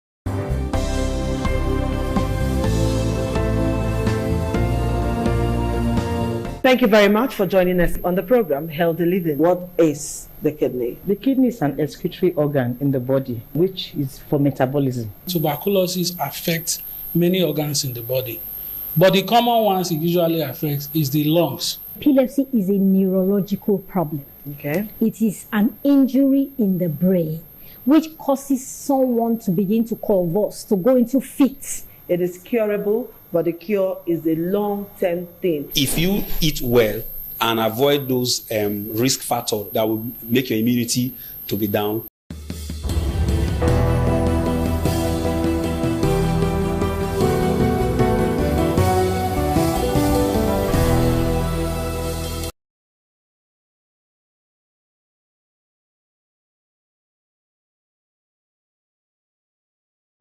All right, thank you one more time. The program still on your television this morning on ITV. Now, the crisis within the People's Democratic Party, deepened yesterday, and little wonder whether a party that seeks to take over leadership in the next presidential election, whether this is the best way to go.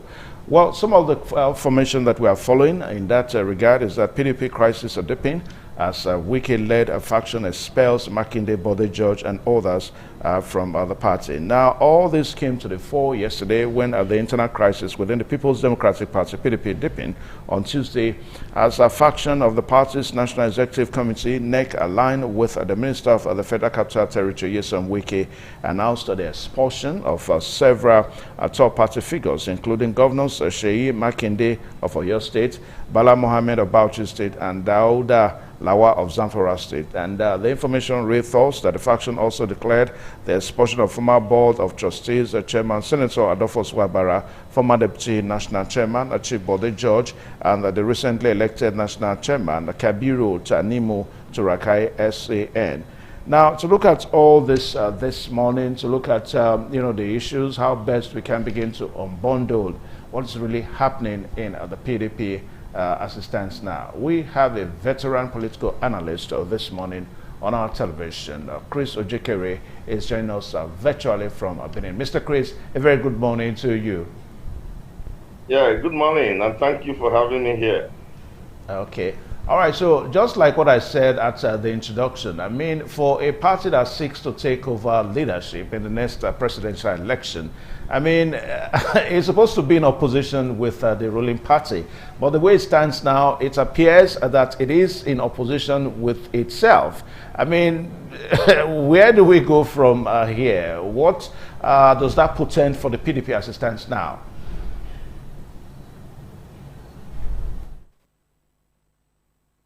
Tended for the PDP, at least in the past 2 years. It is just that now the chicken is coming home to roost even more, and more people are beginning to understand what people like us saw in the beginning and why we had to take our flight. It is heart-rending because this is a party that was so organized, it thought it could rule Nigeria for another 60 years. This is a party that had produced 3 presidents, not presidential candidates, 3 presidents. President Obasanjo, President Yaradua, and President Jonathan. This is a party that had, structures across the entire unit, not just wards, across the entire unit of the nation of Nigeria. And so it's a party that had great promise. They had leadership. In fact, whoever political spectrum would have passed through the PDP. But then it came a time when the party started to abandon institutional procedures, started to abandon conventional methods tested and put in place. I started to leave the party in the hand of Nyesom Wike. We better name him because we know him. And Nyesom Wike was stealing River State money and funding the PDP with it. He got all the chairs and all the accolades. The party in power as at that time, which is the PDP in the state, refused to question Nixon Wike, where he was getting so much money as a state governor to fund the party nationally. The party structure as at that time refused to also ask such questions. Because I'm speaking now to institutional.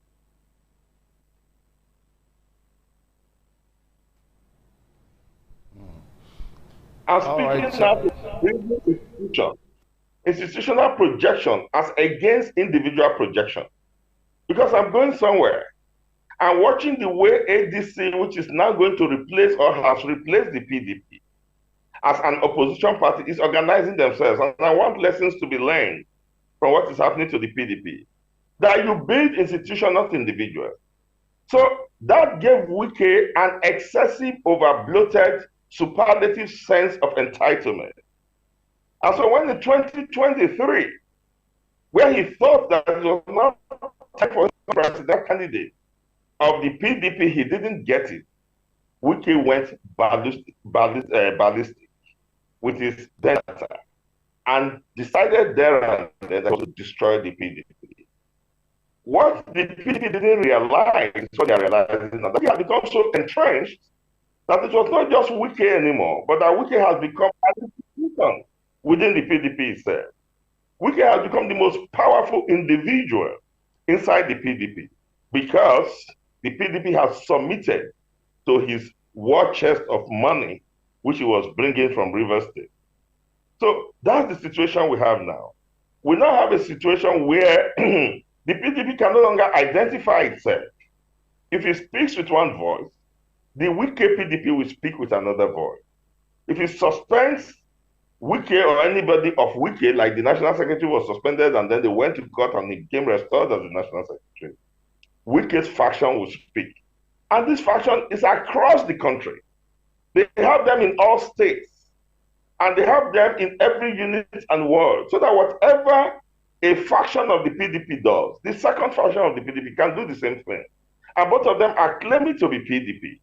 So whatever action the PDP is going to have to take now in any situation, in any matter, it will always end up in court. And that's precisely the plan of Wike.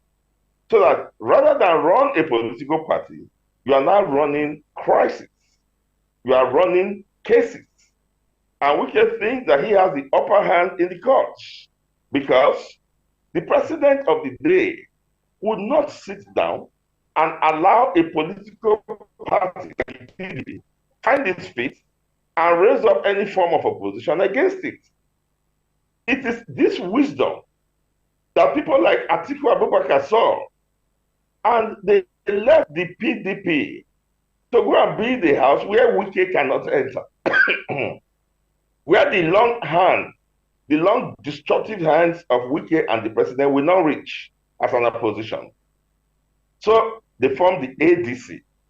The ADC is now the swelling opposition in the grassroots that we can begin to look to now as our hope of challenging President Bola Tinubu in 2027. Not the PDP. I said it elsewhere. That not in this generation. That the hook, the tenterhook, the vice grip of Wike in the PDP was still being underrated. It's beginning to play out now. Wike has structures across board, and those structures are incidentally holding principal positions. The National Secretary, the National Organizing Secretary. These are two powerful positions in any political party. And that's why you find Ayawu talking with confidence. The documents of the party are in their possession. So when I saw the day before yesterday or so, those amateur politicians saying that they have suspended Wike and they gave the list of the PDP that they are suspending, I just laughed. I said it at EBS. I said, what we are going to see is what will be true. So away from that now, Mr. Chris Ojekere, now you will recall that this is probably not the first time that we're having disagreements in political party or in political parties in Nigeria, I should say. But why this issue in PDP keeps on being a very worrisome one is that the polarity that we find in the PDP now is along even members of the NEC. I mean, you have the NEC being polarized. We have some that are loyal to the Minister of the FCT, Nyesom Wike. Then, of course, we also have some members that are loyal to the present chairman of the party. Now, ordinarily, we understand that it is members of the NEC that brings about disciplinary measures, you know. But the way it stands now, the NEC is polarized, so on both sides. So who is now going to be responsible for discipline to be instilled back to PDP? Is this how the party is going to now, is this how it's going to be? The lesson for all of us is that we should stop being pretenders, and that when leaders, because of the cookie jar, we should call them out, and that those we call leaders must merit and deserve leadership. Why is it involving the NEC and the BOT? Because some members of the NEC and the BOT were in the paycheck of Nyesom Wike when he was governor. The issue that you are dealing with now didn't start even a year ago. It started immediately after the 2023 primaries. And I remember here some of the names that have been mentioned in the intro here, and I don't want to mention their name. I remember calling them out, even in this ITV, and saying that they are pretending that they can deal with the matter. They are speaking from both sides of the mouth, and they are not speaking truth to power. Top members of the BOT. And the reason why they were not speaking truth to power, and I remember one of them from the Southwest saying, well, Wike has the right to complain. He has been funding the party. We shouldn't say that he has no right to grievance. He was not dealing with Wike. He was dealing with a virulent sense of entitlement. And I was surprised that he didn't recognize that. And then he thought he was defending Wike. The same Wike he thought he was defending, and he now are on the opposite side. What is he going to do? So when leaders don't stand their ground as leaders, when they don't qualify to acquire that name and acquire that position as leaders, they don't speak truth to power when truth should be spoken. And when you don't speak truth to power when truth should be spoken, when things now run out of hand, we are saying we are confused, we don't know why it's like this, why it's like that. When you were compromising because of what you were getting, and you were allowing a young man to run amok within your party and was calling the shots, you submitted all authority to him. He could determine where you held your conventions. He could determine which chairman you brought. In fact, he influenced about 3 chairmans consecutively. And you out there, you have a BOT, and you have a NEC, and nobody was calling him to order. And now you want to begin to call him to order when you have 5 governors queuing up behind this personal vendetta, disguising it as fighting for the southern part of Nigeria. He was fighting for his own desire to become president. And today we see the kind of president that he would have been if he had the opportunity to become president. So we speak truth. Now, they weren't speaking truth at that time. And what has happened? What goes on comes around. Now the G5 or G whatever is scattered. They are in separate camps, antithetical to one another's interests. Because another member of the G5 now has an entitlement to that he wants to become president. He's also taking advantage of the crisis. So Mr. Chris, we quickly take a short pause now. We must, take this break now. Don't forget the program is still this morning on ITV, and we are looking at the crisis, the current crisis that is rocking the People's Democratic Party. We'll be right back.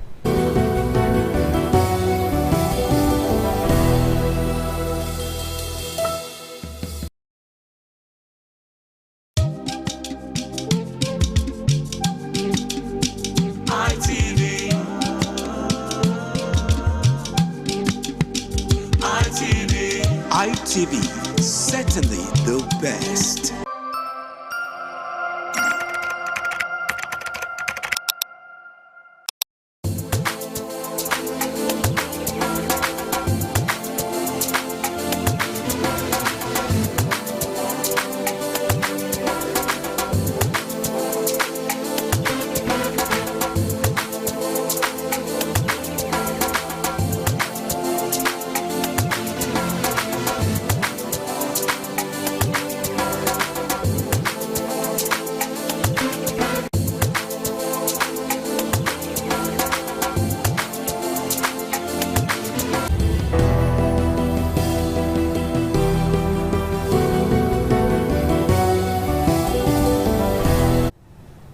right, thank you one more time. We still have our guest joining us this morning virtually, Chris Ojekere.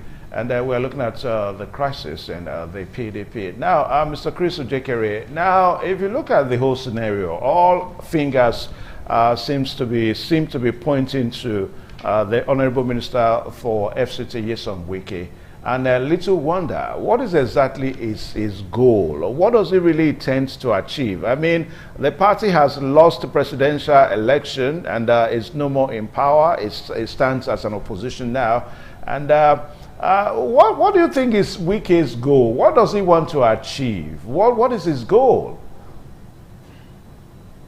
Wike is a political bargainer. He knows how to horse trade. It's just that obnoxious attitude, Wike would have been a very good politician. Within the Nigerian context, he knows how to bargain. Now, this is the bargain.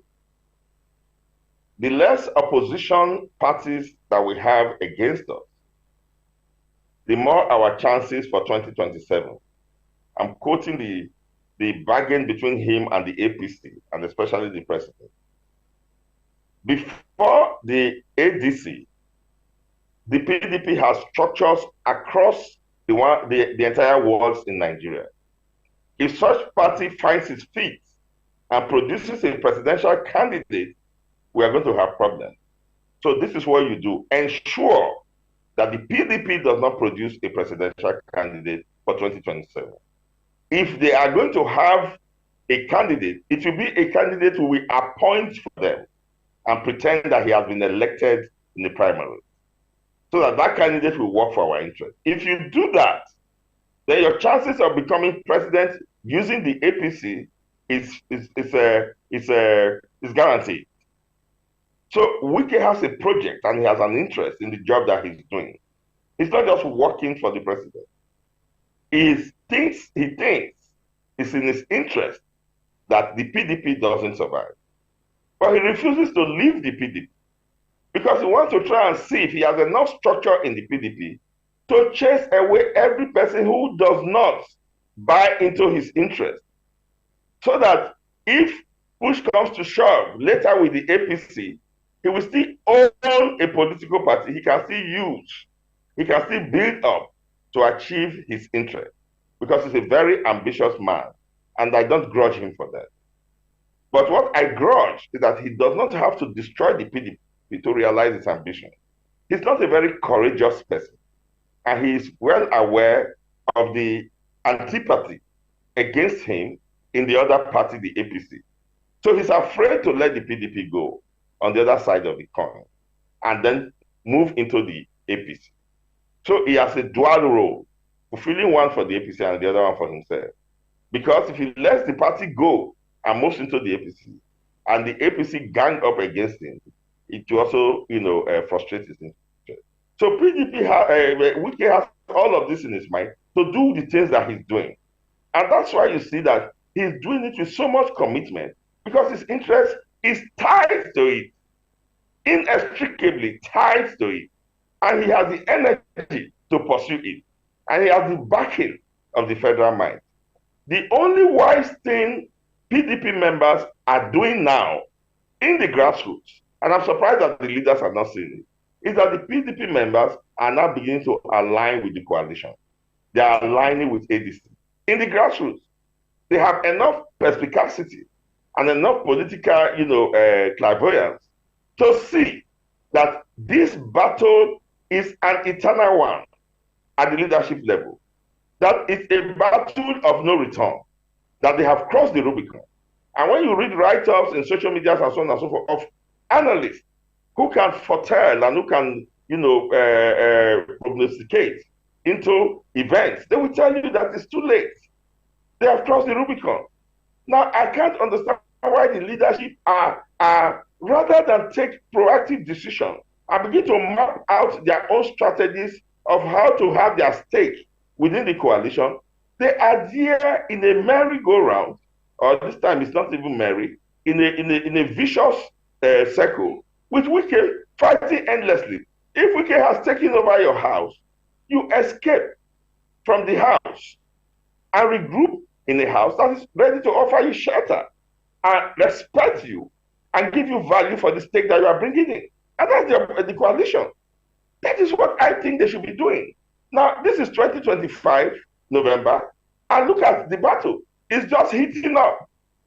So if you extrapolate from here, this is exactly what you're going to have in 2026, and by 2026, December, you are having the conflagration. So are you never going to sit down to tell yourself, bad is enough? Let us sit down now and map out a political strategy exclusive of Wike. Why are you struggling with Wike? Why not follow your leader, your former PDP leader, which is Atiku Abubakar, and go and boost your stake in the coalition? You have the population. Why not go and boost your stake? They have the population. So that is why I cannot understand whether they are enjoying this kind of big bats with Wike and his cohort and his team. Wike is never going to let go, no matter how much, whatever the wish that he will die. That's why when Wike is at any time sick, they run to the press to say Wike is dead. Wike is not going to die. All right, so Mr. Chris, because of time now, because it appears that you support, PDP, some agree PDP people leaving PDP and joining other political parties. But there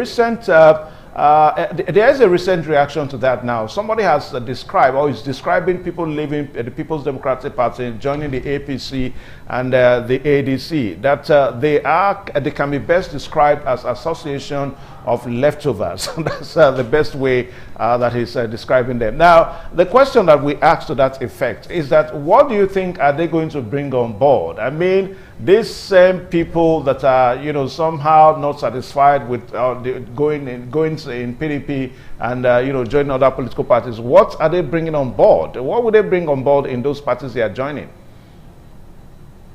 First of all, PDP has highly experienced politicians. And even this experience they are passing through now, it's an experience that will serve the ADC. Having come through this kind of experience, nobody wants to repeat it. So when they come into the ADC, the concept of this kind of thing will be very useful.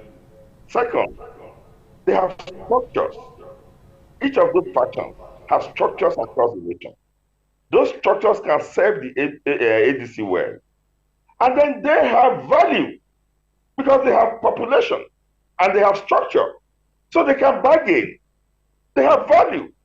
They can bargain, and then they will have a very comfortable stake in the ADC.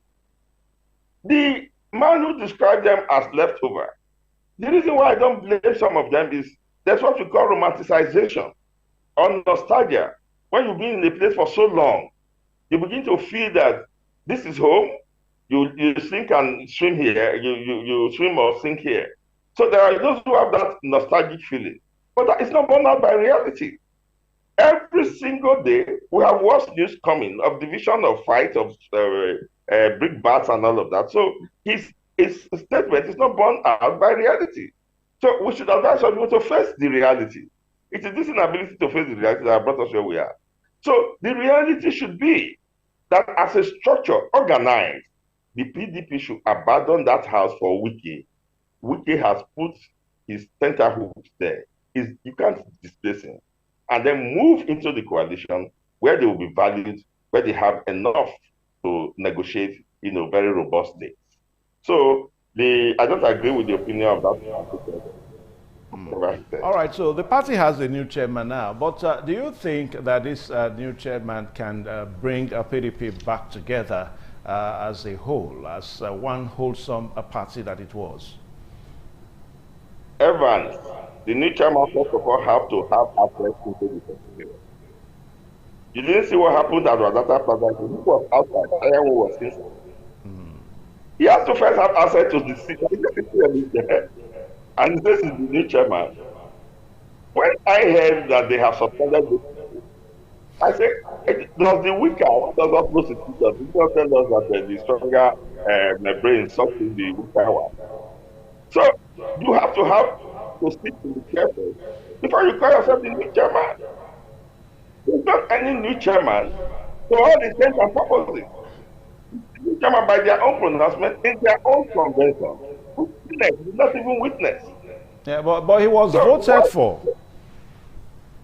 Yes, he was voted for by his faction. That's the issue right now. By his faction. It will interest you that all of those people that were suspended were not part of that faction, were not part of that meeting. And those are PDP. Are you going to wish away those PDP members? They have never left the PDP. It is you that made pronouncement that they are suspended. And now they came out and gave action that they are not suspended. And while they were inside the PDP, you were outside granting interviews outside. So reality does not bear out all of those claims. And that's why I say, having been rejected and having been oppressed, mugged and frustrated out of the PDP, as it were just now, you should, rather than engage in endless fighting, political brotherhood with people who are ready for opposition. So we want the coalition to be a coalition of those who have been cheated by tyranny, fascist regime that disguises itself as democracy. So we want all of those people who believe in democracy to coalesce into one group and then fight against this fascist regime. What is the use fighting among yourselves within what you call opposition party? You are not opposition to each other. So he is not chairman here to all the intents and purposes. Look at what happened just now. But the small way there, they didn't insist that he should go inside, that they recognize that he's the chairman.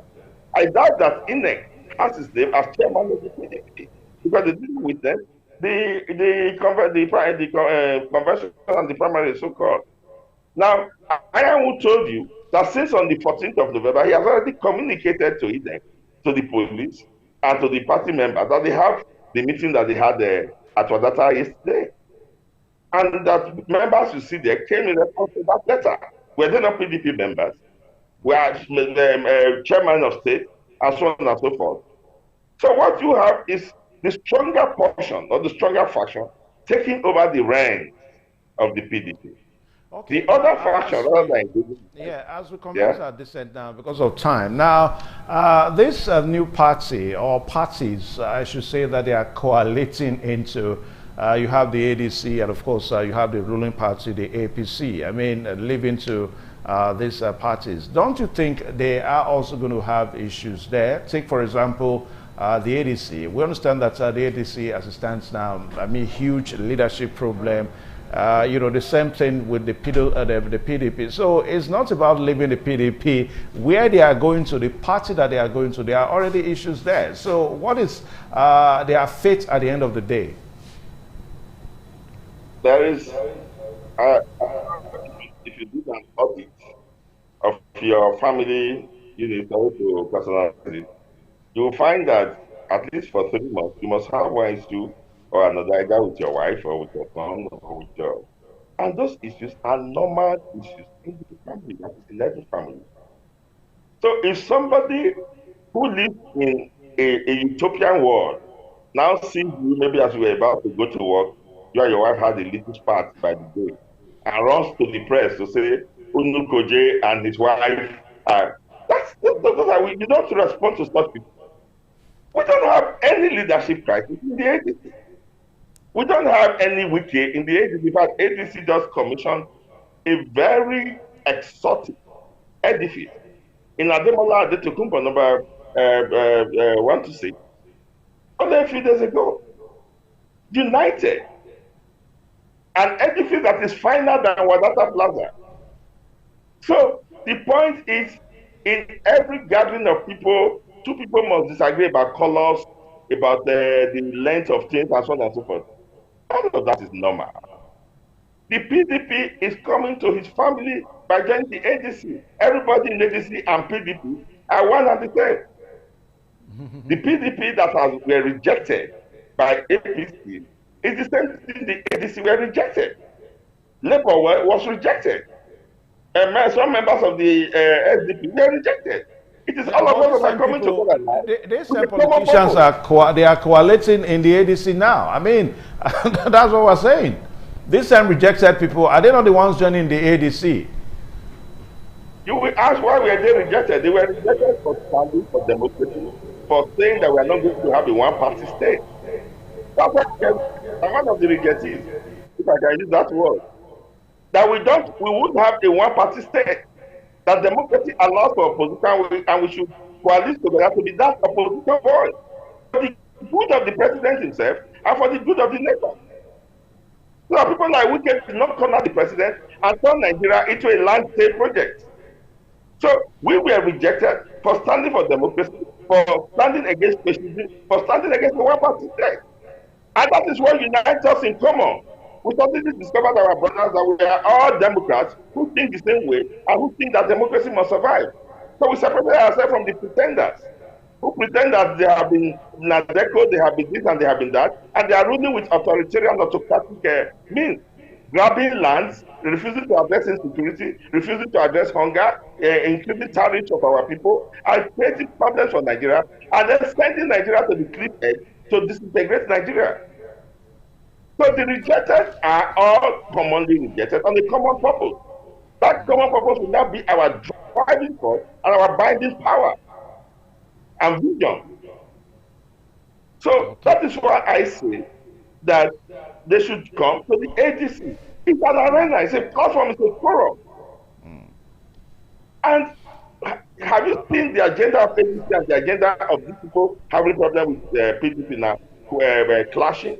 It's a common agenda against a fascist regime, against autocracy, against a tyranny, and a tyrant.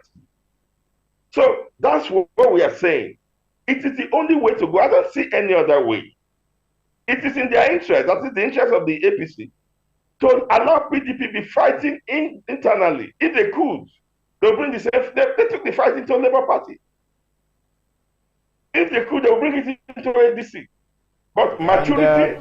You are one of those that has left the PDP. But even that, as the case may be now, if you are to suggest to the PDP for the party to come back, what will your suggestions be?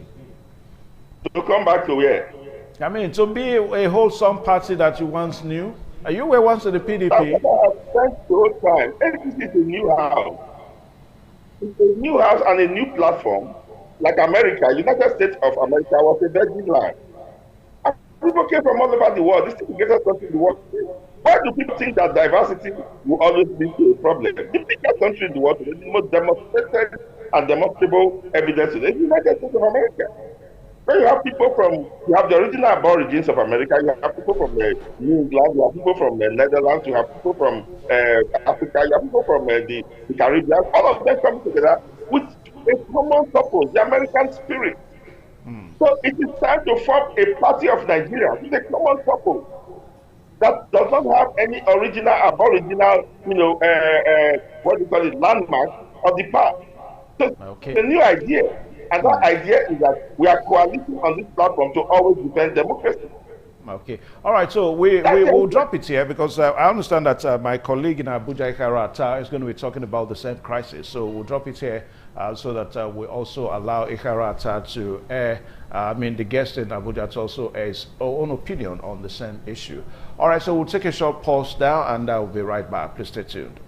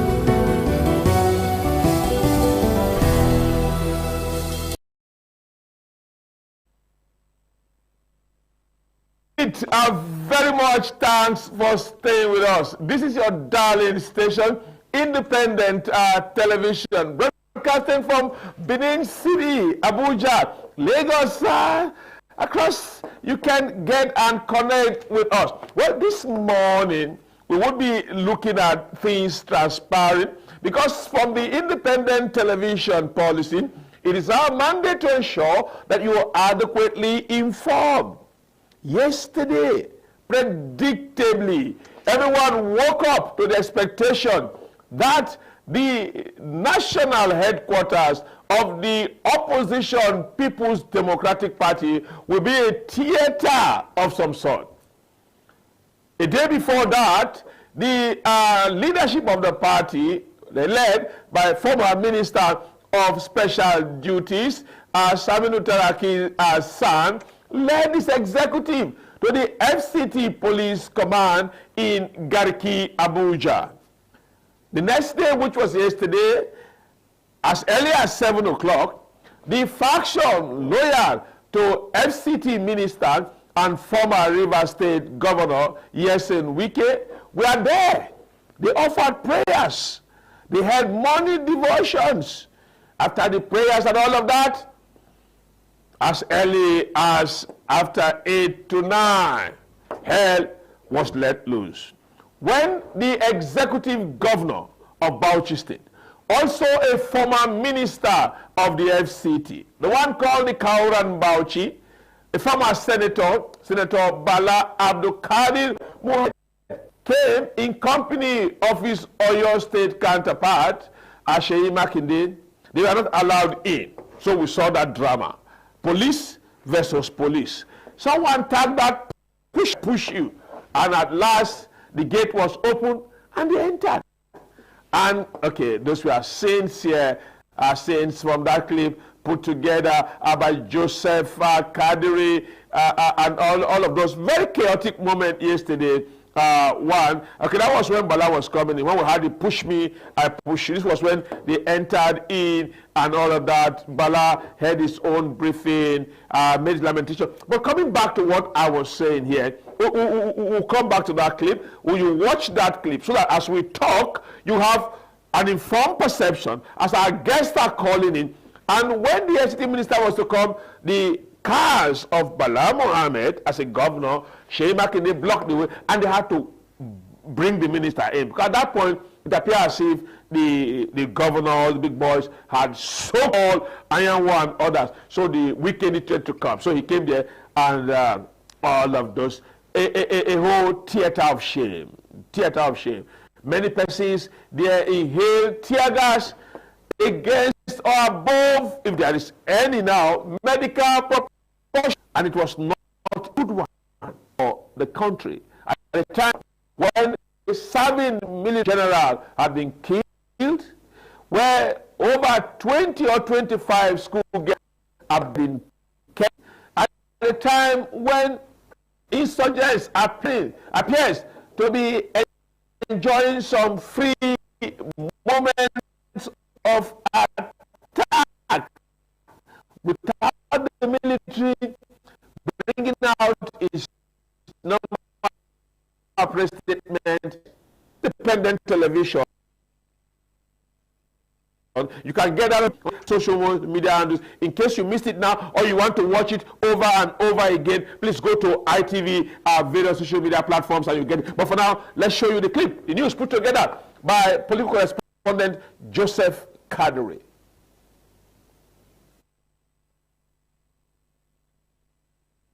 The massive deployment of heavily armed police officers for the separate NWC meetings by both factions at the same venue speaks clearly to an anticipated outbreak of violence. The Turaki faction arrived with Governors Bala Mohammed, Seyi Makinde, and former Governor of Kano State, Ibrahim Shekarau. After at the gate, they gained entrance and proceeded into the neck hall for their meeting. After a short while, they briefed the press. And you can see the Minister of the FCT coming himself in person, being backed by the police. We have been tear gassed as governors.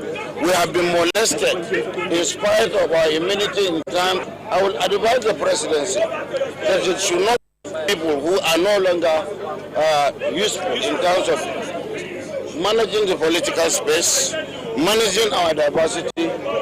Shortly after they exited, an escort convoy announced the arrival of the FCT Minister Nyesom Wike. He experienced difficulty accessing the complex as the governors blocked the gate. But after the police fired tear gas canisters, he gained access into the building. The governors returned to the building. Another round of tear gas was fired by security personnel of the Nigerian police. National Chairman Kaki SAN calls on the international community, particularly the U.S. President Donald Trump, to intervene in support of democratic process in Nigeria. We will be now calling on international community. I want to call on President Trump. What is at stake is not just genocide against Nigerian Christians. He should come and save democracy in Nigeria. Democracy is under threat. I'm calling on all other developed nations, all advanced democracies, come and save Nigeria, come and save democracy. Governor Bala Muhammad held a brief conversation with a representative of the police commissioner, stating men at the premises until Wike left. He then reconvened with his team for their scheduled meeting. Then tell him, I would. Otherwise, we will be here after the next one. Then it's not good for this boy. Yes, this is not PDP issue at all. It's our survival. Survival of democracy. Police continue to release tear gas canisters in the vicinity. Meanwhile, the Wike faction held its own meeting at the same time.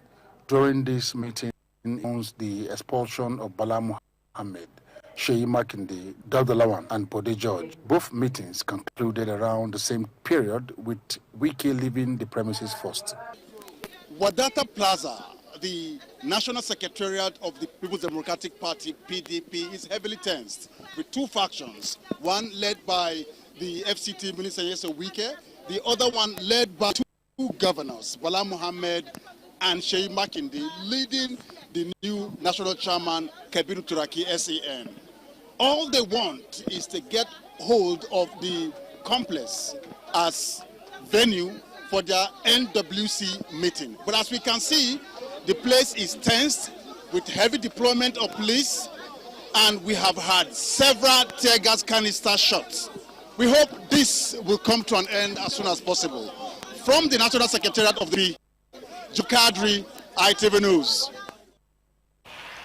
Okay, you know, one thing you are sure of, ITV and radio, we keep you informed. We got that. You can't get that anywhere. Comprehensive coverage, comprehensive, detailed coverage of what transpired there yesterday. As I said earlier, you can, if you want to follow extreme coverage, extreme clips, go to our YouTube page, go to our Facebook page, our X handle, our TikTok page, all our social media handles.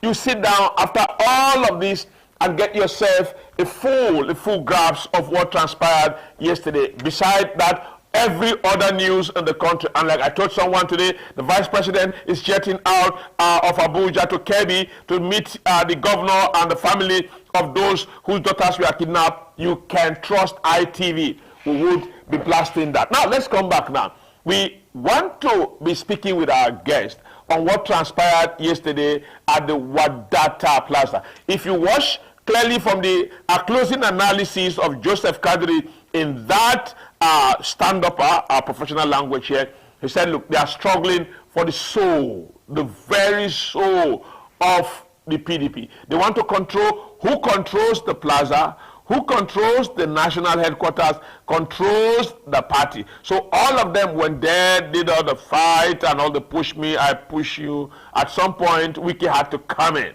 They had to come in, you know, more like the Chinese film where you attack the actor or attack the actor, then you got the teacher will now come forward and you know that you're coming towards the end of the film. You know, we had that before. Now, let's quickly get our guest online. I know it has some difficulty coming. Get our guest online so that when we start to get his thought on what he thinks about that extreme show of shame. We're now being joined by former IPAC chairman, Chief Dr. Peter Ahmed, and thought on what he has to say about what transpired yesterday. Hello, Doctor. Hello, good morning. Yeah, very good morning, Doc. Let's quickly start. Although predicted it will happen here, you watch, even if you are not a member of the PDP, you have the opposition. Can we get your extensive take on what transpired yesterday in Abuja at Wadata Plaza? For me, first of all, I must, as a member of the opposition and as somebody who believes in the multiplicity of political participation in this country, I will sincerely tell you that I'm very proud of Kebiru Turaki SAN and his leadership of the PDP. If this is what has been done for the issue from the beginning, the state capture scenario that we witnessed today would have been properly resisted. The resistance put up by them yesterday to be able to recapture and take over their party headquarters, is a step in the right direction to save this democracy from, diving into a one-party state. It is critically clear that in a democracy, it must come with struggle, and with struggle, you can get freedom. Because the party must continue to go in the resistance.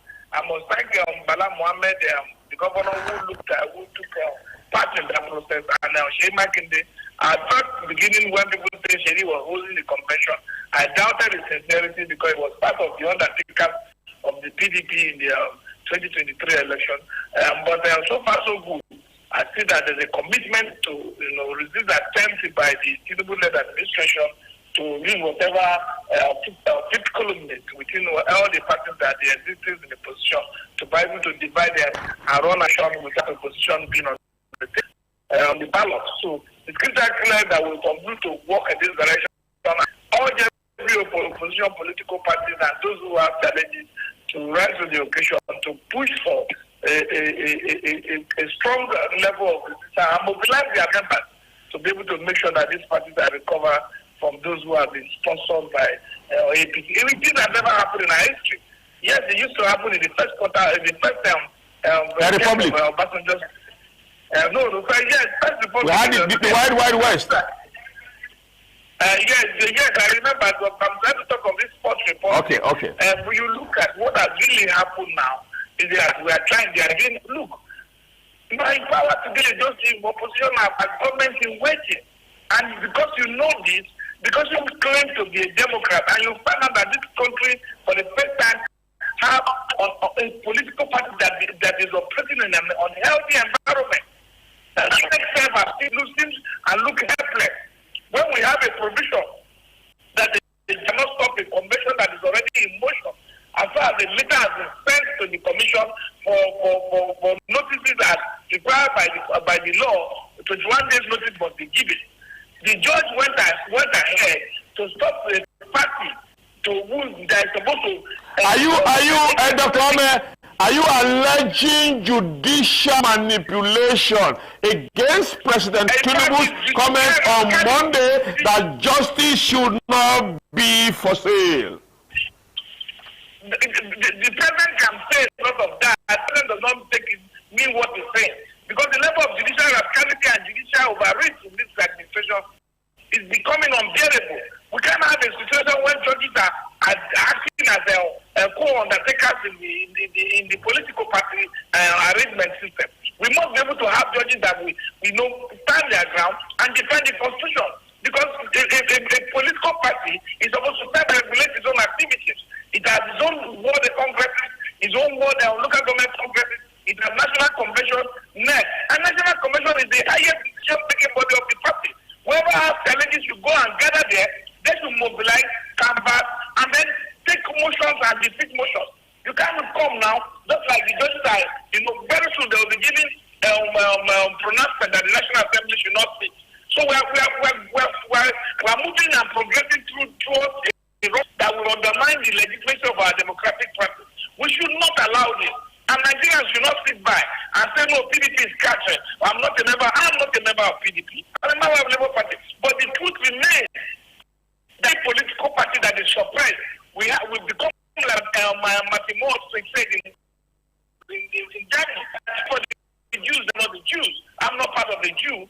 When they came for the socialists, I'm not part of the socialist group. When they came for other presidents, I'm not. So when they come for you, there will be all the people who would have acted as a buffer zone to them would have been credited. What do you want very good for our democracy? What we can is co-led group are doing is that they are look at the condition Wike gave when they met with him was that PDP should not be the presidential candidate. What nonsense is that? We should do country for a right. The Nigerian citizens must know that the survival of the party is democracy, and we love democracy so much.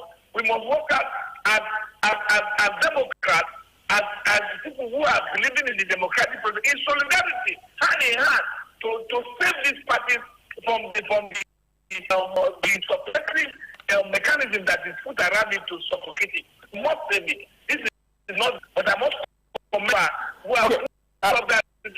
Now, Doctor, we are still staying with you, but this question, you reply, then we go on a break. What the presidential media aide, Bayo Nanuga, was bittered yesterday evening, and he raised alarm over the fact that Turaki called on Trump to intervene in Nigeria's democracy, understanding that Turaki himself, a senior advocate of Nigeria, understanding that the country is a sovereign state, while Turaki cried out to Trump to save Nigerian democracy. Onanuga claim is an interference on a sovereign state that the Federal Republic of Nigeria.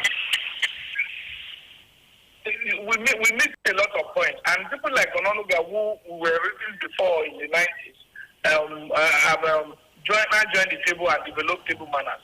It is clear that you see what happened in Niger, in Chad. Nigerian government intervened because democracy was crushed. Nigerian government people who had in trying to suspend them from ECOWAS. So, and the chairman of that ECOWAS conference at that time was Tinubu. Is not aware that Chad, Niger, and Mali are sovereign states. Is not aware because at a certain level you cross as a sovereign state in trying to support your citizens to take away their fundamental rights. As people are trying in your own constitution, section 39, section 40, and section 41, and then the need for international community to participate in that process in saving the lives of the oppressed become necessary.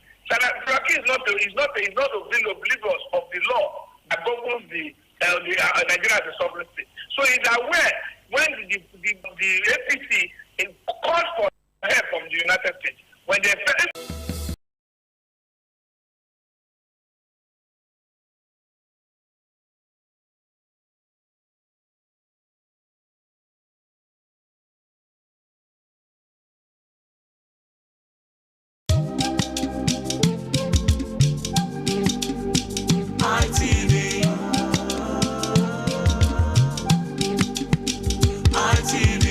ITV, certainly the best.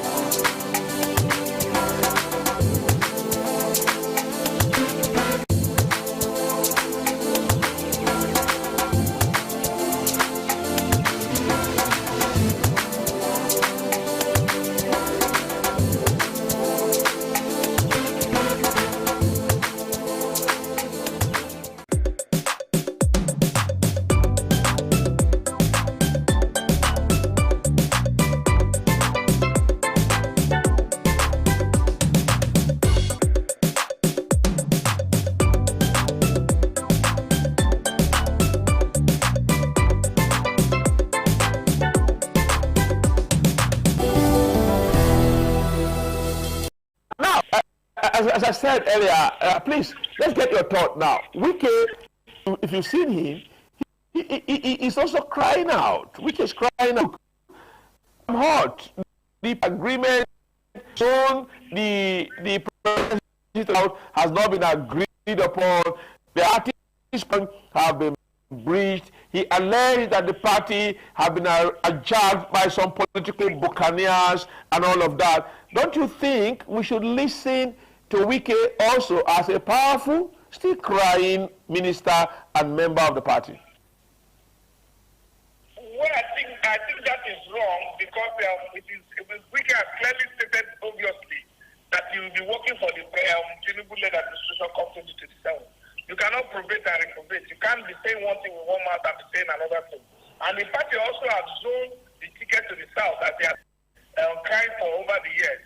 So I don't think Wike has any sincere towards holding on to PDP. I do not think that. And it's clear from his inquiry that the president, that is the chairman and the chief executive of the other takers in the PDP. So let's not even go there. He knows in his heart, the Nigerian public knows. About it, you can take a census in this country, and people will tell you that Wike is the finger behind the crisis with the PDP. So let's right. I do not know what people call show of shame, because in a democracy, it's about struggle and contestation for power. And if you are involved and people are trying to do everything to undermine the collective well-being of the party, it is within the right of being well to not to sit back. Because if they sit and say, let the evil persist, if they allow the evil to persist, it will be detrimental to the survival of the people. Because during the struggle for liberation, Africa is either power or a traitor. And that is clear that the fact that you know that true power, true freedom comes by struggle. By struggle, that's what freedom comes. So if people do not struggle, they do not put away their status. That one is the governor, the former minister for Federal Capital Territory, is a senator for life. He has started his second term as governor. His second term as governor. Other people who are there are dignified Nigerians who have participated in the issue of governance in this country. For president, and people should be native. They do not have to go through this rigor. They do not have to go through this shouting match with dogs that were mobilized to the party headquarters of the PDP. They do not have to. But that's a matter of democracy. But it's party democracy. But the plural nature of political parties that were operating. Because you cannot, if you go to section 221 to 210, it has stated how parties are supposed to operate. But INEC is a regulator and a political party. I think INEC have not done much. INEC is in between, which are in the past, because INEC cannot be one say that they are loyal to section 133 of the Constitution, still executive body, and they might not obey the state high court order. But in the Labour Party, they are obeying national high court order. So they are obeying the FCT high court order. It cannot be and the dream cannot keep office, and we have how much INEC is also going to the crisis at time. So nobody should call it a show of shame. It was triumph for democracy on the side of those who resisted and attempted to adjust a party that they believe should exist. Now, Doctor, I will not belong to the opposition. Hello, Doctor. If it's entity that is a problem today, I will defend them because I believe that multi-party democracy is my party. It's not because the one or two. Is that it is in this more that we have always operated. Now, Doctor, I want to ask you something, but but this last statement you made is changing my question. What I was thinking, but Wike's argument is we have a president who done so well. You've seen him on television as paid live broadcast. That the president have done so well, mostly got enough money, building, fixing airport, stabilizing security, though it has gone bad recently, and doing so much that why should anybody, according to Wike now, not support this president? Nigeria is the worst area of governance since 1999. You talk about reverse subsidy. Where is the money of the people? The government gets 53% of the allocation, the FAC allocation. Where is the money going to? In that sharing formula, you talk about what goes to pay. They are never talking about the percentage that the federal government gets. Are there schools being reviewed? Are the universities getting infrastructure that they require? Is there any model school that has been transformed? Medical center, is it that the National Hospital has been republished and rebranded and reconstructed to international standards from when it was built during the Abacha days that we are present that there is money in circulation? What is going on? Our federal roads are in deplorable state in the last 3 years. We are not talking that they bought Tinubu to over office because it's hasty and impromptu decision. We're not properly, designed to support the low and middle class people. It was the only people who could have, shouldered the shock of that removal without proper planning. Where it is the highest level of Nigerians who live beyond and above poverty line. So it's clear that according to their economic well, Nigerians have borrowed more subsidy removal when we should be having more savings. They have borrowed more than we have ever borrowed since 1999. So I think he lives in an alternate universe, and the reality he has created for himself to see that because of his support for Mr. President, his nose is not shielding him from seeing properly what Nigerians are going through. Nigerians are happy with the situation. Okay, now Doctor, let's come back now to the yesterday's own. As some of the group, okay, no, let me take you one quickly.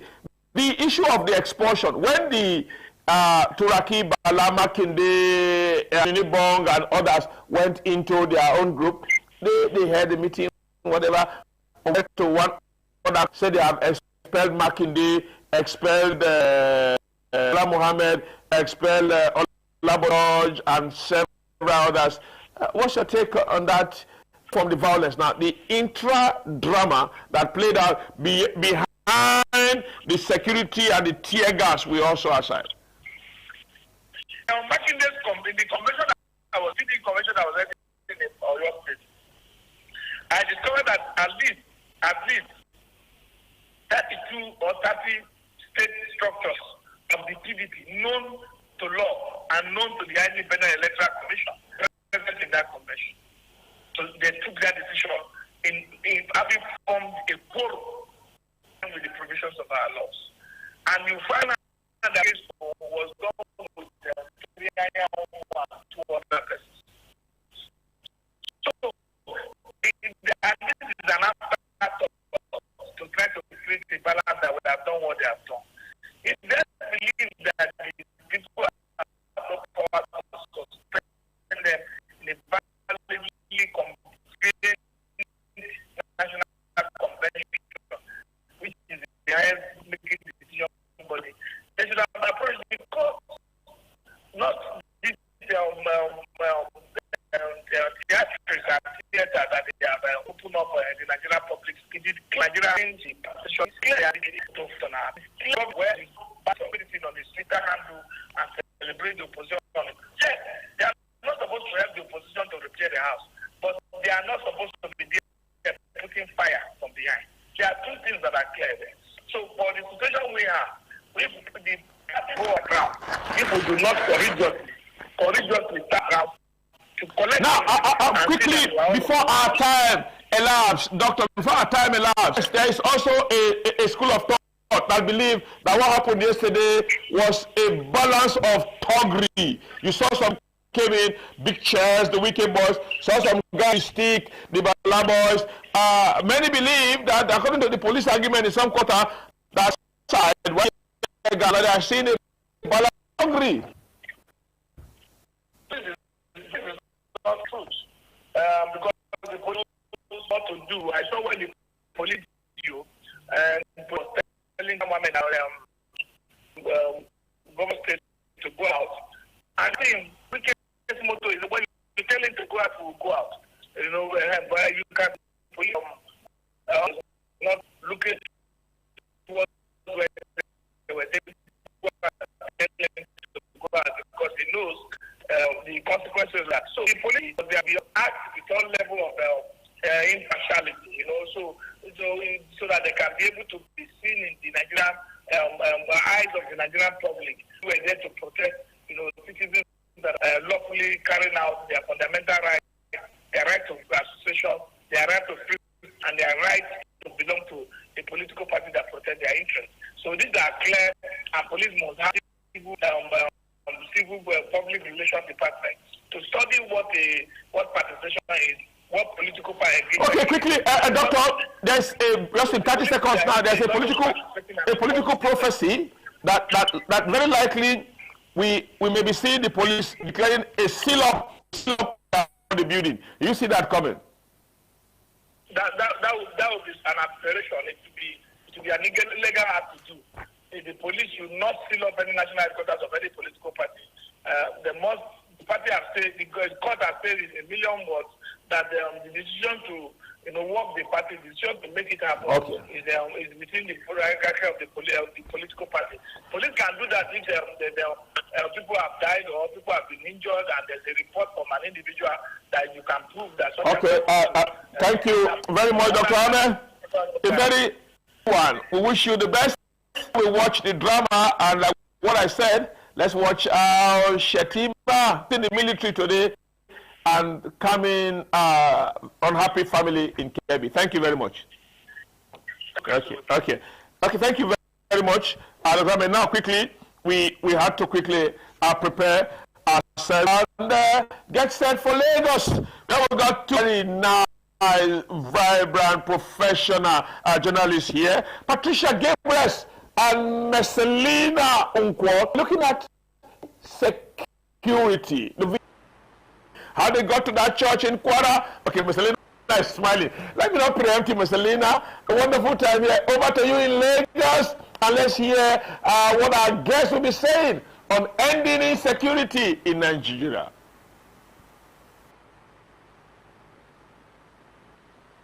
For that, it's once again, thank you all our viewers for joining us this beautiful morning on CMI from Lagos. And this morning, of course, I'm not alone. Patricia is here. We'll be anchoring this particular program and topic together. Thank you, Ms. Selina. Thank you, Hirata from Abuja. Thank you for joining us. And of course, we still have our guest, Dr. Victor Ohai. For those of you that didn't hear me earlier, he was recently made a UN humanitarian ambassador. Good morning once again for coming. Thank you for having me. And he's also a political analyst. Of course, he would help us analyze the topic we'll be having today. We're going to be talking about insecurity in Nigeria. It has been a major problem that we've been facing, and it keeps occurring and occurring. And the people, Nigerians, want a lasting solution. Today, we turn our attention to one of Nigerians' most urgent challenges, security from the north to the south. Nigerians continue to face a mix of terrorism, banditry, separatist violence, kidnapping, and organized crime. These threats are shaping our politics, our economic and daily lives of millions of Nigerians. In the northeast, Boko Haram and ISWAP remain active despite years of military operations. Recent clash between both groups has left hundreds of dead. Not rise and shutting down school. I mean, we recently saw the kidnapping of the school girls that was kidnapped in Kebbi, and we've been seeing, some persons, they're traveling by road, they're scared, traveling by road. I saw a video of some persons traveling to Enugu, and the person, I think the people coming, they had to reach out to some persons coming and tell them, you need to hold on and go back because they're kidnapping people in France. You're traveling by road, you're scared, you don't know what will happen next, you don't know if you'll be kidnapped, your families, your loved ones, they're traveling, they're scared.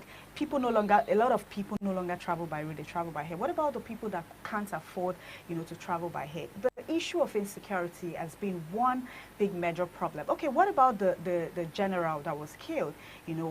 That is also on ground. And we saw yesterday also in Kwara State, a church was attacked. These people, they came in, started shooting at them, stole their property. Even 2 persons died in that incident yesterday in Kwara. And also in Benue State, they are complaining, they are crying. Farmer elders problem. You know, insecurity is just a major problem in Nigeria that we've been tackling and tackling and tackling. And what will be the lasting solution? We've been crying to the government. I mean, it's still happening.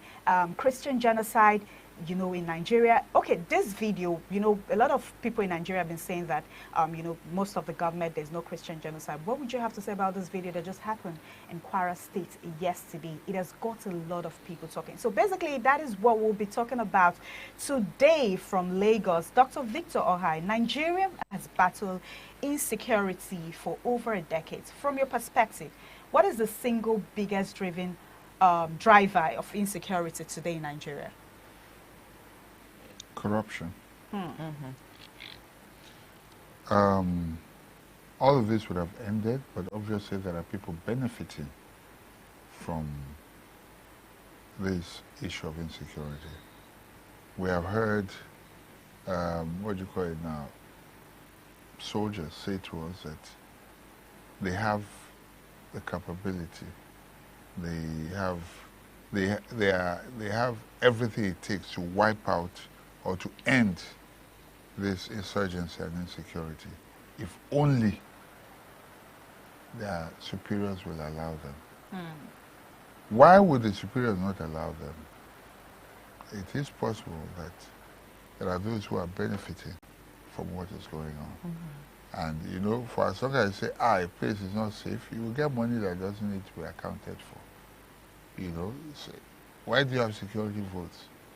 Security votes is money you can spend without accounting for costs. It's meant for security. You don't talk about, well, if you paid for ransom, if you paid to whatever it is, or to procure arms or whatever for police, no account for it.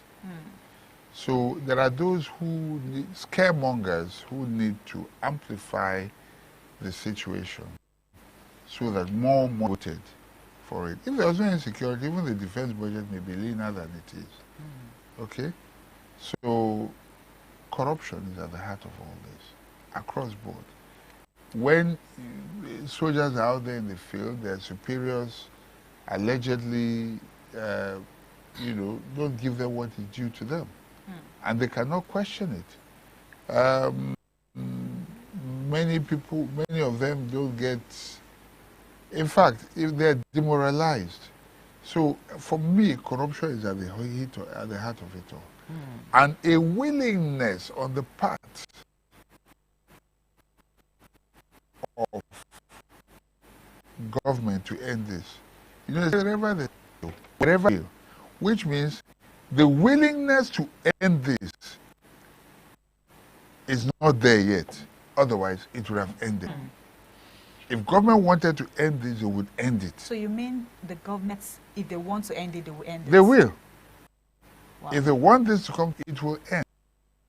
So you are in there where these boundaries are, you know, and they know how to get the bandits if they want to do that. People in government do. Let me not speak about government in general. People in government do. Look at the general that was killed. Was not through information. What happened?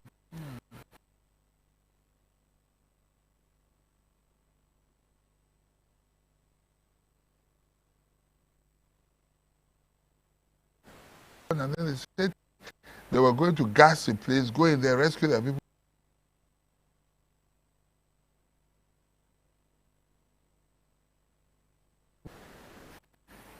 It is also alleged, I say so because, but we know these are facts, but let's use for the purpose of being responsible for what we're saying. It is alleged that recruitment into the military, when they recruit, half of them, a number of them, they have been trained with uniforms. Many get into the hands of the insurgents. Many of our people are killed in ambushes because they are betrayed by their fellow persons. So it's a big problem. It's an issue that is like, I don't know how to put it. It's a big, in short, it's a big business. Kidnapping, there are people who, I don't know what to say, but this is actually very we're our scary. own enemy. They were our own enemies. The biggest problem with all of this is there is no consequence. I will keep repeating, no consequence for bad behavior. Nobody is holding anyone accountable and responsible for what is happening. Why would I, as commander-in-chief or as your boss, send you on an assignment and you fail and you're coming to tell me stories?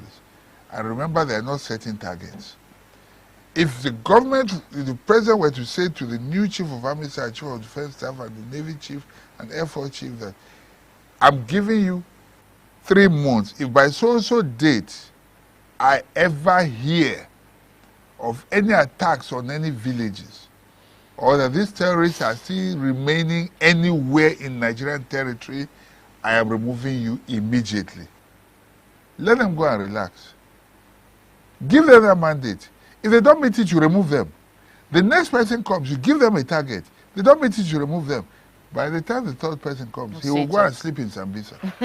Dr. Victor Ohai, if I should understand you clearly, what you're saying is there's an insider among the government, the government, that is giving these people, information to work with. Even if we didn't know before with what happened to the general, what other proof do you need? Okay, so are you also saying the insider is in the military?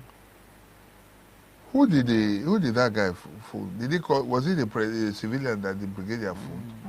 Could he have phoned a civilian? Okay, Dr. Ohai, this is actually very scary. The way you're talking and looking at me, it's quite scary. It's actually very scary. But let's look at intelligence and technology of this whole security issue. Do you think Nigeria is doing enough in intelligence gathering, or are we still fighting blindly? Because, without an intelligence gathering, we just get into the bush and then we don't know where exactly we're going to. I really don't think it's a lack of intelligence, although we can do with superior intelligence gathering. The ones that the Americans were giving us, what did we do with it? Did we use it well, or we misused it? We misused it.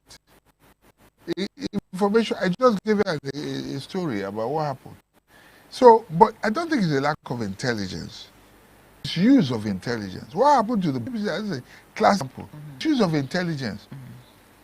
A man tells you he's in trouble, or that he has finished the assignment he was given. He killed the terrorists that they went to raid.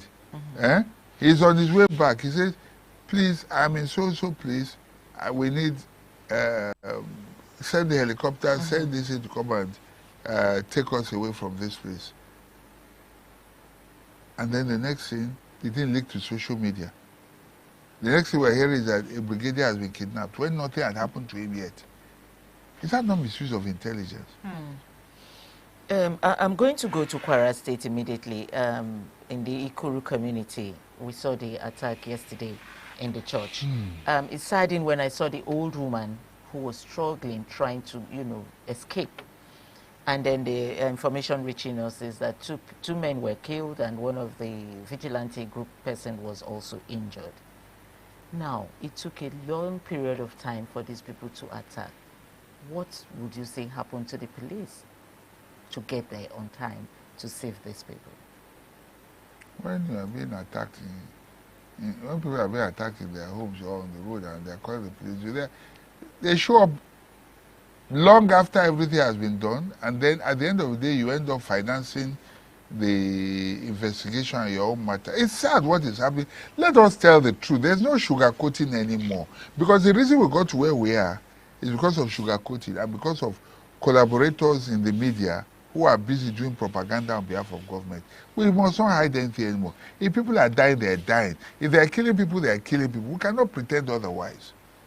Okay? What happened in Kwara is really, really, really, really sad. That such a thing should have taken place. And then gunshots are not, where I stay, from the express, when there's a gunshot, we hear. From a distance, you will hear. So that's the question. So when you hear that, Are they pretending they are not aware? If anybody knows gunshot, it is the military and the police. They know better than us. What we might think is knockout, but they know. And they can even tell you the kind of, they know the difference, and they can tell you the kind of arm. Should they not swing into action? Okay. That's why I'm asking. Do you think it was because of lack of transport to get there? Maybe vehicle or no fuel in their car, like they always give excuses, or they do not have the weapons to go fight this bandit? I don't sympathize with the police when they talk about this. Let me tell you something sad that happened several years ago. You remember the Algon Jeeps, the Land Cruisers, several that were dominated by local government chairmen, the association of our country. They gave those Jeeps, I don't know if you recall those Jeeps. Yes. Do you know what the police did with them? People, all of them across, most of them, they carried the engine of those things. I went and sold them. Carried second-hand one to put in that thing. Carried tires. I went and sold them and put those things in last. These are Jeeps that should have lasted. They should have been working till now. For how long can we continue to pad and manage the police? Are they children? Are they the only ones in this country? Are they the only civil servants or people, government workers in this country? They say they are not well paid. These people are not well paid. They are not. What are they the only ones? It's not the same market all of us go to. Their salaries are above average. Yes, they put their lives on the line. But also, when they don't do their jobs, our lives are on the line. Exactly. We cannot continue to patch these things. People should be held responsible. There must be consequence for bad behavior. You catch them taking bribe. You are taking bribe. Is it not the same salary all of us? You are even any better than other civil servants. And then you are busy on the road taking bribe, collecting tolls every day.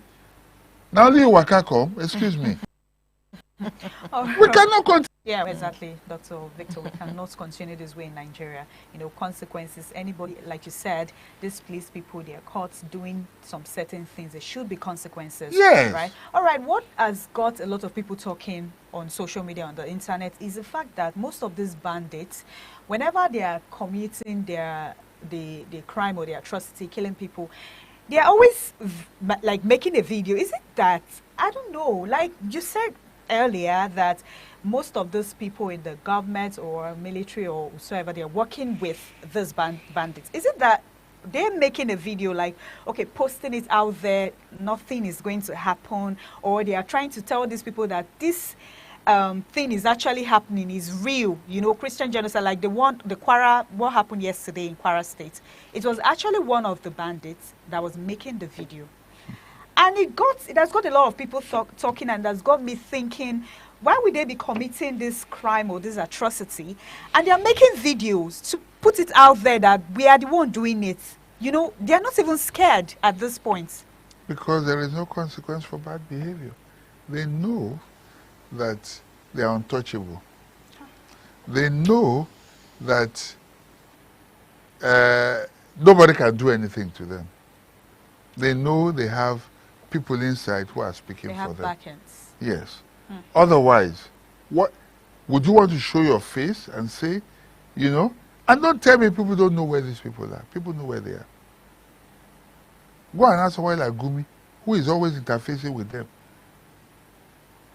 Government know about, he's there, moving up and down freely. He's untouchable. I mean, we've seen a couple of videos where they are coming out to say that they are negotiating with them. Yes, if you can meet them and negotiate with them, obviously you know where they are. You know who they are.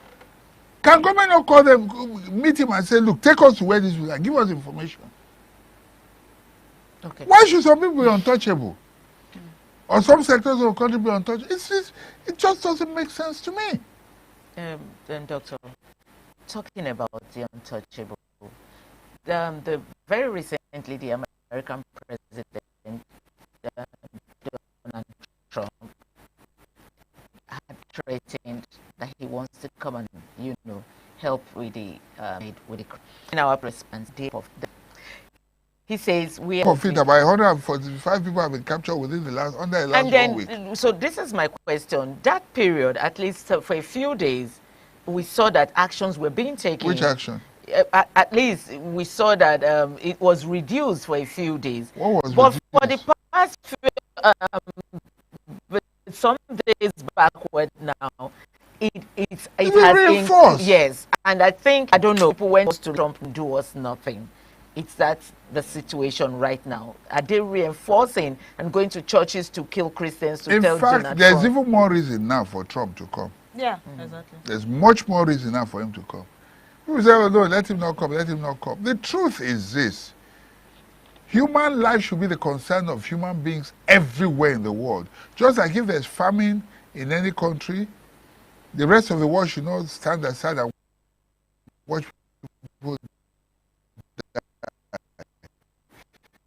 They should intervene, donate food and all. The same thing is happening. Tell me about the world, lives that are being killed. I mean, we saw the newly elected PDP chairman came out to say that Donald Trump should come and, help Nigerians. And a lot of persons were saying, why would they be calling Donald Trump? Why did he not call on If you are irresponsible, if you don't know how to run a government, then somebody should show you. He was actually pleading on democracy, that the democracy to save democracy in Nigeria. Yes, that's what it was. That's what it was talking Okay, about. Doctor, we also heard that the 25 female students that were adopted in Kebbi State, one of them escaped. Now, the same thing happened during the Chibok girls. One of them escaped, which you said earlier on, she's in the U.S. Now we have a girl that have escaped. Not one, a couple of them. Yes. Okay, so now we have one of the girls escaped amongst the 5 adopted female students. Would you say the security agencies are not doing their job? Because, like I said, intelligence, this is where intelligence comes in. You'll be expecting the security agents to sit her down, tell us what's their movement like, what's their communication like, and all that. But they are not doing that. The minute this happens, there are satellites. The minute you get this news, you cannot move anonymously now. When you see people moving, I mean, drone technology has gone is now so sophisticated that we don't even have an excuse. Okay? And then, if you don't have the satellite to be able to monitor this thing, and we have our satellite, I don't know, we put in so much money, I don't know what we're using it for. Why don't you, even if you have to pay for intelligence from the Americans or whatever, say, please, help us monitor. Let's see, where are these people going to? Movement is Sambisa. Sambisa is like a wilderness. It's not where people really live. Any movement can be seen. These people move in convoy. You see their motorcycles and all that. Yeah. They can be traced. You have seen satellite images, right? I can see my house on Google Map. Yes, Google Map. Now, Google, what's it now? Is it Google Satellite? Or right up to my house, I can see, zero in on it. How much more? So what are we talking about? So you think the girl is scared to come out to speak? I'm not saying she's scared to speak. I'm hoping that whatever information she gives, they actually use it. So but is there a willingness? I talk about willingness. Okay. Wherever there's a will, there's a way. Is there willingness on part of government? I still doubt it. I still doubt it. Because Abacha said it, and the other rank soldiers have, those soldiers without, they have said it, that they know that they are capable of routing out these guys. They know what they are the ones on the ground. And that if the organs allow them, they will finish these people. Why are the organs not allowing them? So what is the interest of the organs not allowing? Corruption. As long as persists, they will gain. Supply. People pay money. People will be collecting allowances that are meant for those soldiers, those boots on the ground. There is corruption. That is a problem, pure and simple. So because of their personal interest, because yes, of their people can die. Oh, shit. Okay, so Doctor, why is the banditry in the northwest and insurgency in the northeast still thriving despite heavy military spending? Just like you said, it could corruption. Corruption. No matter how we look at it, it's corruption. This we are calling genocide is all about corruption. How do these people manage to get our arms? How do they? A lot of this ransom money you are seeing, there are people who are giving information to these people. People who are letting them pass so that the money can go, who are benefiting from the system. There are people within who know, but they cannot act or they're not doing anything. People are complicit. Dr. Victor, we saw yesterday that Atiku Abubakar came out to blame the government. I mean, president, saying that about the adoption of the 25 Kebbi girls, saying it's a sign of Nigerians' worsening security crisis. What is your take? I agree with you, but as usual, they will dismiss it. They will dismiss. I said, this government is living.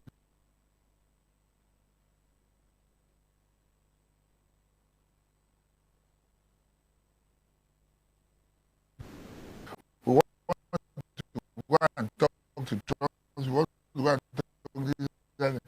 Instead of doing what they should do. I mean, the president sends the vice president to go to Kebbi because of this issue. If it was important enough, he will cancel the insurance. And that is even G20 meeting. He didn't go for that one. He delegated. Now people are dying.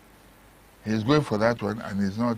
He's sending Doctor, I'm going to call your attention back to the time of Goodluck Ebele Jonathan, where this insurgency was happening too, and we had the present president now coming out to speak against the president as at that time, and he also said if he was given the opportunity to rule, he would end insurgency in some months. He also went on to say that any sane president wouldn't have one of his citizens being kidnapped or being killed. But this is happening in his time now. And right now he's in South Africa to attend to G20. What's your take on this? It's the reason why this government does not have my sympathy. Because if you could theorize about what to do, it means you have had enough time to think about it, how to deal with this matter all these years. Now the opportunity has come. So it's not just new to you. You could have thought about solutions all this while. Why has nothing changed almost 2 years down? Not just 2 years, 10 years. Because Buhari was part of the critics as well.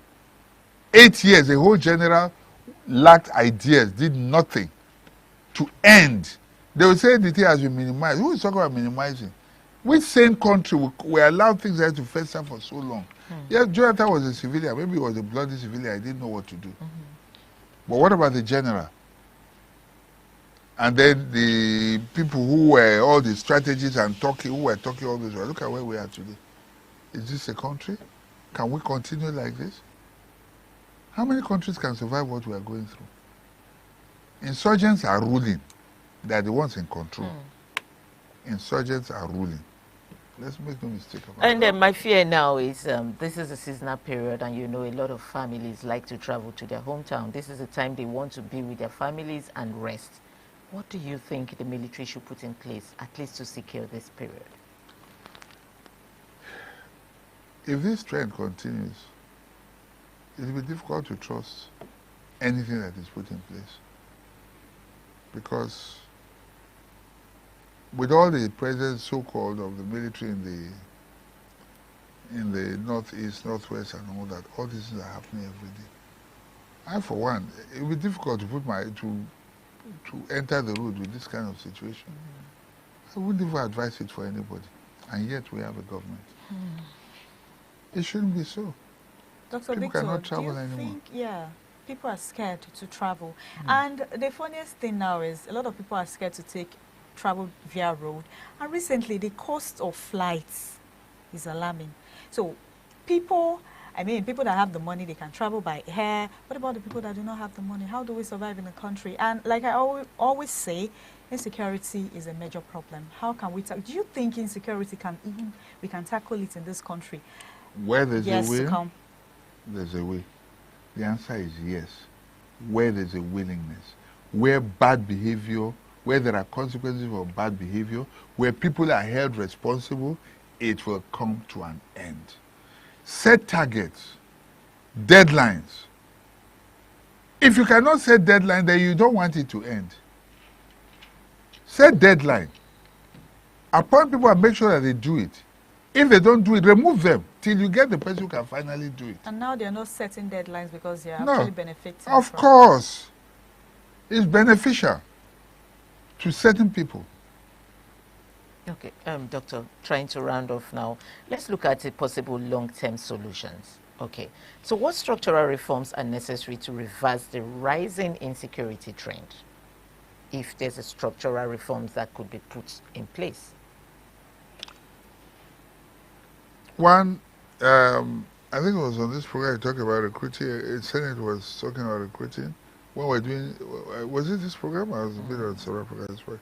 Recruiting 100,000 people into the military. You know, it would have been great because it means there's more people. It will, first of all, it will reduce unemployment. Two, it will reinforce the strength of the military or police, as the case may be. But where there's a breach, my fear is even if you recruit the 100,000, only 40,000 may remain because the recruiters themselves are agents of the terrorists. You said so.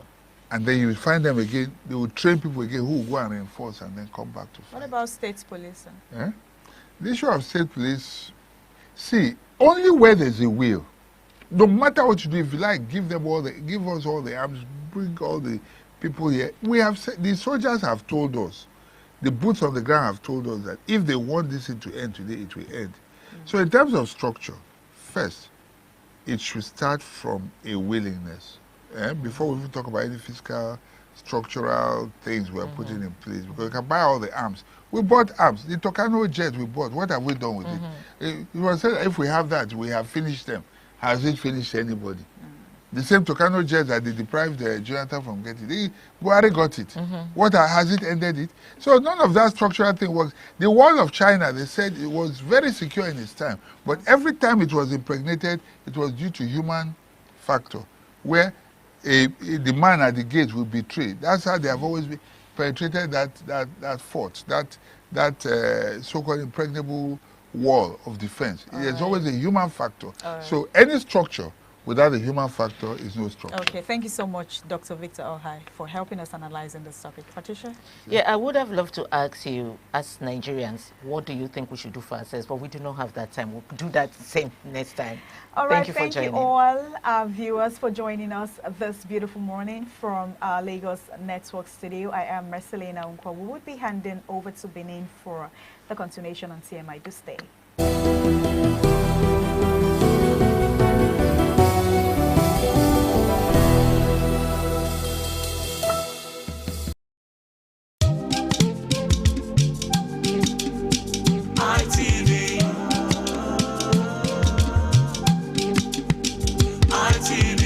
ITV, certainly the best.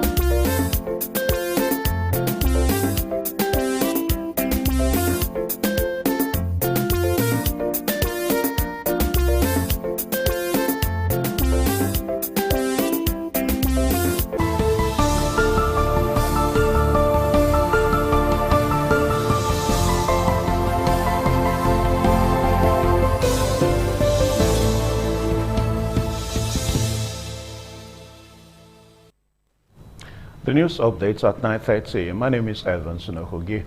On Tuesday afternoon, Obamacare traders staged a heated protest at King Square blocking the entrance to the Edo State House of Assembly.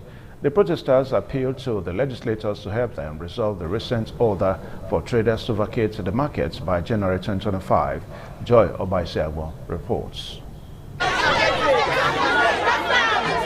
Oba Market is by far one of the busiest daily markets in Edo State, located on Ring Road in the heart of Benin City. Due to recent reoccurrence of fire outbreaks in the market, renovation is ongoing by the Governor Monday Okpebholo-led administration on the affected parts of the market. While the renovations promises to improve the market infrastructure, traders about the eviction order. They appealed to Edo lawmakers for intervention. Where he bought, they never finish am. So they go announce now, may we put our load come out by January.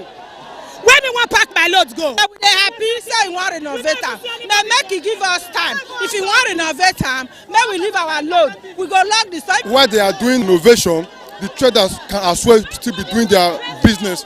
But ask not to leave the market totally. It is not going to be okay with the traders. The situation was tense, with security personnel on the ground to maintain order. The Speaker of the 8th Assembly, Right Honorable Blessing Agbebaku, finally addressed the crowd. He told them to continue their businesses on the unaffected parts of the market, as the matter is being reviewed. The governor of Edo State, Senator Monday Okpebholo, he mean well for that of the markets. We will see how we want to talk to the governor. So this area will be say in a bond, make the show go first. Those areas will be say in bond, make them do am. If they finish am, those areas will be bond, so people will go there to renovate the area. The traders were able to breathe a sigh of relief after the speaker's address. From Benin, Joy Obaisiagbo, ITV News. In the meantime, the acting chairman of Edo Local Government Area, Honorable Engineer Gabriel Iduse, has met with protesters from the Oba Market who stormed the council secretariat to oppose restrictions placed on market areas by the government. The chairman assured the traders that their concerns will be addressed once the proper channels were followed. Efosa Wangwe has the details. Honorable Gabriel Iduse further assured the traders that he would meet with them again shortly as part of efforts to find lasting solutions to the issue. Whatever the problem be, it not be past the governor of the state. Governor like una, he love una. Now make can say make it can repair Oba Market for una. He don't start the work. If contractor want make them give him space, make him maintain the place. He go discuss with us for local government. We go find another space where una go stay. The spokesperson for the traders expressed frustration, noting that the ongoing renovations have affected their livelihoods, especially with the Christmas season approaching. As promised, Engineer Iduse later visited the Oba Market to assess the progress of the renovation work. The site engineer conducted the chairman around the ongoing project, showing the level of work completed so far. Engineer Ken dismissed claims that traders were being forcefully driven out of the market, stating instead that they were issued a relocation notice effective from February 2026. He assured the chairman that phase 1 of the project will be completed by February to allow traders return to the market, after which phase 2 will commence. In his response, Honorable Iduse commended the contractors for the quality of work done so far. He appreciated the governor of Edo State, Senator Monday Okpebholo, for his support towards the market renovation. We must commend the state government because it's an advantage for us. This market has been lying fallow here. He has piqued interest in this market and is doing a laudable job here. Mr. Sunday Omochuma, one of the leaders in Oba Market, speaking on behalf of the traders, thanked the chairman for his swift intervention. The chairman was accompanied by his chief of staff, Honorable Ebegwe Igu Osaige, supervising councillors, SA Social Mobilization, Engineer Peter Asamota, Mary Jane Omofese, and Comrade John Saboye, among others. From Benin, Efosa Wangwe, ITV News. Away from that now, the senior pastor of House of Favour International Church, Reverend Lucky Onaiwu, has congratulated the Executive Director of Operations, Independent Television and Radio Chief Eda Ogbedu Wumosi on his recent honor as a Media Icon of the Year 2025. In a congratulatory message from London, United Kingdom, Reverend Onaiwu commended the awardee for his unwavering commitment, passion, and immense contributions to the media industry. He noted that although Chief Edha Ogbedu Uwonse has received numerous awards in the past for his visionary leadership and outstanding service in the media sector, the Best of Edo Icon Award coming at this time stands as a testament to his continuous dedication, resilience, and hard work and tireless efforts towards the growth of the broadcast industry.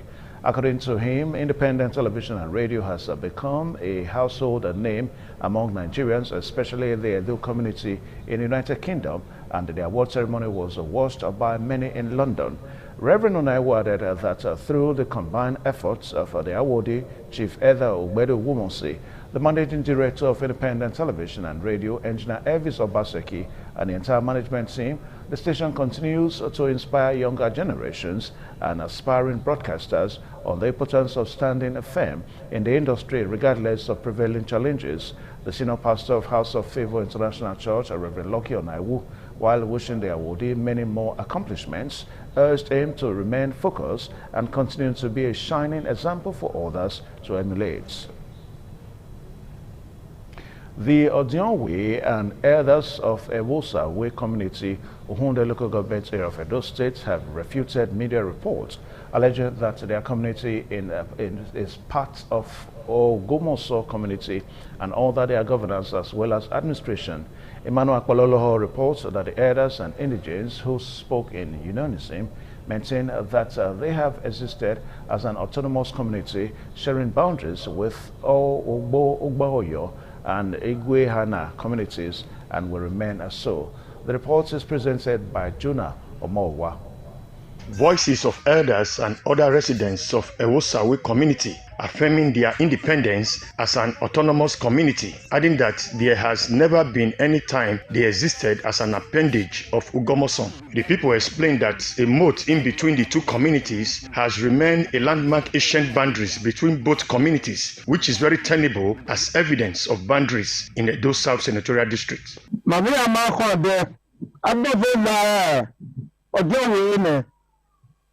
Okay, the agua was a home. A deal not be having any interference, no lie.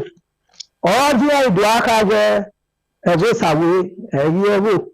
A community, Madame Yoga, Secretary Laja, Nogario, and no man. Zero had you away at Boyan. This place has been very peaceful. My okay, in one. I'm aware of Zona Omori Totori. Ikanaka Coco Bada,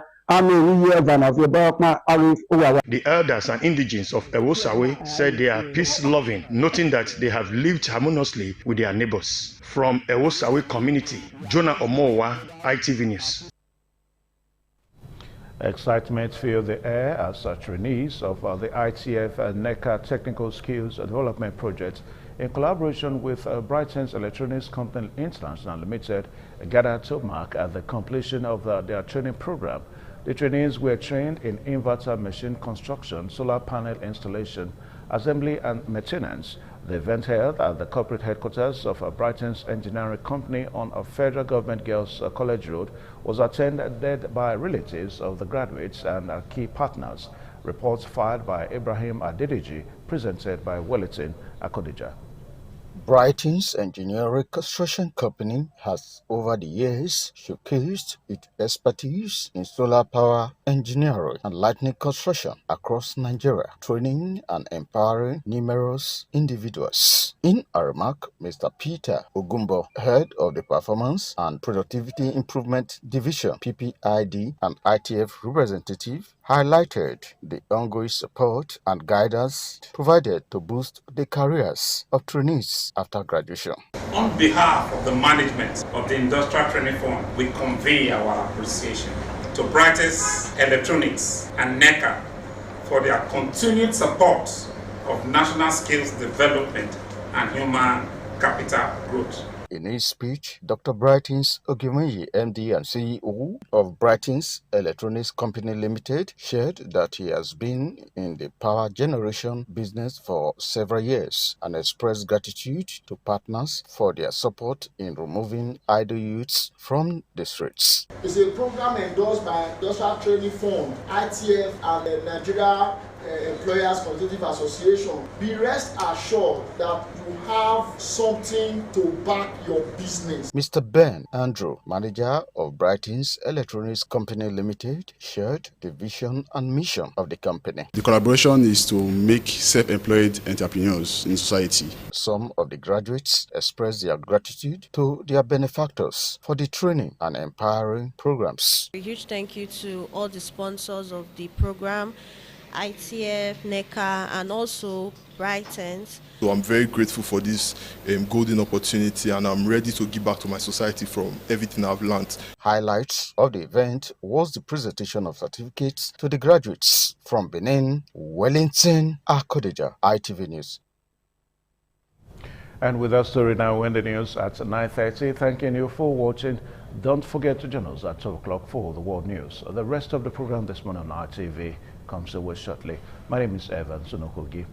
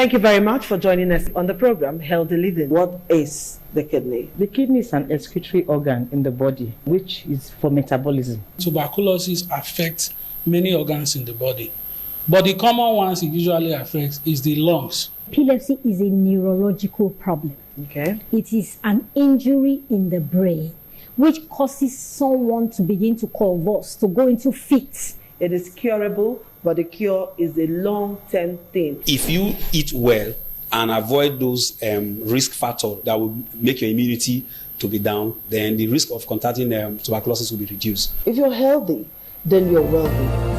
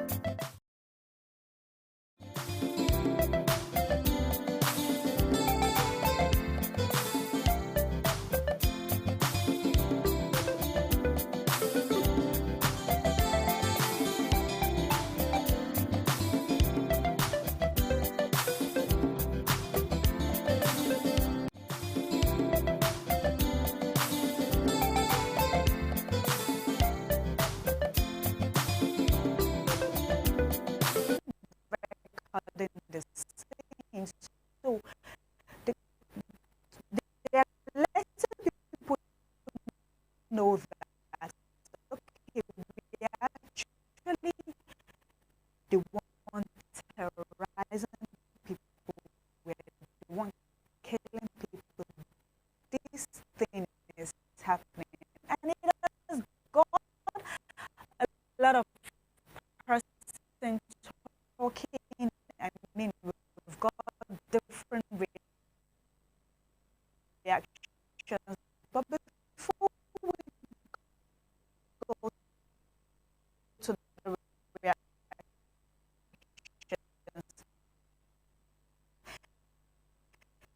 take a look at the video.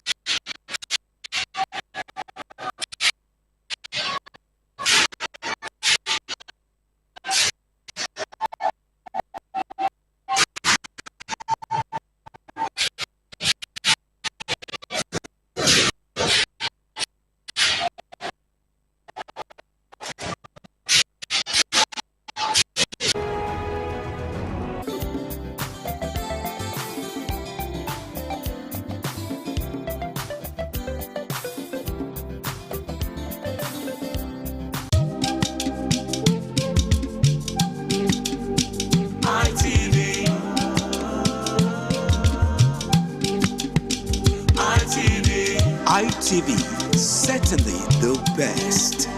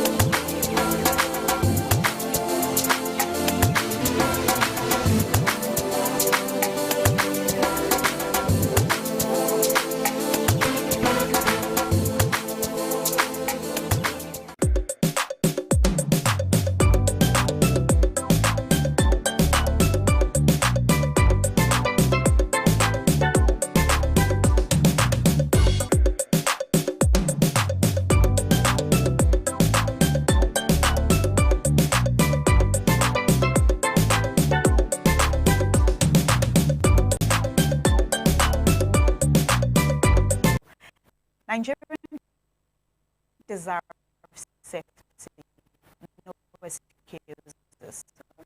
Okay, basically, it's another reaction.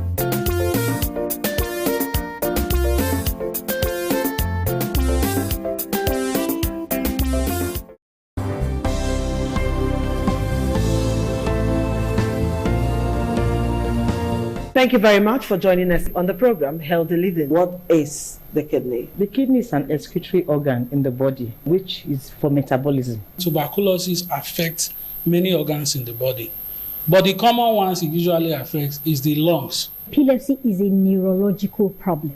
Okay. It is an injury in the brain which causes someone to begin to convulse, to go into fits. It is curable, but the cure is a long-term thing. If you eat well and avoid those risk factors that will make your immunity to be down, then the risk of contracting tuberculosis will be reduced. If you're healthy, then you're wealthy.